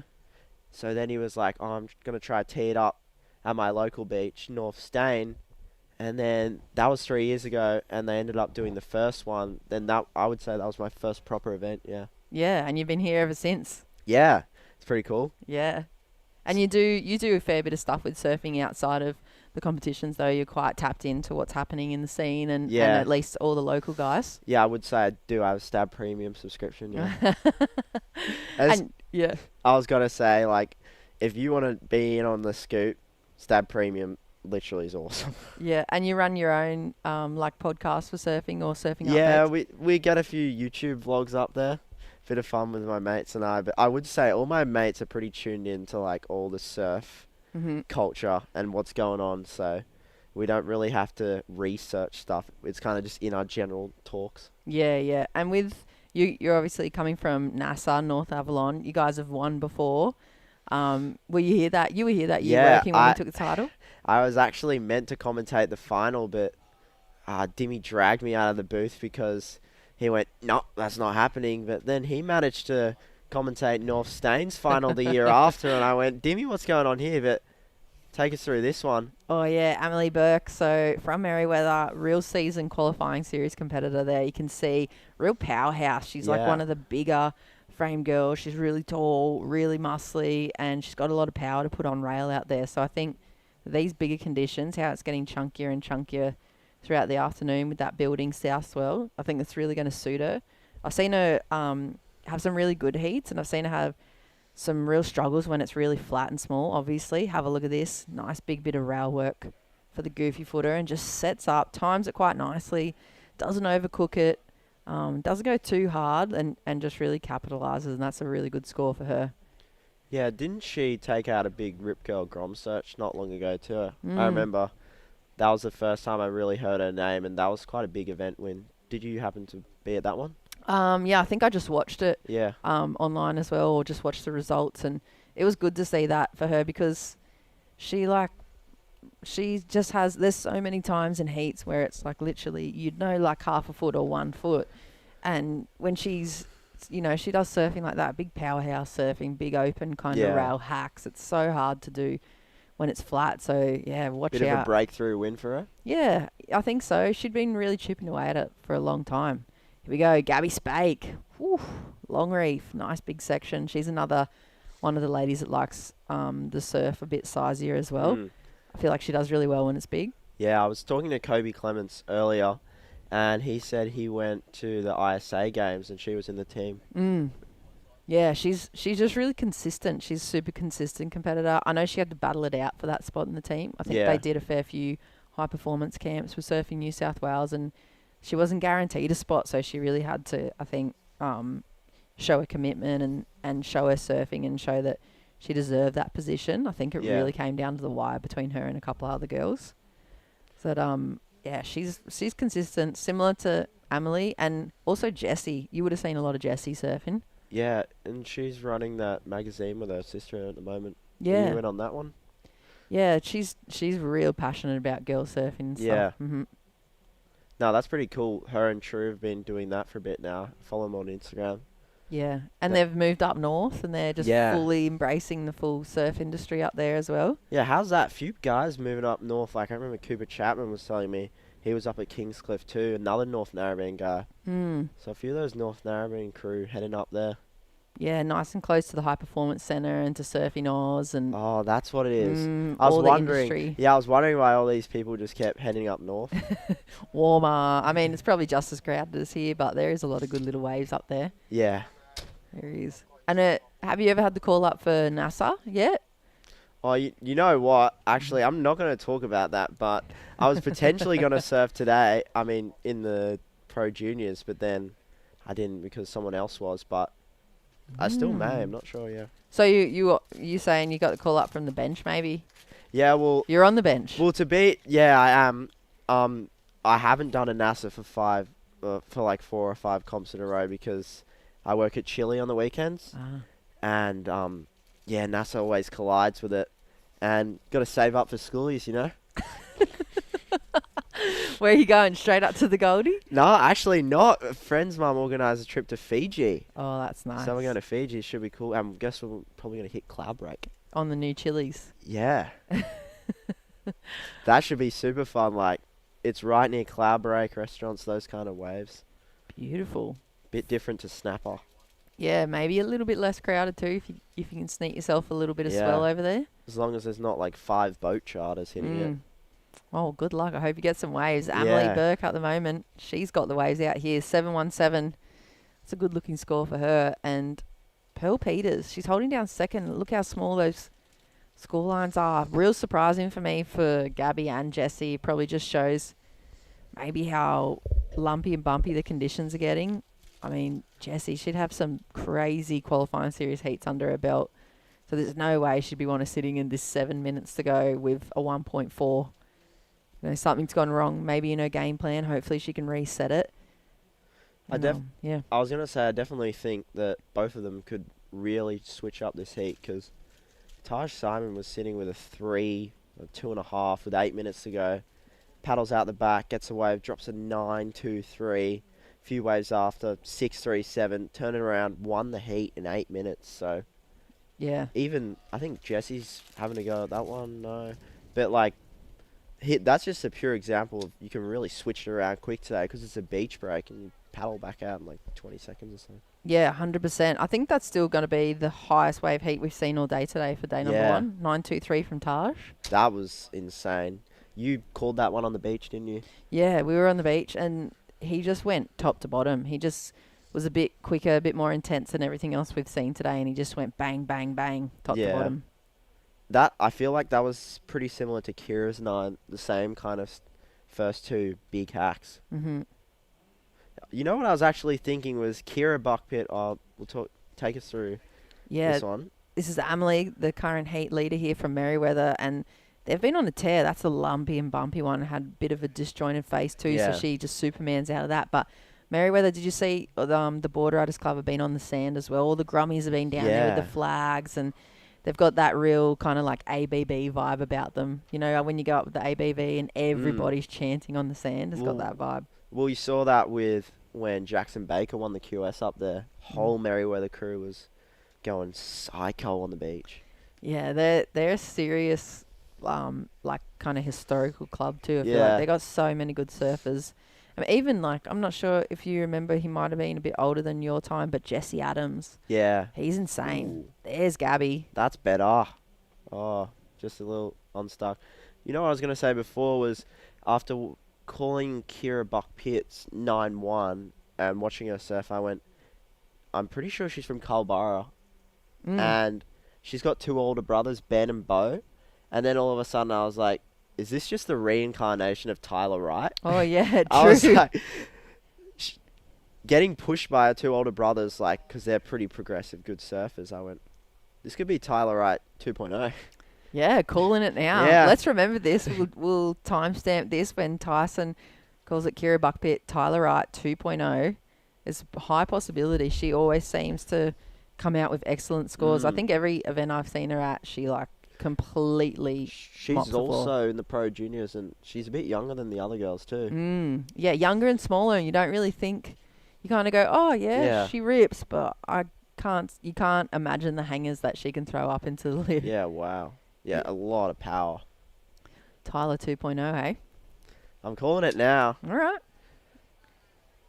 Have a look there. So Jessie, still not much on the board for her. 2.67 and a 1.4. Bit quiet. 4.5 minutes. So like you said, they can turn it around in 30 seconds. Pearl Peters in second. That last one for Gabby. So that one completed turn and she fell off on the second. She would have been going into the 4s and 5s easily. But a 3.33 has her in second position. Just over 4 minutes. Look at the size of the swell now, Tyson. Like it's, what was it? It was probably like 1 to 2 foot this morning. Yeah. It's probably like 3 foot and building now. You can see it marching around that headland from the south. And what around the camp too is tomorrow it's going to be even bigger, and we may move up the beach to Queensy. Yeah, we move up to a more open section, don't we? And so we're going to be pummeled a bit more by the wind, but definitely going to be getting that swell wrapping right around and coming straight in. I feel like, I don't know if you remember last year, but remember how good the waves got on finals day and Lennox Smith and those guys that were... I just remember like watching some of those guys, Lennox Smith, Byron Stapleton, some of the guys from up near your way, like Huey Vaughan, Joel Vaughan, those crew were going ham. Yeah. Crazy. It was such a good finals afternoon. Yeah. I thought it was some of the best surfing I'd seen from juniors as well for, probably for years. There was one heat with like Axel Rose, Lennox, and Byron, and one other person. It was 4 of them where they were all dropped 8.5s. Yeah. And a couple of good 9s too. There was like low 9s and high 9s. Yeah, I was like, wow. Yeah, it was an incredible heat. Hopefully we're going to see some of that action tomorrow on finals day. And if you are around, come on down and you can go see the team at Aloha Manly Style. And the code word is Hornet, I believe, $100 off any new surfboard from those guys. Or you can just go online, chuck in the code word Hornet, and I think you're still able to collect that discount online too. So $100. Yeah, $100 off a new board. Not bad. 15% off, I think, all the rest of the merch. But let's get in and support those guys. They've been supporting this junior surfing now 3 years in a row. Aloha's been on this one. Yeah, they really get behind it. It's like that full small town surf shop vibe. They've been able to hold on to that here, even though Manly's so big. You compare them to like Slimes, maybe? Yeah, Slimes. Yeah, very similar. They're just always backing the local kind of junior surfing. They always back Dimmy, and Yeah. you can see, like, look at the strength of their surfers here. Like, it's incredible how many good surfers come out of North Stain and Manly. A lot of the North Stain boys too have got that sponsorship with Aloha as well, which was their initial sponsorship that fed into the bigger major brands. Yeah, so it kind of opens them up. Hey, like, they get to meet the reps, and they get to meet the guys that end up, whoever, Rip Curl or whoever picks them up. Yeah. Quickie. Plenty of sponsored surfers in the event too. I was the first pro junior girls heat. Every girl had like a major sticker on their board. I was like, this is the real deal. Yeah. And if you have a look at, like, the rankings too, if you cross-reference, like, our pro junior girls heats to the Australia Oceania Pacific, I think it's called now, QS rankings for the World Surf League, a lot of the girls are sitting really high up, like Ellie Harrison. She's number 4 at the moment or something. She's surfing this event. She's surfing in the event, I think, for Torquay. Yeah. And yeah, like, I mean, Jessie, the Starling sisters are both sitting in those ranks somewhere. Gabby and Emily will be in the ranks somewhere. Nixie'd be up there. Yeah, she'd be pretty high as well, probably. But all those ladies, obviously, like, professional surfing is a real massive potential for them in their lives, and they're on that kind of pathway. Yeah. This is all part of it, getting these heat reps and getting these wins, all these losses for the girls. Well, I think this event is more just like giving back to your club, because the club's probably maybe subsidise some of their junior travellings. For sure.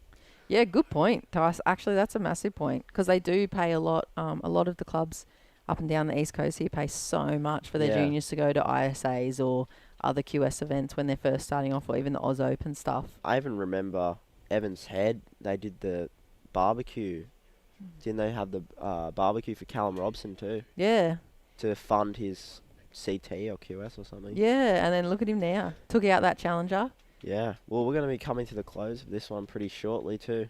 Yeah, and it looks like Merriweather, they're going to collect 10 points for the club to move on into tomorrow, as they're looking strong. So Amelie Burke, nice heat win for the young lady in white. Gabby Spake taking second. And stick with us. We'll be back with more live action for the Pro Junior girls here at the Aloha Manly Teams event. Right back.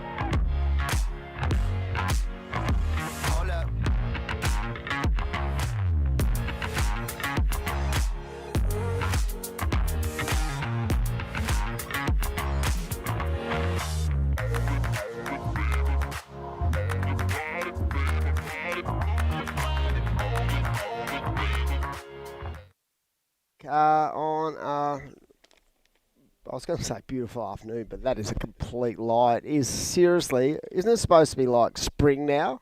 We're back to the middle of winter. It's chronic out there.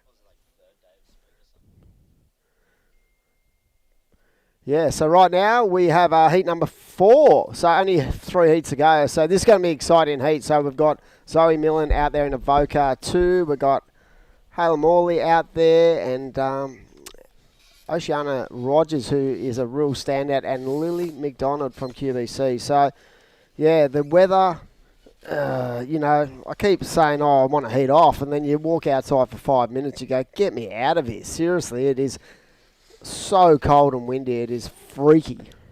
Yeah, I was going to say, in here's pretty luxurious. Sitting here with Sam all day, just watch him do his thing. Just the skill set of those 2 blokes up there. They're the professionals. Yeah, they make us look good or sound good anyway. But yeah, no, it's been a great day. So the whole idea today, we're going to run basically to this heat and just sort of analyse conditions. But I'm a real believer in not breaking up the rounds, and I think it's a fair equation for all the athletes to have the opportunity to serve in the same kind of conditions. And there's a reason for that in this format, right? Because if there's tyres towards the back end of that, say 10, 11, 12, it goes on your total heat points. Yep. So if you throw them out where it's pretty clean, to be honest, for how much wind, it's still pretty clean out there. But if you threw them out there tomorrow and it was howling, and the most you could get would be a 2 or 3, you know what I mean? You sort of put them at a disadvantage. Yeah, because really, it's the same conditions. Yeah, There's same no conditions for excuses. everyone. Won't get any. Now, are you going to get a call up tomorrow or what? What's the deal? You were originally in the draw. Yeah, I know. What happened? Mate, we're going to have to talk to the powers that be up there. Yeah, I know. Might have to give the coach a call up. Give the coach a call as we see Zoe up and riding on a nice looking ride. I'm pretty sure that is a DHD, I think, under her feet. DHD, that model. A few of our young grommets actually ride that model. Young Charlie Choppin does, I know that. But yeah, if you're out there right now and thinking about the conditions, the wind, the angle of the wind and the angle of the swell line, would you use an epoxy or would you use just a standard sort of shortboard? I haven't ridden epoxy in about a year, so probably a PU. What do you ride? What sort of size boards are you on these days? 5'11 and a half. Yeah? Yeah. Cool. Do you like? I like PUs a lot better. I don't know, I just feel like I can ride in just about everything. Yeah. I think they're a little bit better all round, aren't they? Yeah. I feel like, there are certain advantages of an epoxy, but as soon as you got wind and a bit of chatter, I feel like they're perfect when it's clean. Yeah. Well, Like wave pool kind of clean. Well, you look at some of the North Stain boys who shredded today, like Axel, he was on a PU. Some of the other guys, Sol, PU. Isn't it weird? Because I was in Indo with Axel not that long ago, and they were all riding epoxies, and just because it was so beautiful and clean. Did they bring any of them back or snap them all? I think Axel brought a couple back. It wasn't funny, but he'd been ripping. Yeah. Right up at Ulu's. He'd been surfing secrets the whole time. Yeah. And on the last day, me and him were flying home that night. He went out, and the last wave of his, 3 months in Indo, he got absolutely ripped across the reef, and he came up, and he literally had shredded his body. Jesus. And when he got on that flight that night, he was all like patched up, and the lime had gone in, and he basically didn't surf for a good, say, 3 weeks after he got home from Indo because he just didn't want to get an infection in there. But wow, he seriously nearly ripped his nipple off. Yeah, a bit of Chinese red. Oh wow, it was heavy. But he was. I really felt like all the guys who went over the Indo this year got a complete season of good waves, and like for any young surfer or pro surfer, I think that going to Indo for an extended period of time is such an advantage. Sorry.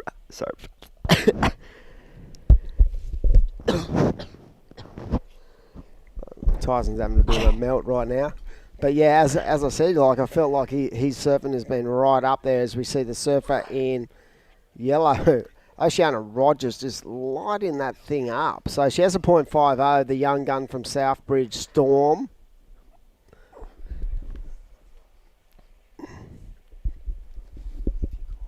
Yeah. On your side. Yeah.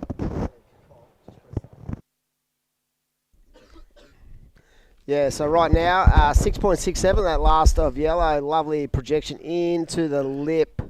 And Lily McDonald out there in fourth right now, a very talented young young competitor from the other end of the beach up at QBC. Comes from good stock. Of course, her brother surfed in this event as well. So the McDonald, her dad Alex, really solid campaigner. And of course, her uncle was a former World Championship Tour surfer in the space of Jared House. So he's probably online just sitting back in his freshy mansion, just watching his niece go to work. But yeah, a great family and a great kind of talent sort of bed coming through. But yeah, great to see Lily still involved in surfing overall. But these waves, a bit tricky out there, mate. Yeah, Jack Mack, I was speaking to him, and he actually said that he was surfing Queensy Board Riders and then coming this up. event, yeah. Wow, that's pretty impressive. Look at this, surfing in white, nice turn. Yeah, just a little sticky on that end section, but nonetheless, good start for Helena. Yeah, and Lily Mack, what about this? This is a great turn. Oh, just cracks that end section. Sick turn. So this is game on for both yellow and blue. Lily McDonald just lit that thing up. I'm calling that could be the best wave of the heat so far, but fighting right back. And there it is, a 7.33. I was right. So Oceana Rogers trying to fight back. She doesn't need a lot to go back into first position, but Lily McDonald just isolating that really good wave. And there it is, that 2.57 last of yellow.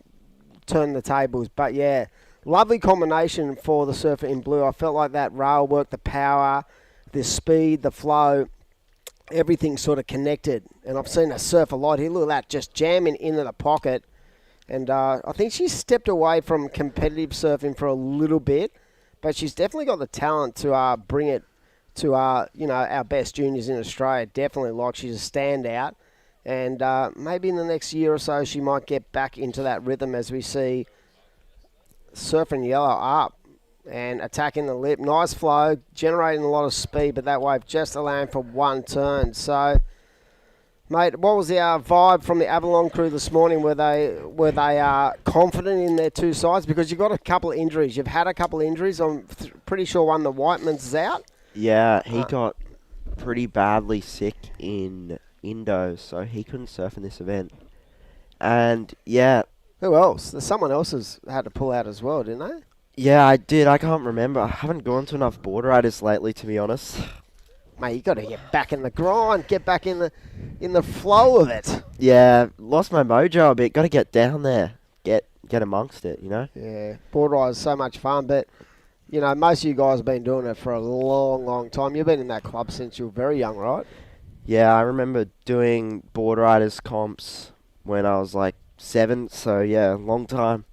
Long time. That is unbelievable. Who was sort of the guys that you looked up to in the club? For me, club was very strong. You had Shane Conwell, Shane Carroll, but I feel like that Letty Mortensen kind of era with Critter and those kind of guys really took your club to a new level. Yeah, Fraser DeVell was a standout for me. Like, he just shredded. Even like Marlon Newling, that kind of generation. You know his dad was on the tour? Yeah, I heard that, sorry.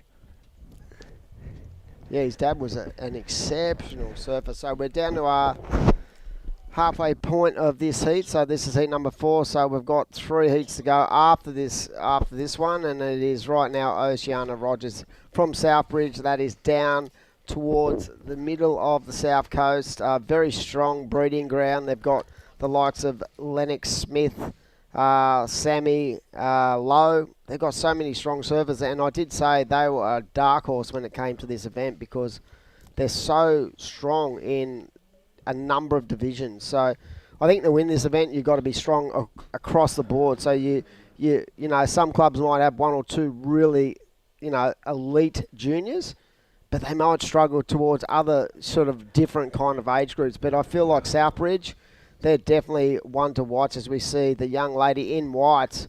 Just nice carving, trying to get herself into the open face, and nice rail work and kicking out. So, yeah, Pro Junior girls bringing it to us. We've seen some big, big upsets in the girls already. I think you'll find that last heat, was it Jess Starling who got 4th? Wow, that is a turn up for the books. Yeah, who's the girl surfer for the North Stain teams?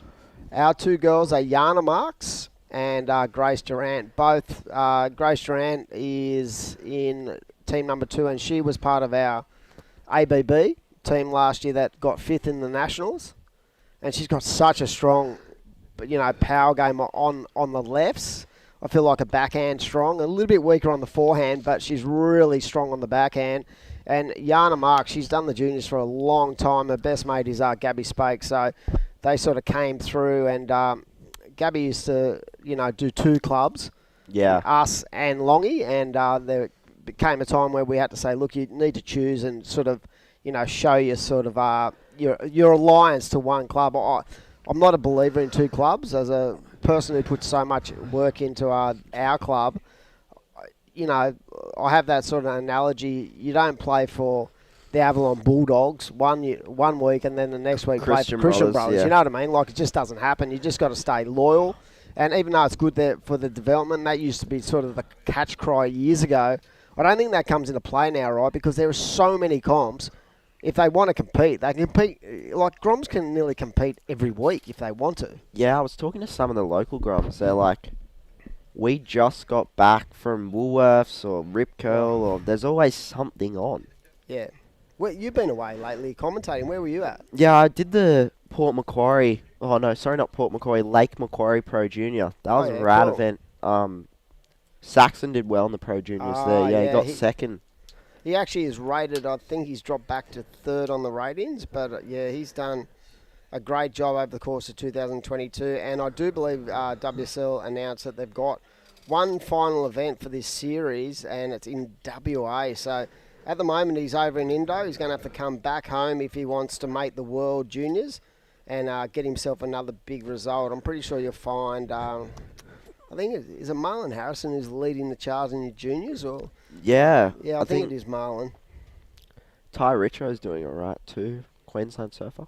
Yeah, they've got some really strong surfers. I feel like Oscar Berry's right up there as well. As we see Lily McDonald, the Queenscliff crew would be loving this. A 733 and a 367 for the powerhouse from QBC. Oceana Rogers in second. But she doesn't need a huge number to go back in the first. So now we're towards that back end of the heat where priority will start to really become an issue for all these surfers. So you want to make sure that you're in command of your priority and utilising that priority to your advantage. And here we go, the young gun from down south. She's got so much speed.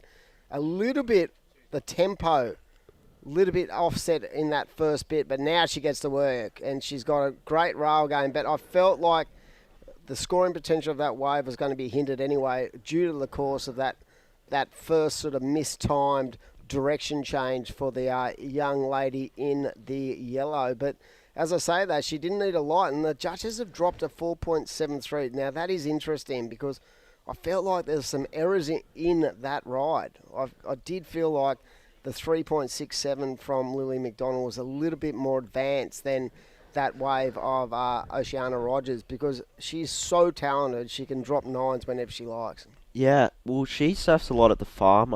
I was talking to her dad, I think it's Brett Rogers, and there's a lot of sick lefts down that way, even mystics too. I don't know if you've surfed around that Kilauea State Park. Otto used to take everyone down there, just go, shh, don't tell anyone. Yeah. The locals used to hate it. But yeah, like the South Coast, it is a breeding ground of quality waves, isn't it? Yeah, so many good spots down there. That's why Southbridge is such a strong club, because really it's a super club for a lot of those little towns. It is, eh? It's weird. About 3 years ago, we were at the Kira Juniors, and Southbridge basically nearly beat us. We won the Kira Juniors in 2018, and then we backed it up in 2019. We're actually going up in a couple of weeks to try a three-peat, but it's such a hard event to win. But I remember not having a lot to do with Southbridge prior, and they just came out of the blocks, and seriously, we were looking at clubs like Northeast, Snapper, Noosa, all these big clubs where they've had results in the past, and all of a sudden, this club, which I actually didn't even know existed, came out of the blocks and blew up. They were amazing. They had such good team spirit, and as you said, it's such a melting pot down there for good quality talent. Yeah, I was going to say too, Are they in your club, or have they been around for a bit? I don't know. Like, I'd have to ask Cole Gower. He's basically the leader of the clan. But, yeah, like, I don't remember, like, coming through. And this is the issue too, right? They're very strong in the juniors. So, normally at a teams event, you only get opens, right? So, this is pretty unique. The Kira Junior and our event here at the Aloha Juniors, they're basically two standalone events, right? So, I don't really know if that is the case. Here we go.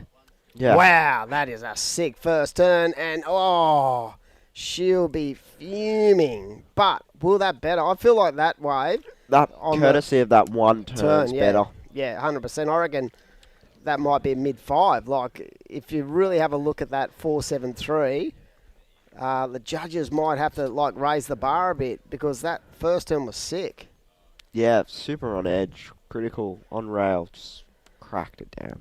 Yeah, but so it's been a real battle right now. We've still got Surfer in White, Helena Morley out there needing a pretty solid number. She's still in the game, and Zoe Milner needs a score as well. So with just over a minute and a half to go, it is crunch time, the mad minute. Don't forget to get down to Aloha Surf Manly. The guys are doing deals as we speak, $100 off a brand new surfboard during the course of this event, and all you got to say is mention the word Hornet, and you'll get yourself the opportunity as we see the Surfer in White having a look. So great to have Timmy and Aloha, 44 Pittwater Road. You can get onto their website, and also you can get 15% off any apparel as well. So that is the special we've got going during the course of this event. So catch cry, or the key word, the code is Hornet. Why is it Hornet? Because Aloha used to run this junior event called the Aloha Hornet junior event. It was the biggest junior event basically in the world.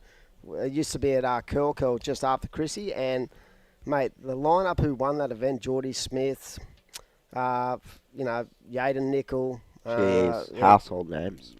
Jeremy Flores, Owen Wright, Julian Wilson. Like, so many guys went on to the CT. And we used to have countries like Tahiti would bring a team of 12 kids. Japan, Conor O'Leary's mum used to bring, 20 kids over. Wow. It was an incredible event, and it used to be run by myself. I owned the event, and my 2IC was Hamish Nelson. Yep. Letty's sort of stepdad, and it was called the Aloha Hornet. A rich history. I remember the first year Geordie Smith came over and won, and everyone went, oh my God. This guy's insane. He was like 6'2", 14 years old, just a beast of a man. But yeah, no, that's why the catch cry is Hornet. So we're going to throw off to a break. We'll be back very shortly. We'll pay some bills. Great to have Tyson in the box with me, and we'll catch you soon. Yeah, thanks, Dimmy. Big thanks.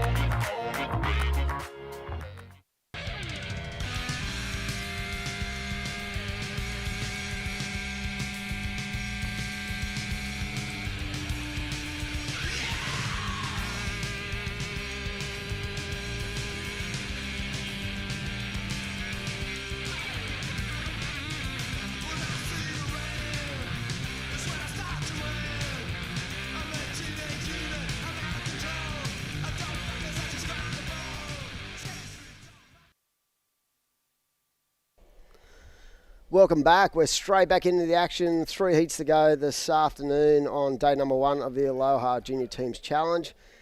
And straight up we have the surfer in blue getting off to a start. That is from North Shore, Tyler Green.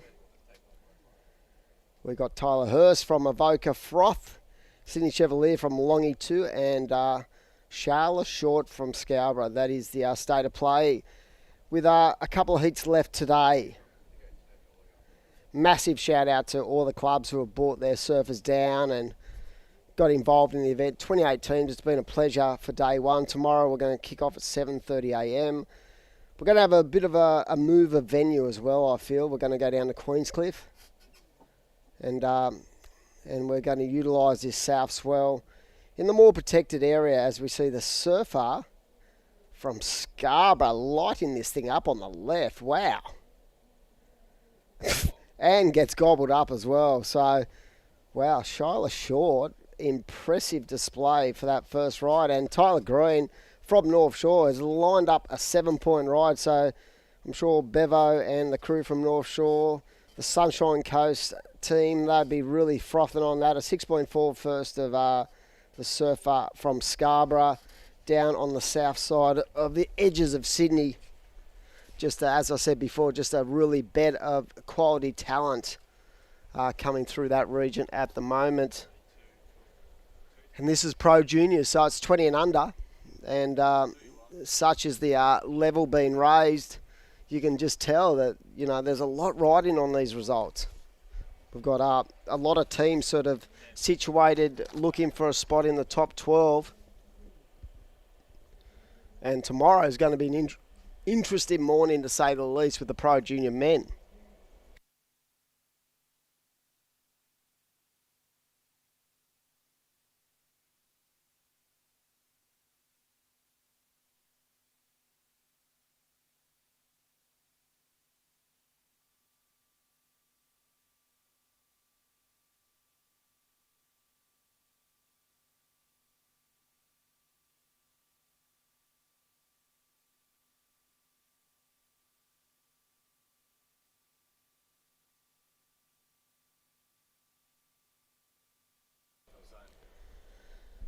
So first scores in, everyone's had one ride. The young lady from Longy, 2.5, and then we've got a 4.67 for surfer from Avoca. Scarborough with a 6.4, and Tyler Green with that best wave of the heat so far, a 7-point ride. So 2 heats at the completion of this, so it's going to be a long day, 7:30 to 5 p.m. And yeah, big shout out to the judges. I did float to them and I said, look, we can do 26 heats and come back tomorrow and round out the Pro Junior girls. But they were keen to keep going because tomorrow it will get us a shorter day and also the opportunity to just consolidate the Pro Junior men in their own round.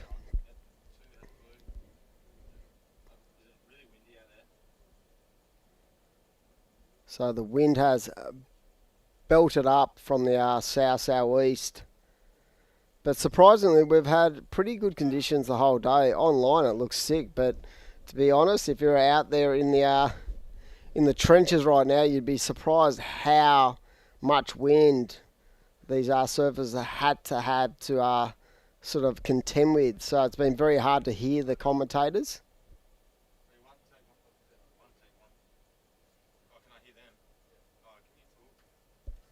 So with 13 and a half to go, of course, big shout out to all our corporate partners, Aloha Surf Manly, the crew down there. As I said before, we've got a special going on right now. If you want a brand new surfboard, you get $100 off if you just mention Hornet is the keyword for that. 44 Pittwater Road, Manly, probably what I consider the best surf shop in the Southern Hemisphere. The boys doing a great job. Hurley to Josh D'Souza and Joshy Simon, who have really got behind this event, supported this event, and everyone at North Stain Board Riders, along with all our other partners, Dr. V Energy, Surfing New South Wales, Manly Pacific, Data Processors,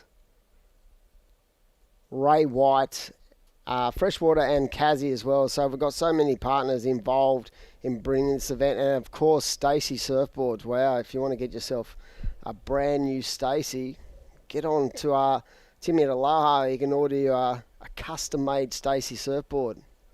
Might have to hit up Ollie and Lee and get my own little cracker jacker Stacey board too. So down to us 12 minutes 20 on the clock. And just looking at this wave, that was Shyla Short.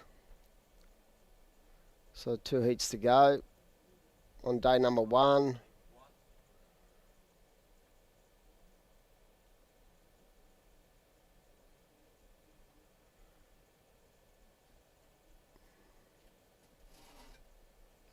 And don't forget, tomorrow we start at 7:30 a.m. Great to have KO involved in the coverage of this event. It's also live on YouTube tomorrow. We're going to have some special guests. I'm going to try to get in Wallabies captain Michael Hooper, who's a local down here. Hoops is a great supporter of the local junior surfers. He loves his surfing, Michael Hooper, and very talented man. Having a little bit of a hiatus at the moment after what's been an exhausting couple of years for Hoops. So at the moment he's not playing rugby. He came back from Argentina a bit burnt out, and he's just trying to evaluate exactly where he's at with his career, and what a stellar career it's been. If he does choose to retire, which I don't know, I hope he doesn't, because he's so good to watch, but as a 30-year-old he's been playing rugby for a lot of years and taking a lot of hits, and what an example of hard work it is for Michael Hooper to be the Wallabies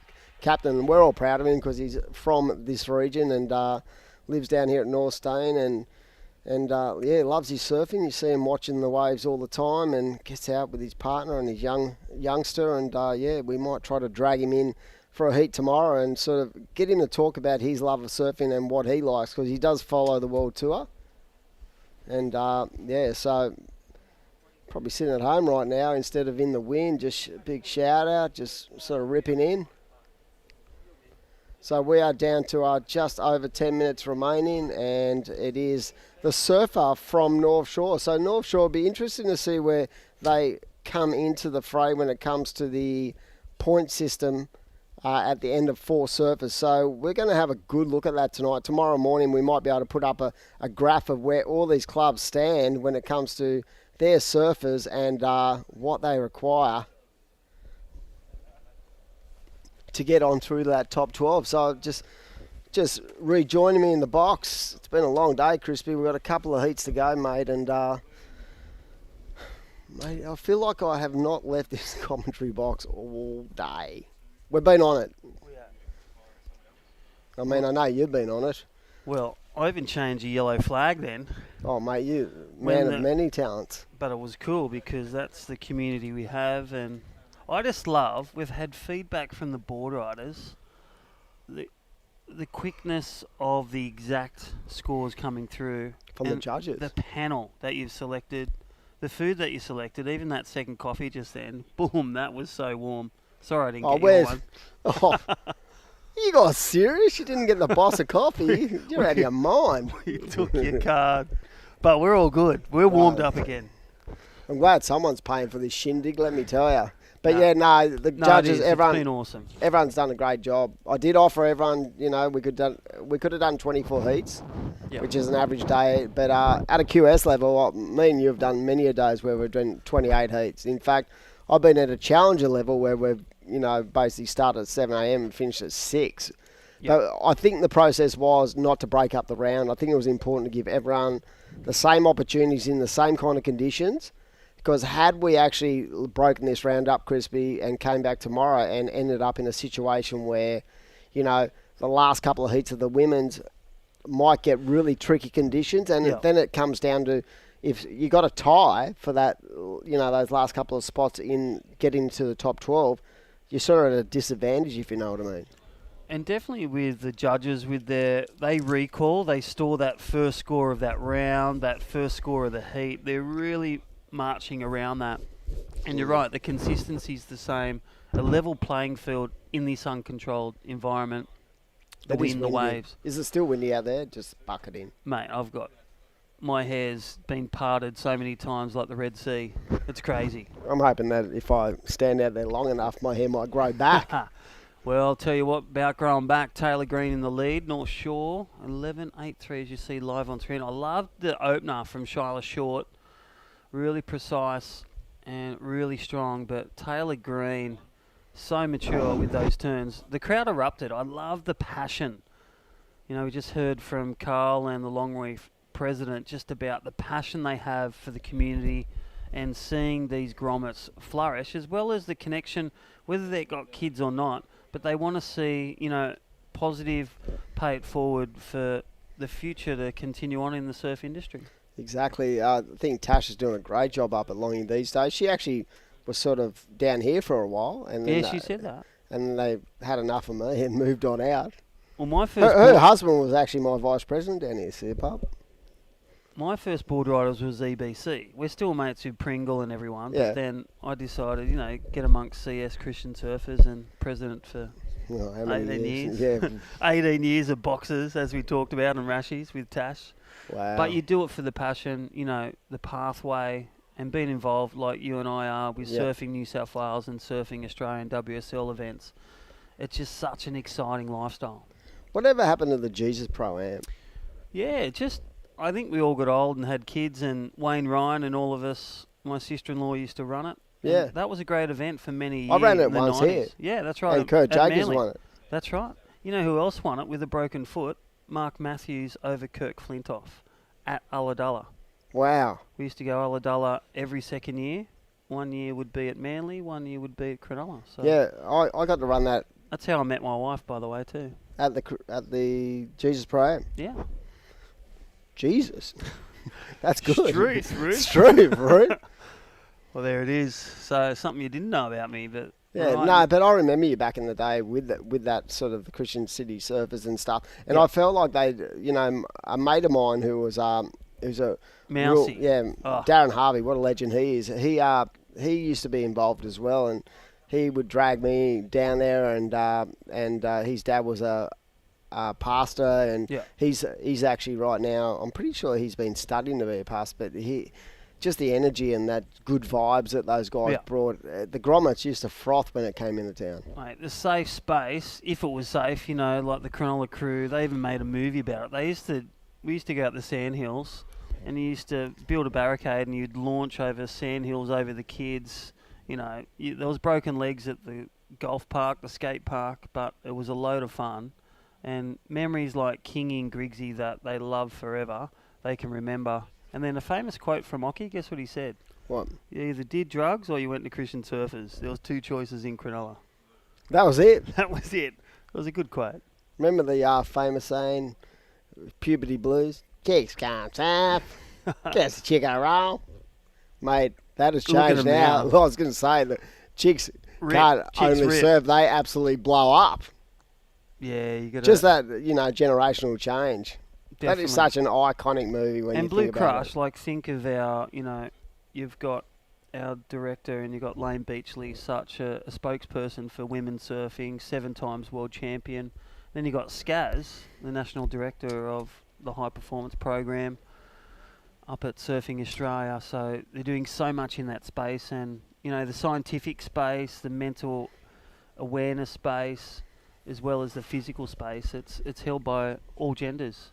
Yeah, tomorrow we're going to actually have a special guest come in who is a personal trainer and works in that sort of mental health space for our youth development. She's going to come in and talk about the importance of our diet and all the different kind of variances to keep the kids on track, you know, and the importance of good health and training and stuff, and just what it does to your confidence levels and your mindset. So it's going to be good to sit down and chat with Ali Christie and get her sort of look. She's a sort of not really knowing a lot about surfing, but she is from Cronulla. Yeah. But she follows it because I follow it. But yeah, her space is all about, you know, maintaining good mental health for, you know, kids in general. Bit tough out there on the camera, mate. Mate, they're doing a great job, and I must say that the team you've selected, it's a huge day. They're hating me right now. I'm sunburnt, windburnt, just from, 3/4 of a day, and we've still got a few heats to go. But even for the competitors, there wasn't many apart from the under 14s and under that went for the free surf. Oh, They please. chose to stay warm and bank on yesterday's credits. I had to drag a couple of our team players out of their cars just to get them in the water. But I must say, You reckon it's steamers all around? The total water, steamers. Like, I brought my 3-2 down, and that is what you wear in your heat, especially for day 2 or a short arm. What do you reckon the water short temp? arm with a 15 degrees? No, actually, talking to Torquay, Xavier Huxtable Oh, said really warm Oh, just outside. And I Big said, Red, are you kidding? he reckons it's really warm, as Ellie Harrison, she's going to be one of the power punchers. She's out there next, representing the Torquay board riders. So, yeah, Cahill Bell Warren and Adam, all the crew at Surfing Vico, if you're listening, watching, they're out next. You know what? We should get Zave in here for a heat, and he can sit down and chat with you during the heat of Ellie Harrison. That's what I'm going to do, because he's very smart, very intelligent individual. There's a lot of brain in that sizey head. I know, and you know what? He's very, very talented in a number of sports. He's a pretty good AFL player, played a lot of cricket. Could have sort of chose a different kind of path if he wanted to, but yeah, a bit like Sally Fitz. yeah, he's a very excitement machine in the water, but out of the water, just the intelligence. It's good to sit down and chat with Xavier, because he's just got a really sweet insight into what he wants, and already he's got a couple of CTs under the belt too. He got a wild card into the CT at I think that was the Bells. Bells. Yeah, that's right. And I'm pretty sure he won the trials one year too. Yeah, he made a couple of heats as well. I think he came up against Slater in a crucial round 3 exchange where he nearly got ripped the off. man.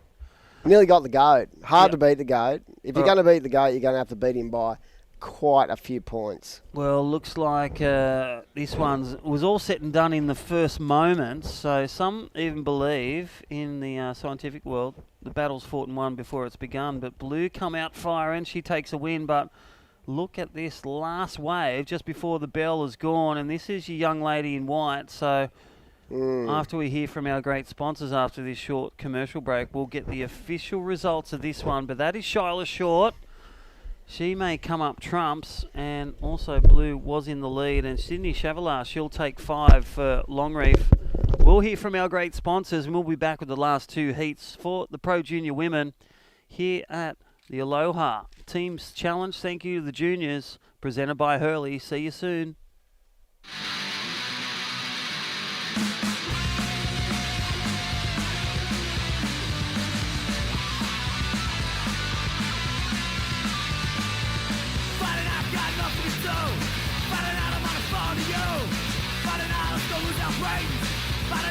Down the drain, come on!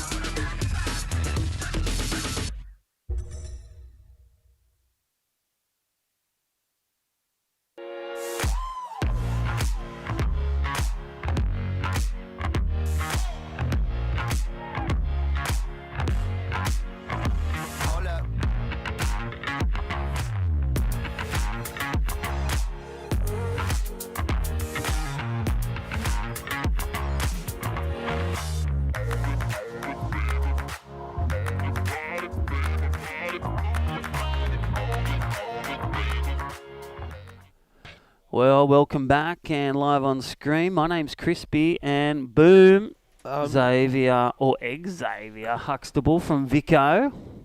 Hey, mate. How you doing, Crispy? I'm doing pretty good, and it's great to have you here. You've actually got the award, travelled the furthest. You and the Noosa guys are in Lux accommodation. How good is it? Oh, yeah. Penthouse? Dimmy's thrown us into the Dimmy. Pacific. It's definitely luxury, that's for sure. I'm So, actually, no, there we we've are. Say hi to Mum, Dad. Mum, Dad, if you're Brother, watching. and Heath, how's Heath? Yep. He's in the hospital bed, is he? No, he's out, but no, He's he out. popped his shoulder out, so he's just Yeah. taking it easy. But AC joint? Nah, like full shoulder dislocation. Yeah. So, Oh, he'll be back. Yeah, he'll be back. He's just taking it easy, but they're all down at the footy grand finals. Who are you going for? Like, I'm a Swans fan from Warwick Kappa days. They won last night. Congratulations, Who they Swans play? fans. Who do you go for? I'm a Geelong, so Geelong playing at 4:30 actually against Collingwood. So Well, I'm going to go for them because, yeah. hopefully they get a win over Collingwood, but they've been playing good footy. So What was that bald dude that's a legend and his son was a legend? Oh, Geelong? Gary Ablett. Ablett. How good was he? Oh, they're so good. They actually goat. they live in Jark as well now. So Yeah. Jan Jark. Do they surf? They have a lot of good footy players surf for NRL. That's our code across the line. Yeah, there's a couple, like one of our good mates, Charlie Kerno from home. He had a really good season. He surfs a fair bit, and Nick Voss and a couple others. But yeah, I guess a fair few of them tend to keep out of it and stick to footy so they don't get injured. Oh, you know who is a surfer and he's got dreadlocks? It's Cam.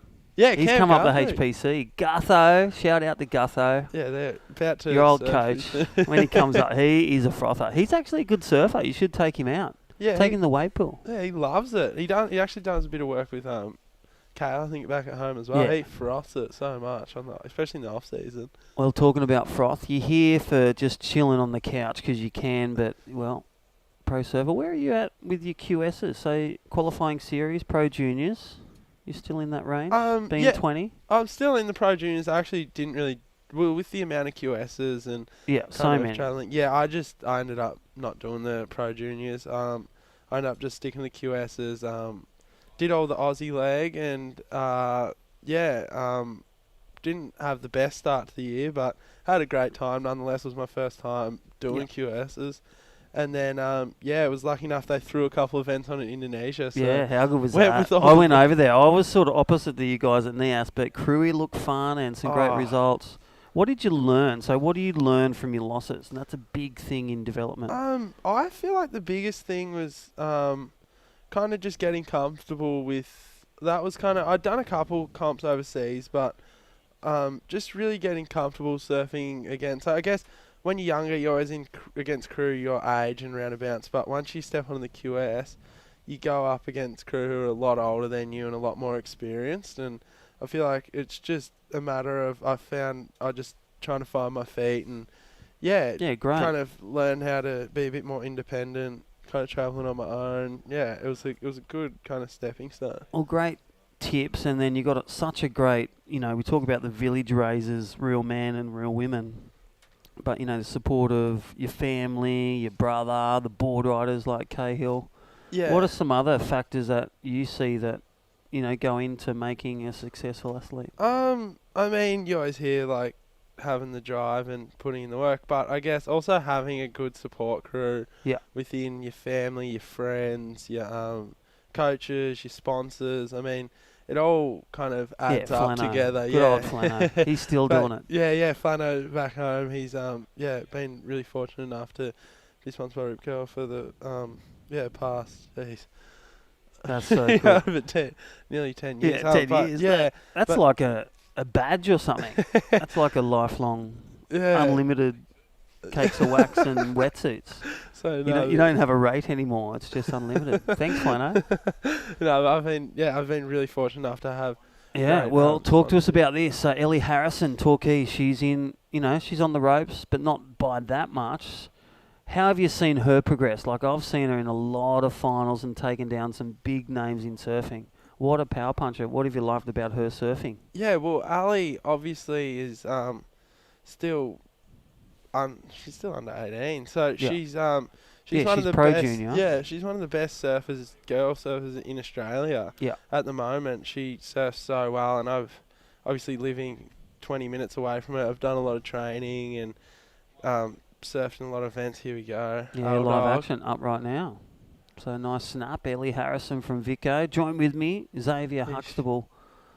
So, this has actually been a nice little wave. Didn't really have a heap of steep section, but she still did really well with what she had. But, yeah, Ali is one of the best surfers in Australia at the moment. And as young as she is, I think she's still just got so much more room to go up. Like, she's already surfed so good, and you just see her every comp. She's just better and better, so...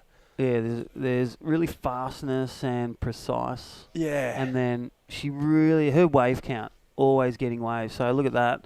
So you just gets a small one, and it's like she turned a plum into a mango then, and that one is just a 5-0. So takes a lead. Here we go.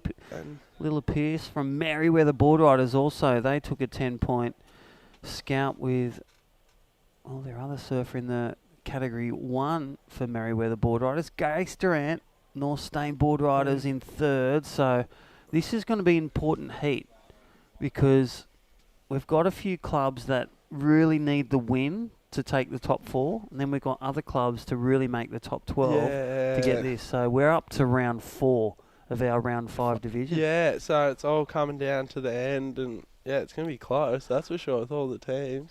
All the good surfers. And that's the exciting thing, don't you find the thrill of competition?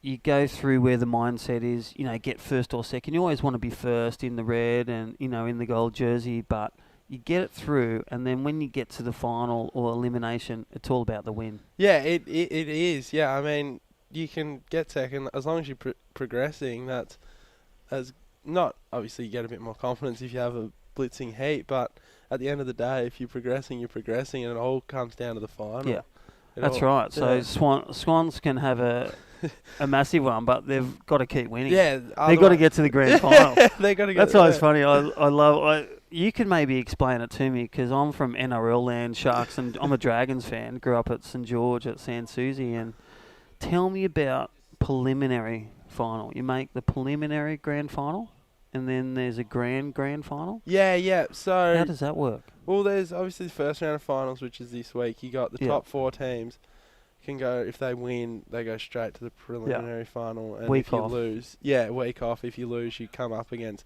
the people in then you got to win again to get to the grand final. Yeah, well, if you lose, then you got to win to get into the preliminary final. So I guess it's kind of like with top 4 here, I'm pretty sure they skip around, don't they? That's right. Yeah, so it's kind of similar, and then they get to the semis. Yeah, so you can pretty much blitz it in the first round, get to the preliminary, and have a shocker, and you see. And I wonder if an underdog that's in the 5th to 8 can win. Yeah, for sure. Can they knock North Stain off in this third year? Anything can happen. Anything can, especially tomorrow. I think it's looking like it's going to be a bit bigger. It's going to be bigger. It's going to be, a bit of size. And here goes Ali. Yeah, talk us through this one. Nice snap. Oh, nice big hit there. Now talk us through, you do that one turn, here we go, Grace Durant. Wow. You can see the girls really going for it as well. Great to see. Big committed turns. Yeah, that's what you love to see, them just going as hard as they can at every section. Look at this replay. Thank you, Fresh Air Broadcast. That's your girl from Victoria, and hi. Well, Mama Ellie Harrison at home as well, and the family watching. Shout out to them. Shout out to all the Harrisons back home. They're always travelling, smiling, supported by Kurt Jacobs and all the crew, the sponsors. So it's great to see them grow as well, like yourself. We're talking about the skull candy when you're in the Rip Curl Grom searches, you're 12, 13-year-old, and now you're an adult that's got, more hair on your chin than what's on Dimmy's head. That's pretty cool. Yeah, but shout out to all the Harrisons. I see Bowen Heads just won the Ballarat Football League back home, so they're Bowen Heads family. So there you go, Heads Football Club. So well done to them. And a lot of finals around, so stay safe. And I'll tell you what, this East Coast low, have you got your step up, or what do you do to adapt to the big waves of tomorrow? Do you pull out your 4-3 because it's cold, or are you going to surf there in shorts because you're from Vico? Well, I was talking to George before I came up, and I obviously didn't know what to bring, and he was like, it's a bit cold, and I was like, bring a 4-3, and he's like, nah, just bring a 3-2, and It actually is. Outside's pretty cold. I think it's like 15 or 16 degrees today. So once you get out of the water, it's pretty cold. It's all right in, but Yeah, I was once you telling them get it's all good, and they're like, "Who said that?" And I went, "Oh, Xavier said it." And they went, "Oh, he's from Vico." But yeah, no. Once you're out of the water, it's definitely cold. But in the water, it's actually not too bad. I was surprised by how warm it still is. All right, for all those watching and listening, this is, well, the second last heat of the day. Ellie Harrison, well, your girl from Torquay Board Riders in the lead, a 5 and a 4.6. And I've got with me Xavier Huxtable, the Torquay. How many training sessions have you been doing? How many training sessions leading up to this? Or is it just, online Zooms, You've got a board that Cahill and Adam Robbo, you got, like in soccer, you're drawing diagrams.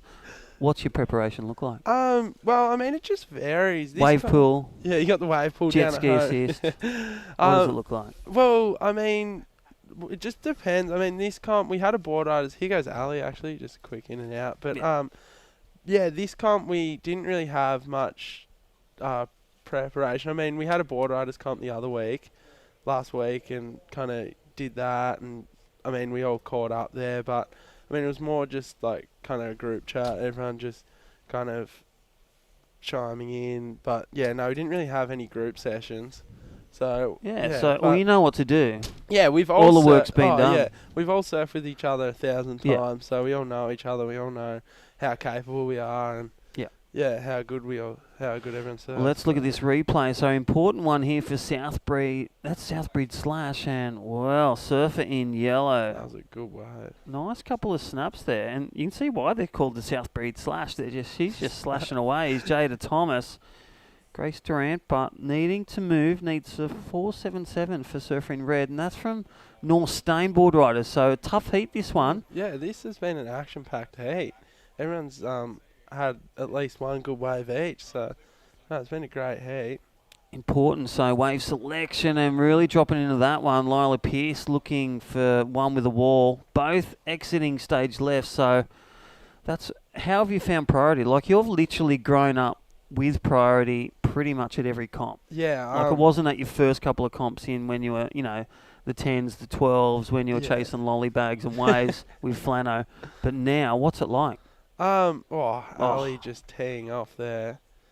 Priority, it is so handy. It really allows everyone to kind of, it takes the hassling bit out where you can kind of be comfortable, sit there, wait, put yourself in the best spot and surf a heat how you want to. You're not kind of dictated by how others, because I guess with no priority, people can just hassle you, push you too deep. Like, it can actually be pretty frustrating. But, it really helps showcase the best surfing, I believe. Well, there is your young lady. Ellie Harrison from Vico. And what's that feeling like? You're in the lead.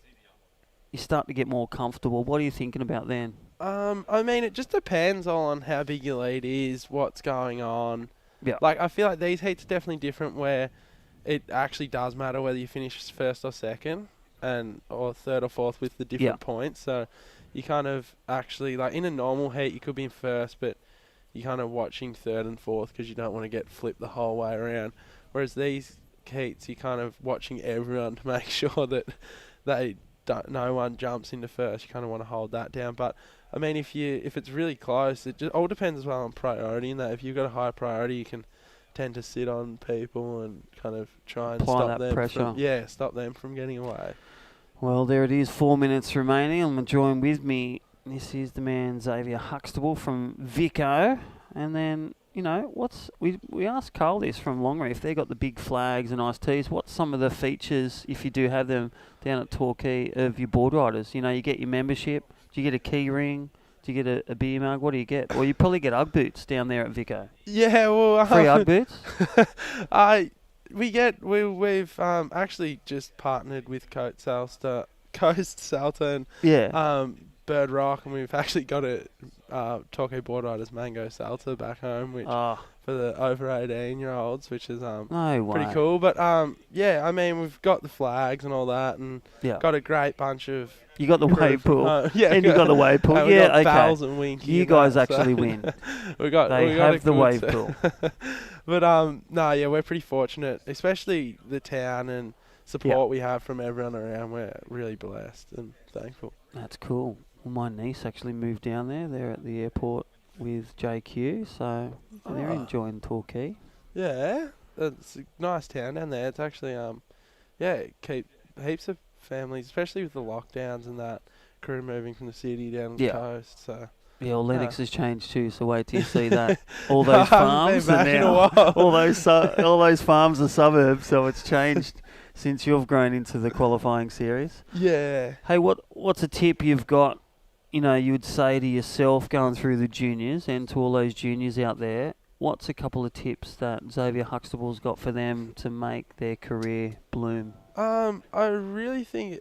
Ali just. If you would say to yourself as a 12, 13, 14-year-old. Really just have fun. I mean, like obviously, you win, you lose more than you win, and I mean it's obviously a bit devastating to lose, but I mean it's also a matter of kind of just picking apart what went wrong, what you can improve on, and looking to improve on that, but also have fun while you do it, and really enjoy just surfing with your mates, surfing. That's so good. And hey, best win, best opportunity. Was it getting the wild card into the World Surf League Championship Tour? Yeah, surfing against Slater. For sure. You know, winning trials. And best destination. What do you reckon? Yeah, well, that was definitely fortunate enough to get a wild card into the Rip Curl Pro in 2019. Yeah, and that was an amazing experience getting to surf against Callie and all those crew. And nearly beating him. Like, you know, the judges did rip. No, he got the score. But your dad reckoned that anyway. It was close, but gee, that was a really awesome experience. Yeah, and I was blessed to have that. And then I mean, I've been fortunate enough to kind of travel around with all my mates, doing QSs, surfing. Yeah, going from France to Hawaii to Indonesia, just literally all around surfing, doing what I love. So. Well, that is the surfer's life. That is the search. There you go, Plano. That is. So all right, well, this wrapped it up, and you can see that smile. She's also tapped into that, and this is the victory lap. Ellie Harrison, Torquay surfer. Join with me, Torquay Pro Junior Men's. It's Xavier Huxtable. I like to call you Xavier. It just puts that X factor in when you've dropped all those wins. I'll tell you what, she is shining, just like we said. And look at this replay. Go back to the start of the heat. She got a small wave, and then she turned that small wave with her prowess into something good. And that was the rhythm change for her, those moments. Built a house from the start, started off, and just kept working her way into a better position in the heat. And you just saw her unleash 2 huge turns. Yeah, well, she's got the biggest scores, and she even threw that one away. So Ellie Harrison from Torquay, she will fly you guys through to no doubt the top 12. Now, surfing tomorrow, you're going to be up? Yeah, up tomorrow morning, so nice and early. Get up and see what the conditions are like. Yeah, well, if you need anything, I'll just say have some fun and get out there and enjoy day 2. Have a great night in your penthouse that Torquay's in. And all those at home, we're going to go to a short commercial break. Anyone to say goodbye to? I'll see to anyone watching from back home, anyone from Torquay Board Riders, and well done, Ali. Smash that one. You. All right, see you on the back of these. Thank you, Xavier Huxtable. Torquay Board Riders. We'll be back with our last heat of the day. This is the Aloha Teams Junior Titles presented by Hurley. Thanks heaps, Crispy. You.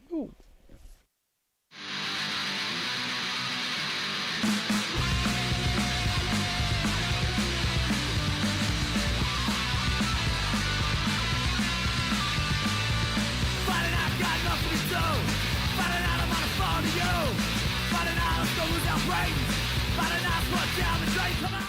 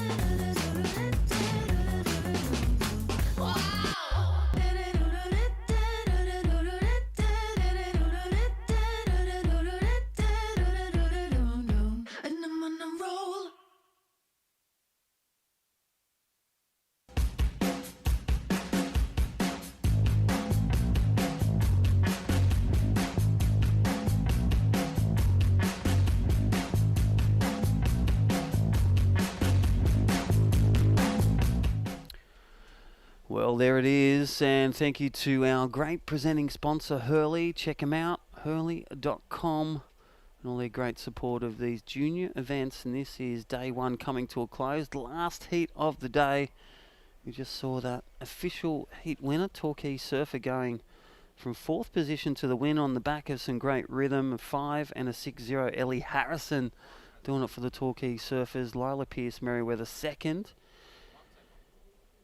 And then Jada Thomas 3rd. And Grace Durant, North Stain Board Riders, picking up 3 points for 4th position. Well, here we are on our last heat of the day. Out there is heat 7, as we said. 7 quality surfers. Holly Wishart from Wary Beach. They've had some great performances and some wins. Yana Marks, North Stain Board Riders in 2nd. Molly Shepherd from NASA Board Riders in 3rd. Jose McCann, Sandon Point, out there in white. All those listening and watching, hope you've enjoyed the broadcast today. Big shout out and thanks to Dimmy, our contest director and webcast manager, doing a great job in supporting the community, and 28 board riders and just tying all the bows in. This great support. Thank you to our local mayor, and again James Griffin, and all the crews from Surfing New South Wales, Aloha Surf Shop and Hurley, just to name a few of our great supporters of this 2-day event in the 3rd year running here for the Aloha junior teams, presented by Hurley. Don't forget, $10,000 up for grabs tomorrow, and $5,000 for the winner, and spread it down for 2nd, 3rd and 4th. We will see 12 after the Pro Junior Boys, 12 teams decided, with the top 4 going through to the semi-finals seeded, and then teams 5 to 12 will be doing battle in the quarter-final matchups.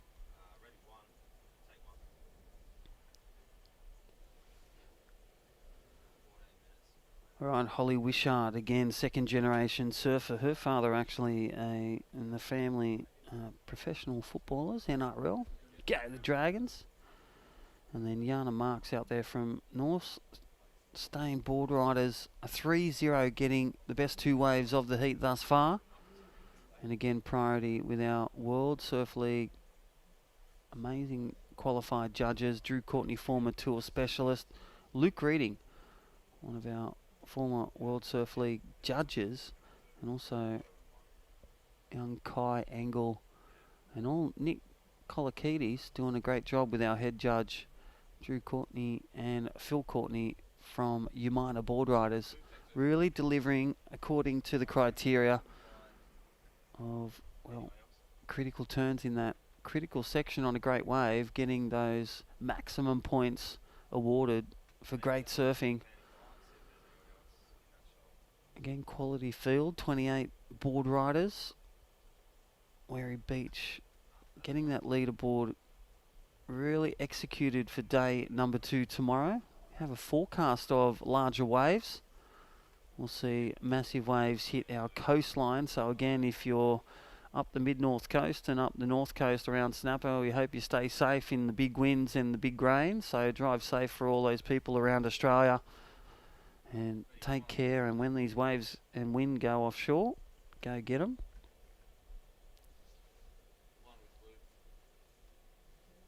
Alright, don't forget to check out our live heats, our wrap-up of your heats, and check it out, our great sponsors at KO, also our great supporters of this event. A big shout out to all the board riders. Here we go, Holly Wishart currently in the lead. Holly from Wary Beach, and they have been an underdog. Nice South Coast beach, and again Dean Bowen, one of our World Surf League qualifying series surfer, part of that club down there, and Packy, all those listening and watching. The great board riders get involved. And again, Wary Beach, a big powerhouse, great waves, great reef breaks down there, and delivering a great community for Wary Beach board riders. Alright, up and riding, that is Molly Shepherd. NASA board riders just can't execute that manoeuvre, so she really have to iron out that, as with, it looks like a no-show from Jose McCann from Sandon Point, just not getting into this heat.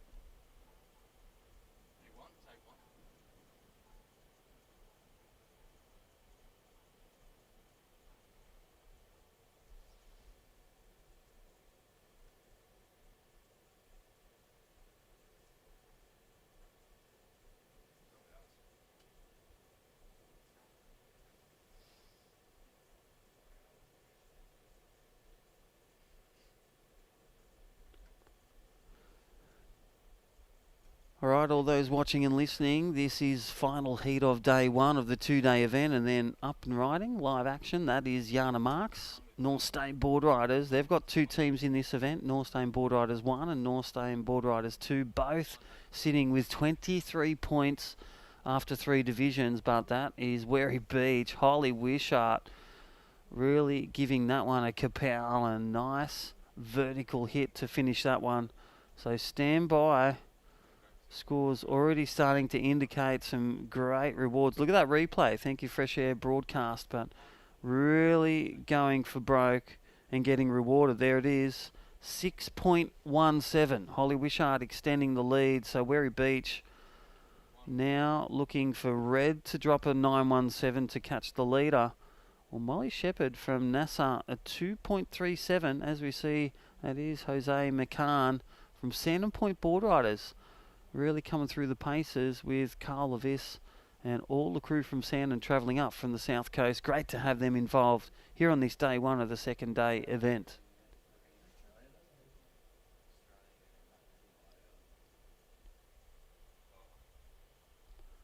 All right, are you reaching the halfway mark? Holly Wishart from Wary Beach, 12.17 combination. And again, Adam Hennessy and all the crew doing a great job. Aloha Manly Style. Don't forget, you want to order a great new fresh stick from Aloha Manly Style, whether it's a Stacy board or a custom board, $100 off. Quote, well, the great password, and that is Hornet. Go see Tim and the crew. This is our last heat of the day.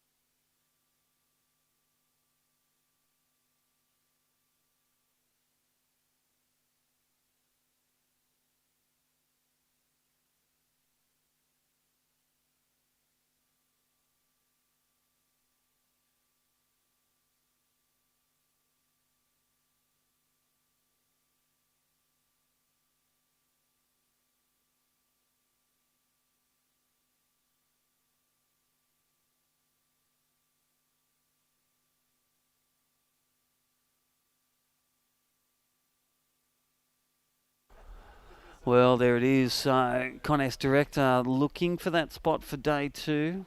Possible couple of banks up at Queenscliff, but there is Molly Shepherd, NASA Board Riders. Really getting busy with that one. So Molly Shepherd, let's look at this replay, and there it is. Nice first turn. Look at the size of the wave. The quality still there, even though we've got 20 to 40 knot winds here. And there it is on. That was a surprise, but on the couch. My name's Crispy, and I hope you enjoyed day one of the two-day event. Don't forget, we'll be back here 7:30 Australian Eastern Standard Time here in Australia. Tomorrow morning, log on hurley.com via Surfing New South Wales, or follow the links of North Stain Board Riders. Check it out, live heats. Follow the scores, but our final division tomorrow, the men's Pro Junior Boys division. Then we get our top 12 teams from 28 teams entered in this event. $10,000 prize money. Our best surfers from 14, 16, 18-year-olds to our Pro Junior women's, our Pro Junior men's. And that is our quality of our board riders clubs around Australia. And again, well done to Torquay. They've had some great moments and great results as well. Holly Wishart in the lead. 6.5 minutes remaining.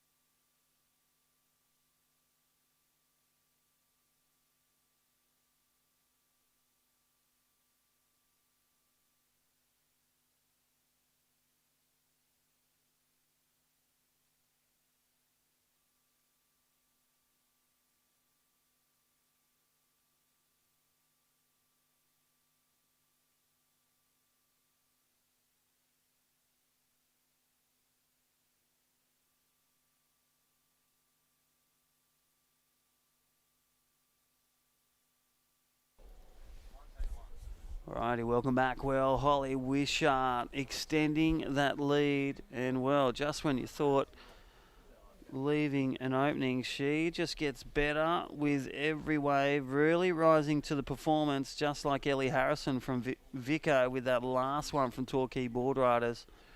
So last wave, Holly Wishart, a 6.93 and a 6.17 leads the charge for Werry Beach Board Riders. The South Coast Board Riders in the southern of Sydney, about an hour and a half from the airport.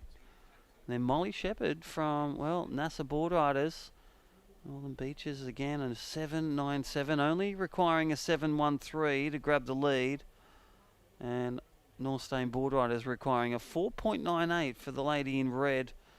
And Jose just with one wave for Jose McCann from Sandon Point, still out there, and a great feat for the girls in these really turbulent conditions. About 2 to 4 feet on the face size, but this swell on the rise. Picked to go from 3 metres to 5 to 6 metres tomorrow. And the way the shape that Manly faces east-northeast in that nice little hole and protected from the buffering wind as round the corner at Curl or Mona Vale. Alright, the ladies can see the visual of the yellow flag. So Beach Commentary doing a great job. And webcast, as we said, with our great team of webcasts. Thank you to Jess Grimwood and Adam Hennessy, and also to all our great team here Surfing New South Wales, and all our Fresh Air broadcast, all the work crew, and all our world-class judges delivering out the scores to our world-class board riders. All those watching and listening, don't forget 7:30 a.m. for a start on day 2. And again, don't forget, if you're looking to come down, bring your double jumper and maybe your umbrella with the forecast high winds and rain tomorrow for all those athletes and family members that are going to head down to Manly. We'll be at the Queenscliff, Northern Beach, northern side of our Manly Beach. The beautiful place here in northern Sydney.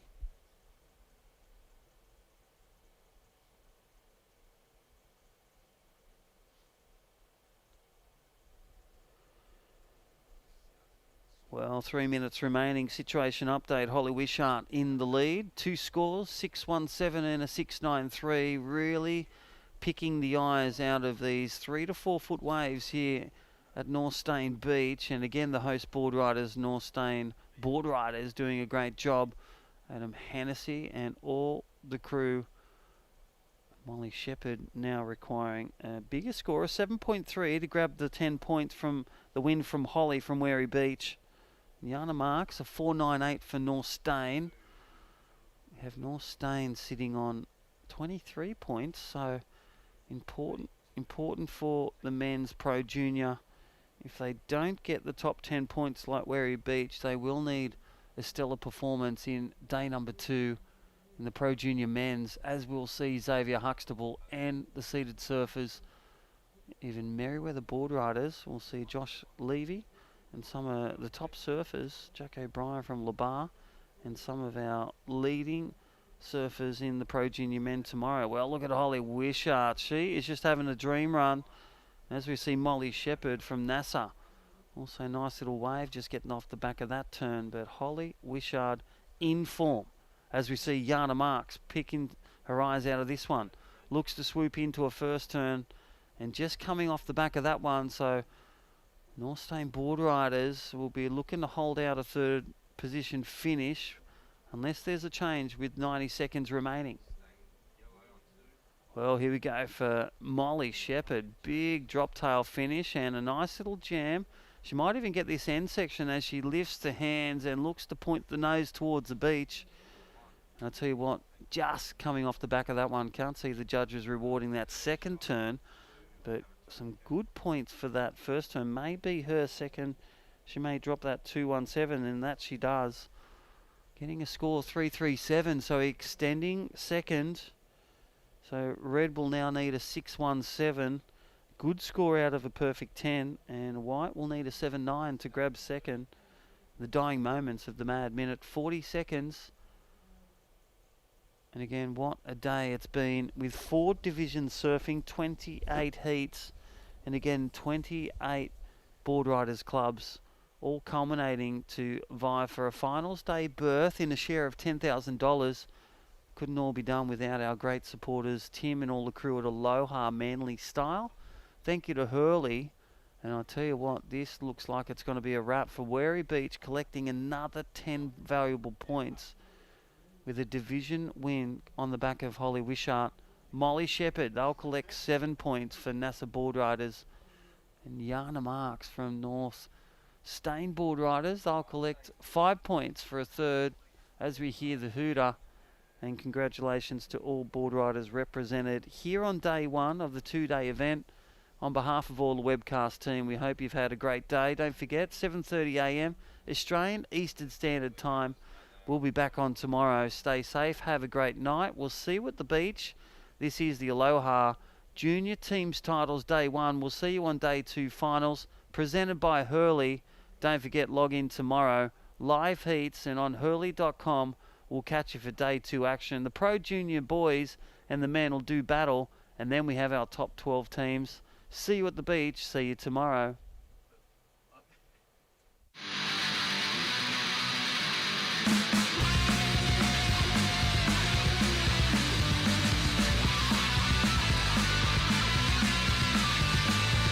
Fighting out, got nothing to do. Fighting out, I'm on a phone to you. Fighting out, let's go lose our brains. Fighting out, put down the drain, come on.